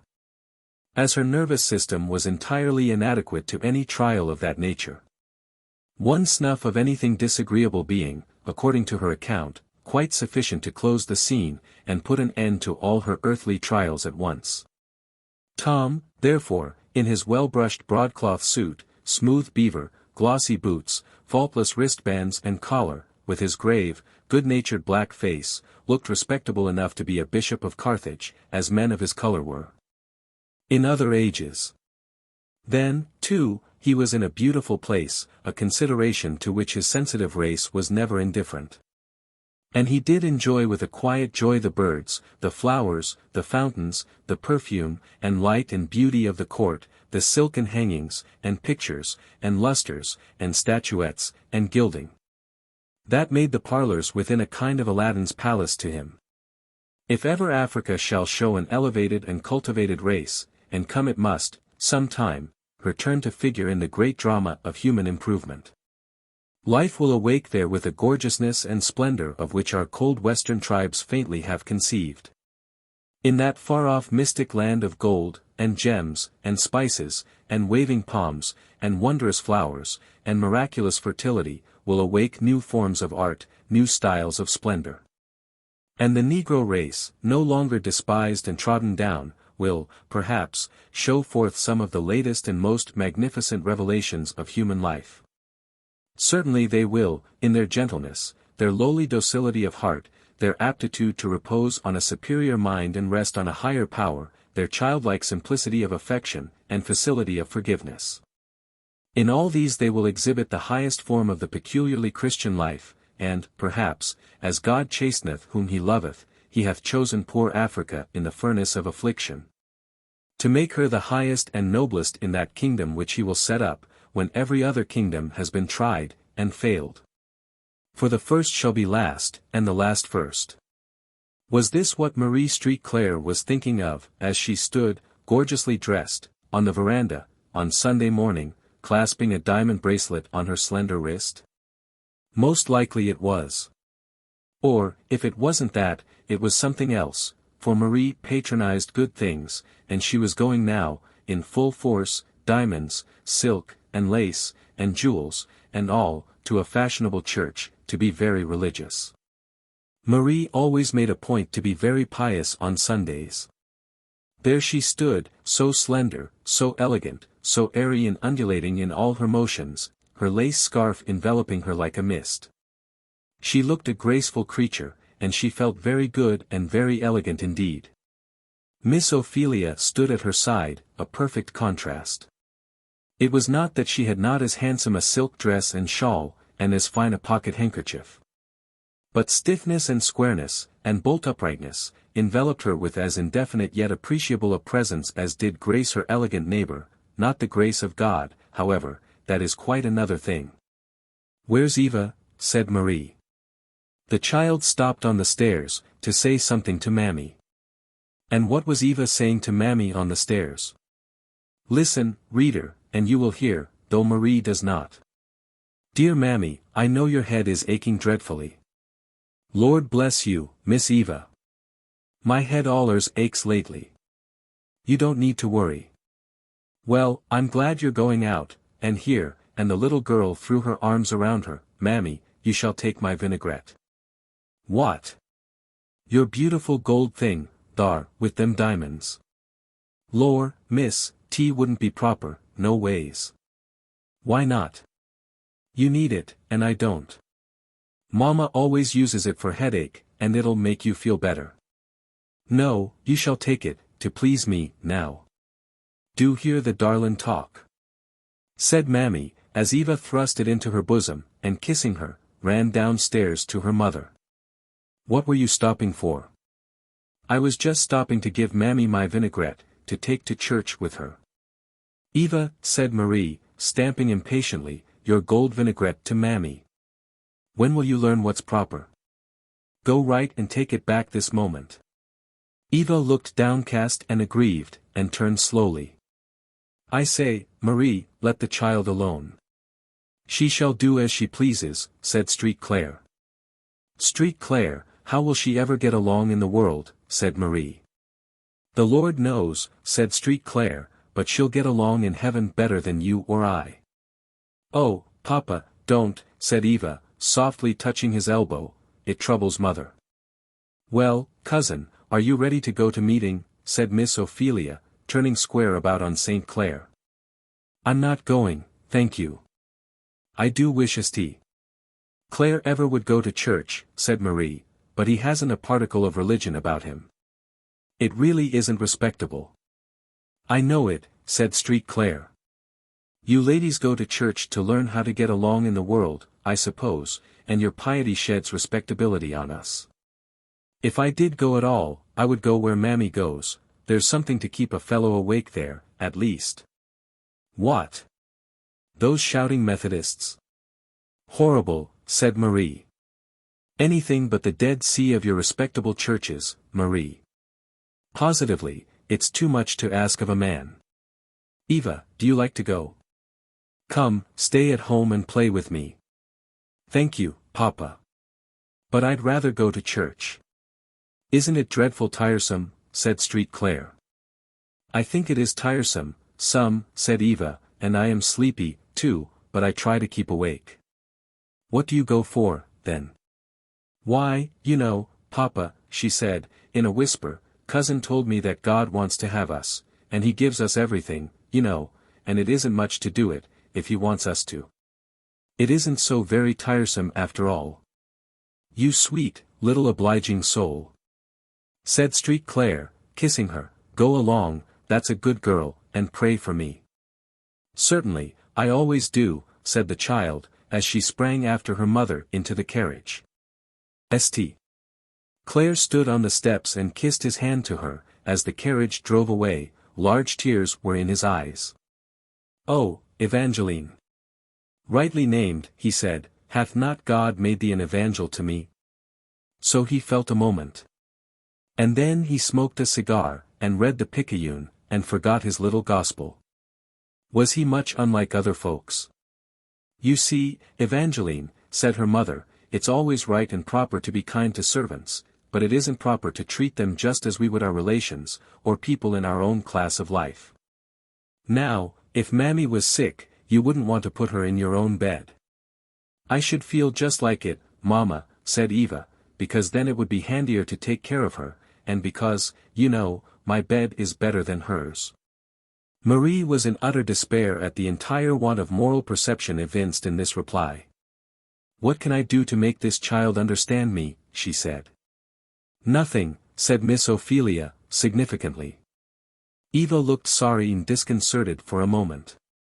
But children, luckily, do not keep to one impression long, and in a few moments she was merrily laughing at various things which she saw from the coach windows, as it rattled along. Well, ladies, said St. Claire, as they were comfortably seated at the dinner table, and what was the bill of fare at church today? Oh, Dr. G. preached a splendid sermon, said Marie. It was just such a sermon as you ought to hear, it expressed all my views exactly. It must have been very improving, said street Claire. The subject must have been an extensive one. Well, I mean all my views about society, and such things, said Marie. The text was, He hath made everything beautiful in its season. And he showed how all the orders and distinctions in society came from God, and that it was so appropriate, you know, and beautiful, that some should be high and some low, and that some were born to rule and some to serve, and all that, you know. And he applied it so well to all this ridiculous fuss that is made about slavery, and he proved distinctly that the Bible was on our side, and supported all our institutions so convincingly. I only wish you'd heard him. Oh, I didn't need it, said street Claire. I can learn what does me as much good as that from the Picayune, any time, and smoke a cigar besides, which I can't do, you know, in a church. Why, said Miss Ophelia, don't you believe in these views? Who, I? You know I'm such a graceless dog that these religious aspects of such subjects don't edify me much. If I was to say anything on this slavery matter, I would say out, fair and square, we're in for it. We've got and mean to keep it's for our convenience and our interest, for that's the long and short of it, that's just the whole of what all this sanctified stuff amounts to, after all. And I think that it will be intelligible to everybody, everywhere. I do think, Augustine, you are so irreverent, said Marie. I think it's shocking to hear you talk. Shocking. It's the truth. This religious talk on such matters, why don't they carry it a little further, and show the beauty, in its season, of a fellow's taking a glass too much, and sitting a little too late over his cards. And various providential arrangements of that sort, which are pretty frequent among us young men. We'd like to hear that those are right and godly, too. Well, said Miss Ophelia, do you think slavery right or wrong? I'm not going to have any of your horrid New England directness, cousin, said Street Clare, gaily. If I answer that question, I know you'll be at me with half a dozen others, each one harder than the last, and I'm not a-going to define my position. I am one of the sort that lives by throwing stones at other people's glass houses, but I never mean to put up one for them to stone. That's just the way he's always talking, said Marie, you can't get any satisfaction out of him. I believe it's just because he don't like religion, that he's always running out in this way he's been doing. Religion, said Street Clare, in a tone that made both ladies look at him. Religion. Is what you hear at church, religion? Is that which can bend and turn, and descend and ascend, to fit every crooked phase of selfish, worldly society, religion? Is that religion which is less scrupulous, less generous, less just, less considerate for man, than even my own ungodly, worldly, blinded nature? No. When I look for a religion, I must look for something above me, and not something beneath. Then you don't believe that the Bible justifies slavery, said Miss Ophelia. The Bible was my mother's book, said Street Clare. By it she lived and died, and I would be very sorry to think it did. I'd as soon desire to have it proved that my mother could drink brandy, chew tobacco, and swear, by way of satisfying me that I did right in doing the same. It wouldn't make me at all more satisfied with these things in myself, and it would take from me the comfort of respecting her, and it really is a comfort, in this world, to have anything one can respect. In short, you see, said he, suddenly resuming his gay tone, all I want is that different things be kept in different boxes. The whole framework of society, both in Europe and America, is made up of various things which will not stand the scrutiny of any very ideal standard of morality. It's pretty generally understood that men don't aspire after the absolute right, but only to do about as well as the rest of the world. Now, when anyone speaks up, like a man, and says slavery is necessary to us, we can't get along without it, we should be beggared if we give it up, and, of course, we mean to hold on to it. This is strong, clear, well-defined language. It has the respectability of truth to it, and, if we may judge by their practice, the majority of the world will bear us out in it. But when he begins to put on a long face, and snuffle, and quote scripture, I incline to think he isn't much better than he should be. You are very uncharitable, said Marie. Well, said St. Clare, suppose that something should bring down the price of cotton once and forever, and make the whole slave property a drug in the market, don't you think we should soon have another version of the scripture doctrine? What a flood of light would pour into the church, all at once, and how immediately it would be discovered that everything in the Bible and reason went the other way. Well, at any rate, said Marie, as she reclined herself on a lounge, I'm thankful I'm born where slavery exists, and I believe it's right, indeed, I feel it must be, and, at any rate, I'm sure I couldn't get along without it. I say, what do you think, Pussy, said her father to Eva, who came in at this moment, with a flower in her hand. What about, Papa? Why, which do you like the best, to live as they do at your uncle's, up in Vermont, or to have a house full of servants, as we do? Oh, of course, our way is the pleasantest, said Eva. Why so, said Street Clare, stroking her head. Why, it makes so many more round you to love, you know, said Eva, looking up earnestly. Now, that's just like Eva, said Marie, just one of her odd speeches. Is it an odd speech, Papa? Said Eva, whisperingly, as she got upon his knee. Rather, as this world goes, Pussy, said Street Clare. But where has my little Eva been, all dinner time? Oh, I've been up in Tom's room, hearing him sing, and Aunt Dinah gave me my dinner. Hearing Tom sing, hey? Oh, yes. He sings such beautiful things about the New Jerusalem, and bright angels, and the land of Canaan. I dare say, it's better than the opera, isn't it? Yes, And he's going to teach them to me. Singing lessons, hey, you are coming on. Yes, he sings for me, and I read to him in my Bible, and he explains what it means, you know. On my word, said Marie, laughing, that is the latest joke of the season. Tom isn't a bad hand, now, at explaining scripture, I'll dare swear, said Street Claire. Tom has a natural genius for religion.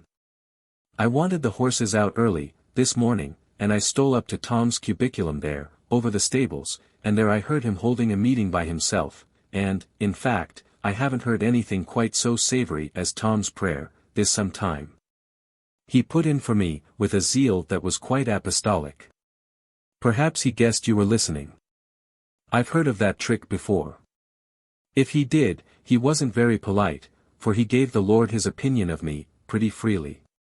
Tom seemed to think there was decidedly room for improvement in me, and seemed very earnest that I should be converted.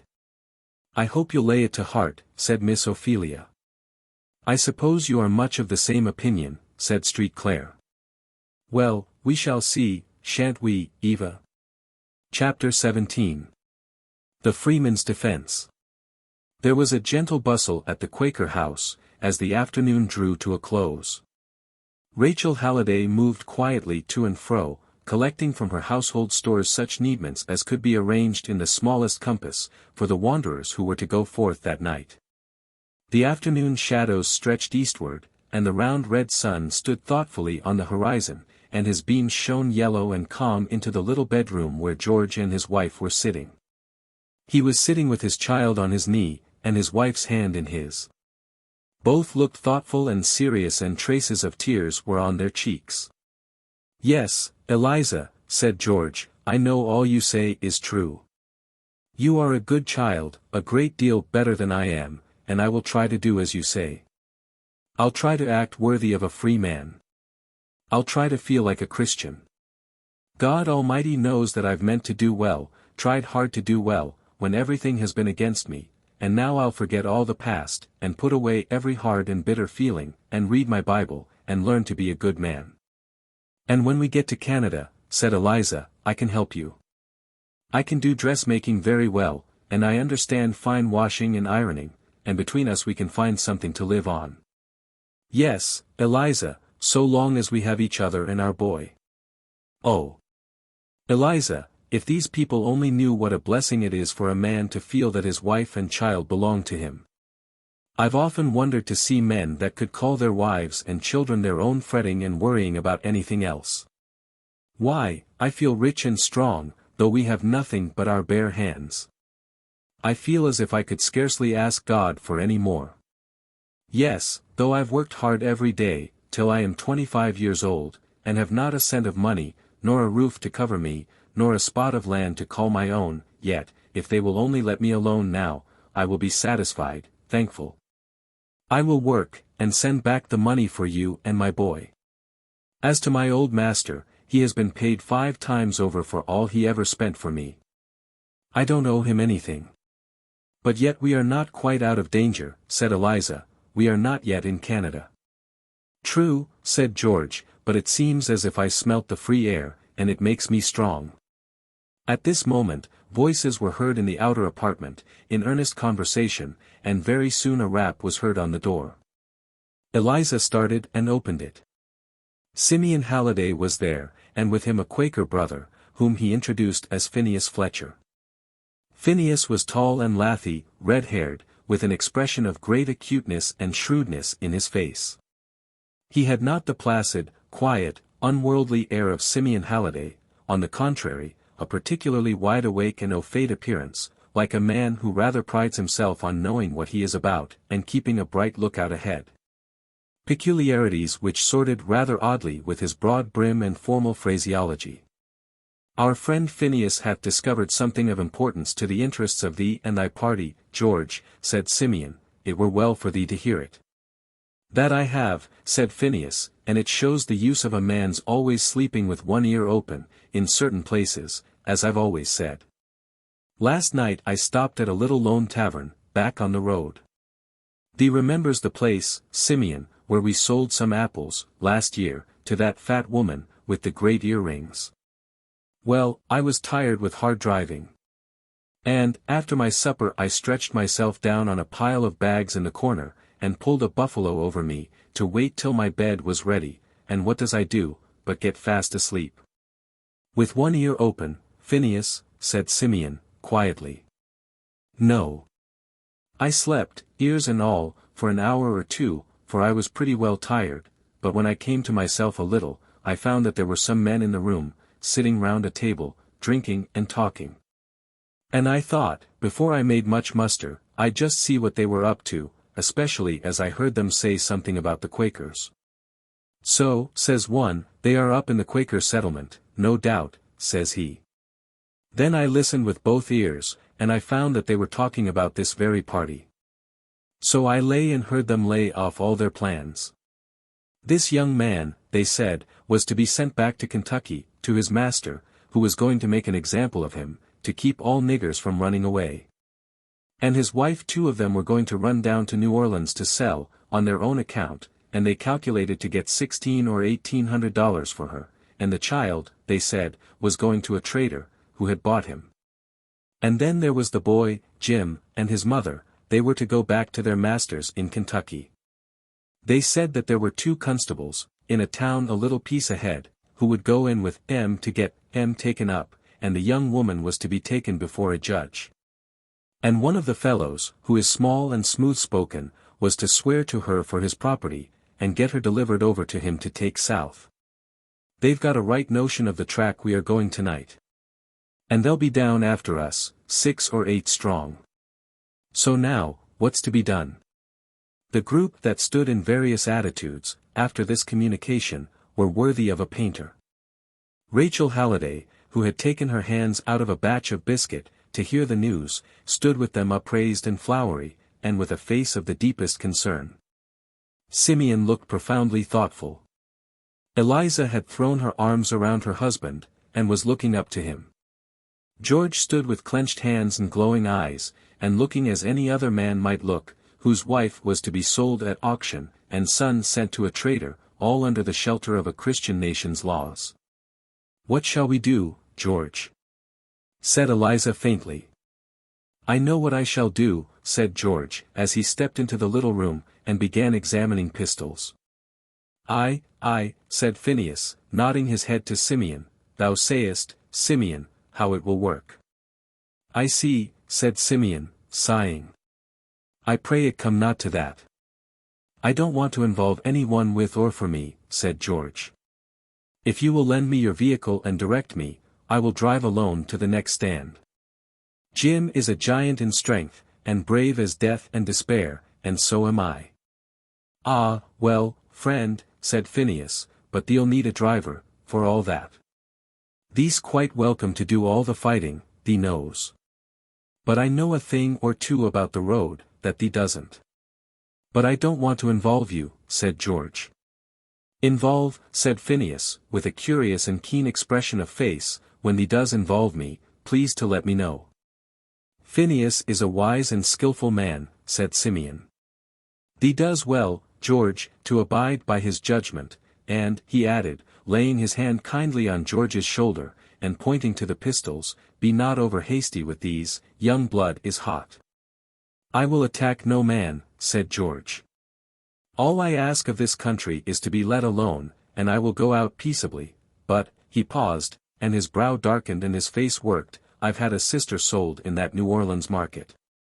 I know what they are sold for, and am I going to stand by and see them take my wife and sell her, when God has given me a pair of strong arms to defend her? No, God help me. I'll fight to the last breath, before they shall take my wife and son. Can you blame me?" "Mortal man cannot blame thee, George. Flesh and blood could not do otherwise," said Simeon. "Woe unto the world because of offences, but woe unto them through whom the offence cometh. Would not even you, sir, do the same, in my place?" "I pray that I be not tried," said Simeon, "the flesh is weak." "I think my flesh would be pretty tolerable strong, in such a case," said Phineas, stretching out a pair of arms like the sails of a windmill. "I ain't sure, friend George, that I shouldn't hold a fellow for thee, if thee had any accounts to settle with him. If man should ever resist evil, said Simeon, then George should feel free to do it now, but the leaders of our people taught a more excellent way, for the wrath of man worketh not the righteousness of God. But it goes sorely against the corrupt will of man, and none can receive it save they to whom it is given.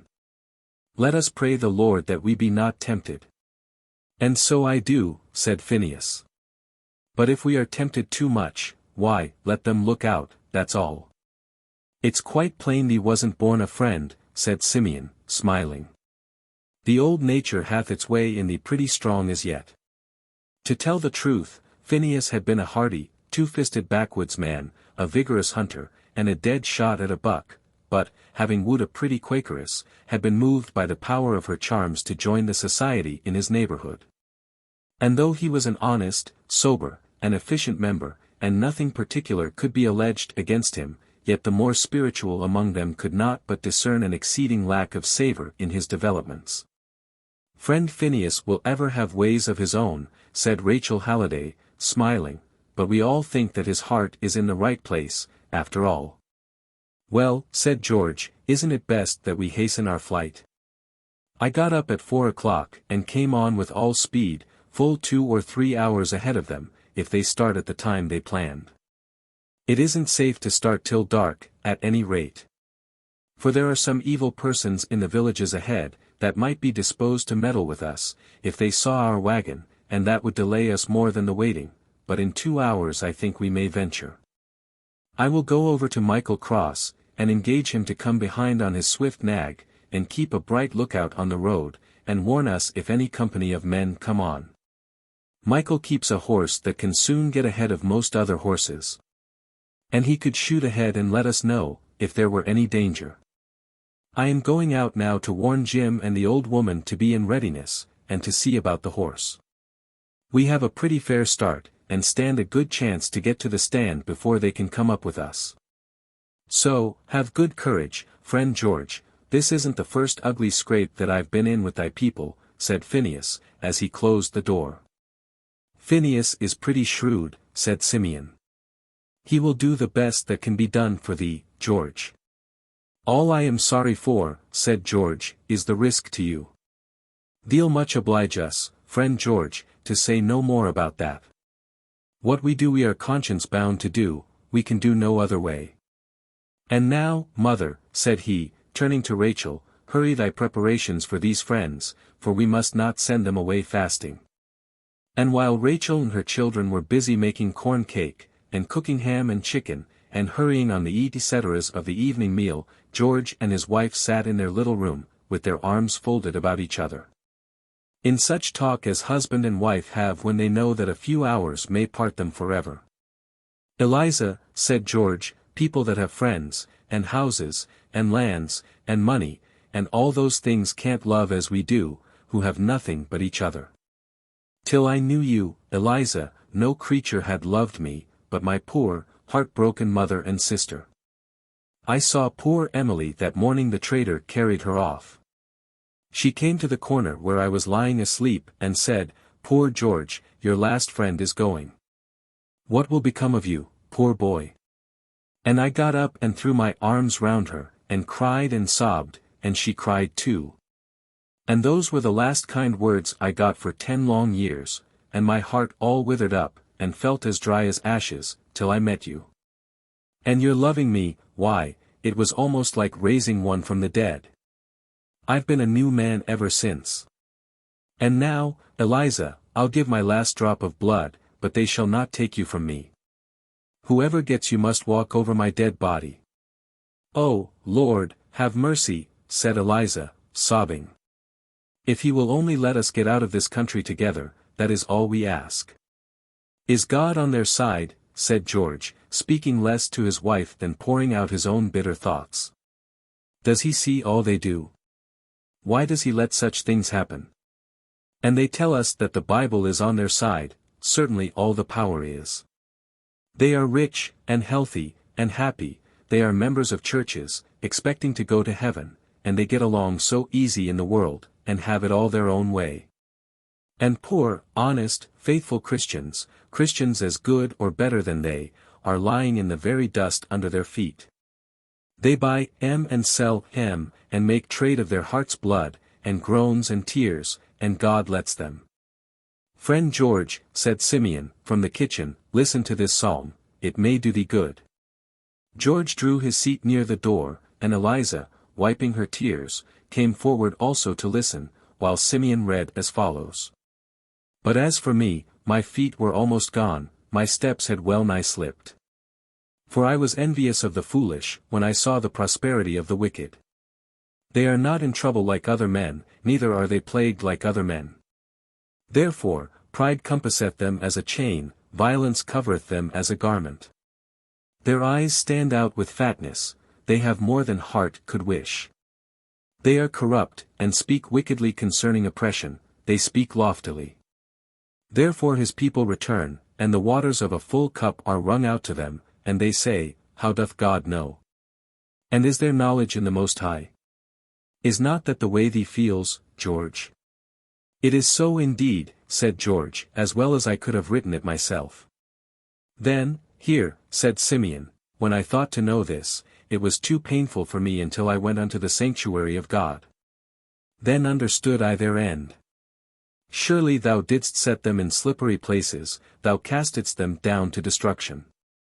As a dream when one awaketh, so, O Lord, when thou awakest, thou shalt despise their image. Nevertheless I am continually with thee. Thou hast holden me by my right hand. Thou shalt guide me by thy counsel, and afterwards receive me to glory. It is good for me to draw near unto God. I have put my trust in the Lord God. P.S.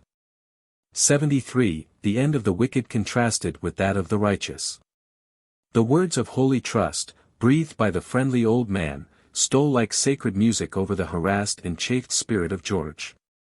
And after he ceased, he sat with a gentle and subdued expression on his fine features. If this world were all, George, said Simeon, thee might, indeed, ask where is the Lord. But it is often those who have least of all in this life whom he chooseth for the kingdom. Put thy trust in him and, no matter what befalls thee here, he will make all right hereafter.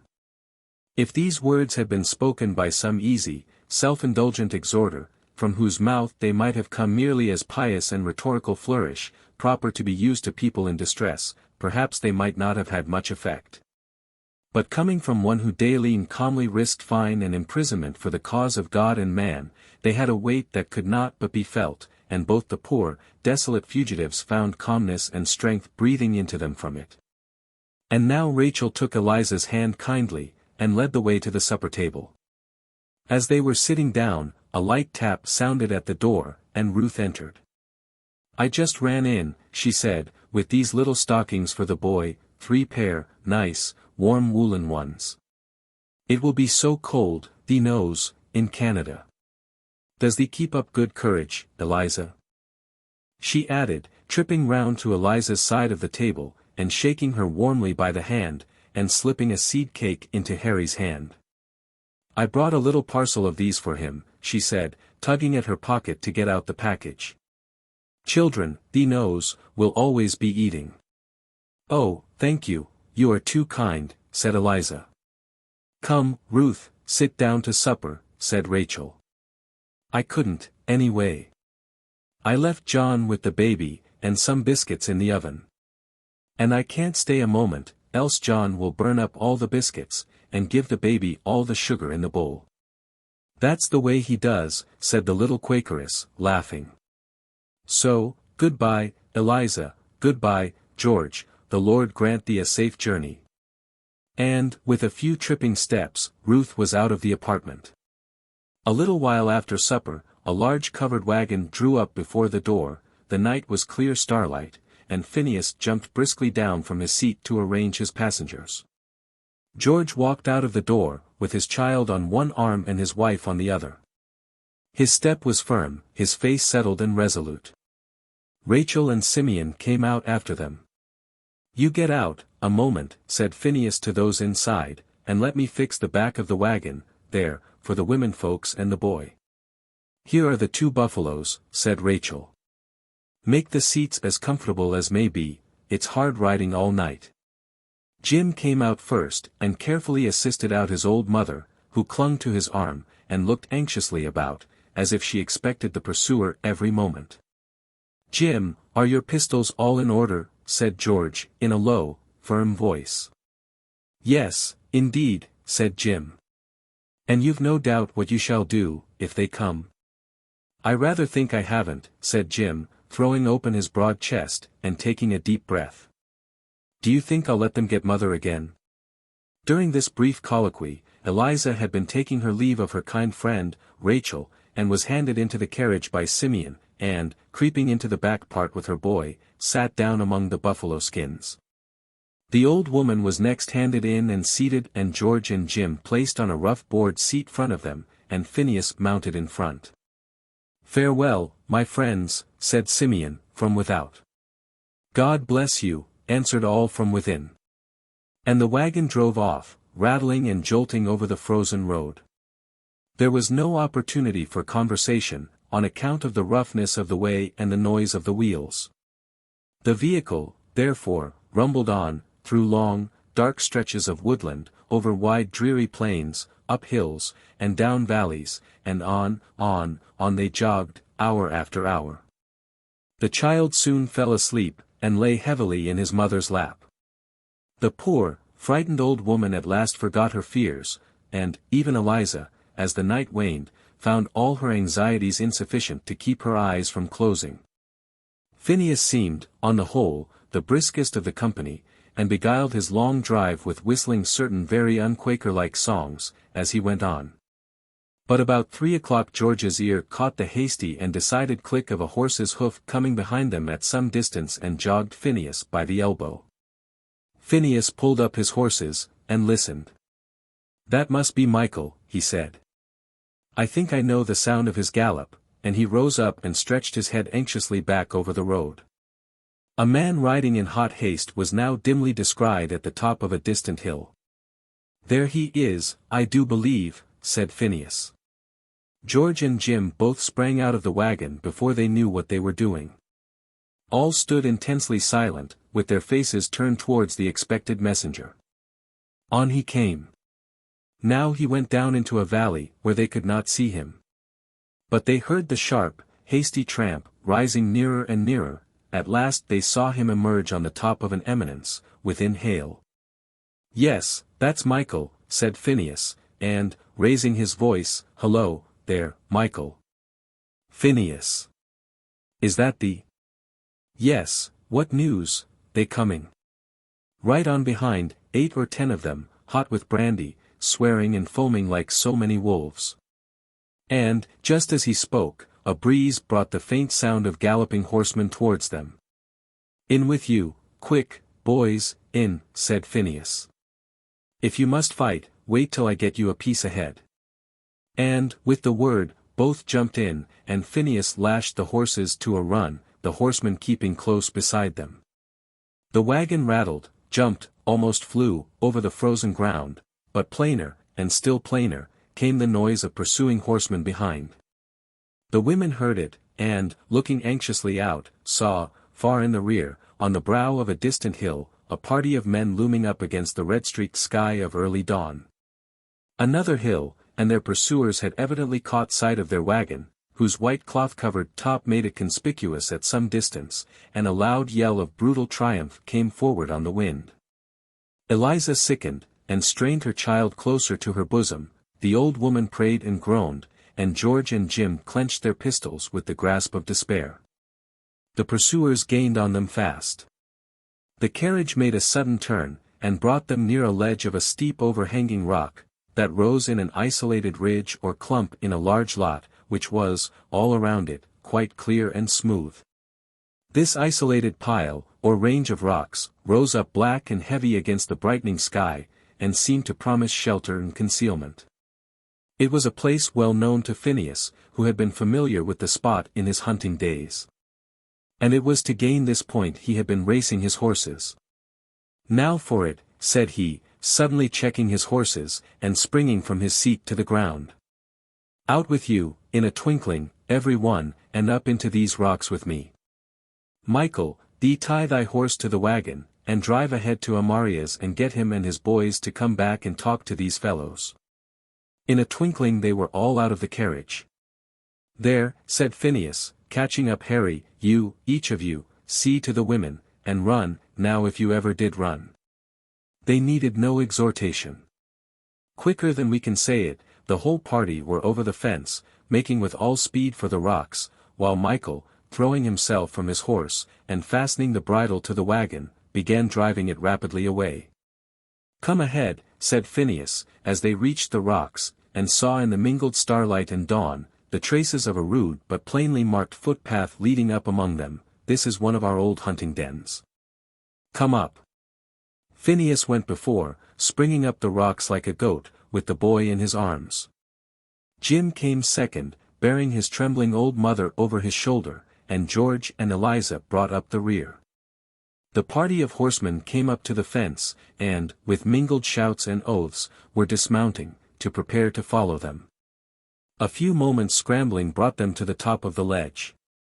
The path then passed between a narrow defile, where only one could walk at a time, till suddenly they came to a rift or chasm more than a yard in breadth, and beyond which lay a pile of rocks, separate from the rest of the ledge.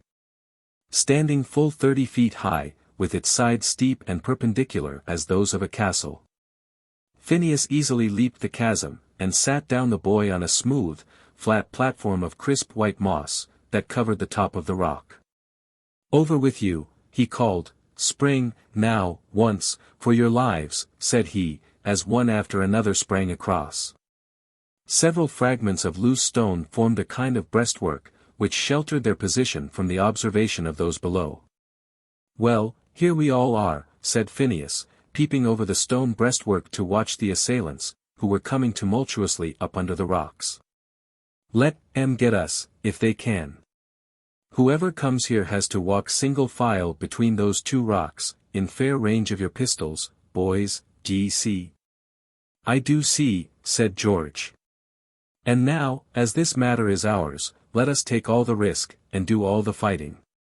"Thee's quite welcome to do the fighting, George," said Phineas, chewing some checkerberry leaves as he spoke, "but I may have the fun of looking on, I suppose.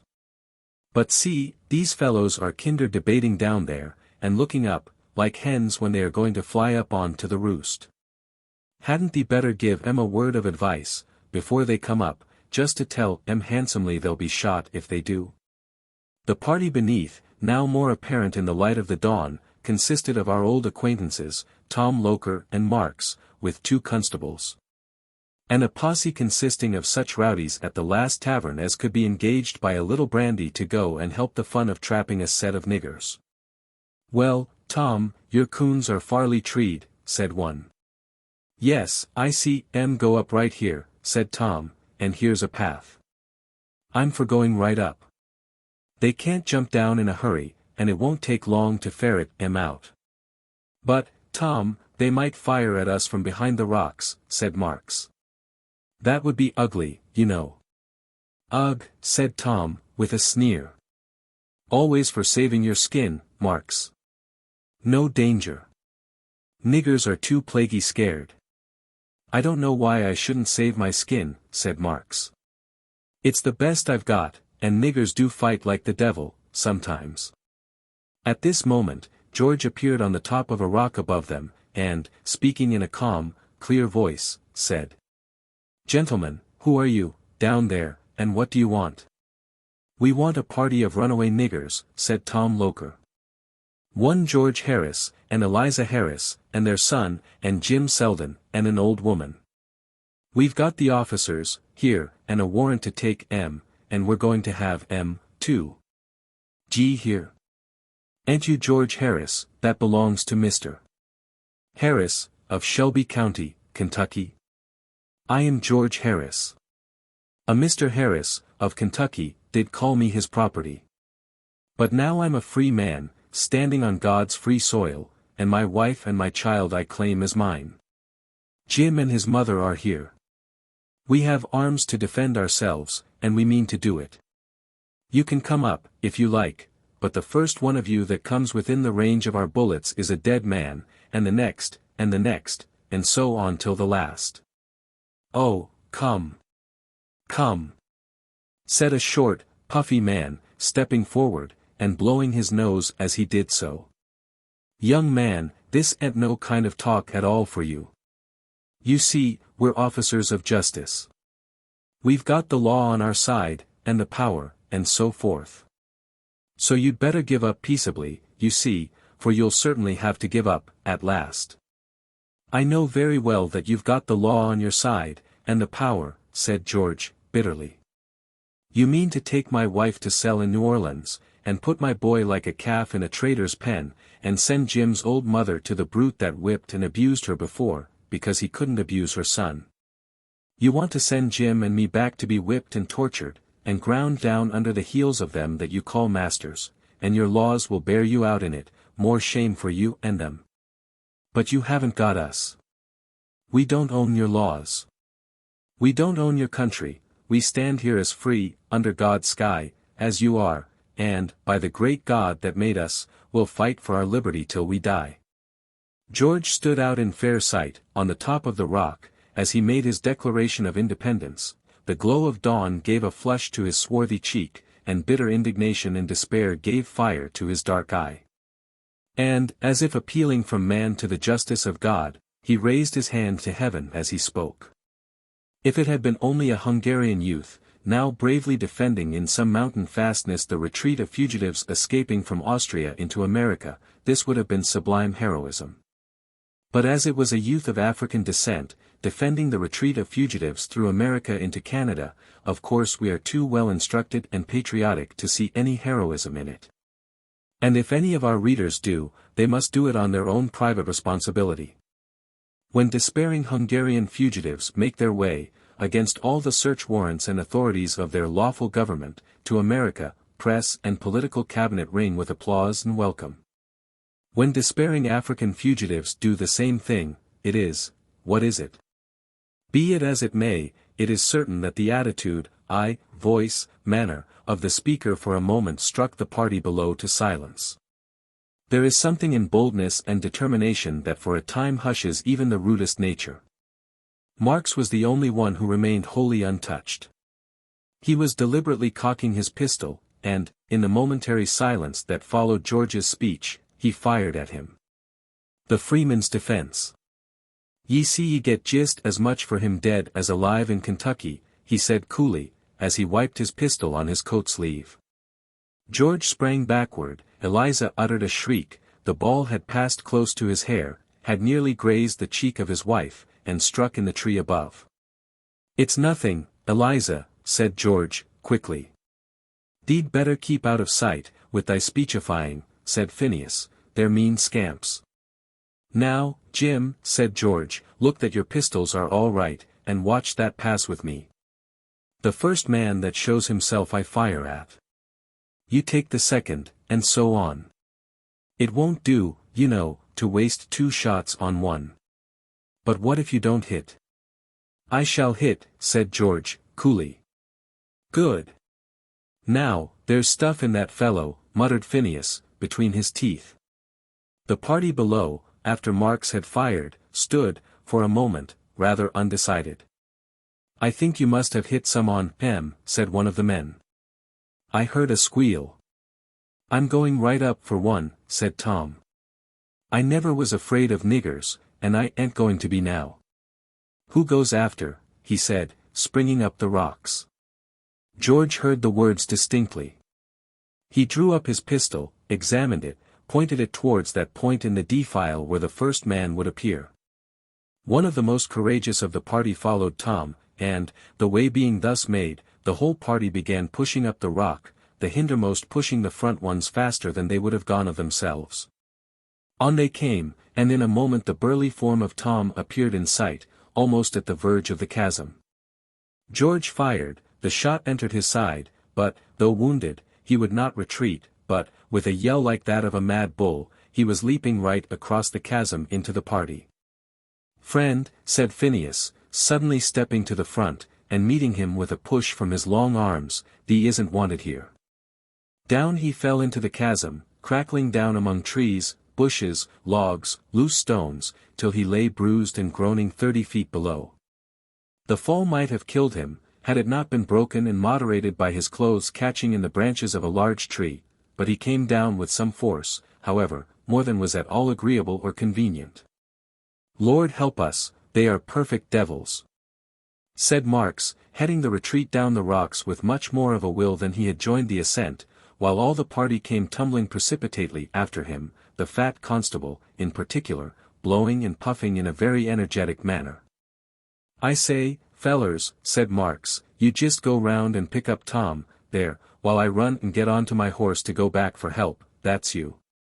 And, without minding the hootings and jeers of his company, Marks was as good as his word, and was soon seen galloping away. "Was ever such a sneaking varmint," said one of the men. "To come on his business, and he clear out and leave us this your way." "Well, we must pick up that feller," said another. "Cuss me if I much care whether he is dead or alive." The men, led by the groans of Tom, scrambled and crackled through stumps, logs, and bushes, to where that hero lay groaning and swearing with alternate vehemence. "Ye keep it a-going pretty loud, Tom," said one. "Ye much hurt?" "Don't know." "Get me up, can't ye?" "Blast that infernal Quaker. If it hadn't been for him, I'd a pitched some on 'em down here, to see how they liked it." With much labor and groaning, the fallen hero was assisted to rise. And, with one holding him up under each shoulder, they got him as far as the horses. "If you could only get me a mile back to that AR tavern. Give me a handkerchief or something, to stuff into this place, and stop this infernal bleeding." George looked over the rocks, and saw them trying to lift the burly form of Tom into the saddle. After 2 or 3 ineffectual attempts, he reeled, and fell heavily to the ground. "Oh, I hope he isn't killed," said Eliza, who, with all the party, stood watching the proceeding. "Why not?" said Phineas, "serves him right." "Because after death comes the judgment," said Eliza. "Yes," said the old woman, who had been groaning and praying, in her Methodist fashion, during all the encounter, "it's an awful case for the poor critter's soul." "On my word, they're leaving him, I do believe," said Phineas. It was true. For after some appearance of irresolution and consultation, the whole party got on their horses and rode away.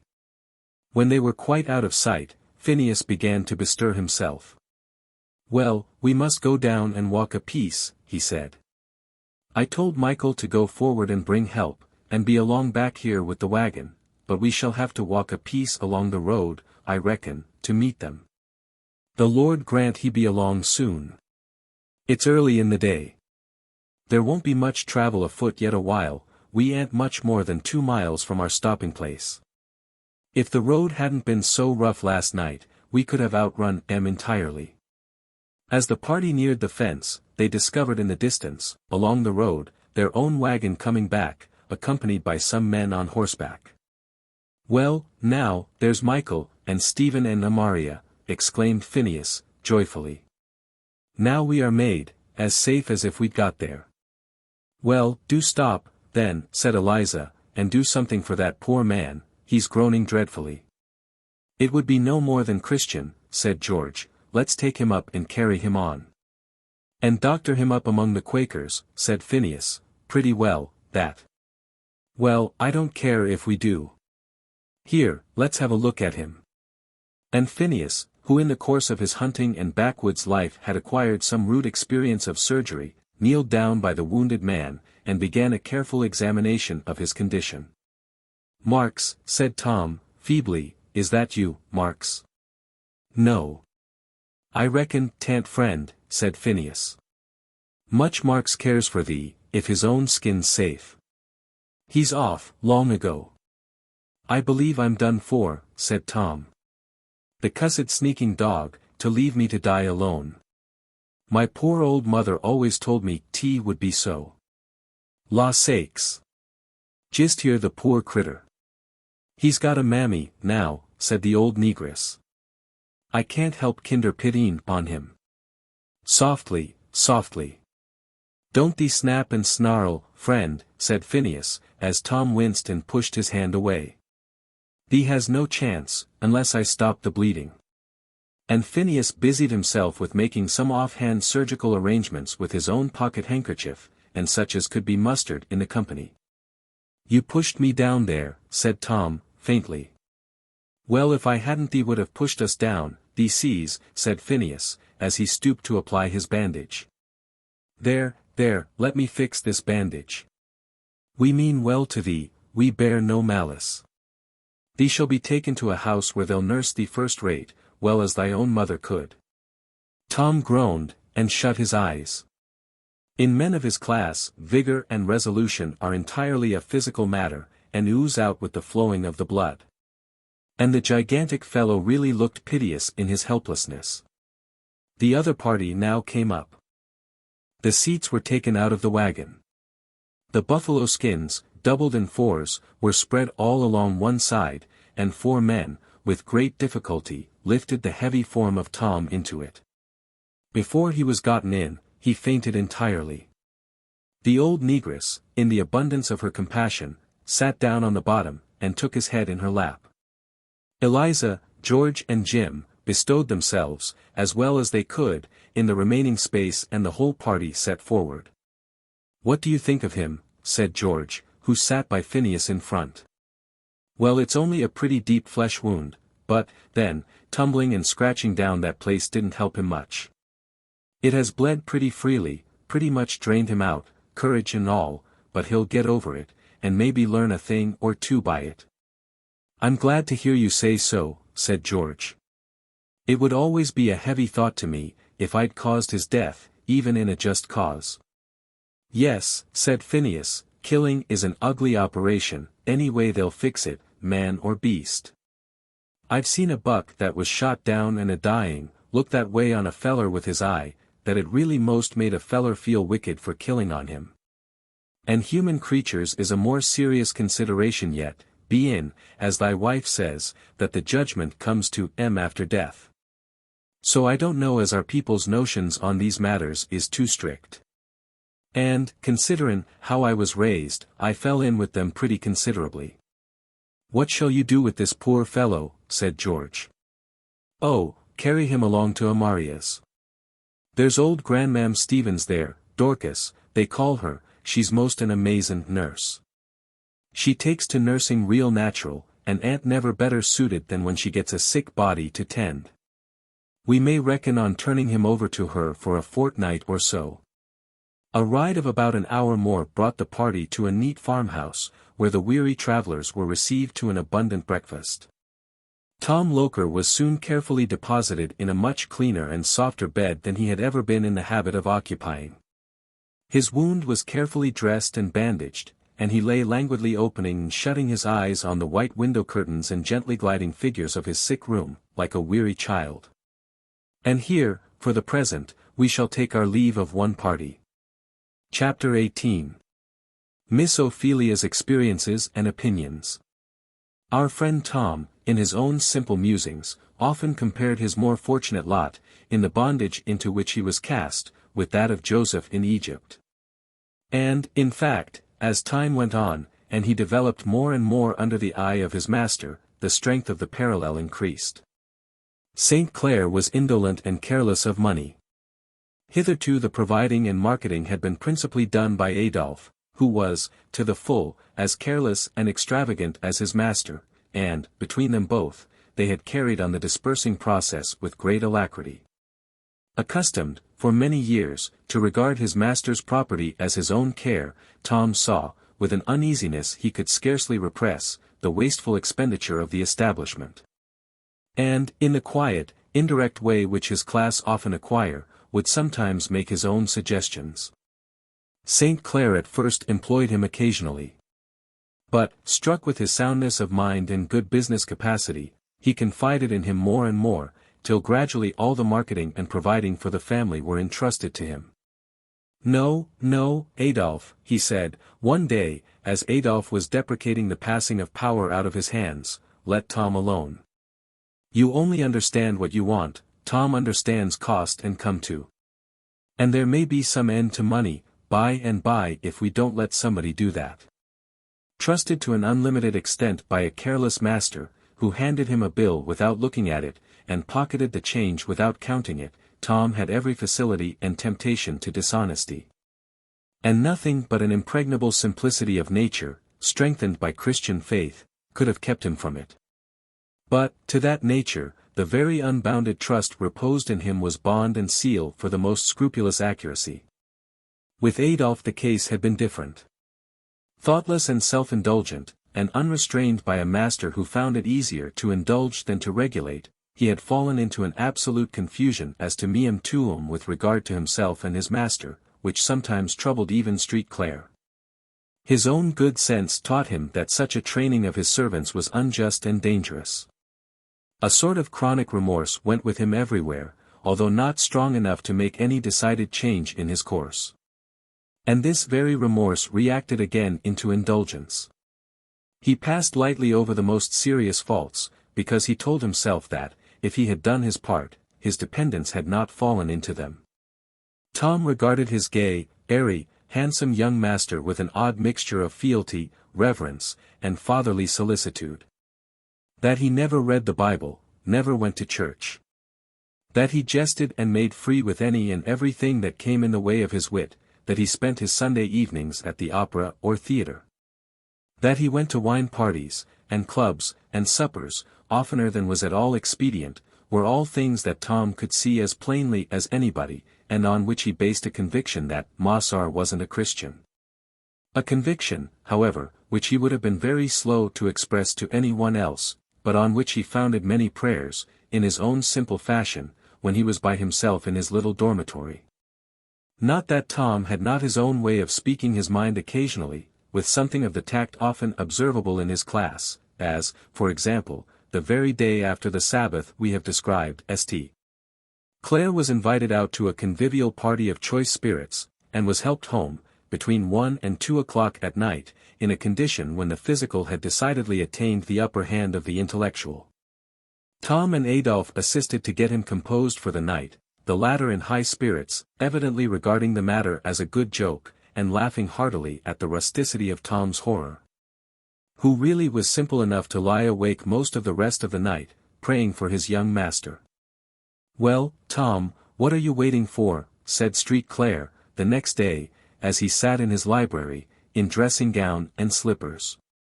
St. Clare had just been entrusting Tom with some money, and various commissions. "Isn't all right there, Tom?" he added, as Tom still stood waiting. "I'm 'fraid not, Mossar," said Tom, with a grave face. St. Clare laid down his paper, and set down his coffee cup, and looked at Tom. "Why, Tom, what's the case? You look as solemn as a coffin." "I feel very bad, Mossar. I allays have thought that Mossar would be good to everybody." "Well, Tom, haven't I been? Come, now, what do you want? There's something you haven't got, I suppose, and this is the preface. Mossar allays been good to me. I haven't nothing to complain of on that head. But there is one that Mossar isn't good to." "Why, Tom, what's got into you? Speak out, what do you mean?" "Last night, between 1 and 2, I thought so. I studied upon the matter then. Mossar isn't good to himself." Tom said this with his back to his master, and his hand on the doorknob. St. Clare felt his face flush crimson, but he laughed. "Oh, that's all, is it?" he said, gaily. "All," said Tom, turning suddenly round and falling on his knees. "Oh, my dear young Mossar, I'm 'fraid it will be loss of all, body and soul. The good book says, it biteth like a serpent and stingeth like an adder, my dear Mossar." Tom's voice choked, and the tears ran down his cheeks. "You poor, silly fool," said St. Clare, with tears in his own eyes. "Get up, Tom. I'm not worth crying over." But Tom wouldn't rise, and looked imploring. "Well, I won't go to any more of their cursed nonsense, Tom," said St. Clare, "on my honor, I won't. I don't know why I haven't stopped long ago. I've always despised it, and myself for it, so now, Tom, wipe up your eyes, and go about your errands. Come, come," he added, "no blessings. "I'm not so wonderfully good, now," he said, as he gently pushed Tom to the door. "There, I'll pledge my honor to you, Tom, you don't see me so again," he said. And Tom went off, wiping his eyes, with great satisfaction. "I'll keep my faith with him, too," said St. Clair, as he closed the door. And St. Clair did so, for gross sensualism, in any form, was not the peculiar temptation of his nature. But, all this time, who shall detail the tribulations manifold of our friend Miss Ophelia, who had begun the labors of a Southern housekeeper? There is all the difference in the world in the servants of Southern establishments, according to the character and capacity of the mistresses who have brought them up. South as well as North, there are women who have an extraordinary talent for command, and tact in educating. Such are enabled, with apparent ease, and without severity, to subject to their will, and bring into harmonious and systematic order, the various members of their small estate, to regulate their peculiarities. And so balance and compensate the deficiencies of one by the excess of another, as to produce a harmonious and orderly system. Such a housekeeper was Mrs. Shelby, whom we have already described, and such our readers may remember to have met with. If they are not common at the South, it is because they are not common in the world. They are to be found there as often as anywhere, and, when existing, find in that peculiar state of society a brilliant opportunity to exhibit their domestic talent. Such a housekeeper Marie St. Clair was not, nor her mother before her. Indolent and childish, unsystematic and improvident, it was not to be expected that servants trained under her care should not be so likewise. And she had very justly described to Miss Ophelia the state of confusion she would find in the family, though she had not ascribed it to the proper cause. The first morning of her regency, Miss Ophelia was up at 4 o'clock. And having attended to all the adjustments of her own chamber, as she had done ever since she came there, to the great amazement of the chambermaid, she prepared for a vigorous onslaught on the cupboards and closets of the establishment of which she had the keys. The storeroom, the linen presses, the china closet, the kitchen and cellar, that day, all went under an awful review. Hidden things of darkness were brought to light to an extent that alarmed all the principalities and powers of kitchen and chamber, and caused many wonderings and murmurings about "these your northern ladies," from the domestic cabinet. Old Dinah, the head cook, and principal of all rule and authority in the kitchen department, was filled with wrath at what she considered an invasion of privilege. No feudal baron in Magna Carta times could have more thoroughly resented some incursion of the crown. Dinah was a character in her own way, and it would be injustice to her memory not to give the reader a little idea of her. She was a native and essential cook, as much as Aunt Chloe, cooking being an indigenous talent of the African race. But Chloe was a trained and methodical one, who moved in an orderly domestic harness, while Dinah was a self-taught genius, and, like geniuses in general, was positive, opinionated and erratic, to the last degree. Like a certain class of modern philosophers, Dinah perfectly scorned logic and reason in every shape, and always took refuge in intuitive certainty, and here she was perfectly impregnable. No possible amount of talent, or authority, or explanation, could ever make her believe that any other way was better than her own, or that the course she had pursued in the smallest matter could be in the least modified. This had been a conceded point with her old mistress, Marie's mother, and Miss Marie, as Dinah always called her young mistress, even after her marriage, found it easier to submit than contend, and so Dinah had ruled supreme. This was the easier, in that she was perfect mistress of that diplomatic art which unites the utmost subservience of manner with the utmost inflexibility as to measure. Dinah was mistress of the whole art and mystery of excuse-making, in all its branches. Indeed, it was an axiom with her that the cook can do no wrong. And a cook in a Southern kitchen finds abundance of heads and shoulders on which to lay off every sin and frailty, so as to maintain her own immaculateness entire. If any part of the dinner was a failure, there were 50 indisputably good reasons for it, and it was the fault undeniably of 50 other people, whom Dinah berated with unsparing zeal. But it was very seldom that there was any failure in Dinah's last results. Though her mode of doing everything was peculiarly meandering and circuitous, and without any sort of calculation as to time and place, though her kitchen generally looked as if it had been arranged by a hurricane blowing through it. And she had about as many places for each cooking utensil as there were days in the year, yet, if one would have patience to wait her own good time, up would come her dinner in perfect order. And in a style of preparation with which an epicure could find no fault. It was now the season of incipient preparation for dinner.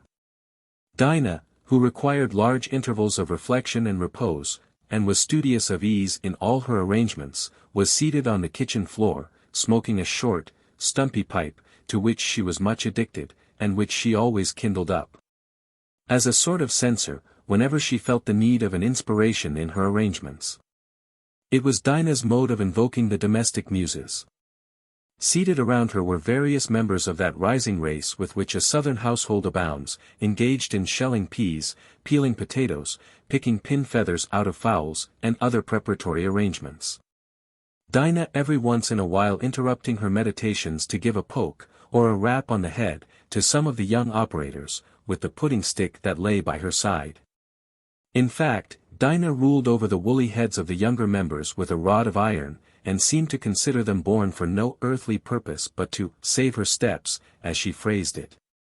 It was the spirit of the system under which she had grown up, and she carried it out to its full extent. Miss Ophelia, after passing on her reformatory tour through all the other parts of the establishment, now entered the kitchen. Dinah had heard, from various sources, what was going on, and resolved to stand on defensive and conservative ground, mentally determined to oppose and ignore every new measure, without any actual observable contest. The kitchen was a large brick-floored apartment, with a great old-fashioned fireplace stretching along one side of it, an arrangement which Street Clare had vainly tried to persuade Dinah to exchange for the convenience of a modern cook-stove. Not she. No Puseyite or conservative of any school was ever more inflexibly attached to time-honored inconveniences than Dinah. Edward Bouverie Pusey, 1800–1882, champion of the orthodoxy of revealed religion, defender of the Oxford movement, and Regius Professor of Hebrew and Canon of Christ Church, Oxford. When St. Clare had first returned from the north, impressed with the system and order of his uncle's kitchen arrangements, he had largely provided his own with an array of cupboards, drawers, and various apparatus, to induce systematic regulation. Under the sanguine illusion that it would be of any possible assistance to Dinah in her arrangements. He might as well have provided them for a squirrel or a magpie. The more drawers and closets there were, the more hiding holes could Dinah make for the accommodation of old rags, hair combs, old shoes, ribbons, cast-off artificial flowers, and other articles of virtu, wherein her soul delighted. When Miss Ophelia entered the kitchen, Dinah did not rise, but smoked on in sublime tranquillity, regarding her movements obliquely out of the corner of her eye, but apparently intent only on the operations around her. Miss Ophelia commenced opening a set of drawers. "What is this drawer for, Dinah?" she said. "It's handy for most anything, Mrs.," said Dinah. So it appeared to be. From the variety it contained, Miss Ophelia pulled out first a fine damask tablecloth stained with blood, having evidently been used to envelop some raw meat. "What's this, Dinah? You don't wrap up meat in your mistress' best tablecloths." "Oh lor, Mrs., no, the towels was all a-missin', so I jest did it. I laid out to wash that, that's why I put it thar." "Shiftless," said Miss Ophelia to herself, proceeding to tumble over the drawer, where she found a nutmeg grater and 2 or 3 nutmegs, a Methodist hymn book, a couple of soiled madras handkerchiefs, some yarn and knitting work, a paper of tobacco and a pipe. A few crackers, 1 or 2 gilded china saucers with some pomade in them, 1 or 2 thin old shoes, a piece of flannel carefully pinned up enclosing some small white onions, several damask table napkins, some coarse crash towels, some twine and darning needles, and several broken papers, from which sundry sweet herbs were sifting into the drawer. "Where do you keep your nutmegs, Dinah?" said Miss Ophelia, with the air of one who prayed for patience. "Most anywhar, Mrs., there's some in that cracked teacup, up there, and there's some over in that AR cupboard." "Here are some in the grater," said Miss Ophelia, holding them up. "Laws, yes, I put 'em there this morning, I likes to keep my things handy," said Dinah. "You, Jake. What are you stopping for? You'll cotch it. Be still, thar," she added, with a dive of her stick at the criminal. "What's this?" said Miss Ophelia, holding up the saucer of pomade. "Laws, it's my hair grease, I put it thar to have it handy." "Do you use your mistress' best saucers for that?" "Law. It was 'cause I was drive, and in sich a hurry, I was gwine to change it this very day. Here are 2 damask table napkins. Them table napkins I put thar, to get 'em washed out, some day. Don't you have some place here on purpose for things to be washed?" "Well, Moss R Street Clare got dat AR chest," he said, "for dat, but I likes to mix up biscuit and HEV my things on it some days, and then it ain't handy a liftin' up the lid." "Why don't you mix your biscuits on the pastry table, there?" "Law, missus, it gets sot so full of dishes, and one thing and another, der ain't no room, no way." "But you should wash your dishes, and clear them away." "Wash my dishes," said Dinah, in a high key, as her wrath began to rise over her habitual respect of manner. "What does ladies know 'bout work, I want to know? When d Moss R ever get his dinner, if I've asked to spend all my time a washin' and a puttin' up dishes? Miss Marie never telled me so, nohow. Well, here are these onions." "Laws, yes," said Dinah, "thart is whar I put 'em, now. I couldn't 'member. Them, as particular onions I was a savon, for dis your very stew. I'd forgot they was in dat AR old flannel." Miss Ophelia lifted out the sifting papers of sweet herbs. "I wish missus wouldn't touch dem AR. I likes to keep my things where I knows whar to go to 'em," said Dinah, rather decidedly. "But you don't want these holes in the papers. Them 's handy for siftin' on tea out," said Dinah. "But you see it spills all over the drawer." "Laws, yes. If missus will go a tumblin' things all up so, it will." "Missus has spilt lots dat AR way," said Dinah, coming uneasily to the drawers. "If missus only will go upstairs till my clarin' up time comes, I'll have everything right. But I can't do nothin' when ladies is round, a henderin'. You, Sam, don't you give the baby dat AR sugar bowl. I'll crack ye over, if ye don't mind. I'm going through the kitchen, and going to put everything in order, once, Dinah, and then I'll expect you to keep it so." "Lor, now. Miss Ophelia. Dat AR ain't no way for ladies to do. I never did see ladies doin' no sich, my old missus nor Miss Marie never did, and I don't see no kinder need on tea." And Dinah stalked indignantly about, while Miss Ophelia piled and sorted dishes, emptied dozens of scattering bowls of sugar into one receptacle, sorted napkins, tablecloths, and towels, for washing. Washing, wiping, and arranging with her own hands, and with a speed and alacrity which perfectly amazed Dinah. "Lor now. If dat AR de way dem northern ladies do, dey ain't ladies, nohow," she said to some of her satellites, when at a safe hearing distance. "I has things as straight as anybody, when my clarin' up times comes.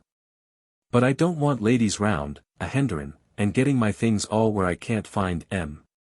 To do Dinah justice, she had, at irregular periods, paroxysms of reformation and arrangement, which she called clarin' up times, when she would begin with great zeal, and turn every drawer and closet wrong side outward, onto the floor or tables, and make the ordinary confusion sevenfold more confounded.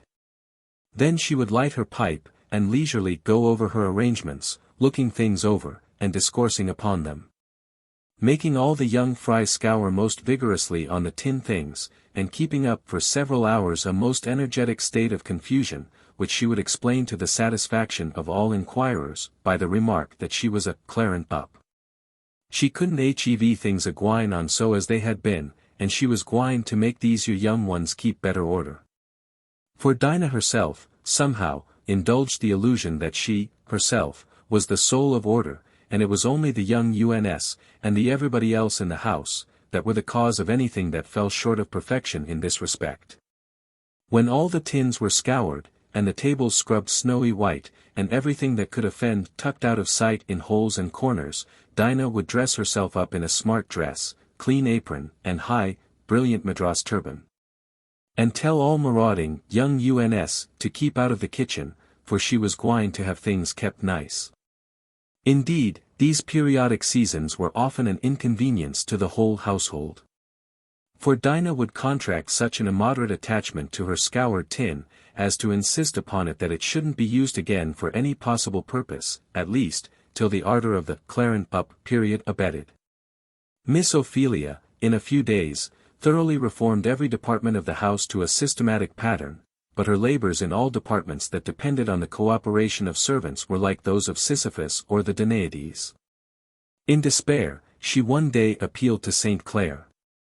"There is no such thing as getting anything like a system in this family." "To be sure, there isn't," said St. Clair.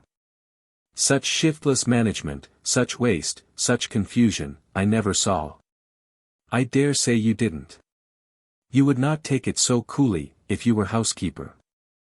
My dear cousin, you may as well understand, once for all, that we masters are divided into two classes, oppressors and oppressed. We who are good-natured and hate severity make up our minds to a good deal of inconvenience. If we will keep a shambling, loose, untaught set in the community, for our convenience, why, we must take the consequence. Some rare cases I have seen, of persons, who, by a peculiar tact, can produce order and system without severity, but I'm not one of them, and so I made up my mind, long ago, to let things go just as they do. I will not have the poor devils thrashed and cut to pieces, and they know it, and, of course, they know the staff is in their own hands. But to have no time, no place, no order, all going on in this shiftless way. My dear Vermont, you natives up by the North Pole set an extravagant value on time. What on earth is the use of time to a fellow who has twice as much of it as he knows what to do with? As to order and system, where there is nothing to be done but to lounge on the sofa and read, an hour sooner or later in breakfast or dinner isn't of much account. Now, there's Dinah gets you a capital dinner, soup, ragout, roast fowl, dessert, ice creams and all, and she creates it all out of chaos and old night down there, in that kitchen. I think it really sublime, the way she manages. But, heaven bless us!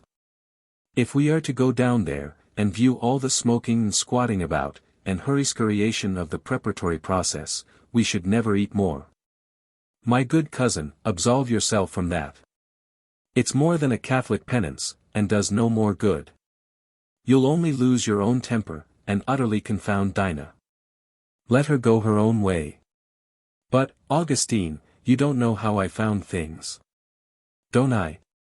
Don't I know that the rolling pin is under her bed, and the nutmeg grater in her pocket with her tobacco, that there are 65 different sugar bowls, one in every hole in the house, that she washes dishes with a dinner napkin one day, and with a fragment of an old petticoat the next.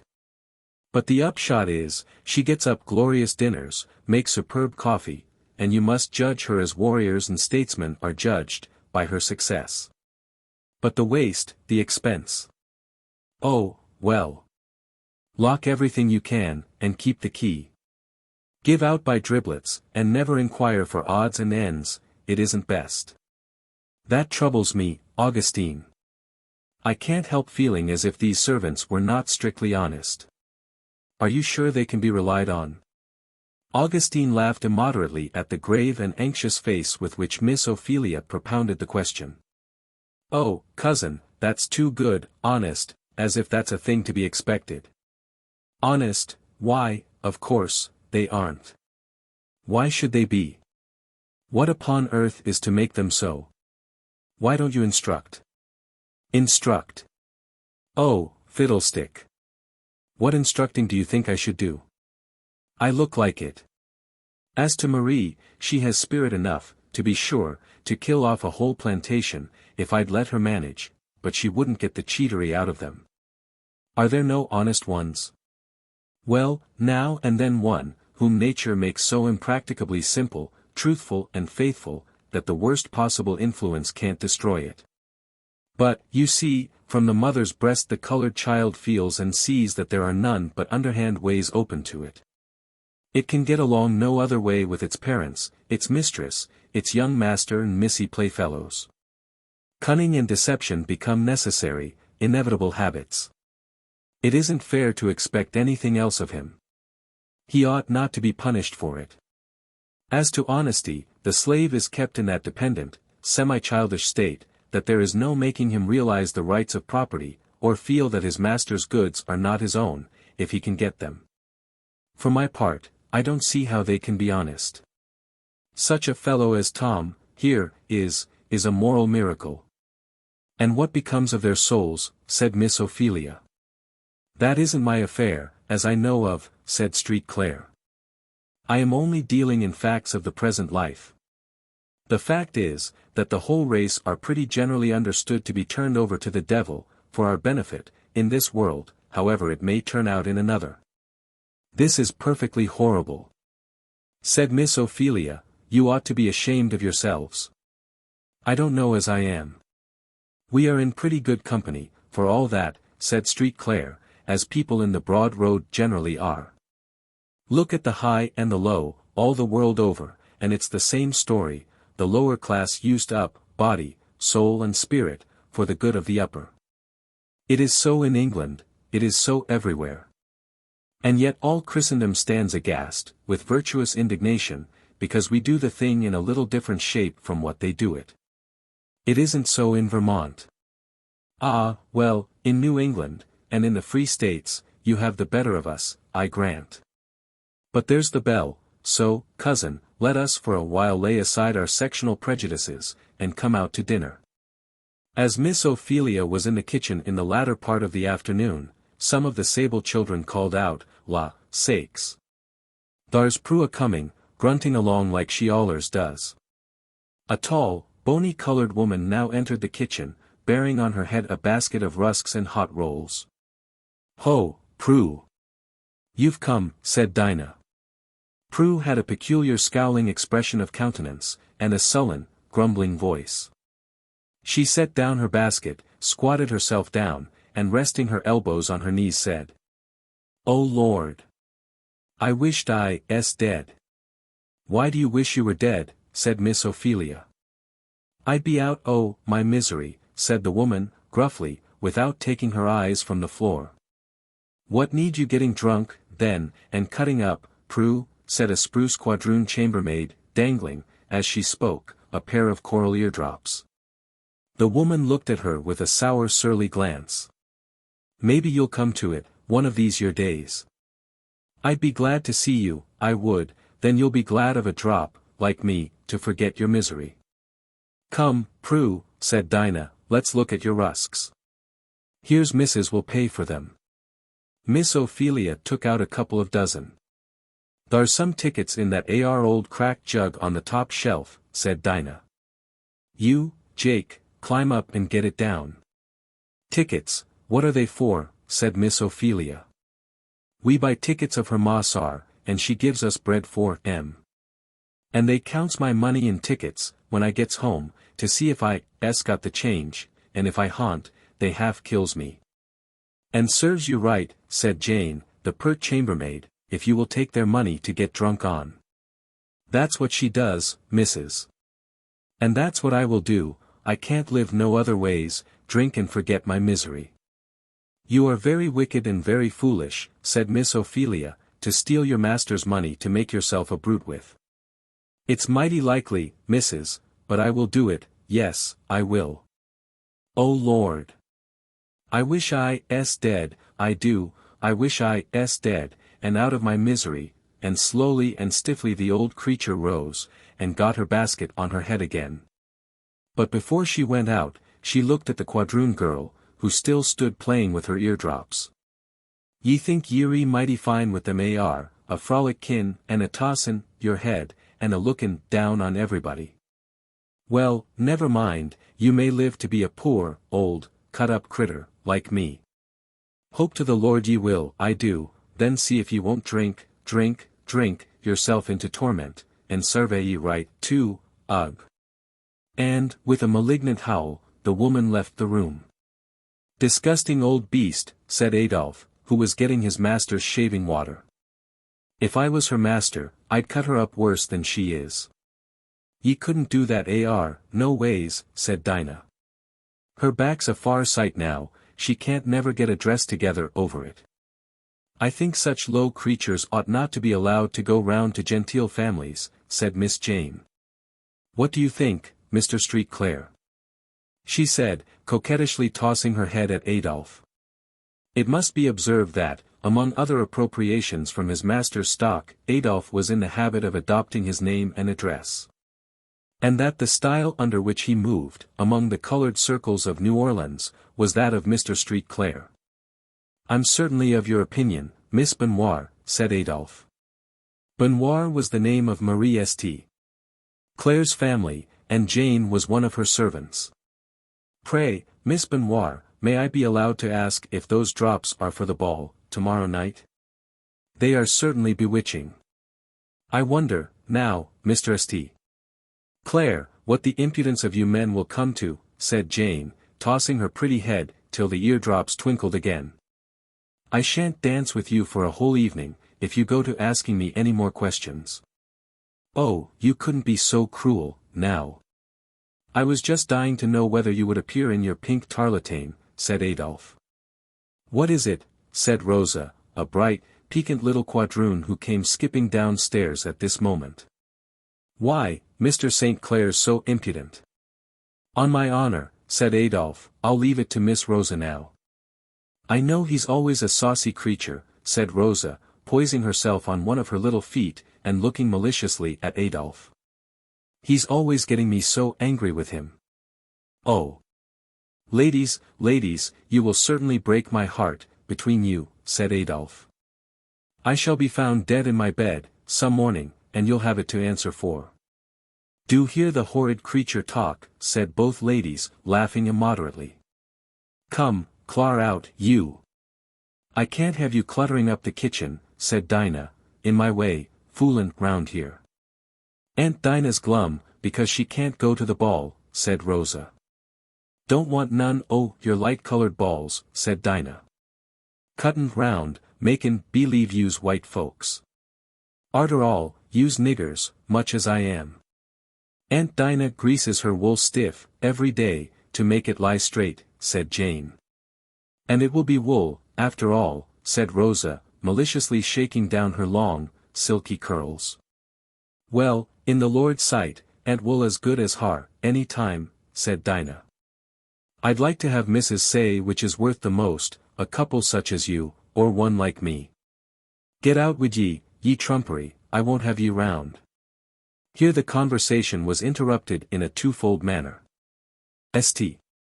Clare's voice was heard at the head of the stairs, asking Adolphe if he meant to stay all night with his shaving water, and Miss Ophelia, coming out of the dining room, said, "Jane and Rosa, what are you wasting your time for, here? Go in and attend to your muslins." Our friend Tom, who had been in the kitchen during the conversation with the old Rusk woman, had followed her out into the street. He saw her go on, giving every once in a while a suppressed groan. At last she set her basket down on a doorstep, and began arranging the old, faded shawl which covered her shoulders. "I'll carry your basket apiece," said Tom, compassionately. "Why should ye?" said the woman. "I don't want no help." "You seem to be sick, or in trouble, or somethin'," said Tom. "I ain't sick," said the woman, shortly. "I wish," said Tom, looking at her earnestly, "I wish I could persuade you to leave off drinking. Don't you know it will be the ruin of ye, body and soul?"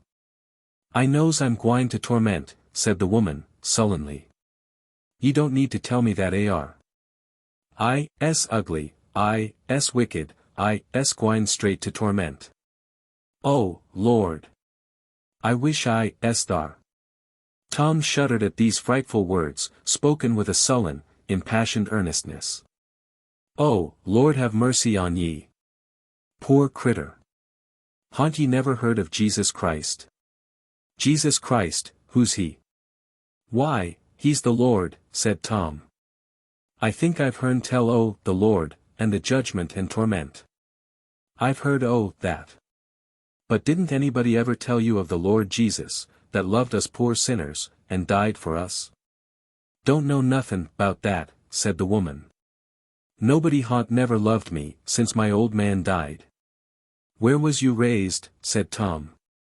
Up in Kentucky. A man kept me to breed children for market, and sold 'em as fast as they got big enough. Last of all, he sold me to a speculator, and my massar got me him. What set you into this bad way of drinkin'? To get shet my misery. I had one child after I come here. And I thought then I'd have one to raise, 'cause massar wasn't a speculator. It was the purtest little thing. And Mrs. she seemed to think a heap on at first, it never cried, it was likely in fat. But Mrs. tuck sick, and I tended her. And I tuck the fever, and my milk all left me, and the child it pined to skin and bone, and Mrs. wouldn't buy milk for it. She wouldn't hear to me, when I telled her I hadn't milk. She said she knowed I could feed it on what other folks eat. And the child kinder pined, and cried, and cried, and cried, day and night, and got all gone to skin and bones, and Mrs. got sot agin it and she said, want nothin' but crossness. She wished it was dead, she said.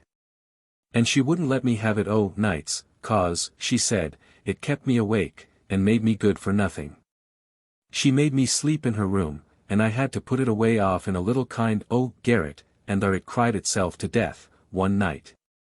It did.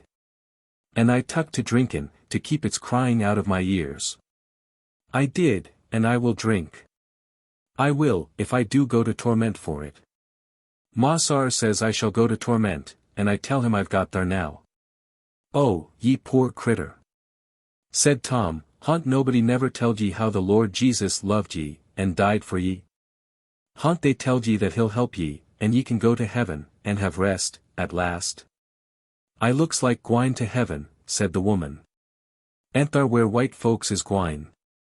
S'pose they'd have me thar. I'd rather go to torment, and get away from Massar and Mrs. I had so, she said, as with her usual groan, she got her basket on her head, and walked sullenly away. Tom turned, and walked sorrowfully back to the house. In the court he met little Eva, a crown of tuberoses on her head, and her eyes radiant with delight. Oh, Tom! Here you are. I'm glad I've found you. Papa says you may get out the ponies, and take me in my little new carriage, she said, catching his hand. But what's the matter, Tom? You look sober. I feel bad, Miss Eva, said Tom, sorrowfully. But I'll get the horses for you. But do tell me, Tom, what is the matter? I saw you talking to cross old Prue. Tom, in simple, earnest phrase, told Eva the woman's history. She did not exclaim or wonder, or weep, as other children do. Her cheeks grew pale, and a deep, earnest shadow passed over her eyes. She laid both hands on her bosom, and sighed heavily. Volume 2. Chapter 19. Miss Ophelia's experiences and opinions continued. Tom, you needn't get me the horses. I don't want to go, she said. Why not, Miss Eva? These things sink into my heart, Tom, said Eva, they sink into my heart, she repeated, earnestly. I don't want to go, and she turned from Tom, and went into the house.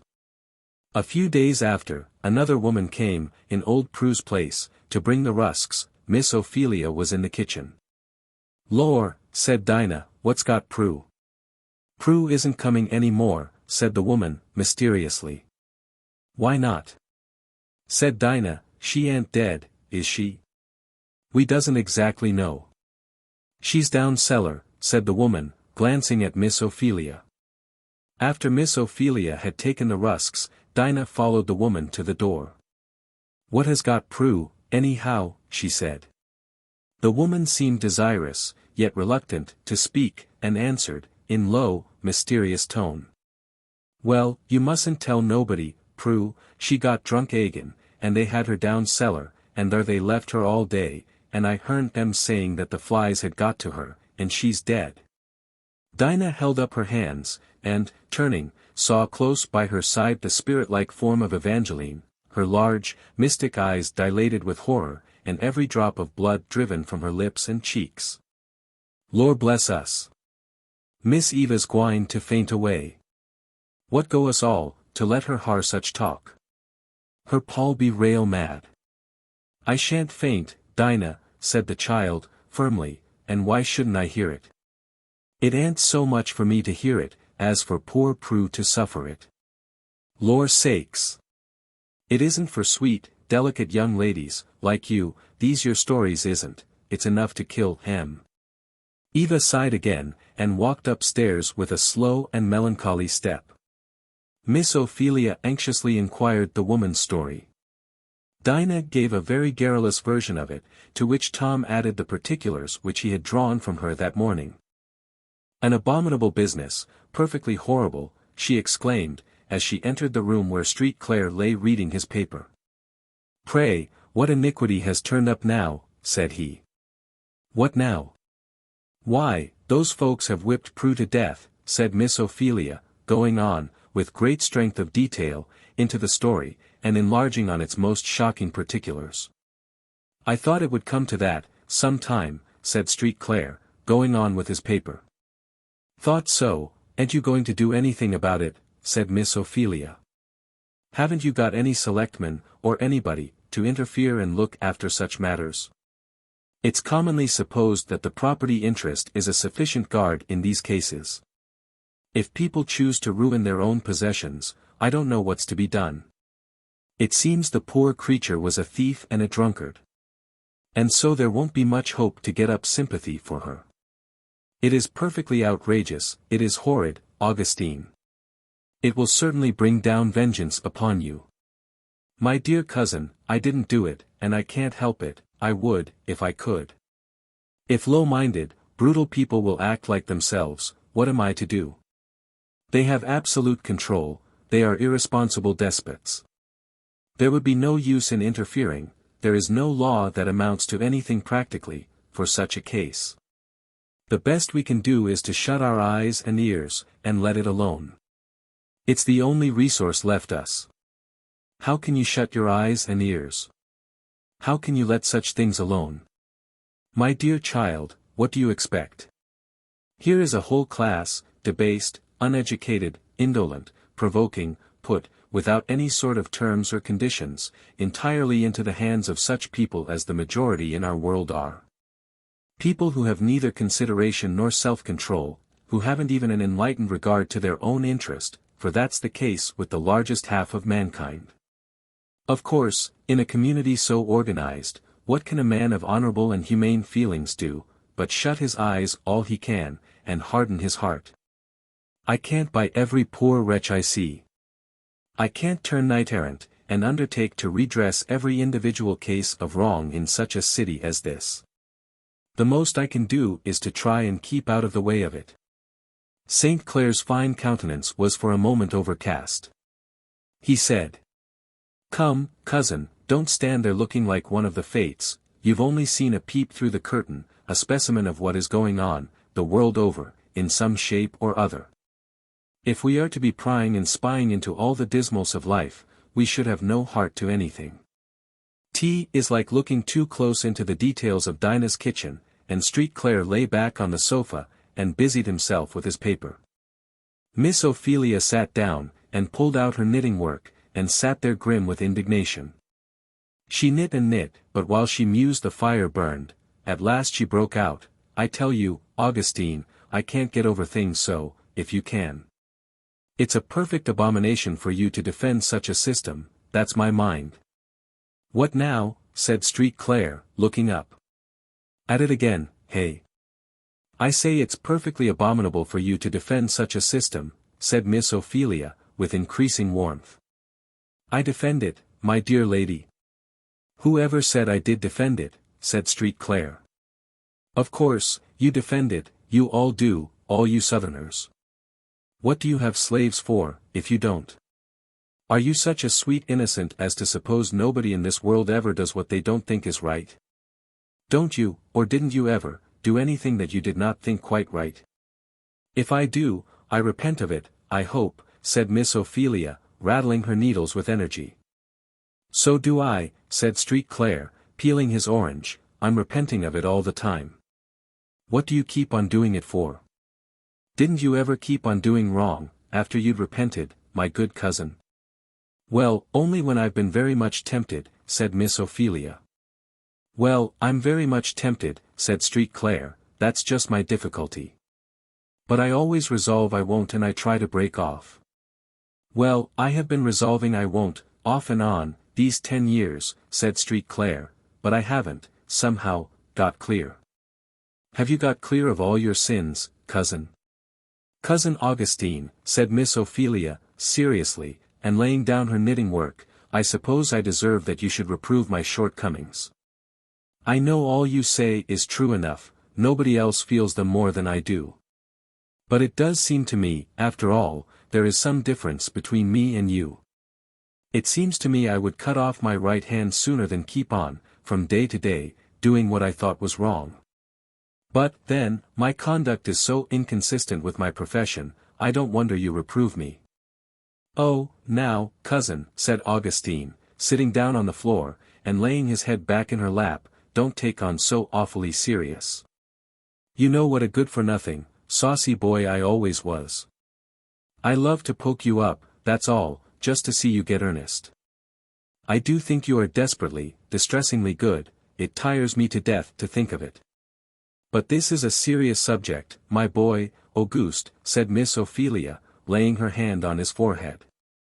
Dismally so, said he, and well, I never want to talk seriously in hot weather. What with mosquitoes and all, a fellow can't get himself up to any very sublime moral flights, and I believe, said Street Clair, suddenly rousing himself up, there's a theory, now. I understand now why northern nations are always more virtuous than southern ones, I see into that whole subject. Oh, Augustine, you are a sad rattle-brain. Am I? Well, so I am, I suppose, but for once I will be serious, now. But you must hand me that basket of oranges, you see, you'll have to stay me with flagons and comfort me with apples, if I'm going to make this effort. Now, said Augustine, drawing the basket up, I'll begin, when, in the course of human events, it becomes necessary for a fellow to hold 2 or 3 dozen of his fellow worms in captivity. A decent regard to the opinions of society requires. I don't see that you are growing more serious, said Miss Ophelia. Wait, I'm coming on, you'll hear. The short of the matter is, cousin, said he, his handsome face suddenly settling into an earnest and serious expression, on this abstract question of slavery there can, as I think, be but one opinion. Planters, who have money to make by it, clergymen, who have planters to please, politicians, who want to rule by it, may warp and bend language and ethics to a degree that shall astonish the world at their ingenuity. They can press nature and the Bible, and nobody knows what else, into the service, but, after all, neither they nor the world believe in it one particle the more. It comes from the devil, that's the short of it. And, to my mind, it's a pretty respectable specimen of what he can do in his own line. Miss Ophelia stopped her knitting, and looked surprised, and Street Clair, apparently enjoying her astonishment, went on. You seem to wonder. But if you will get me fairly at it, I'll make a clean breast of it. This cursed business, accursed of God and man, what is it? Strip it of all its ornament, run it down to the root and nucleus of the whole, and what is it? Why, because my brother Quashy is ignorant and weak, and I am intelligent and strong, because I know how, and can do it, therefore, I may steal all he has, keep it, and give him only such and so much as suits my fancy. Whatever is too hard, too dirty, too disagreeable, for me, I may set Quashy to doing.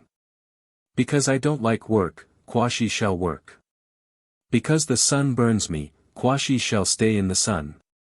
Quashy shall earn the money, and I will spend it. Quashy shall lie down in every puddle, that I may walk over dry shod.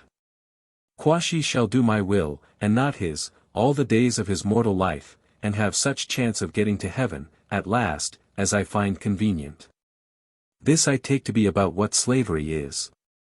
I defy anybody on earth to read our slave code, as it stands in our law books, and make anything else of it.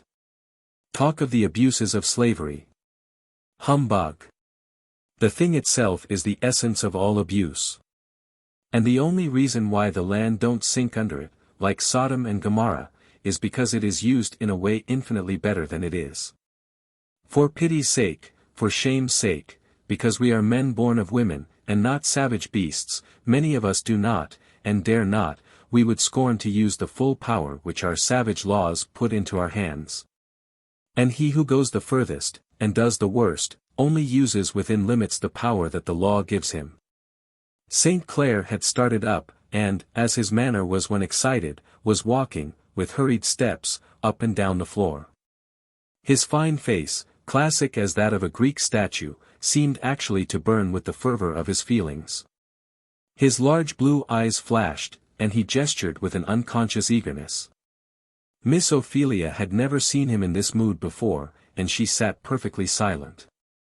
"I declare to you," said he, suddenly stopping before his cousin, "it's no sort of use to talk or to feel on this subject, but I declare to you, there have been times when I have thought, if the whole country would sink and hide all this injustice and misery from the light, I would willingly sink with it.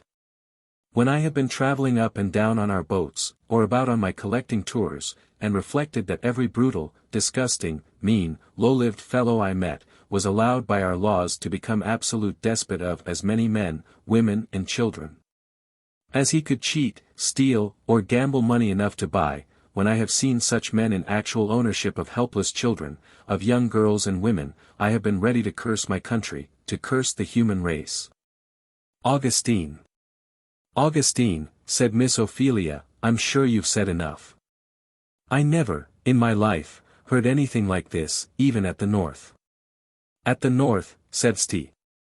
Clair, with a sudden change of expression, and resuming something of his habitual careless tone. "Pooh! Your northern folks are cold-blooded, you are cool in everything. You can't begin to curse up hill and down as we can, when we get fairly at it." "Well, but the question is," said Miss Ophelia. "Oh, yes, to be sure, the question is, and a deuce of a question it is. How came you in this state of sin and misery?" "Well, I shall answer in the good old words you used to teach me, Sundays. I came so by ordinary generation. My servants were my father's, and, what is more, my mother's, and now they are mine, they, and their increase, which bids fair to be a pretty considerable item. My father, you know, came first from New England. And he was just such another man as your father, a regular old Roman, upright, energetic, noble-minded, with an iron will. Your father settled down in New England, to rule over rocks and stones, and to force an existence out of nature. And mine settled in Louisiana, to rule over men and women, and force existence out of them. My mother," said St. Clair, getting up and walking to a picture at the end of the room, and gazing upward with a face fervent with veneration, "she was divine. Don't look at me so, you know what I mean. She probably was of mortal birth. But, as far as ever I could observe, there was no trace of any human weakness or error about her, and everybody that lives to remember her, whether bond or free, servant, acquaintance, relation, all say the same. Why, cousin, that mother has been all that has stood between me and utter unbelief for years. She was a direct embodiment and personification of the New Testament, a living fact, to be accounted for, and to be accounted for in no other way than by its truth." "Oh, mother! Mother," said St. Clair, clasping his hands, in a sort of transport. And then suddenly checking himself, he came back, and seating himself on an ottoman, he went on. "My brother and I were twins, and they say, you know, that twins ought to resemble each other, but we were in all points a contrast.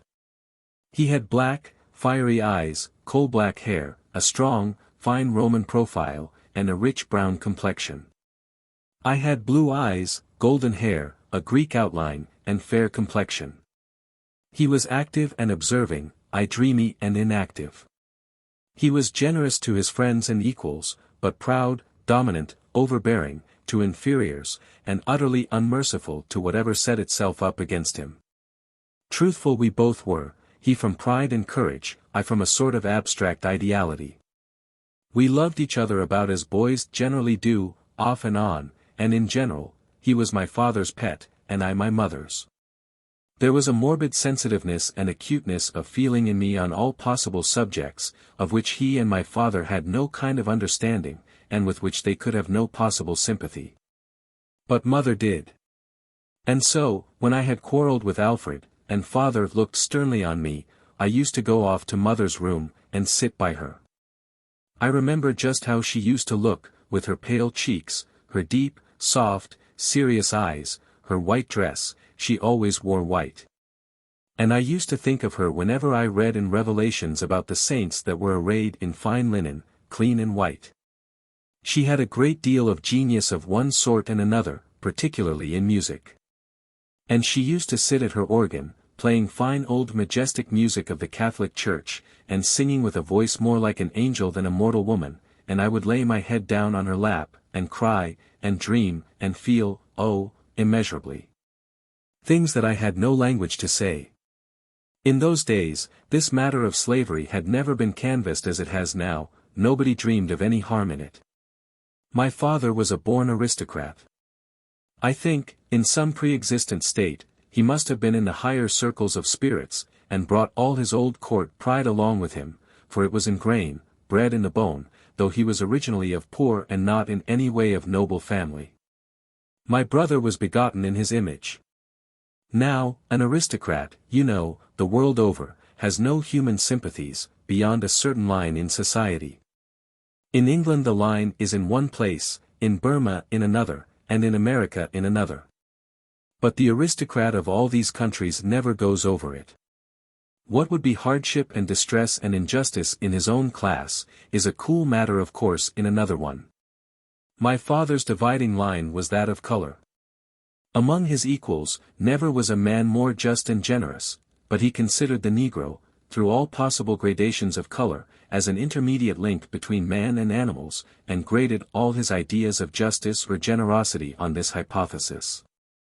I suppose, to be sure, if anybody had asked him, plump and fair, whether they had human immortal souls, he might have hemmed and hawed, and said yes. But my father was not a man much troubled with spiritualism. Religious sentiment he had none, beyond a veneration for God, as decidedly the head of the upper classes. Well, my father worked some 500 Negroes, he was an inflexible, driving, punctilious businessman. Everything was to move by system, to be sustained with unfailing accuracy and precision. Now, if you take into account that all this was to be worked out by a set of lazy, twaddling, shiftless laborers, who had grown up, all their lives, in the absence of every possible motive to learn how to do anything but shirk. As you Vermonters say, and you'll see that there might naturally be, on his plantation, a great many things that looked horrible and distressing to a sensitive child, like me. Besides all, he had an overseer, great, tall, slab-sided, two-fisted renegade son of Vermont, begging your pardon, who had gone through a regular apprenticeship in hardness and brutality and taken his degree to be admitted to practice. My mother never could endure him, nor I, but he obtained an entire ascendancy over my father, and this man was the absolute despot of the estate. I was a little fellow then, but I had the same love that I have now for all kinds of human things, a kind of passion for the study of humanity, come in what shape it would. I was found in the cabins and among the field hands a great deal, and, of course, was a great favorite, and all sorts of complaints and grievances were breathed in my ear. And I told them to mother, and we, between us, formed a sort of committee for a redress of grievances. We hindered and repressed a great deal of cruelty, and congratulated ourselves on doing a vast deal of good, till, as often happens, my zeal overacted. Stubbs complained to my father that he couldn't manage the hands, and must resign his position. Father was a fond, indulgent husband, but a man that never flinched from anything that he thought necessary, and so he put down his foot, like a rock, between us and the field hands. He told my mother, in language perfectly respectful and deferential, but quite explicit, that over the house servants she should be entire mistress, but that with the field hands he could allow no interference. He revered and respected her above all living beings, but he would have said it all the same to the Virgin Mary herself, if she had come in the way of his system. I used sometimes to hear my mother reasoning cases with him, endeavoring to excite his sympathies. He would listen to the most pathetic appeals with the most discouraging politeness and equanimity. "It all resolves itself into this," he would say. "Must I part with Stubbs, or keep him? Stubbs is the soul of punctuality, honesty, and efficiency, a thorough business hand, and as humane as the general run. We can't have perfection. And if I keep him, I must sustain his administration as a whole, even if there are, now and then, things that are exceptionable. All government includes some necessary hardness. General rules will bear hard on particular cases." This last maxim my father seemed to consider a settler in most alleged cases of cruelty. After he had said that, he commonly drew up his feet on the sofa, like a man that has disposed of a business, and betook himself to a nap, or the newspaper, as the case might be. The fact is my father showed the exact sort of talent for a statesman. He could have divided Poland as easily as an orange, or trod on Ireland as quietly and systematically as any man living. At last my mother gave up, in despair. It never will be known, till the last account, what noble and sensitive natures like hers have felt, cast, utterly helpless, into what seems to them an abyss of injustice and cruelty, and which seems so to nobody about them. It has been an age of long sorrow of such natures, in such a hell-begotten sort of world as ours. What remained for her, but to train her children in her own views and sentiments? Well, after all you say about training, children will grow up substantially what they are by nature, and only that. From the cradle, Alfred was an aristocrat. And as he grew up, instinctively, all his sympathies and all his reasonings were in that line, and all mother's exhortations went to the winds. As to me, they sunk deep into me. She never contradicted, in form, anything my father said, or seemed directly to differ from him, but she impressed, burnt into my very soul, with all the force of her deep, earnest nature, an idea of the dignity and worth of the meanest human soul. I have looked in her face with solemn awe, when she would point up to the stars in the evening, and say to me, "See there, Auguste. The poorest, meanest soul on our place will be living, when all these stars are gone forever, will live as long as God lives." She had some fine old paintings, one, in particular, of Jesus healing a blind man. They were very fine, and used to impress me strongly. "See there, Auguste," she would say. The blind man was a beggar, poor and loathsome, therefore, he would not heal him afar off. He called him to him, and put his hands on him. Remember this, my boy. If I had lived to grow up under her care, she might have stimulated me to I know not what of enthusiasm. I might have been a saint, reformer, martyr, but, alas! Alas! I went from her when I was only 13, and I never saw her again. Saint Clare rested his head on his hands, and did not speak for some minutes. After a while, he looked up, and went on. What poor, mean trash this whole business of human virtue is. A mere matter, for the most part, of latitude and longitude, and geographical position, acting with natural temperament. The greater part is nothing but an accident. Your father, for example, settles in Vermont, in a town where all are, in fact, free and equal. Becomes a regular church member and deacon, and in due time joins an abolition society, and thinks us all little better than heathens. Yet he is, for all the world, in constitution and habit, a duplicate of my father. I can see it leaking out in 50 different ways, just the same strong, overbearing, dominant spirit. You know very well how impossible it is to persuade some of the folks in your village that Squire Sinclair does not feel above them. The fact is, though he has fallen on democratic times, and embraced a democratic theory, he is to the heart an aristocrat, as much as my father, who ruled over 500 or 600 slaves. Miss Ophelia felt rather disposed to cavil at this picture, and was laying down her knitting to begin, but Street Clare stopped her. Now, I know every word you are going to say. I do not say they were alike, in fact. One fell into a condition where everything acted against the natural tendency, and the other where everything acted for it, and so one turned out a pretty willful, stout, overbearing old democrat, and the other a willful, stout old despot. If both had owned plantations in Louisiana, they would have been as like as two old bullets cast in the same mold. "What an undutiful boy you are," said Miss Ophelia. "I don't mean them any disrespect," said Street Claire. "You know reverence is not my forte. But, to go back to my history. When father died, he left the whole property to us twin boys, to be divided as we should agree.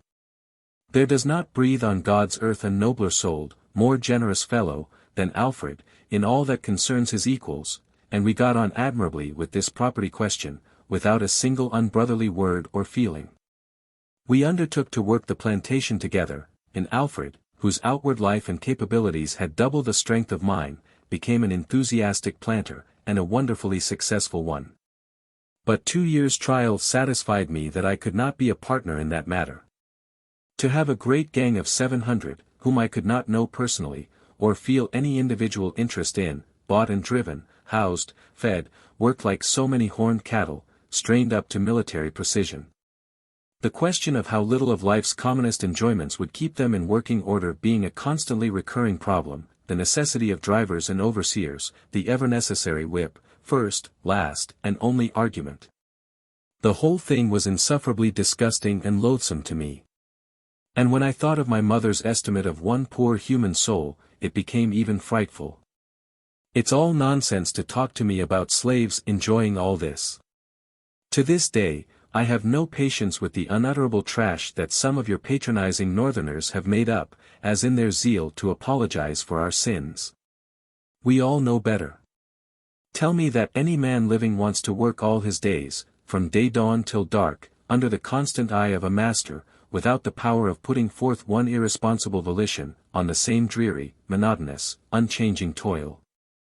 And all for 2 pairs of pantaloons and a pair of shoes a year, with enough food and shelter to keep him in working order.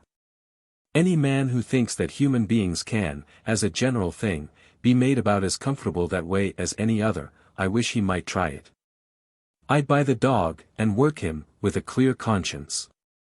I always have supposed, said Miss Ophelia, that you, all of you, approved of these things, and thought them right, according to Scripture. Humbug! We are not quite reduced to that yet. Alfred, who is as determined a despot as ever walked, does not pretend to this kind of defense. No, he stands, high and haughty, on that good old respectable ground, the right of the strongest. And he says, and I think quite sensibly, that the American planter is only doing, in another form, what the English aristocracy and capitalists are doing by the lower classes. That is, I take it, appropriating them, body and bone, soul and spirit, to their use and convenience. He defends both, and I think, at least, consistently. He says that there can be no high civilization without enslavement of the masses, either nominal or real. There must, he says, be a lower class, given up to physical toil and confined to an animal nature. And a higher one thereby acquires leisure and wealth for a more expanded intelligence and improvement, and becomes the directing soul of the lower.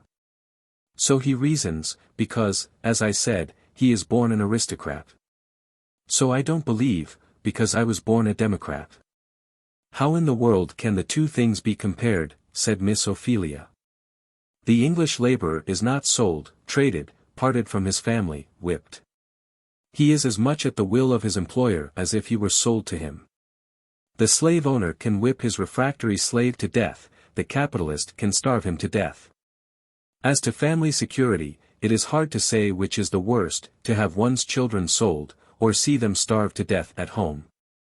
But it's no kind of apology for slavery, to prove that it isn't worse than some other bad thing.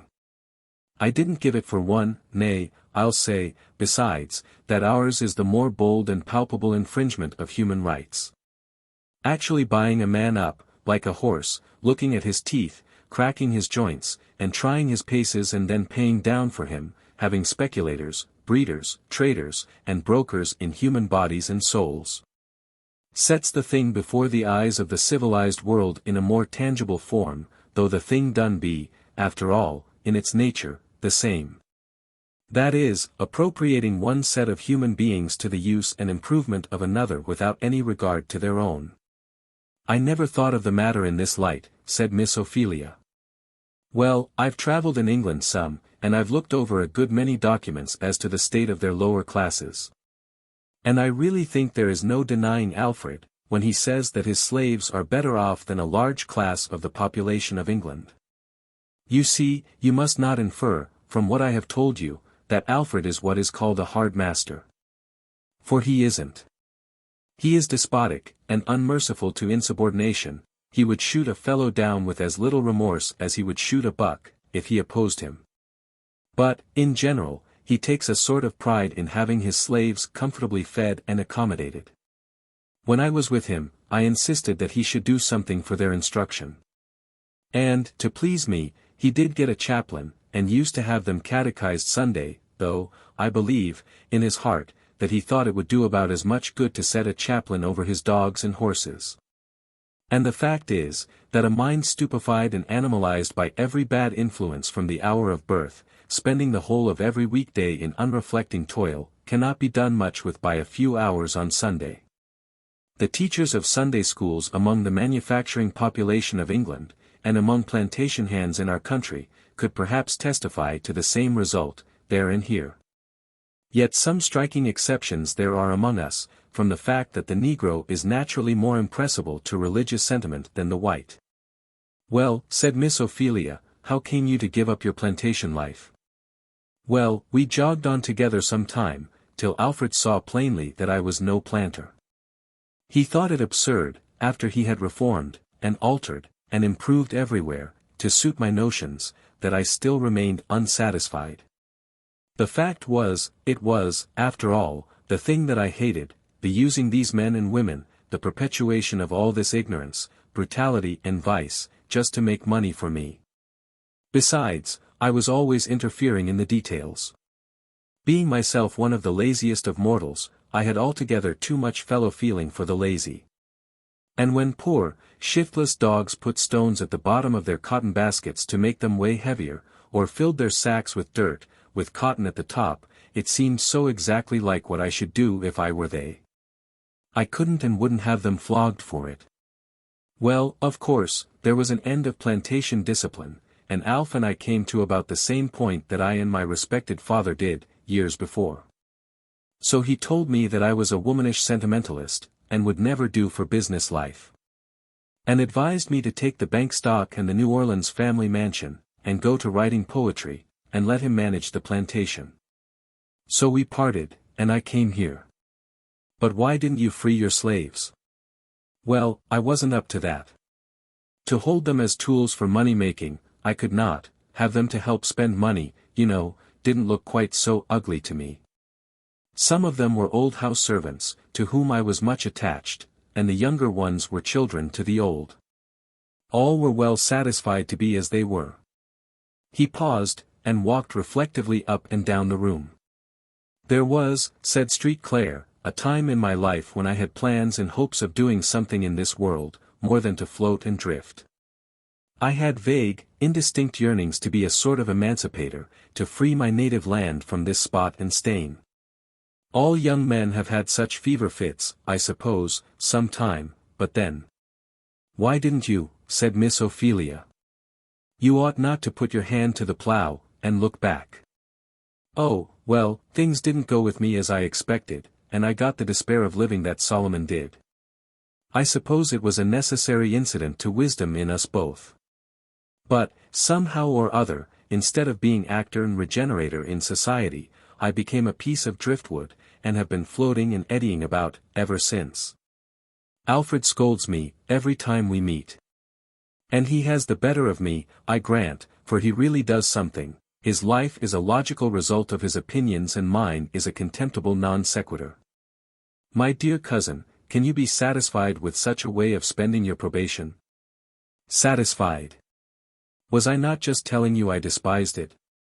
But, then, to come back to this point, we were on this liberation business. I don't think my feelings about slavery are peculiar. I find many men who, in their hearts, think of it just as I do. The land groans under it, and, bad as it is for the slave, it is worse, if anything, for the master. It takes no spectacles to see that a great class of vicious, improvident, degraded people, among us, are an evil to us, as well as to themselves. The capitalist and aristocrat of England cannot feel that as we do, because they do not mingle with the class they degrade as we do. They are in our homes, they are the associates of our children, and they form their minds faster than we can. For they are a race that children always will cling to and assimilate with. If Eva, now, was not more angel than ordinary, she would be ruined. We might as well allow the smallpox to run among them, and think our children would not take it, as to let them be uninstructed and vicious, and think our children will not be affected by that.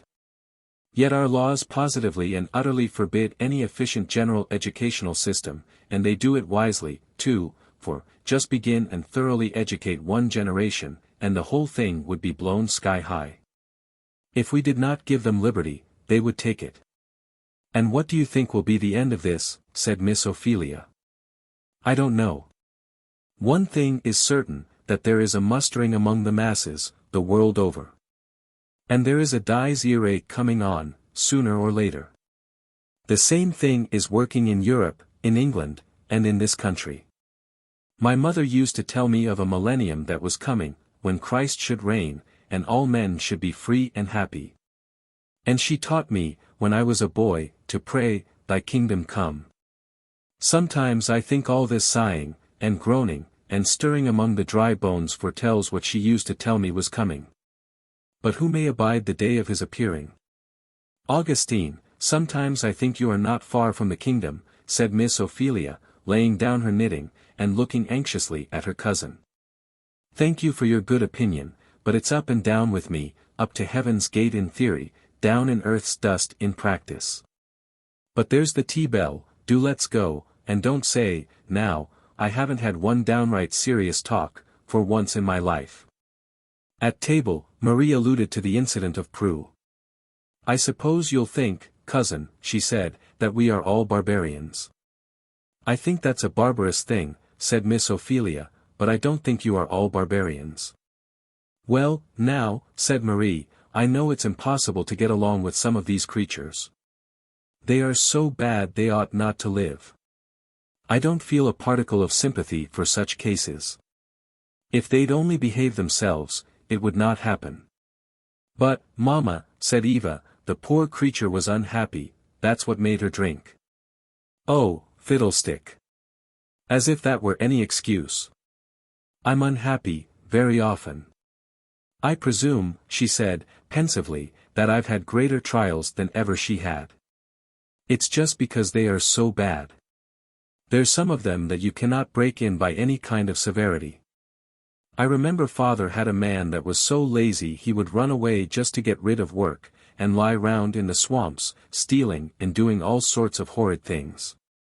That man was caught and whipped, time and again, and it never did him any good. And the last time he crawled off, though he couldn't but just go, and died in the swamp. There was no sort of reason for it, for father's hands were always treated kindly. I broke a fellow in, once, said St. Claire, that all the overseers and masters had tried their hands on in vain. You, said Marie, well, I'd be glad to know when you ever did anything of the sort. Well, he was a powerful, gigantic fellow, a native-born African. And he appeared to have the rude instinct of freedom in him to an uncommon degree. He was a regular African lion. They called him Scipio. Nobody could do anything with him. And he was sold round from overseer to overseer, till at last Alfred bought him, because he thought he could manage him.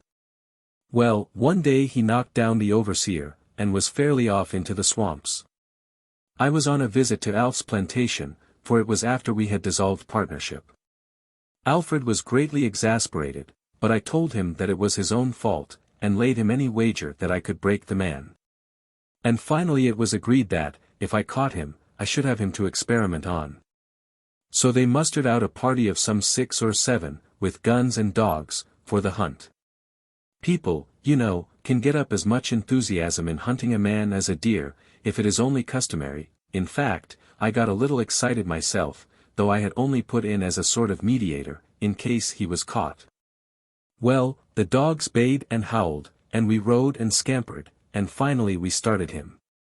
He ran and bounded like a buck, and kept us well in the rear for some time, but at last he got caught in an impenetrable thicket of cane. Then he turned to bay, and I tell you he fought the dogs right gallantly. He dashed them to right and left, and actually killed 3 of them with only his naked fists, when a shot from a gun brought him down, and he fell, wounded and bleeding, almost at my feet. The poor fellow looked up at me with manhood and despair both in his eye. I kept back the dogs and the party, as they came pressing up, and claimed him as my prisoner. It was all I could do to keep them from shooting him, in the flush of success. But I persisted in my bargain, and Alfred sold him to me. Well, I took him in hand, and in 1 fortnight I had him tamed down as submissive and tractable as heart could desire. "What in the world did you do to him?" said Marie. Well, it was quite a simple process. I took him to my own room, had a good bed made for him, dressed his wounds, and tended him myself, until he got fairly on his feet again. And, in process of time, I had free papers made out for him, and told him he might go where he liked. "And did he go?" said Miss Ophelia. "No. The foolish fellow tore the paper in 2, and absolutely refused to leave me. I never had a braver, better fellow, trusty and true as steel. He embraced Christianity afterwards, and became as gentle as a child. He used to oversee my place on the lake, and did it capitally, too. I lost him the first cholera season. In fact, he laid down his life for me. For I was sick, almost to death, and when, through the panic, everybody else fled, Scipio worked for me like a giant, and actually brought me back into life again. But, poor fellow! He was taken, right after, and there was no saving him. I never felt anybody's loss more." Eva had come gradually nearer and nearer to her father, as he told the story, her small lips apart, her eyes wide and earnest with absorbing interest. As he finished, she suddenly threw her arms around his neck, burst into tears, and sobbed convulsively. "Eva, dear child."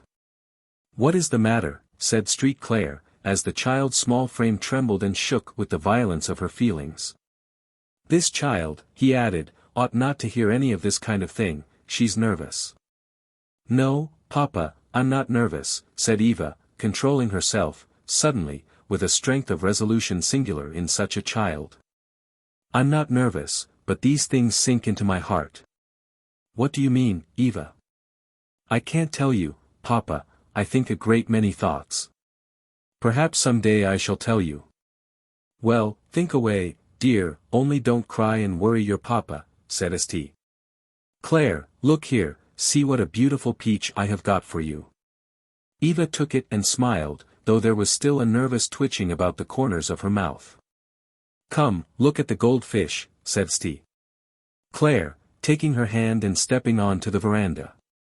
A few moments, and merry laughs were heard through the silken curtains, as Eva and Street Clare were pelting each other with roses, and chasing each other among the alleys of the court. There is danger that our humble friend Tom be neglected amid the adventures of the higher born, but, if our readers will accompany us up to a little loft over the stable, they may, perhaps, learn a little of his affairs.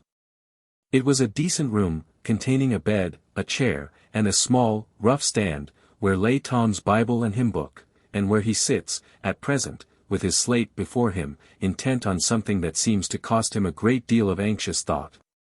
The fact was, that Tom's home yearnings had become so strong that he had begged a sheet of writing paper of Eva, and, mustering up all his small stock of literary attainment acquired by Massar George's instructions, he conceived the bold idea of writing a letter. And he was busy now, on his slate, getting out his first draft. Tom was in a good deal of trouble, for the forms of some of the letters he had forgotten entirely, and of what he did remember, he did not know exactly which to use. And while he was working, and breathing very hard, in his earnestness, Eva alighted, like a bird, on the round of his chair behind him, and peeped over his shoulder. "Oh, Uncle Tom! What funny things you are making, there! I'm trying to write to my poor old woman, Miss Eva, and my little Chilean," said Tom, drawing the back of his hand over his eyes, "but, somehow, I'm feared I shan't make it out. I wish I could help you, Tom. I've learnt to write some. Last year I could make all the letters, but I'm afraid I've forgotten." So Eva put her golden head close to his, and the two commenced a grave and anxious discussion, each one equally earnest, and about equally ignorant.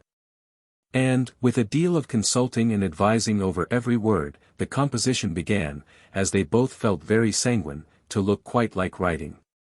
"Yes, Uncle Tom, it really begins to look beautiful," said Eva, gazing delightedly on it. "How pleased your wife will be, and the poor little children. Oh, it's a shame you ever had to go away from them. I mean to ask Papa to let you go back, some time. Mrs. said that she would send down money for me, as soon as they could get it together," said Tom. "I'm 'spectin' she will. Young Mossar George, he said he'd come for me, and he gave me this your dollar as a sign." And Tom drew from under his clothes the precious dollar. "Oh, he'll certainly come, then," said Eva. "I'm so glad. And I wanted to send a letter, you know, to let him know where I was, and tell poor Chloe that I was well off, 'cause she felt so dreadful, poor soul." "I say, Tom," said St. Clair's voice, coming in the door at this moment. Tom and Eva both started. "What's here?" said St. Clair, coming up and looking at the slate. "Oh, it's Tom's letter. I'm helping him to write it," said Eva. "Isn't it nice?" "I wouldn't discourage either of you," said St. Clair, "but I rather think, Tom, you'd better get me to write your letter for you." "I'll do it, when I come home from my ride." "It's very important he should write," said Eva, "because his mistress is going to send down money to redeem him, you know, Papa, he told me they told him so." St. Clair thought, in his heart, that this was probably only one of those things which good-natured owners say to their servants, to alleviate their horror of being sold, without any intention of fulfilling the expectation thus excited. But he did not make any audible comment upon it, only ordered Tom to get the horses out for a ride. Tom's letter was written in due form for him that evening, and safely lodged in the post office. Miss Ophelia still persevered in her labors in the housekeeping line. It was universally agreed, among all the household, from Dinah down to the youngest urchin, that Miss Ophelia was decidedly curries, a term by which a southern servant implies that his or her betters don't exactly suit them.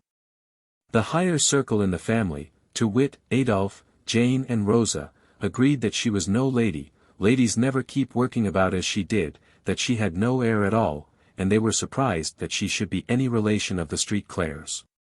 Even Marie declared that it was absolutely fatiguing to see Cousin Ophelia always so busy. And, in fact, Miss Ophelia's industry was so incessant as to lay some foundation for the complaint. She sewed and stitched away, from daylight till dark, with the energy of one who is pressed on by some immediate urgency. And then, when the light faded, and the work was folded away, with one turn out came the ever-ready knitting work, and there she was again, going on as briskly as ever. It really was a labor to see her. Chapter 20. Topsy. One morning, while Miss Ophelia was busy in some of her domestic cares, St. Clair's voice was heard, calling her at the foot of the stairs. "Come down here, cousin, I've something to show you." "What is it?" said Miss Ophelia, coming down, with her sewing in her hand. "I've made a purchase for your department, see here," said St. Clair, and, with the word, he pulled along a little Negro girl, about 8 or 9 years of age. She was one of the blackest of her race, and her round shining eyes, glittering as glass beads, moved with quick and restless glances over everything in the room. Her mouth, half open with astonishment at the wonders of the new Mossar's parlor, displayed a white and brilliant set of teeth. Her woolly hair was braided in sundry little tails, which stuck out in every direction. The expression of her face was an odd mixture of shrewdness and cunning, over which was oddly drawn, like a kind of veil, an expression of the most doleful gravity and solemnity. She was dressed in a single filthy, ragged garment, made of bagging, and stood with her hands demurely folded before her. Altogether, there was something odd and goblin-like about her appearance, something, as Miss Ophelia afterward said, so heathenish, as to inspire that good lady with utter dismay. And turning to St. Clare, she said, "Augustine, what in the world have you brought that thing here for?" "For you to educate, to be sure, and train in the way she should go. I thought she was rather a funny specimen in the Jim Crow line. Here, Topsy," he added, giving a whistle, as a man would to call the attention of a dog, "give us a song, now, and show us some of your dancing." The black, glassy eyes glittered with a kind of wicked drollery, and the thing struck up, in a clear shrill voice, an odd negro melody, to which she kept time with her hands and feet, spinning round, clapping her hands, knocking her knees together, in a wild, fantastic sort of time, and producing in her throat all those odd guttural sounds which distinguish the native music of her race. And finally, turning a somerset or two, and giving a prolonged closing note, as odd and unearthly as that of a steam whistle, she came suddenly down on the carpet, and stood with her hands folded, and a most sanctimonious expression of meekness and solemnity over her face, only broken by the cunning glances which she shot askance from the corners of her eyes. Miss Ophelia stood silent, perfectly paralyzed with amazement. St. Clare, like a mischievous fellow as he was, appeared to enjoy her astonishment, and, addressing the child again, said, "Topsy, this is your new mistress. I'm going to give you up to her, see now that you behave yourself." "Yes, ma sar," said Topsy, with sanctimonious gravity, her wicked eyes twinkling as she spoke. "You're going to be good, Topsy, you understand," said Street Clare. "Oh yes, ma sar," said Topsy, with another twinkle, her hands still devoutly folded. "Now, Augustine, what upon earth is this for?" said Miss Ophelia. "Your house is so full of these little plagues, now, that a body can't set down their foot without treading on 'em. I get up in the morning, and find one asleep behind the door, and see one black head poking out from under the table, one lying on the doormat, and they are mopping and mowing and grinning between all the railings, and tumbling over the kitchen floor. What on earth did you want to bring this one for? For you to educate, didn't I tell you? You're always preaching about educating. I thought I would make you a present of a fresh-caught specimen, and let you try your hand on her, and bring her up in the way she should go. I don't want her, I am sure, I have more to do with em now than I want to. That's you Christians, all over, you'll get up a society, and get some poor missionary to spend all his days among just such heathen. But let me see one of you that would take one into your house with you, and take the labor of their conversion on yourselves. No, when it comes to that, they are dirty and disagreeable, and it's too much care, and so on." "Augustine, you know I didn't think of it in that light," said Miss Ophelia, evidently softening. "Well, it might be a real missionary work," said she, looking rather more favorably on the child. St. Clare had touched the right string. Miss Ophelia's conscientiousness was ever on the alert. "But," she added, "I really didn't see the need of buying this one, there are enough now, in your house, to take all my time and skill." "Well, then, cousin," said St. Clare, drawing her aside, "I ought to beg your pardon for my good-for-nothing speeches. You are so good, after all, that there's no sense in them. Why, the fact is, this concern belonged to a couple of drunken creatures that keep a low restaurant that I have to pass by every day, and I was tired of hearing her screaming, and them beating and swearing at her. She looked bright and funny, too, as if something might be made of her, so I bought her, and I'll give her to you.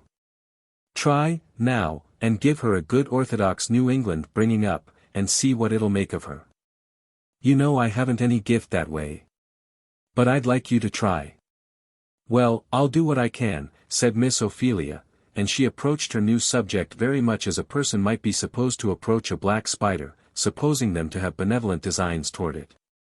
"She's dreadfully dirty, and half naked," she said. "Well, take her downstairs, and make some of them clean and clothe her up. Miss Ophelia carried her to the kitchen regions. Don't see what Mossar St. Clair wants of another nigger, said Dinah, surveying the new arrival with no friendly air. Won't have her around under my feet, I know. Pa, said Rosa and Jane, with supreme disgust, let her keep out of our way. What in the world Mossar wanted another of these lone niggers for, I can't see. You go long.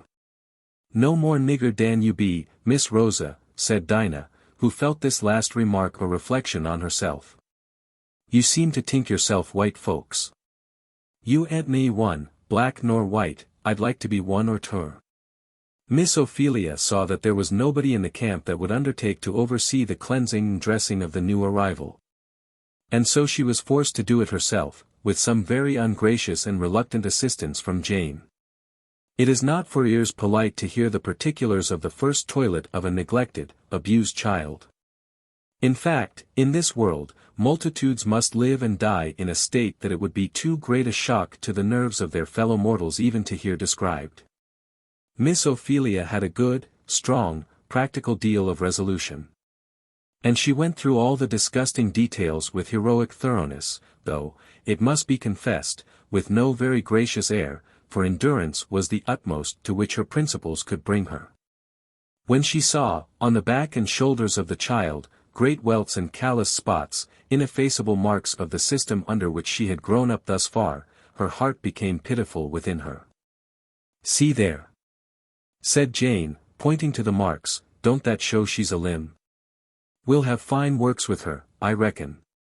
I hate these nigger young uns. So disgusting. I wonder that Mossar would buy her.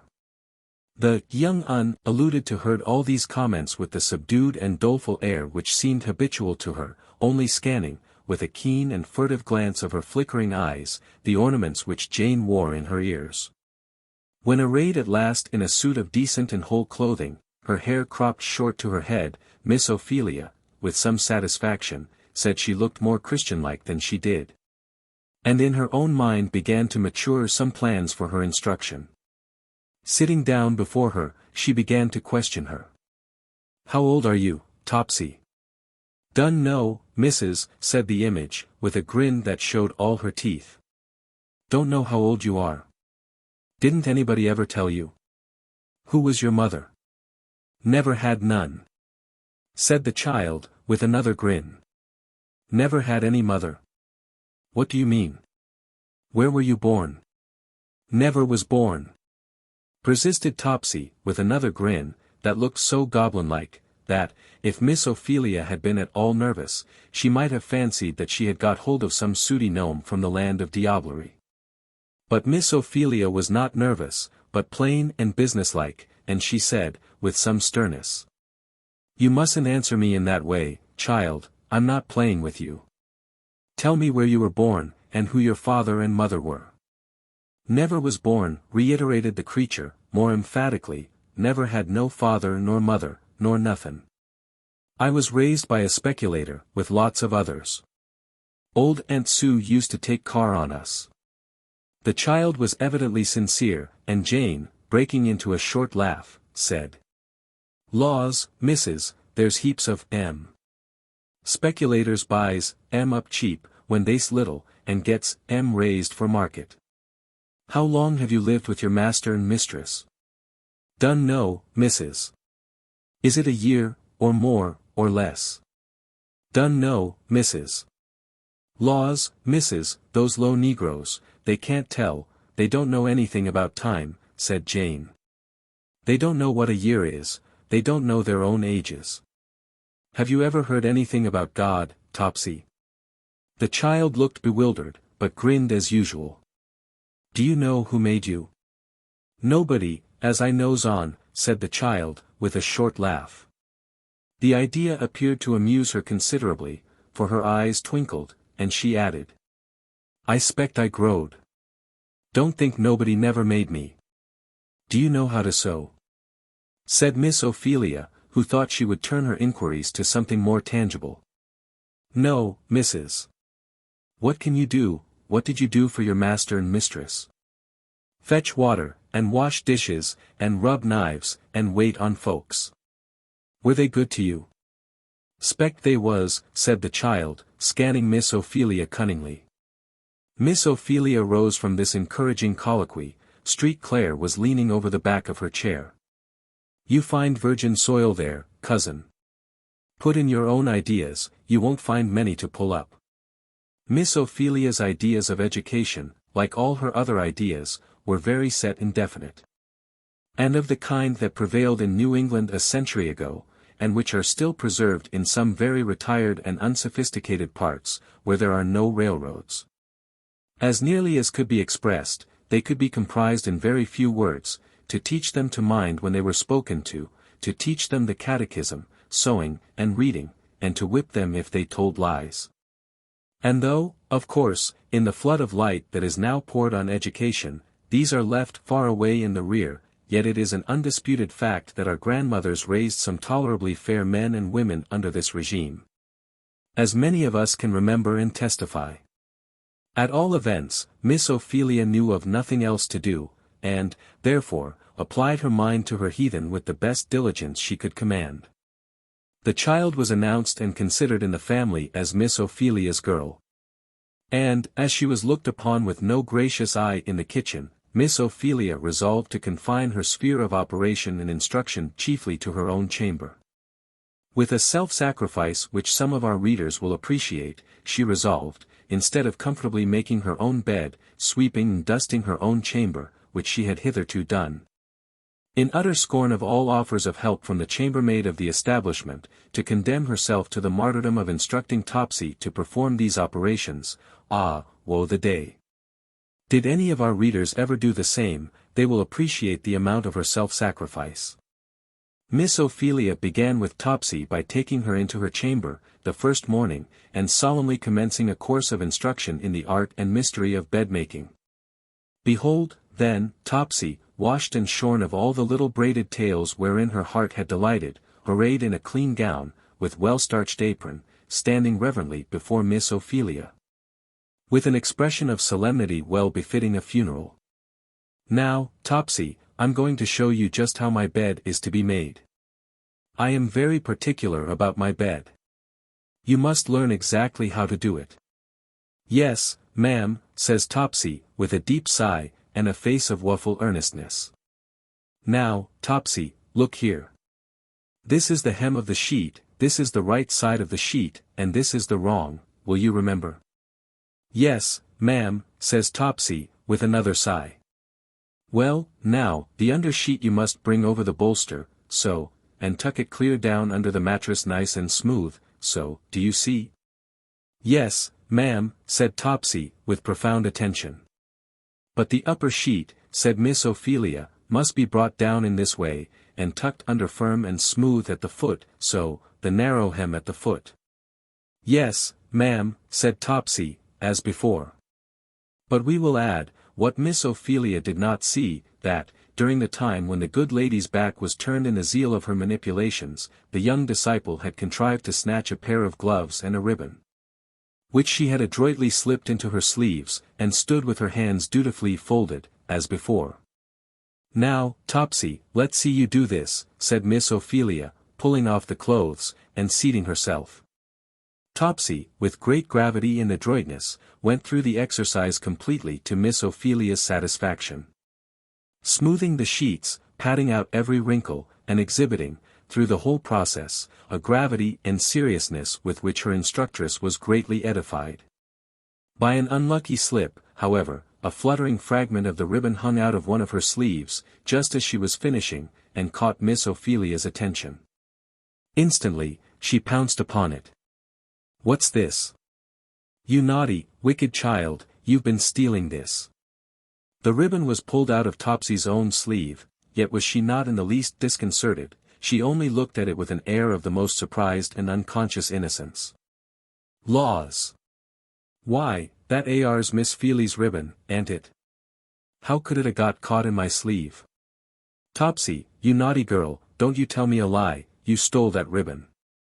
"Missus, I declar for I didn't, never seed it till dis your blessed minute." "Topsy," said Miss Ophelia, don't you know it's wicked to tell lies? I never tell no lies, Miss Feely, said Topsy, with virtuous gravity, it's just the truth I've been a-tellin' now, and ain't nothin' else. Topsy, I shall have to whip you, if you tell lies so. Laws, missus, if you's to whip all day, couldn't say no other way, said Topsy, beginning to blubber. I never seed dat ar, it must a got caught in my sleeve. Miss Feely must have left it on the bed, and it got caught in the clothes, and so got in my sleeve. Miss Ophelia was so indignant at the bare-faced lie, that she caught the child and shook her. Don't you tell me that again. The shake brought the glove on to the floor, from the other sleeve. There, you, said Miss Ophelia, will you tell me now, you didn't steal the ribbon? Topsy now confessed to the gloves, but still persisted in denying the ribbon. Now, Topsy, said Miss Ophelia, if you'll confess all about it, I won't whip you this time. Thus adjured, Topsy confessed to the ribbon and gloves, with waffle protestations of penitence. Well, now, tell me. I know you must have taken other things since you have been in the house, for I let you run about all day yesterday. Now, tell me if you took anything, and I shan't whip you. Laws, missus. I took Miss Eva's red thing she wores on her neck. You did, you naughty child, well, what else? I took Rosa's earrings, them red ones. Go bring them to me this minute, both of 'em. Laws, missus. I can't, they's burnt up. Burnt up, what a story. Go get 'em, or I'll whip you. Topsy, with loud protestations, and tears, and groans, declared that she could not. They's burnt up, they was. What did you burn 'em for, said Miss Ophelia. 'Cause I's wicked, I is. I's mighty wicked, anyhow. I can't help it. Just at this moment, Eva came innocently into the room, with the identical coral necklace on her neck. Why, Eva, where did you get your necklace, said Miss Ophelia. Get it? Why, I've had it on all day, said Eva. Did you have it on yesterday? Yes, and what is funny, Auntie, I had it on all night. I forgot to take it off when I went to bed. Miss Ophelia looked perfectly bewildered. The more so, as Rosa, at that instant, came into the room, with a basket of newly ironed linen poised on her head, and the coral eardrops shaking in her ears. I'm sure I can't tell anything what to do with such a child, she said, in despair. What in the world did you tell me you took those things for, Topsy? Why, Mrs. said I must, fess, and I couldn't think of nothin' else to, fess, said Topsy, rubbing her eyes. But, of course, I didn't want you to confess things you didn't do, said Miss Ophelia, that's telling a lie, just as much as the other. Laws, now, is it? Said Topsy, with an air of innocent wonder. La, there ain't any such thing as truth in that limb, said Rosa, looking indignantly at Topsy. If I was Mossar Street Clare, I'd whip her till the blood run. I would, I'd let her catch it. No, no Rosa, said Eva, with an air of command, which the child could assume at times, you mustn't talk so, Rosa. I can't bear to hear it. La sakes. Miss Eva, you's so good, you don't know nothing how to get along with niggers. There's no way but to cut 'em well up, I tell ye. Rosa, said Eva, hush. Don't you say another word of that sort, and the eye of the child flashed, and her cheek deepened its color. Rosa was cowed in a moment. Miss Eva has got the St. Clare blood in her, that's plain. She can speak, for all the world, just like her papa, she said, as she passed out of the room. Eva stood looking at Topsy.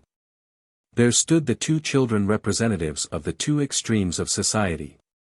The fair, high-bred child, with her golden head, her deep eyes, her spiritual, noble brow, and prince-like movements, and her black, keen, subtle, cringing, yet acute neighbor. They stood the representatives of their races. The Saxon, born of ages of cultivation, command, education, physical and moral eminence, the Afric, born of ages of oppression, submission, ignorance, toil and vice. Something, perhaps, of such thought struggled through Eva's mind. But a child's thoughts are rather dim, undefined instincts, and in Eva's noble nature many such were yearning and working, for which she had no power of utterance. When Miss Ophelia expatiated on Topsy's naughty, wicked conduct, the child looked perplexed and sorrowful, but said, sweetly, "Poor Topsy, why need you steal? You're going to be taken good care of now. I'm sure I'd rather give you anything of mine, than have you steal it." It was the first word of kindness the child had ever heard in her life. And the sweet tone and manner struck strangely on the wild, rude heart, and a sparkle of something like a tear shone in the keen, round, glittering eye, but it was followed by the short laugh and habitual grin. No.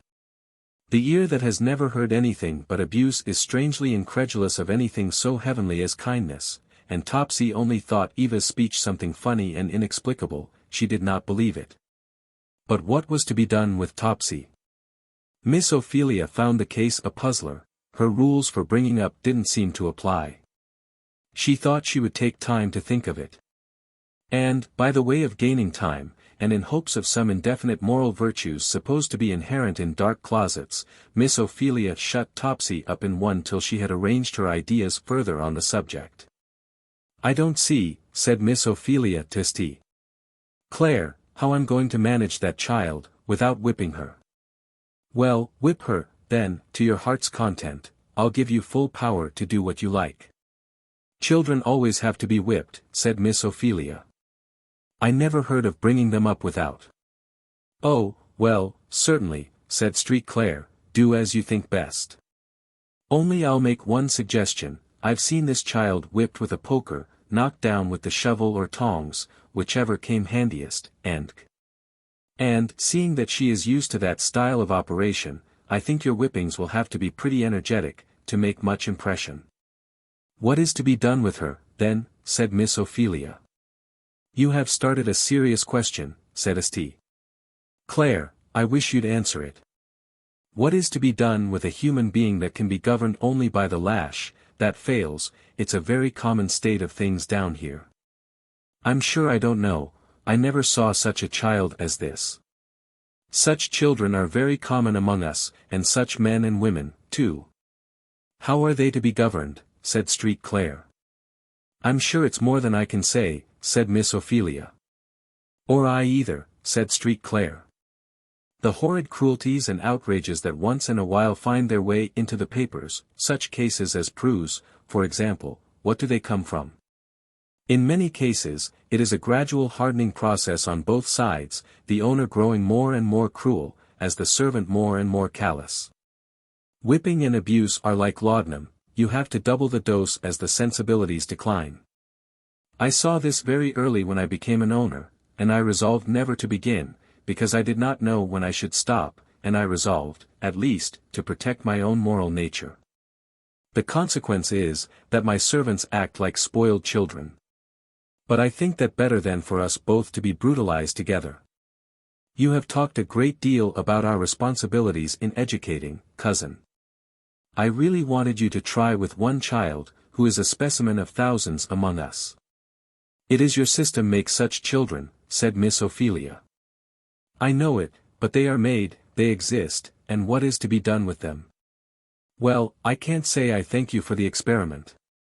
But, then, as it appears to be a duty, I shall persevere and try, and do the best I can, said Miss Ophelia, and Miss Ophelia, after this, did labor, with a commendable degree of zeal and energy, on her new subject. She instituted regular hours and employments for her, and undertook to teach her to read and sew. In the former art, the child was quick enough. She learned her letters as if by magic, and was very soon able to read plain reading. But the sewing was a more difficult matter. The creature was as lithe as a cat, and as active as a monkey, and the confinement of sewing was her abomination. So she broke her needles, threw them slyly out of the window, or down in chinks of the walls, she tangled, broke, and dirted her thread, or, with a sly movement, would throw a spool away altogether. Her motions were almost as quick as those of a practiced conjurer, and her command of her face quite as great. And though Miss Ophelia could not help feeling that so many accidents could not possibly happen in succession, yet she could not, without a watchfulness which would leave her no time for anything else, detect her. Topsy was soon a noted character in the establishment. Her talent for every species of drollery, grimace, and mimicry, for dancing, tumbling, climbing, singing, whistling, imitating every sound that hit her fancy, seemed inexhaustible. In her play hours, she invariably had every child in the establishment at her heels, open-mouthed with admiration and wonder, not excepting Miss Eva, who appeared to be fascinated by her wild diablerie. As a dove is sometimes charmed by a glittering serpent. Miss Ophelia was uneasy that Eva should fancy Topsy's society so much, and implored Street Claire to forbid it. "Poh! Let the child alone," said Street Claire. "Topsy will do her good. But so depraved a child, are you not afraid she will teach her some mischief?" "She can't teach her mischief, she might teach it to some children, but evil rolls off Eva's mind like dew off a cabbage leaf, not a drop sinks in." "Don't be too sure," said Miss Ophelia. "I know I'd never let a child of mine play with Topsy." "Well, your children needn't," said Street Claire, "but mine may. If Eva could have been spoiled, it would have been done years ago." Topsy was at first despised and contemned by the upper servants. They soon found reason to alter their opinion. It was very soon discovered that whoever cast an indignity on Topsy was sure to meet with some inconvenient accident shortly after. Either a pair of earrings or some cherished trinket would be missing, or an article of dress would be suddenly found utterly ruined, or the person would stumble accidentally into a pail of hot water. Or a libation of dirty slop would unaccountably deluge them from above when in full gala dress. And on all these occasions, when investigation was made, there was nobody found to stand sponsor for the indignity. Topsy was cited, and had up before all the domestic judicatories, time and again. But always sustained her examinations with most edifying innocence and gravity of appearance. Nobody in the world ever doubted who did the things.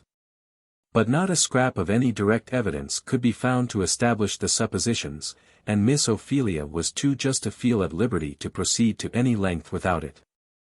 The mischiefs done were always so nicely timed, also, as further to shelter the aggressor. Thus, the times for revenge on Rosa and Jane, the two chambermaids, were always chosen in those seasons when, as not unfrequently happened, they were in disgrace with their mistress. When any complaint from them would of course meet with no sympathy. In short, Topsy soon made the household understand the propriety of letting her alone, and she was let alone, accordingly. Topsy was smart and energetic in all manual operations, learning everything that was taught her with surprising quickness.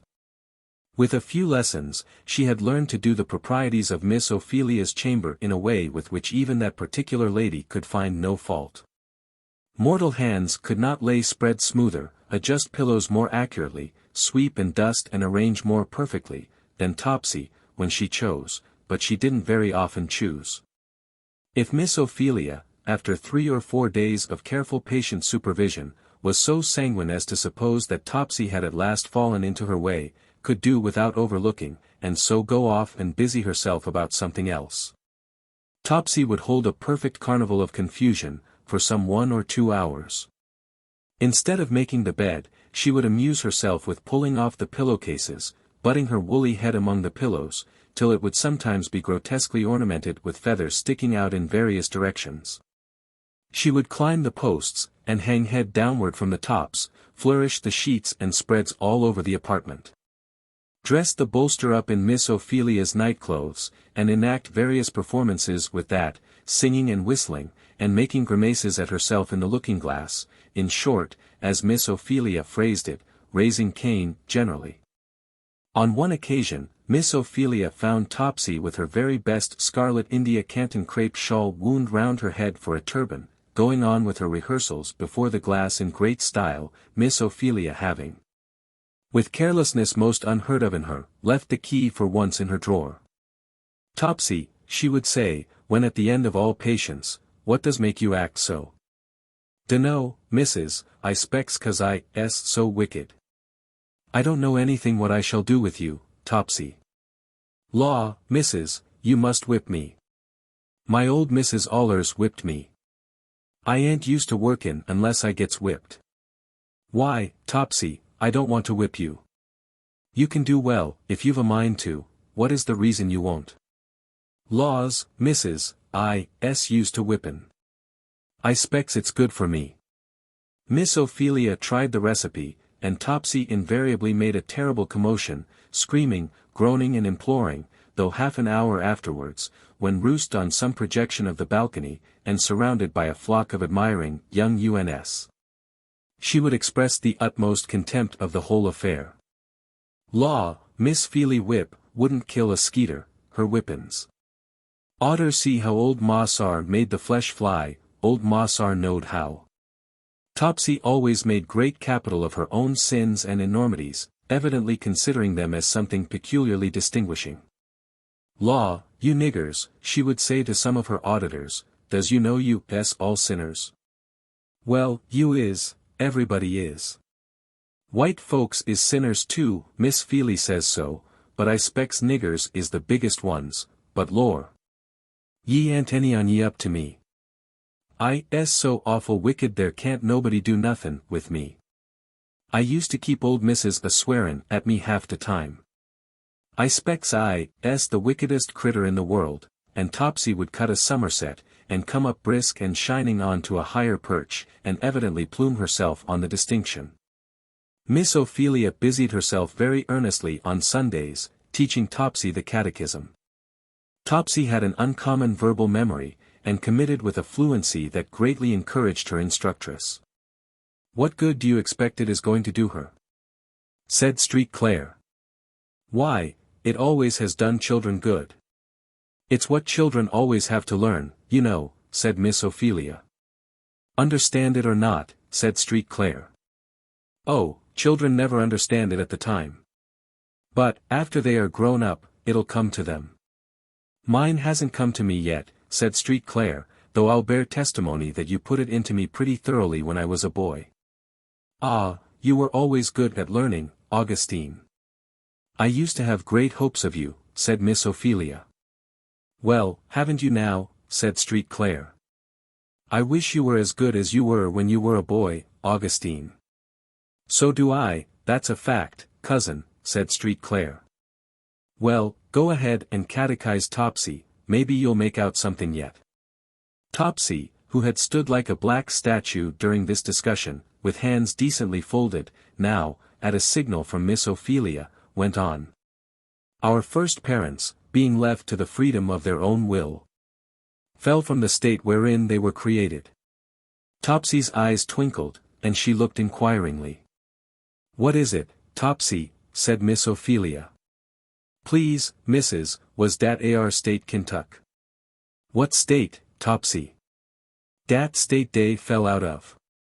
I used to hear Ma Sar tell how we came down from Kentuck. St. Claire laughed. You'll have to give her a meaning, or she'll make one, said he. There seems to be a theory of emigration suggested there. Oh. Augustine, be still, said Miss Ophelia, how can I do anything, if you will be laughing? Well, I won't disturb the exercises again, on my honor, and Street Claire took his paper into the parlor, and sat down, till Topsy had finished her recitations. They were all very well, only that now and then she would oddly transpose some important words, and persist in the mistake, in spite of every effort to the contrary, and St. Claire, after all his promises of goodness, took a wicked pleasure in these mistakes, calling Topsy to him whenever he had a mind to amuse himself, and getting her to repeat the offending passages, in spite of Miss Ophelia's remonstrances. How do you think I can do anything with the child, if you will go on so, Augustine? She would say. Well, it is too bad, I won't again, but I do like to hear the droll little image stumble over those big words.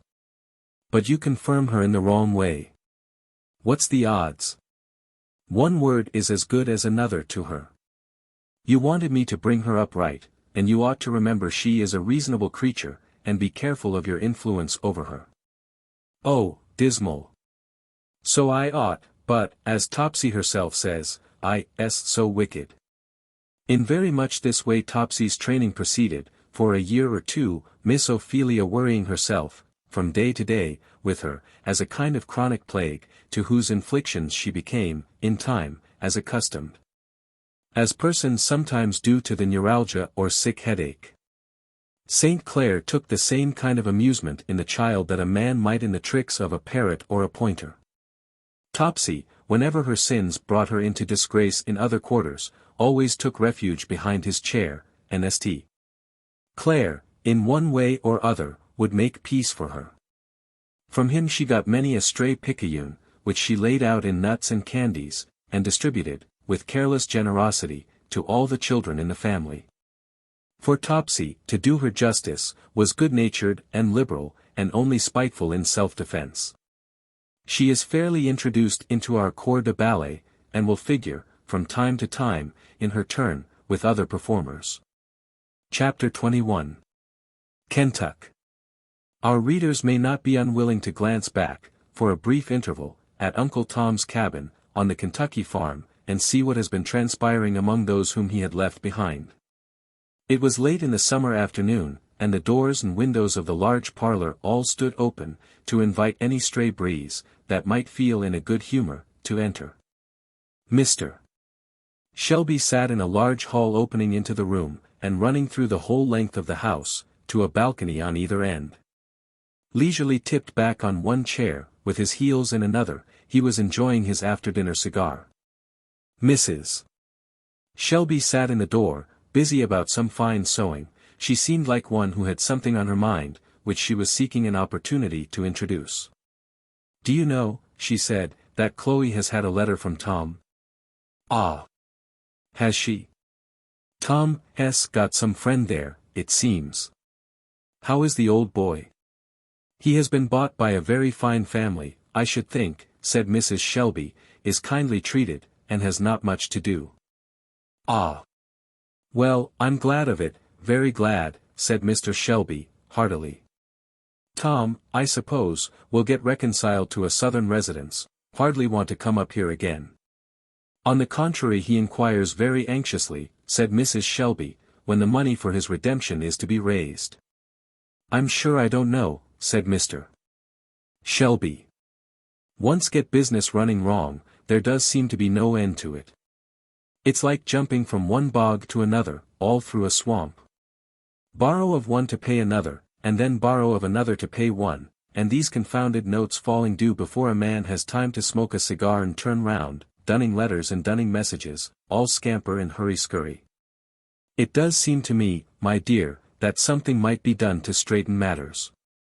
Suppose we sell off all the horses, and sell one of your farms, and pay up square." "Oh, ridiculous, Emily. You are the finest woman in Kentucky. But still you haven't sense to know that you don't understand business. Women never do, and never can." "But, at least," said Mrs. Shelby, "could not you give me some little insight into yours? A list of all your debts, at least, and of all that is owed to you, and let me try and see if I can't help you to economize." "Oh, bother. Don't plague me, Emily, I can't tell exactly. I know somewhere about what things are likely to be. But there's no trimming and squaring my affairs, as Chloe trims crust off her pies. You don't know anything about business, I tell you." And Mr. Shelby, not knowing any other way of enforcing his ideas, raised his voice, a mode of arguing very convenient and convincing, when a gentleman is discussing matters of business with his wife. Mrs. Shelby ceased talking, with something of a sigh. The fact was, that though her husband had stated she was a woman, she had a clear, energetic, practical mind, and a force of character every way superior to that of her husband. So that it would not have been so very absurd a supposition, to have allowed her capable of managing, as Mr. Shelby supposed. Her heart was set on performing her promise to Tom and Aunt Chloe, and she sighed as discouragements thickened around her. "Don't you think we might in some way contrive to raise that money? Poor Aunt Chloe! Her heart is so set on it. I'm sorry, if it is. I think I was premature in promising. I'm not sure, now, but it's the best way to tell Chloe, and let her make up her mind to it." Tom'll have another wife, in a year or two, and she had better take up with somebody else. Mr. Shelby, I have taught my people that their marriages are as sacred as ours. I never could think of giving Chloe such advice. It's a pity, wife, that you have burdened them with a morality above their condition and prospects. I always thought so. It's only the morality of the Bible, Mr. Shelby. Well, Emily, I don't pretend to interfere with your religious notions, only they seem extremely unfitted for people in that condition. They are, indeed, said Mrs. Shelby, and that is why, from my soul, I hate the whole thing. I tell you, my dear, I cannot absolve myself from the promises I make to these helpless creatures. If I can get the money no other way I will take music scholars. I could get enough, I know, and earn the money myself. You wouldn't degrade yourself that way, Emily. I never could consent to it. Degrade? Would it degrade me as much as to break my faith with the helpless? No, indeed. Well, you are always heroic and transcendental, said Mr. Shelby, but I think you had better think before you undertake such a piece of quixotism. Here the conversation was interrupted by the appearance of Aunt Chloe, at the end of the veranda. If you please, Mrs., said she. Well, Chloe, what is it, said her mistress, rising, and going to the end of the balcony. If Mrs. would come and look at this your lot o' poetry. Chloe had a particular fancy for calling poultry poetry, an application of language in which she always persisted, notwithstanding frequent corrections and advisings from the young members of the family. La sakes, she would say, I can't see. One jis good as tea, poetry suthin good, anyhow, and so poetry Chloe continued to call it. Mrs. Shelby smiled as she saw a prostrate lot of chickens and ducks, over which Chloe stood, with a very grave face of consideration. I'm a-thinkin' whether Mrs. would be a-havin' a chicken pie o' this year. Really, Aunt Chloe, I don't much care, serve them any way you like. Chloe stood handling them over abstractedly. It was quite evident that the chickens were not what she was thinking of. At last, with the short laugh with which her tribe often introduce a doubtful proposal, she said. Laws me, Mrs. What should Massar and Mrs. be a-troublin' theirselves, 'bout de money, and not a-usin' what's right in der hands, and Chloe laughed again. I don't understand you, Chloe, said Mrs. Shelby, nothing doubting, from her knowledge of Chloe's manner, that she had heard every word of the conversation that had passed between her and her husband. Why, laws me, Mrs. said Chloe, laughing again, other folks hires out der niggers and makes money on 'em. Don't keep sich a tribe eatin' 'em out of house and home. Well, Chloe, who do you propose that we should hire out? Laws. I ain't a-proposin' nothin'. Only Sam he said der was one of dese your perfectioners, dey calls 'em, in Louisville, said he wanted a good hand at cake and pastry, and said he'd give $4 a week to one, he did. Well, Chloe. Well, laws, I s.a. thinkin', Mrs., it's time Sally was put along to be doin' something. Sally s been under my care, now, dis some time, and she does most as well as me, considerin'. And if Mrs. would only let me go, I would help fetch up de money. I ain't afraid to put my cake, nor pies nuther, 'longside no perfectioners. Confectioners, Chloe. Law sakes, Mrs., tant no odds. Words is so curries, can't never get 'em right. But, Chloe, do you want to leave your children? Laws, Mrs. De boys is big enough to do day's works, dey does well enough. And Sally, she'll take the baby, she's such a pert young un, she won't take no lookin' arter. Louisville is a good way off. Law sakes. Who's afeard, it's down river, somewhere near my old man, perhaps. Said Chloe, speaking the last in the tone of a question, and looking at Mrs. Shelby. No, Chloe, it's many 100 miles off, said Mrs. Shelby. Chloe's countenance fell.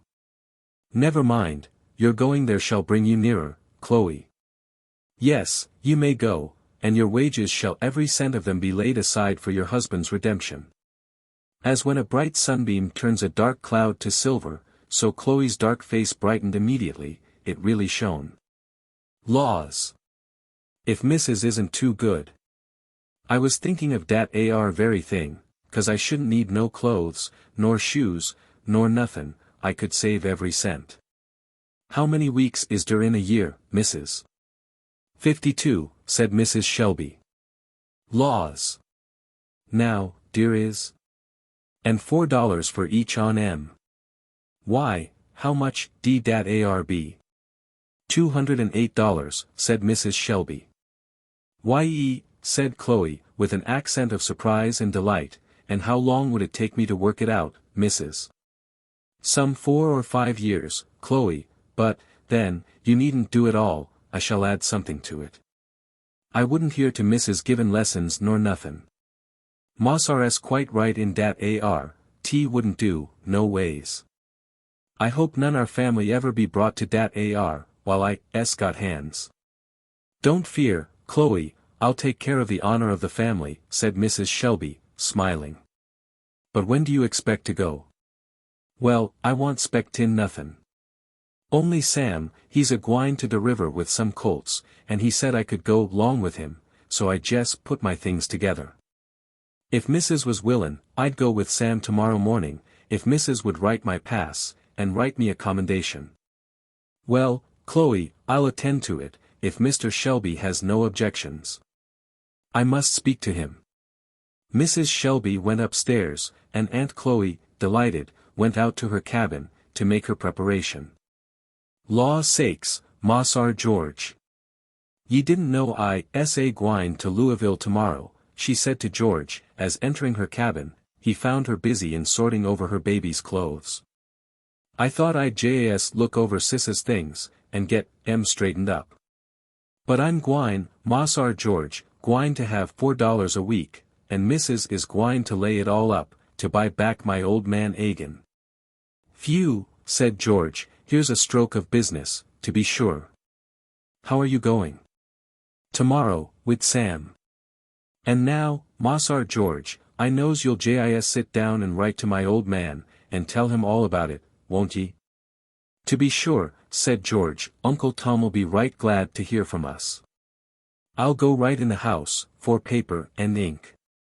And then, you know, Aunt Chloe, I can tell about the new colts and all. Sartin, Mossar George, you go 'long, and I'll get ye up a bit o' chicken, or some sich, ye won't have many more suppers with your poor old auntie. Chapter 22. The grass withereth, the flower fadeth. Life passes, with us all, a day at a time, so it passed with our friend Tom, till 2 years were gone. Though parted from all his soul held dear, and though often yearning for what lay beyond, still was he never positively and consciously miserable. For, so well is the harp of human feeling strung, that nothing but a crash that breaks every string can wholly mar its harmony. And, on looking back to seasons which in review appear to us as those of deprivation and trial, we can remember that each hour, as it glided, brought its diversions and alleviations, so that, though not happy wholly, we were not, either, wholly miserable. Tom read, in his only literary cabinet, of one who had learned in whatsoever state he was, therewith to be content. It seemed to him good and reasonable doctrine, and accorded well with the settled and thoughtful habit which he had acquired from the reading of that same book. His letter homeward, as we related in the last chapter, was in due time answered by Master George, in a good, round, schoolboy hand, that Tom said might be read most across the room. It contained various refreshing items of home intelligence, with which our reader is fully acquainted, stated how Aunt Chloe had been hired out to a confectioner in Louisville, where her skill in the pastry line was gaining wonderful sums of money. All of which, Tom was informed, was to be laid up to go to make up the sum of his redemption money. Mose and Pete were thriving, and the baby was trotting all about the house, under the care of Sally and the family generally. Tom's cabin was shut up for the present. But George expatiated brilliantly on ornaments and additions to be made to it when Tom came back.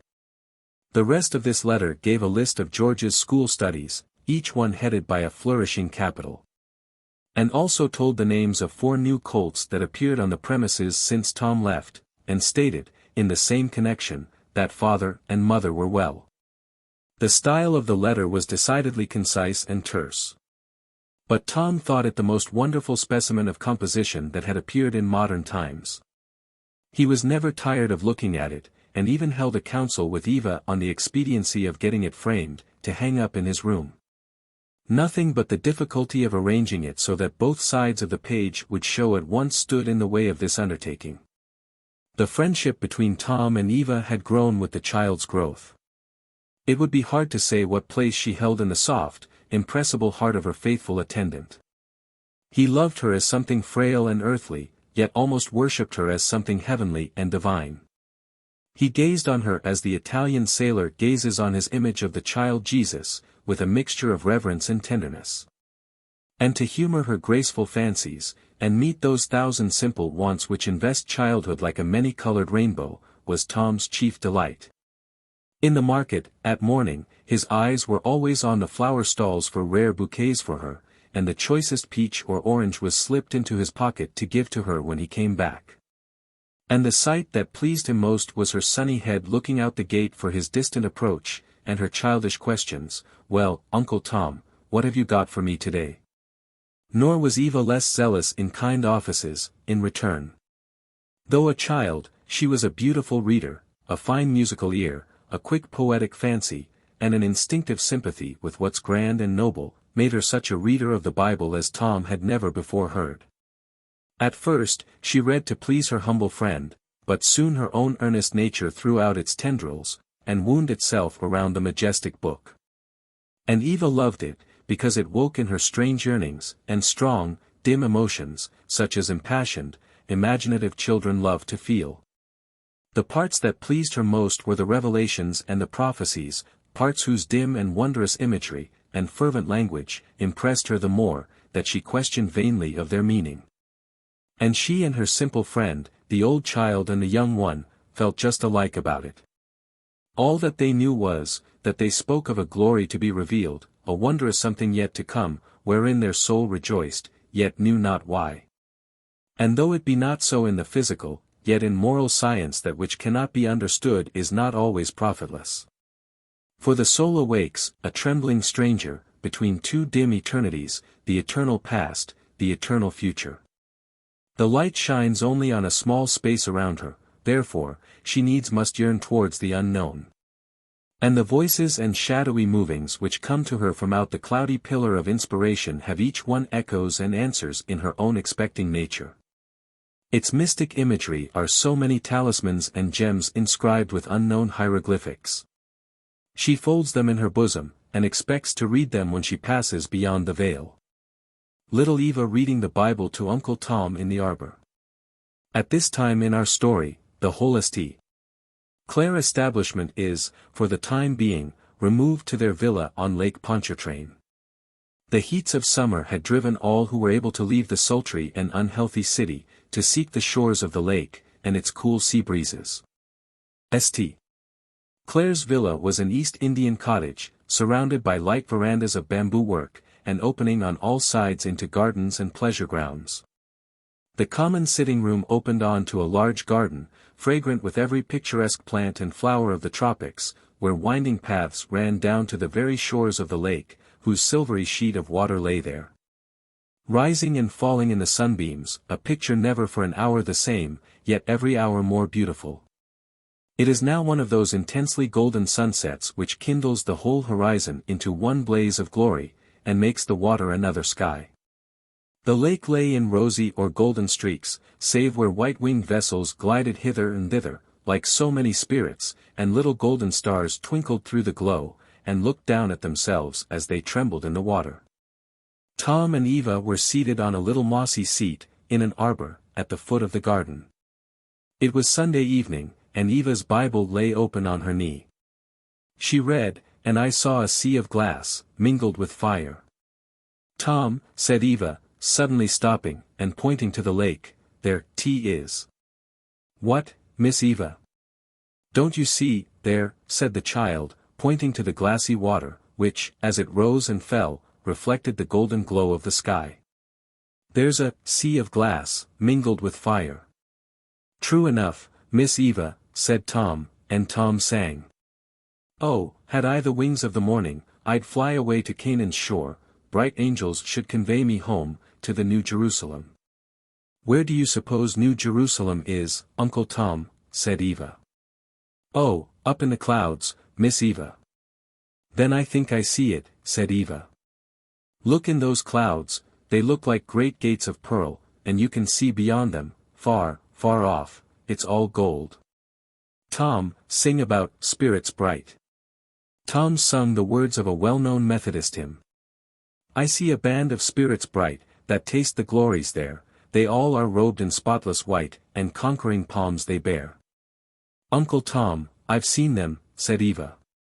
Tom had no doubt of it at all, it did not surprise him in the least. If Eva had told him she had been to heaven, he would have thought it entirely probable. They come to me sometimes in my sleep, those spirits, and Eva's eyes grew dreamy, and she hummed, in a low voice. They are all robed in spotless white, and conquering palms they bear. Uncle Tom, said Eva, I'm going there. Where, Miss Eva? The child rose, and pointed her little hand to the sky, the glow of evening lit her golden hair and flushed cheek with a kind of unearthly radiance, and her eyes were bent earnestly on the skies. I'm going there, she said, to the spirits bright, Tom, I'm going, before long. The faithful old heart felt a sudden thrust. And Tom thought how often he had noticed, within 6 months, that Eva's little hands had grown thinner, and her skin more transparent, and her breath shorter. And how, when she ran or played in the garden, as she once could for hours, she became soon so tired and languid. He had heard Miss Ophelia speak often of a cough, that all her medicaments could not cure. And even now that fervent cheek and little hand were burning with hectic fever, and yet the thought that Eva's words suggested had never come to him till now. Has there ever been a child like Eva? Yes, there have been. But their names are always on gravestones, and their sweet smiles, their heavenly eyes, their singular words and ways, are among the buried treasures of yearning hearts. In how many families do you hear the legend that all the goodness and graces of the living are nothing to the peculiar charms of one who is not? It is as if heaven had an especial band of angels, whose office it was to sojourn for a season here, and endear to them the wayward human heart, that they might bear it upward with them in their homeward flight. When you see that deep, spiritual light in the eye, when the little soul reveals itself in words sweeter and wiser than the ordinary words of children, hope not to retain that child. For the seal of heaven is on it, and the light of immortality looks out from its eyes. Even so, beloved Eva. Fair star of thy dwelling. Thou art passing away, but they that love thee dearest know it not. The colloquy between Tom and Eva was interrupted by a hasty call from Miss Ophelia. Eva, Eva, why, child, the dew is falling, you mustn't be out there. Eva and Tom hastened in. Miss Ophelia was old, and skilled in the tactics of nursing. She was from New England, and knew well the first guileful footsteps of that soft, insidious disease, which sweeps away so many of the fairest and loveliest, and, before one fibre of life seems broken, seals them irrevocably for death. She had noted the slight, dry cough, the daily brightening cheek, nor could the luster of the eye, and the airy buoyancy born of fever, deceive her. She tried to communicate her fears to St. Clair. But he threw back her suggestions with a restless petulance, unlike his usual careless good humor. Don't be croaking, cousin, I hate it, he would say, don't you see that the child is only growing? Children always lose strength when they grow fast. But she has that cough. Oh. Nonsense of that cough, it is not anything. She has taken a little cold, perhaps. Well, that was just the way Eliza Jane was taken, and Ellen and Maria Sanders. Oh. Stop these hobgoblin nurse legends. You old hands got so wise, that a child cannot cough, or sneeze, but you see desperation and ruin at hand. Only take care of the child, keep her from the night air, and don't let her play too hard, and she'll do well enough. So Street Claire said, but he grew nervous and restless. He watched Eva feverishly day by day, as might be told by the frequency with which he repeated over that the child was quite well, that there wasn't anything in that cough, it was only some little stomach affection, such as children often had. But he kept by her more than before, took her oftener to ride with him, brought home every few days some receipt for strengthening mixture, not, he said, that the child needed it, but then it would not do her any harm. If it must be told, the thing that struck a deeper pang to his heart than anything else was the daily increasing maturity of the child's mind and feelings. While still retaining all a child's fanciful graces, yet she often dropped, unconsciously, words of such a reach of thought, and strange unworldly wisdom, that they seemed to be an inspiration. At such times, St. Clare would feel a sudden thrill, and clasp her in his arms, as if that fond clasp could save her, and his heart rose up with wild determination to keep her, never to let her go. The child's whole heart and soul seemed absorbed in works of love and kindness. Impulsively generous she had always been, but there was a touching and womanly thoughtfulness about her now, that every one noticed. She still loved to play with Topsy, and the various colored children. But she now seemed rather a spectator than an actor of their plays, and she would sit for half an hour at a time, laughing at the odd tricks of Topsy, and then a shadow would seem to pass across her face, her eyes grew misty.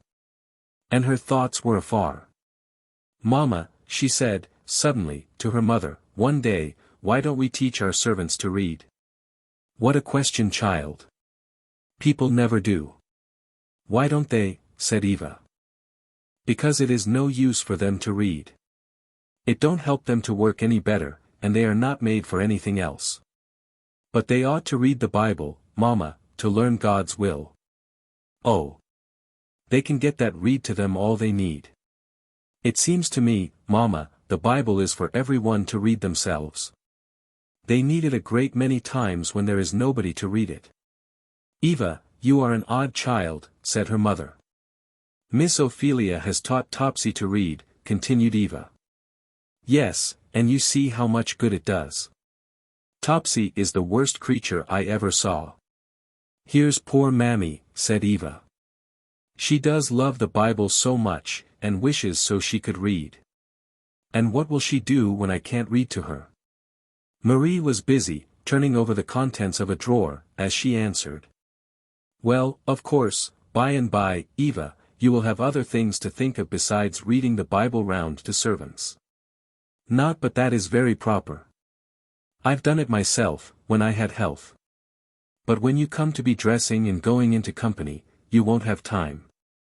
See here," she added, "these jewels I'm going to give you when you come out.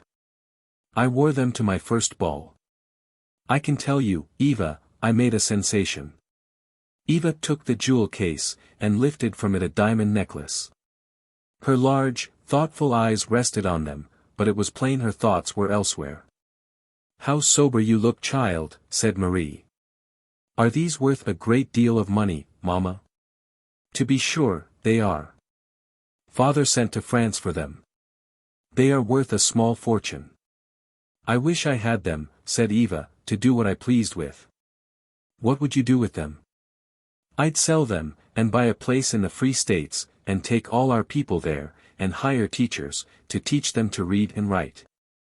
Eva was cut short by her mother's laughing. "Set up a boarding school. Wouldn't you teach them to play on the piano, and paint on velvet?"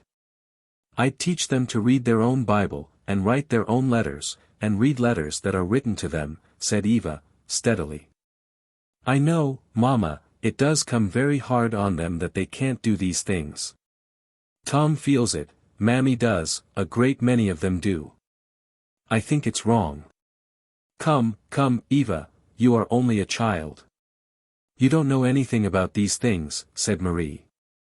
"Besides, your talking makes my head ache."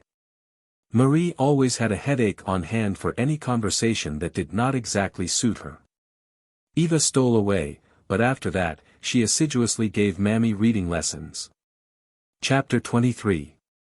Enrique. About this time, St. Clare's brother Alfred, with his eldest son, a boy of 12, spent a day or two with the family at the lake. No sight could be more singular and beautiful than that of these twin brothers. Nature, instead of instituting resemblances between them, had made them opposites on every point, yet a mysterious tie seemed to unite them in a closer friendship than ordinary. They used to saunter, arm in arm, up and down the alleys and walks of the garden. Augustine, with his blue eyes and golden hair, his ethereally flexible form and vivacious features. And Alfred, dark-eyed, with haughty Roman profile, firmly knit limbs, and decided bearing. They were always abusing each other's opinions and practices, and yet never a whit the less absorbed in each other's society. In fact, the very contrariety seemed to unite them, like the attraction between opposite poles of the magnet. Enrique, the eldest son of Alfred, was a noble, dark-eyed, princely boy, full of vivacity in spirit. And, from the first moment of introduction, seemed to be perfectly fascinated by the spirituelle graces of his cousin Evangeline. Eva had a little pet pony, of a snowy whiteness. It was easy as a cradle, and as gentle as its little mistress. And this pony was now brought up to the back veranda by Tom, while a little mulatto boy of about 13 led along a small black Arabian, which had just been imported, at a great expense, for Enrique. Enrique had a boy's pride in his new possession, and, as he advanced and took the reins out of the hands of his little groom, he looked carefully over him, and his brow darkened. "What's this, Dodo, you little lazy dog? You haven't rubbed my horse down, this morning." "Yes, Ma Sar," said Dodo, submissively, "he got that dust on his own self." "You rascal, shut your mouth," said Enrique, violently raising his riding whip. "How dare you speak?" The boy was a handsome, bright-eyed mulatto, of just Enrique's size, and his curling hair hung round a high, bold forehead. He had white blood in his veins, as could be seen by the quick flush in his cheek, and the sparkle of his eye, as he eagerly tried to speak. "Masar Enrique," he began. Enrique struck him across the face with his riding whip, and, seizing one of his arms, forced him on to his knees, and beat him till he was out of breath. "There, you impudent dog. Now will you learn not to answer back when I speak to you? Take the horse back, and clean him properly. I'll teach you your place." "Young Ma Sar," said Tom, "I specs what he was gwine to say was, that the horse would roll when he was bringing him up from the stable. He's so full of spirits, that's the way he got that dirt on him, I look to his cleaning." "You hold your tongue till you're asked to speak," said Enrique, turning on his heel, and walking up the steps to speak to Eva, who stood in her riding dress. "Dear cousin, I'm sorry this stupid fellow has kept you waiting," he said. "Let's sit down here, on this seat till they come." "What's the matter, cousin, you look sober. How could you be so cruel and wicked to poor Dodo?" asked Eva. "Cruel, wicked," said the boy, with unaffected surprise. "What do you mean, dear Eva?" "I don't want you to call me dear Eva, when you do so," said Eva. "Dear cousin, you don't know Dodo, it's the only way to manage him, he's so full of lies and excuses. The only way is to put him down at once, not let him open his mouth. That's the way Papa manages. But Uncle Tom said it was an accident, and he never tells what isn't true." "He's an uncommon old nigger, then," said Enrique. "Dodo will lie as fast as he can speak. You frighten him into deceiving, if you treat him so. Why, Eva, you've really taken such a fancy to Dodo, that I shall be jealous. But you beat him, and he didn't deserve it." "Oh, well, it may go for some time when he does, and don't get it. A few cuts never come amiss with Dodo, he's a regular spirit, I can tell you, but I won't beat him again before you, if it troubles you." Eva was not satisfied, but found it in vain to try to make her handsome cousin understand her feelings. Dodo soon appeared, with the horses. "Well, Dodo, you've done pretty well, this time," said his young master, with a more gracious air. "Come, now, and hold Miss Eva's horse while I put her on to the saddle." Dodo came and stood by Eva's pony. His face was troubled, his eyes looked as if he had been crying. Enrique, who valued himself on his gentlemanly adroitness in all matters of gallantry, soon had his fair cousin in the saddle, and, gathering the reins, placed them in her hands. But Eva bent to the other side of the horse, where Dodo was standing, and said, as he relinquished the reins, "That's a good boy, Dodo, thank you." Dodo looked up in amazement into the sweet young face. The blood rushed to his cheeks, and the tears to his eyes. "Here, Dodo," said his master, imperiously. Dodo sprang and held the horse, while his master mounted. "There's a picayune for you to buy candy with, Dodo," said Enrique, "go get some." And Enrique cantered down the walk after Eva. Dodo stood looking after the two children. One had given him money, and one had given him what he wanted far more, a kind word, kindly spoken. Dodo had been only a few months away from his mother. His master had bought him at a slave warehouse, for his handsome face, to be a match to the handsome pony, and he was now getting his breaking in, at the hands of his young master. The scene of the beating had been witnessed by the two brothers St. Clair, from another part of the garden. Augustine's cheek flushed, but he only observed, with his usual sarcastic carelessness, "I suppose that's what we may call Republican education, Alfred." "Enrique is a devil of a fellow, when his blood's up," said Alfred, carelessly. "I suppose you consider this an instructive practice for him," said Augustine, drily. "I couldn't help it, if I didn't. Enrique is a regular little tempest. His mother and I have given him up, long ago. But, then, that Dodo is a perfect sprite, no amount of whipping can hurt him." And this by way of teaching Enrique the first verse of a Republican's catechism, "All men are born free and equal." "Ho," said Alfred, one of Tom Jefferson's pieces of French sentiment and humbug. "It's perfectly ridiculous to have that going the rounds among us, to this day." "I think it is," said St. Clair, significantly. "Because," said Alfred, "we can see plainly enough that all men are not born free, nor born equal, they are born anything else. For my part, I think half this Republican talk sheer humbug. It is the educated, the intelligent, the wealthy, the refined, who ought to have equal rights and not the canaille." "If you can keep the canaille of that opinion," said Augustine. "They took their turn once, in France. Of course, they must be kept down, consistently, steadily, as I should," said Alfred, setting his foot hard down as if he were standing on somebody. "It makes a terrible slip when they get up," said Augustine, "in St. Domingo, for instance." "Poh!" said Alfred, "we'll take care of that, in this country. We must set our face against all this educating, elevating talk, that is getting about now. The lower class must not be educated." "That is past praying for," said Augustine. "Educated they will be, and we have only to say how. Our system is educating them in barbarism and brutality. We are breaking all humanizing ties, and making them brute beasts, and, if they get the upper hand, such we shall find them." "They shall never get the upper hand," said Alfred. "That's right," said St. Clair, "put on the steam, fasten down the escape valve, and sit on it, and see where you'll land." "Well," said Alfred, "we will see. I'm not afraid to sit on the escape valve, as long as the boilers are strong, and the machinery works well." The nobles in Louis XVI's time thought just so, and Austria and Pius IX think so now. And, some pleasant morning, you may all be caught up to meet each other in the air, when the boilers burst. "Dies declarabit," said Alfred, laughing. "I tell you," said Augustine, "if there is anything that is revealed with the strength of a divine law in our times, it is that the masses are to rise, and the underclass become the upper one."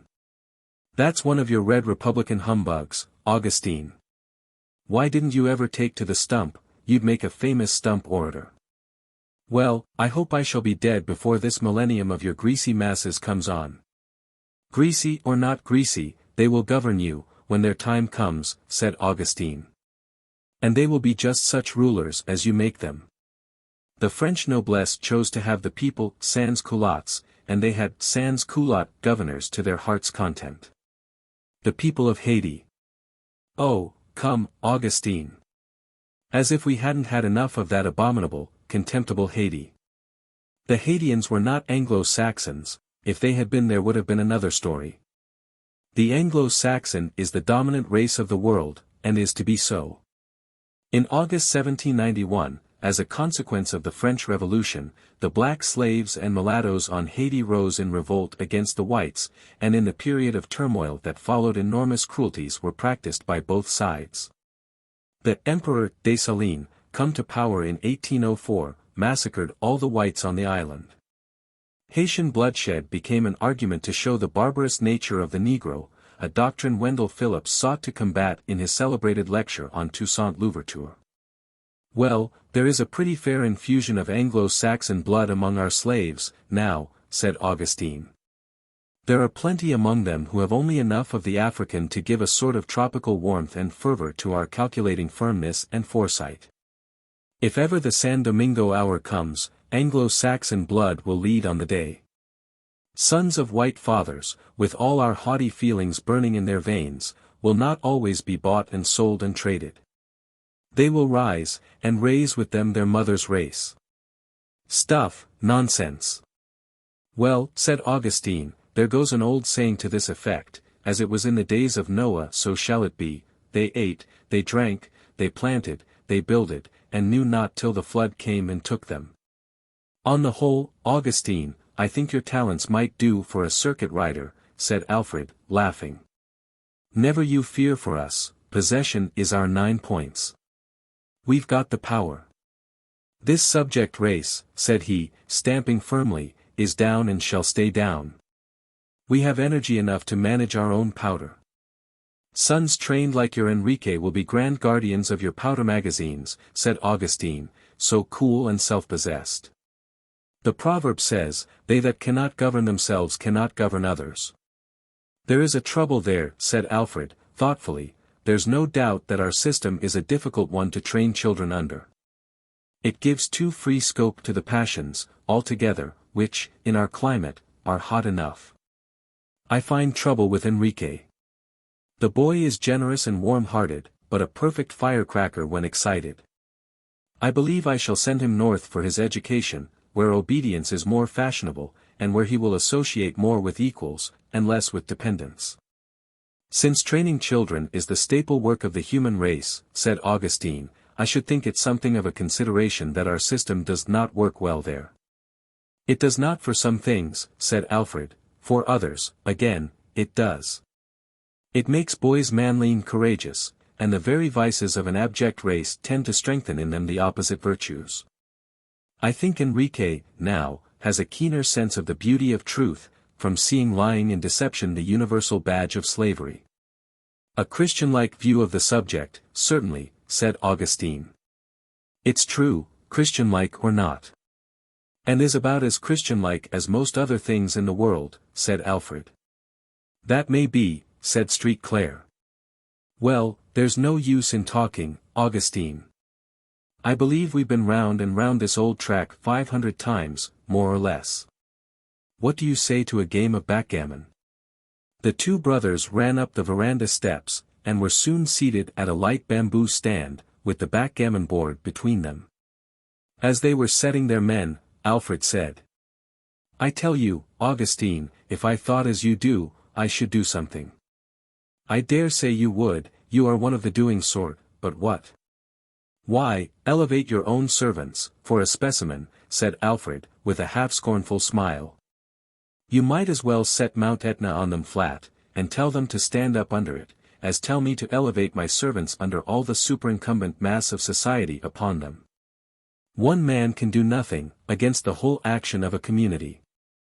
Education, to do anything, must be a state education, or there must be enough agreed in it to make a current.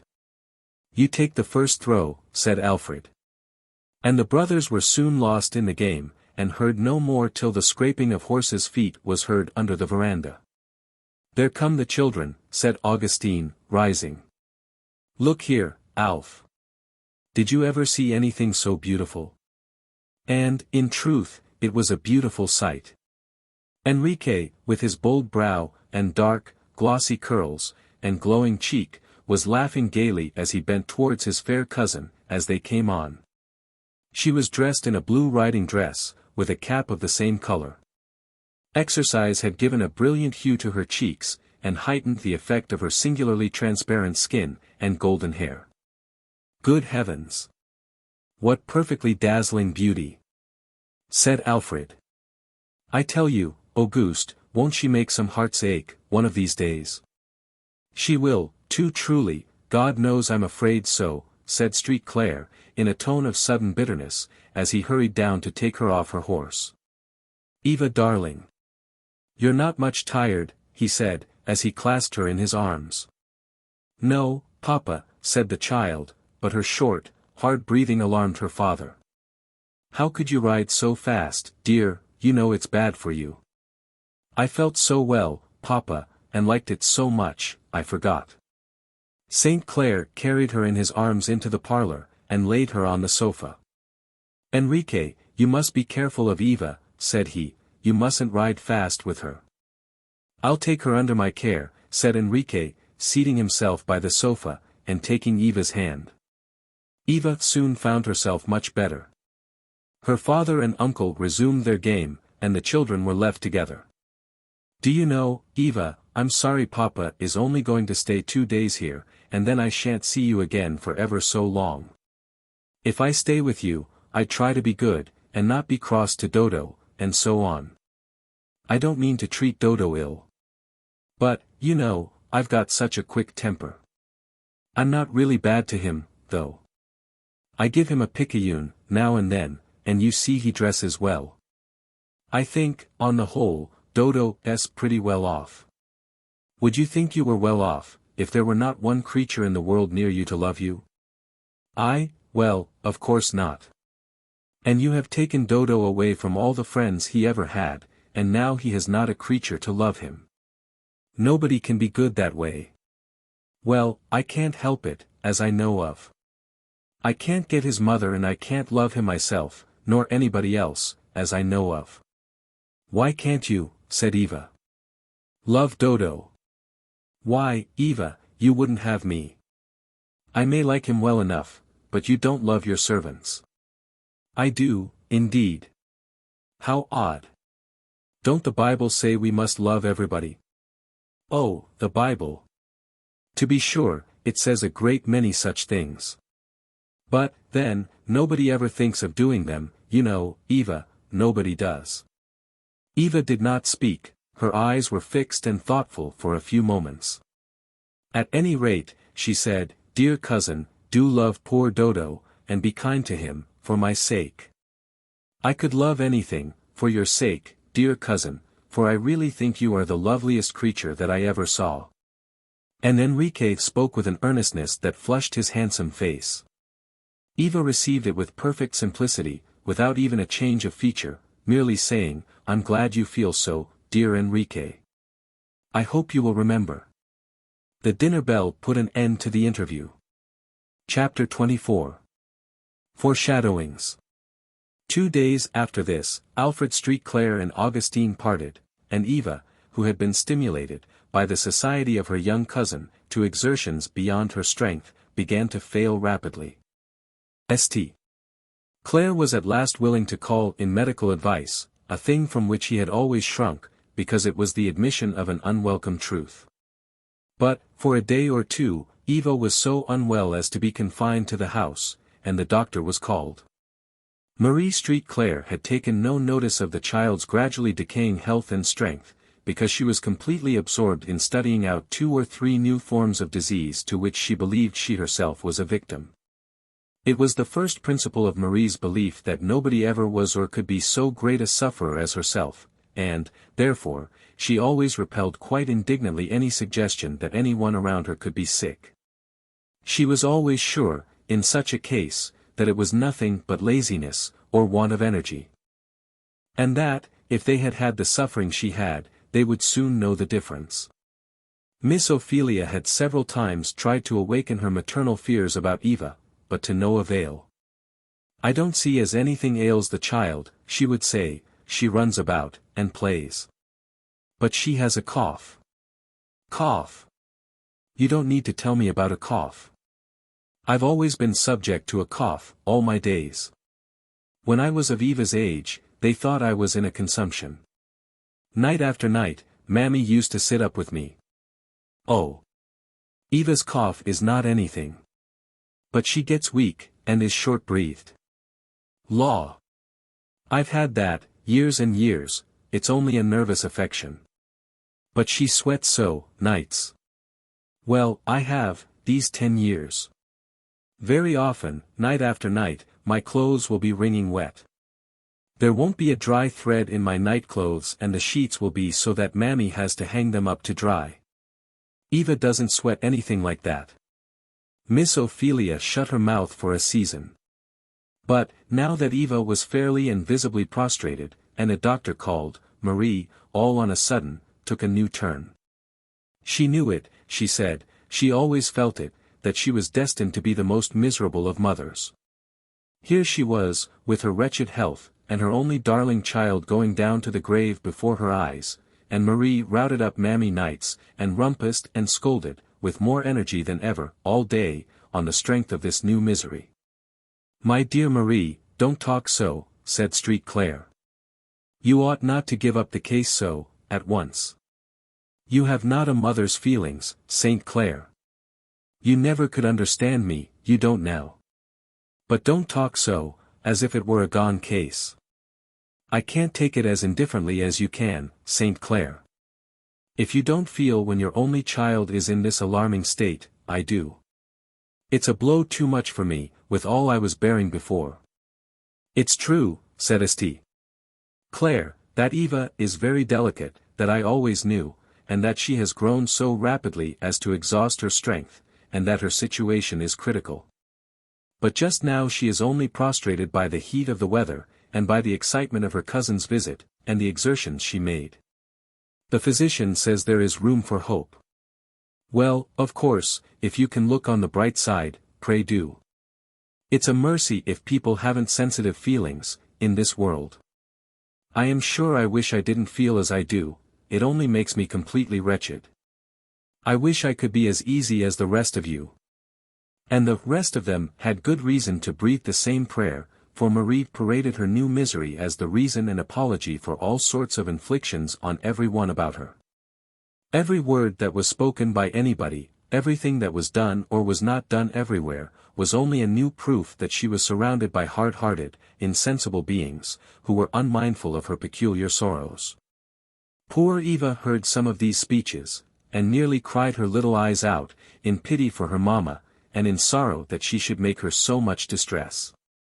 In a week or two, there was a great improvement of symptoms, one of those deceitful lulls, by which her inexorable disease so often beguiles the anxious heart, even on the verge of the grave. Eva's step was again in the garden, in the balconies.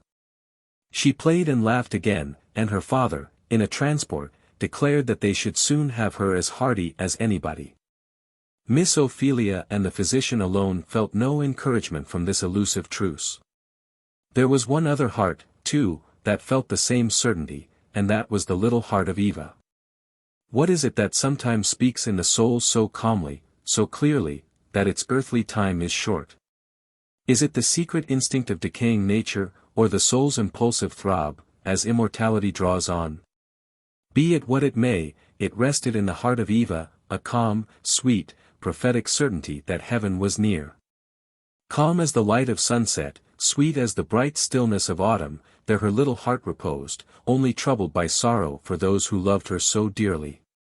For the child, though nursed so tenderly, and though life was unfolding before her with every brightness that love and wealth could give, had no regret for herself in dying. In that book which she and her simple old friend had read so much together, she had seen and taken to her young heart the image of one who loved the little child. And, as she gazed and mused, he had ceased to be an image and a picture of the distant past, and come to be a living, all-surrounding reality. His love enfolded her childish heart with more than mortal tenderness. And it was to him, she said, she was going, and to his home. But her heart yearned with sad tenderness for all that she was to leave behind. Her father most, for Eva, though she never distinctly thought so, had an instinctive perception that she was more in his heart than any other. She loved her mother because she was so loving a creature, and all the selfishness that she had seen in her only saddened and perplexed her, for she had a child's implicit trust that her mother could not do wrong. There was something about her that Eva never could make out, and she always smoothed it over with thinking that, after all, it was Mama, and she loved her very dearly indeed. She felt, too, for those fond, faithful servants, to whom she was as daylight and sunshine. Children do not usually generalize. But Eva was an uncommonly mature child, and the things that she had witnessed of the evils of the system under which they were living had fallen, one by one, into the depths of her thoughtful, pondering heart. She had vague longings to do something for them, to bless and save not only them, but all in their condition, longings that contrasted sadly with the feebleness of her little frame. "Uncle Tom," she said, one day, when she was reading to her friend, "I can understand why Jesus wanted to die for us." "Why, Miss Eva?"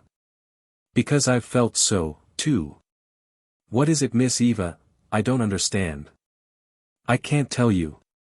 But, when I saw those poor creatures on the boat, you know, when you came up and some had lost their mothers, and some their husbands, and some mothers cried for their little children, and when I heard about poor Prue, oh, wasn't that dreadful? And a great many other times, I've felt that I would be glad to die, if my dying could stop all this misery. I would die for them, Tom, if I could," said the child, earnestly, laying her little thin hand on his. Tom looked at the child with awe. And when she, hearing her father's voice, glided away, he wiped his eyes many times, as he looked after her. "It's just no use tryin' to keep Miss Eva here," he said to Mammy, whom he met a moment after. "She's got the Lord's mark in her forehead." "Ah, yes, yes," said Mammy, raising her hands, "I've allers said so. She wasn't never like a child that's to live, there was allers something deep in her eyes. I've told Mrs. so, many the time. It's a comin' true, we all sees it, dear, little, blessed lamb." Eva came tripping up the veranda steps to her father. It was late in the afternoon, and the rays of the sun formed a kind of glory behind her, as she came forward in her white dress, with her golden hair and glowing cheeks, her eyes unnaturally bright with the slow fever that burned in her veins. St. Clair had called her to show a statuette that he had been buying for her, but her appearance, as she came on, impressed him suddenly and painfully. There is a kind of beauty so intense, yet so fragile, that we cannot bear to look at it.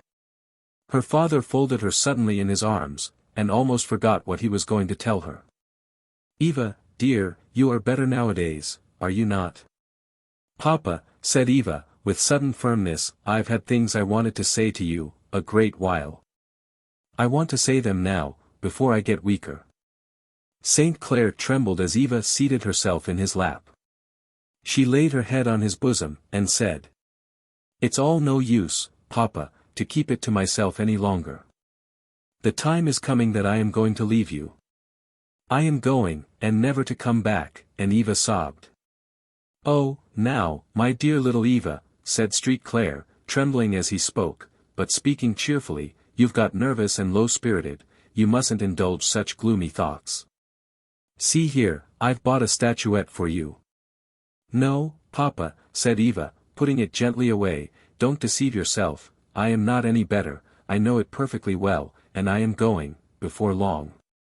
I am not nervous, I am not low-spirited. If it were not for you, Papa, and my friends, I should be perfectly happy. I want to go, I long to go." "Why, dear child, what has made your poor little heart so sad?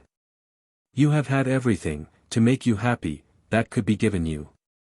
I had rather be in heaven, though, only for my friend's sake, I would be willing to live.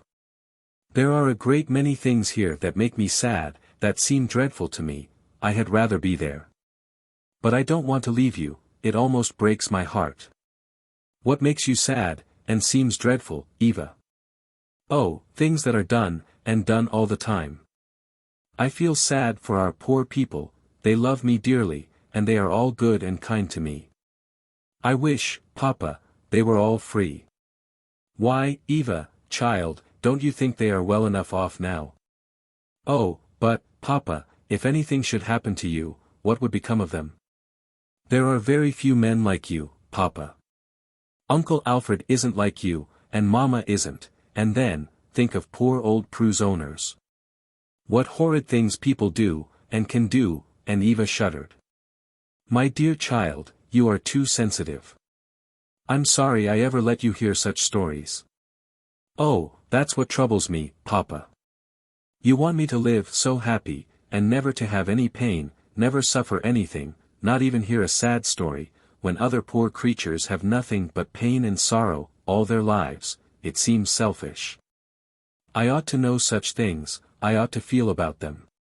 Such things always sunk into my heart, they went down deep, I've thought and thought about them.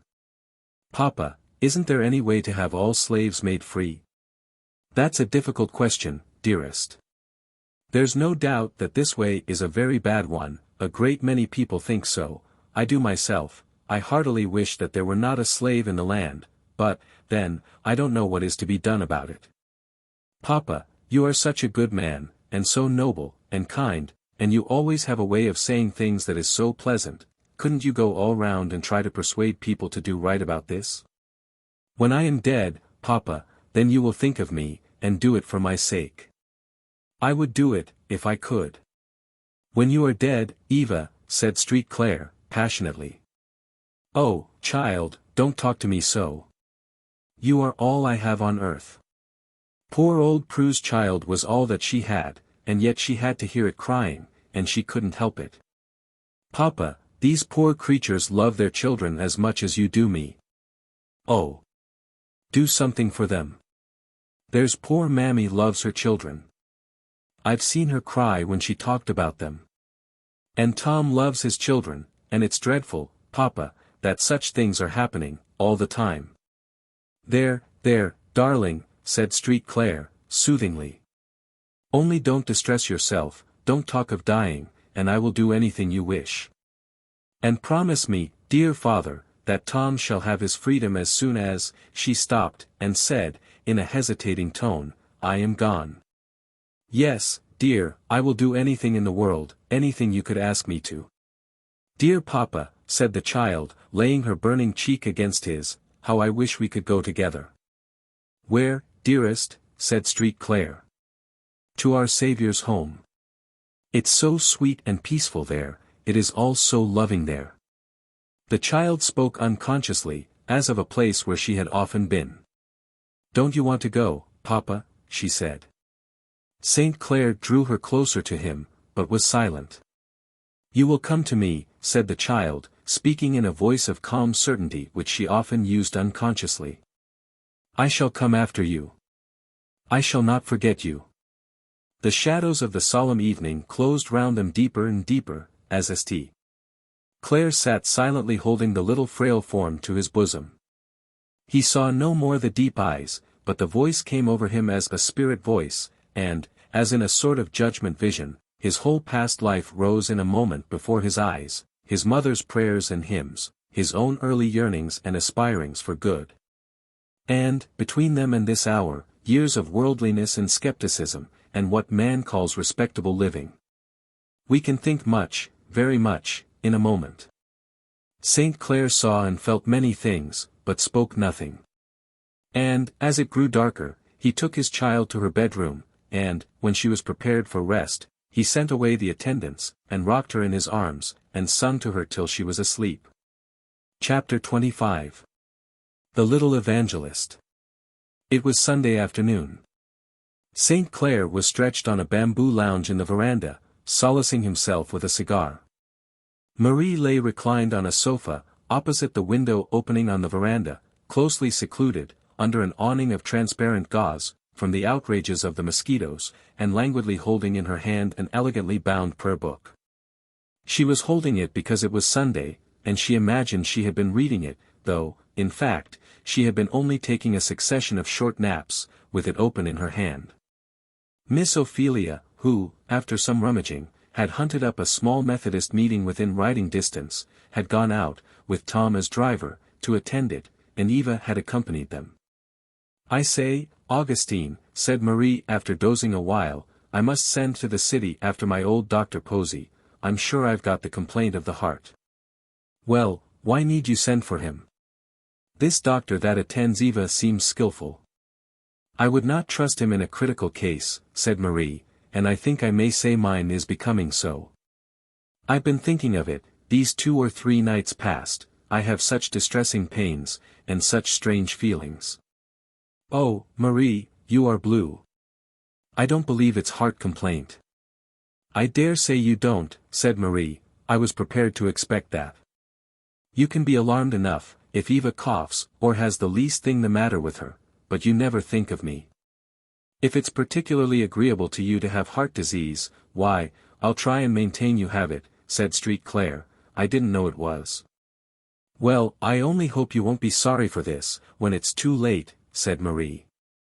"But, believe it or not, my distress about Eva, and the exertions I have made with that dear child, have developed what I have long suspected."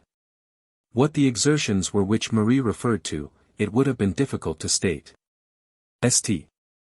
Claire quietly made this commentary to himself, and went on smoking, like a hard-hearted wretch of a man as he was, till a carriage drove up before the veranda, and Eva and Miss Ophelia alighted. Miss Ophelia marched straight to her own chamber, to put away her bonnet and shawl, as was always her manner, before she spoke a word on any subject, while Eva came, at St. Claire's call, and was sitting on his knee, giving him an account of the services they had heard. They soon heard loud exclamations from Miss Ophelia's room, which, like the one in which they were sitting, opened on to the veranda, and violent reproof addressed to somebody. "What new witchcraft has Tops been brewing?" asked Street Claire. "That commotion is of her raising, I'll be bound." And, in a moment after, Miss Ophelia, in high indignation, came dragging the culprit along. "Come out here, now," she said. "I will tell your master." "What's the case now?" asked Augustine. "The case is, that I cannot be plagued with this child, any longer. It's past all bearing, flesh and blood cannot endure it. Here, I locked her up, and gave her a hymn to study. And what does she do, but spy out where I put my key, and has gone to my bureau, and got a bonnet trimming, and cut it all to pieces to make dolls' jackets. I never saw anything like it, in my life." "I told you, cousin," said Marie, "that you'd find out that these creatures can't be brought up without severity." "If I had my way, now," she said, looking reproachfully at St. Claire, "I'd send that child out, and have her thoroughly whipped. I'd have her whipped till she couldn't stand." "I don't doubt it," said Street Claire. "Tell me of the lovely rule of woman. I never saw above a dozen women that wouldn't half kill a horse, or a servant either, if they had their own way with them. Let alone a man." "There is no use in this shilly-shally way of yours, St. Claire," said Marie. "Cousin is a woman of sense, and she sees it now, as plain as I do." Miss Ophelia had just the capability of indignation that belongs to the thorough-paced housekeeper, and this had been pretty actively roused by the artifice and wastefulness of the child. In fact, many of my lady readers must own that they should have felt just so in her circumstances, but Marie's words went beyond her, and she felt less heat. "I wouldn't have the child treated so, for the world," she said. "But, I am sure, Augustine, I don't know what to do. I've taught and taught, I've talked till I'm tired, I've whipped her, I've punished her in every way I can think of, and she's just what she was at first." "Come here, Tops, you monkey," said St. Claire, calling the child up to him. Topsy came up, her round, hard eyes glittering and blinking with a mixture of apprehensiveness and their usual odd drollery. "What makes you behave so?" said St. Claire, who could not help being amused with the child's expression. "'Spects it's my wicked heart," said Topsy, demurely, "Miss Feely says so. Don't you see how much Miss Ophelia has done for you? She says she has done everything she can think of." "Lor, yes, ma sar. Old Mrs. used to say so, too. She whipped me a heap harder, and used to pull my har, and knock my head egg in the door, but it didn't do me no good. I specs, if they to pull every spire o har out o my head, it wouldn't do no good, neither, so wicked. Laws. Nothin' but a nigger, no ways. Well, I shall have to give her up, said Miss Ophelia.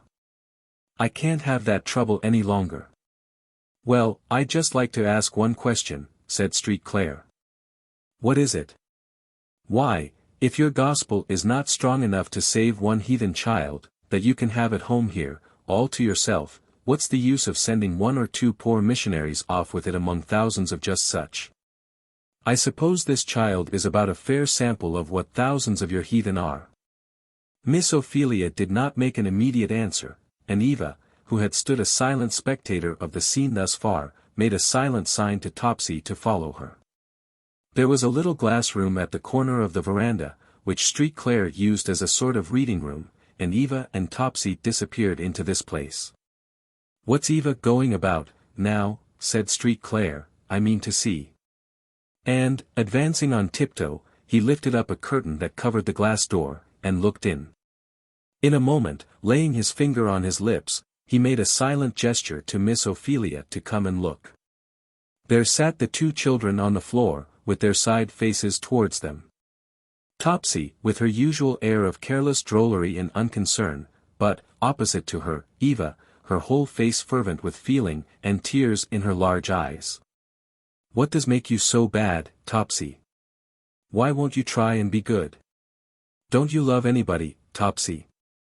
Don't know nothing about love, I loves candy and sich, that's all, said Topsy. But you love your father and mother? Never had none, ye know. I telled ye that, Miss Eva. Oh, I know, said Eva, sadly, but hadn't you any brother, or sister, or aunt, or? No, none on 'em, never had nothing nor nobody. But, Topsy, if you'd only try to be good, you might. Couldn't never be nothin' but a nigger, if I was ever so good, said Topsy. If I could be skinned, and come white, I'd try then. But people can love you, if you are black, Topsy.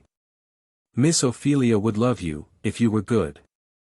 Topsy gave the short, blunt laugh that was her common mode of expressing incredulity. Don't you think so, said Eva. No, she can't bar me, 'cause I'm a nigger, she'd soon have a toad touch her. There can't nobody love niggers, and niggers can't do nothin'. I don't care, said Topsy, beginning to whistle. Oh, Topsy, poor child, I love you, said Eva, with a sudden burst of feeling, and laying her little thin, white hand on Topsy's shoulder. I love you, because you haven't had any father, or mother, or friends, because you've been a poor, abused child. I love you, and I want you to be good. I am very unwell, Topsy, and I think I shan't live a great while. And it really grieves me, to have you be so naughty. I wish you would try to be good, for my sake, it's only a little while I shall be with you. The round, keen eyes of the black child were overcast with tears. Large, bright drops rolled heavily down, one by one, and fell on the little white hand. Yes, in that moment, a ray of real belief, a ray of heavenly love, had penetrated the darkness of her heathen soul. She laid her head down between her knees, and wept and sobbed, while the beautiful child, bending over her, looked like the picture of some bright angel stooping to reclaim a sinner. Poor Topsy! Said Eva, don't you know that Jesus loves all alike? He is just as willing to love you, as me. He loves you just as I do, only more, because he is better. He will help you to be good. And you can go to heaven at last, and be an angel forever, just as much as if you were white. Only think of it, Topsy, you can be one of those spirits bright, Uncle Tom sings about. Oh, dear Miss Eva, said the child. I will try, I never did care nothin' about it before. St. Clair, at this instant, dropped the curtain. It puts me in mind of mother, he said to Miss Ophelia. It is true what she told me. If we want to give sight to the blind, we must be willing to do as Christ did, call them to us, and put our hands on them. I've always had a prejudice against Negroes, said Miss Ophelia, and it's a fact, I never could bear to have that child touch me, but, I don't think she knew it. Trust any child to find that out, said Street Claire. There's no keeping it from them. But I believe that all the trying in the world to benefit a child, and all the substantial favors you can do them, will never excite one emotion of gratitude, while that feeling of repugnance remains in the heart. It's a queer kind of a fact, but so it is. I don't know how I can help it, said Miss Ophelia, they are disagreeable to me, this child in particular, how can I help feeling so? Eva does, it seems. Well, she's so loving. After all, though, she's no more than Christ-like, said Miss Ophelia, I wish I were like her. She might teach me a lesson. It wouldn't be the first time a little child had been used to instruct an old disciple, if it were so, said Street Claire. Chapter 26. Death.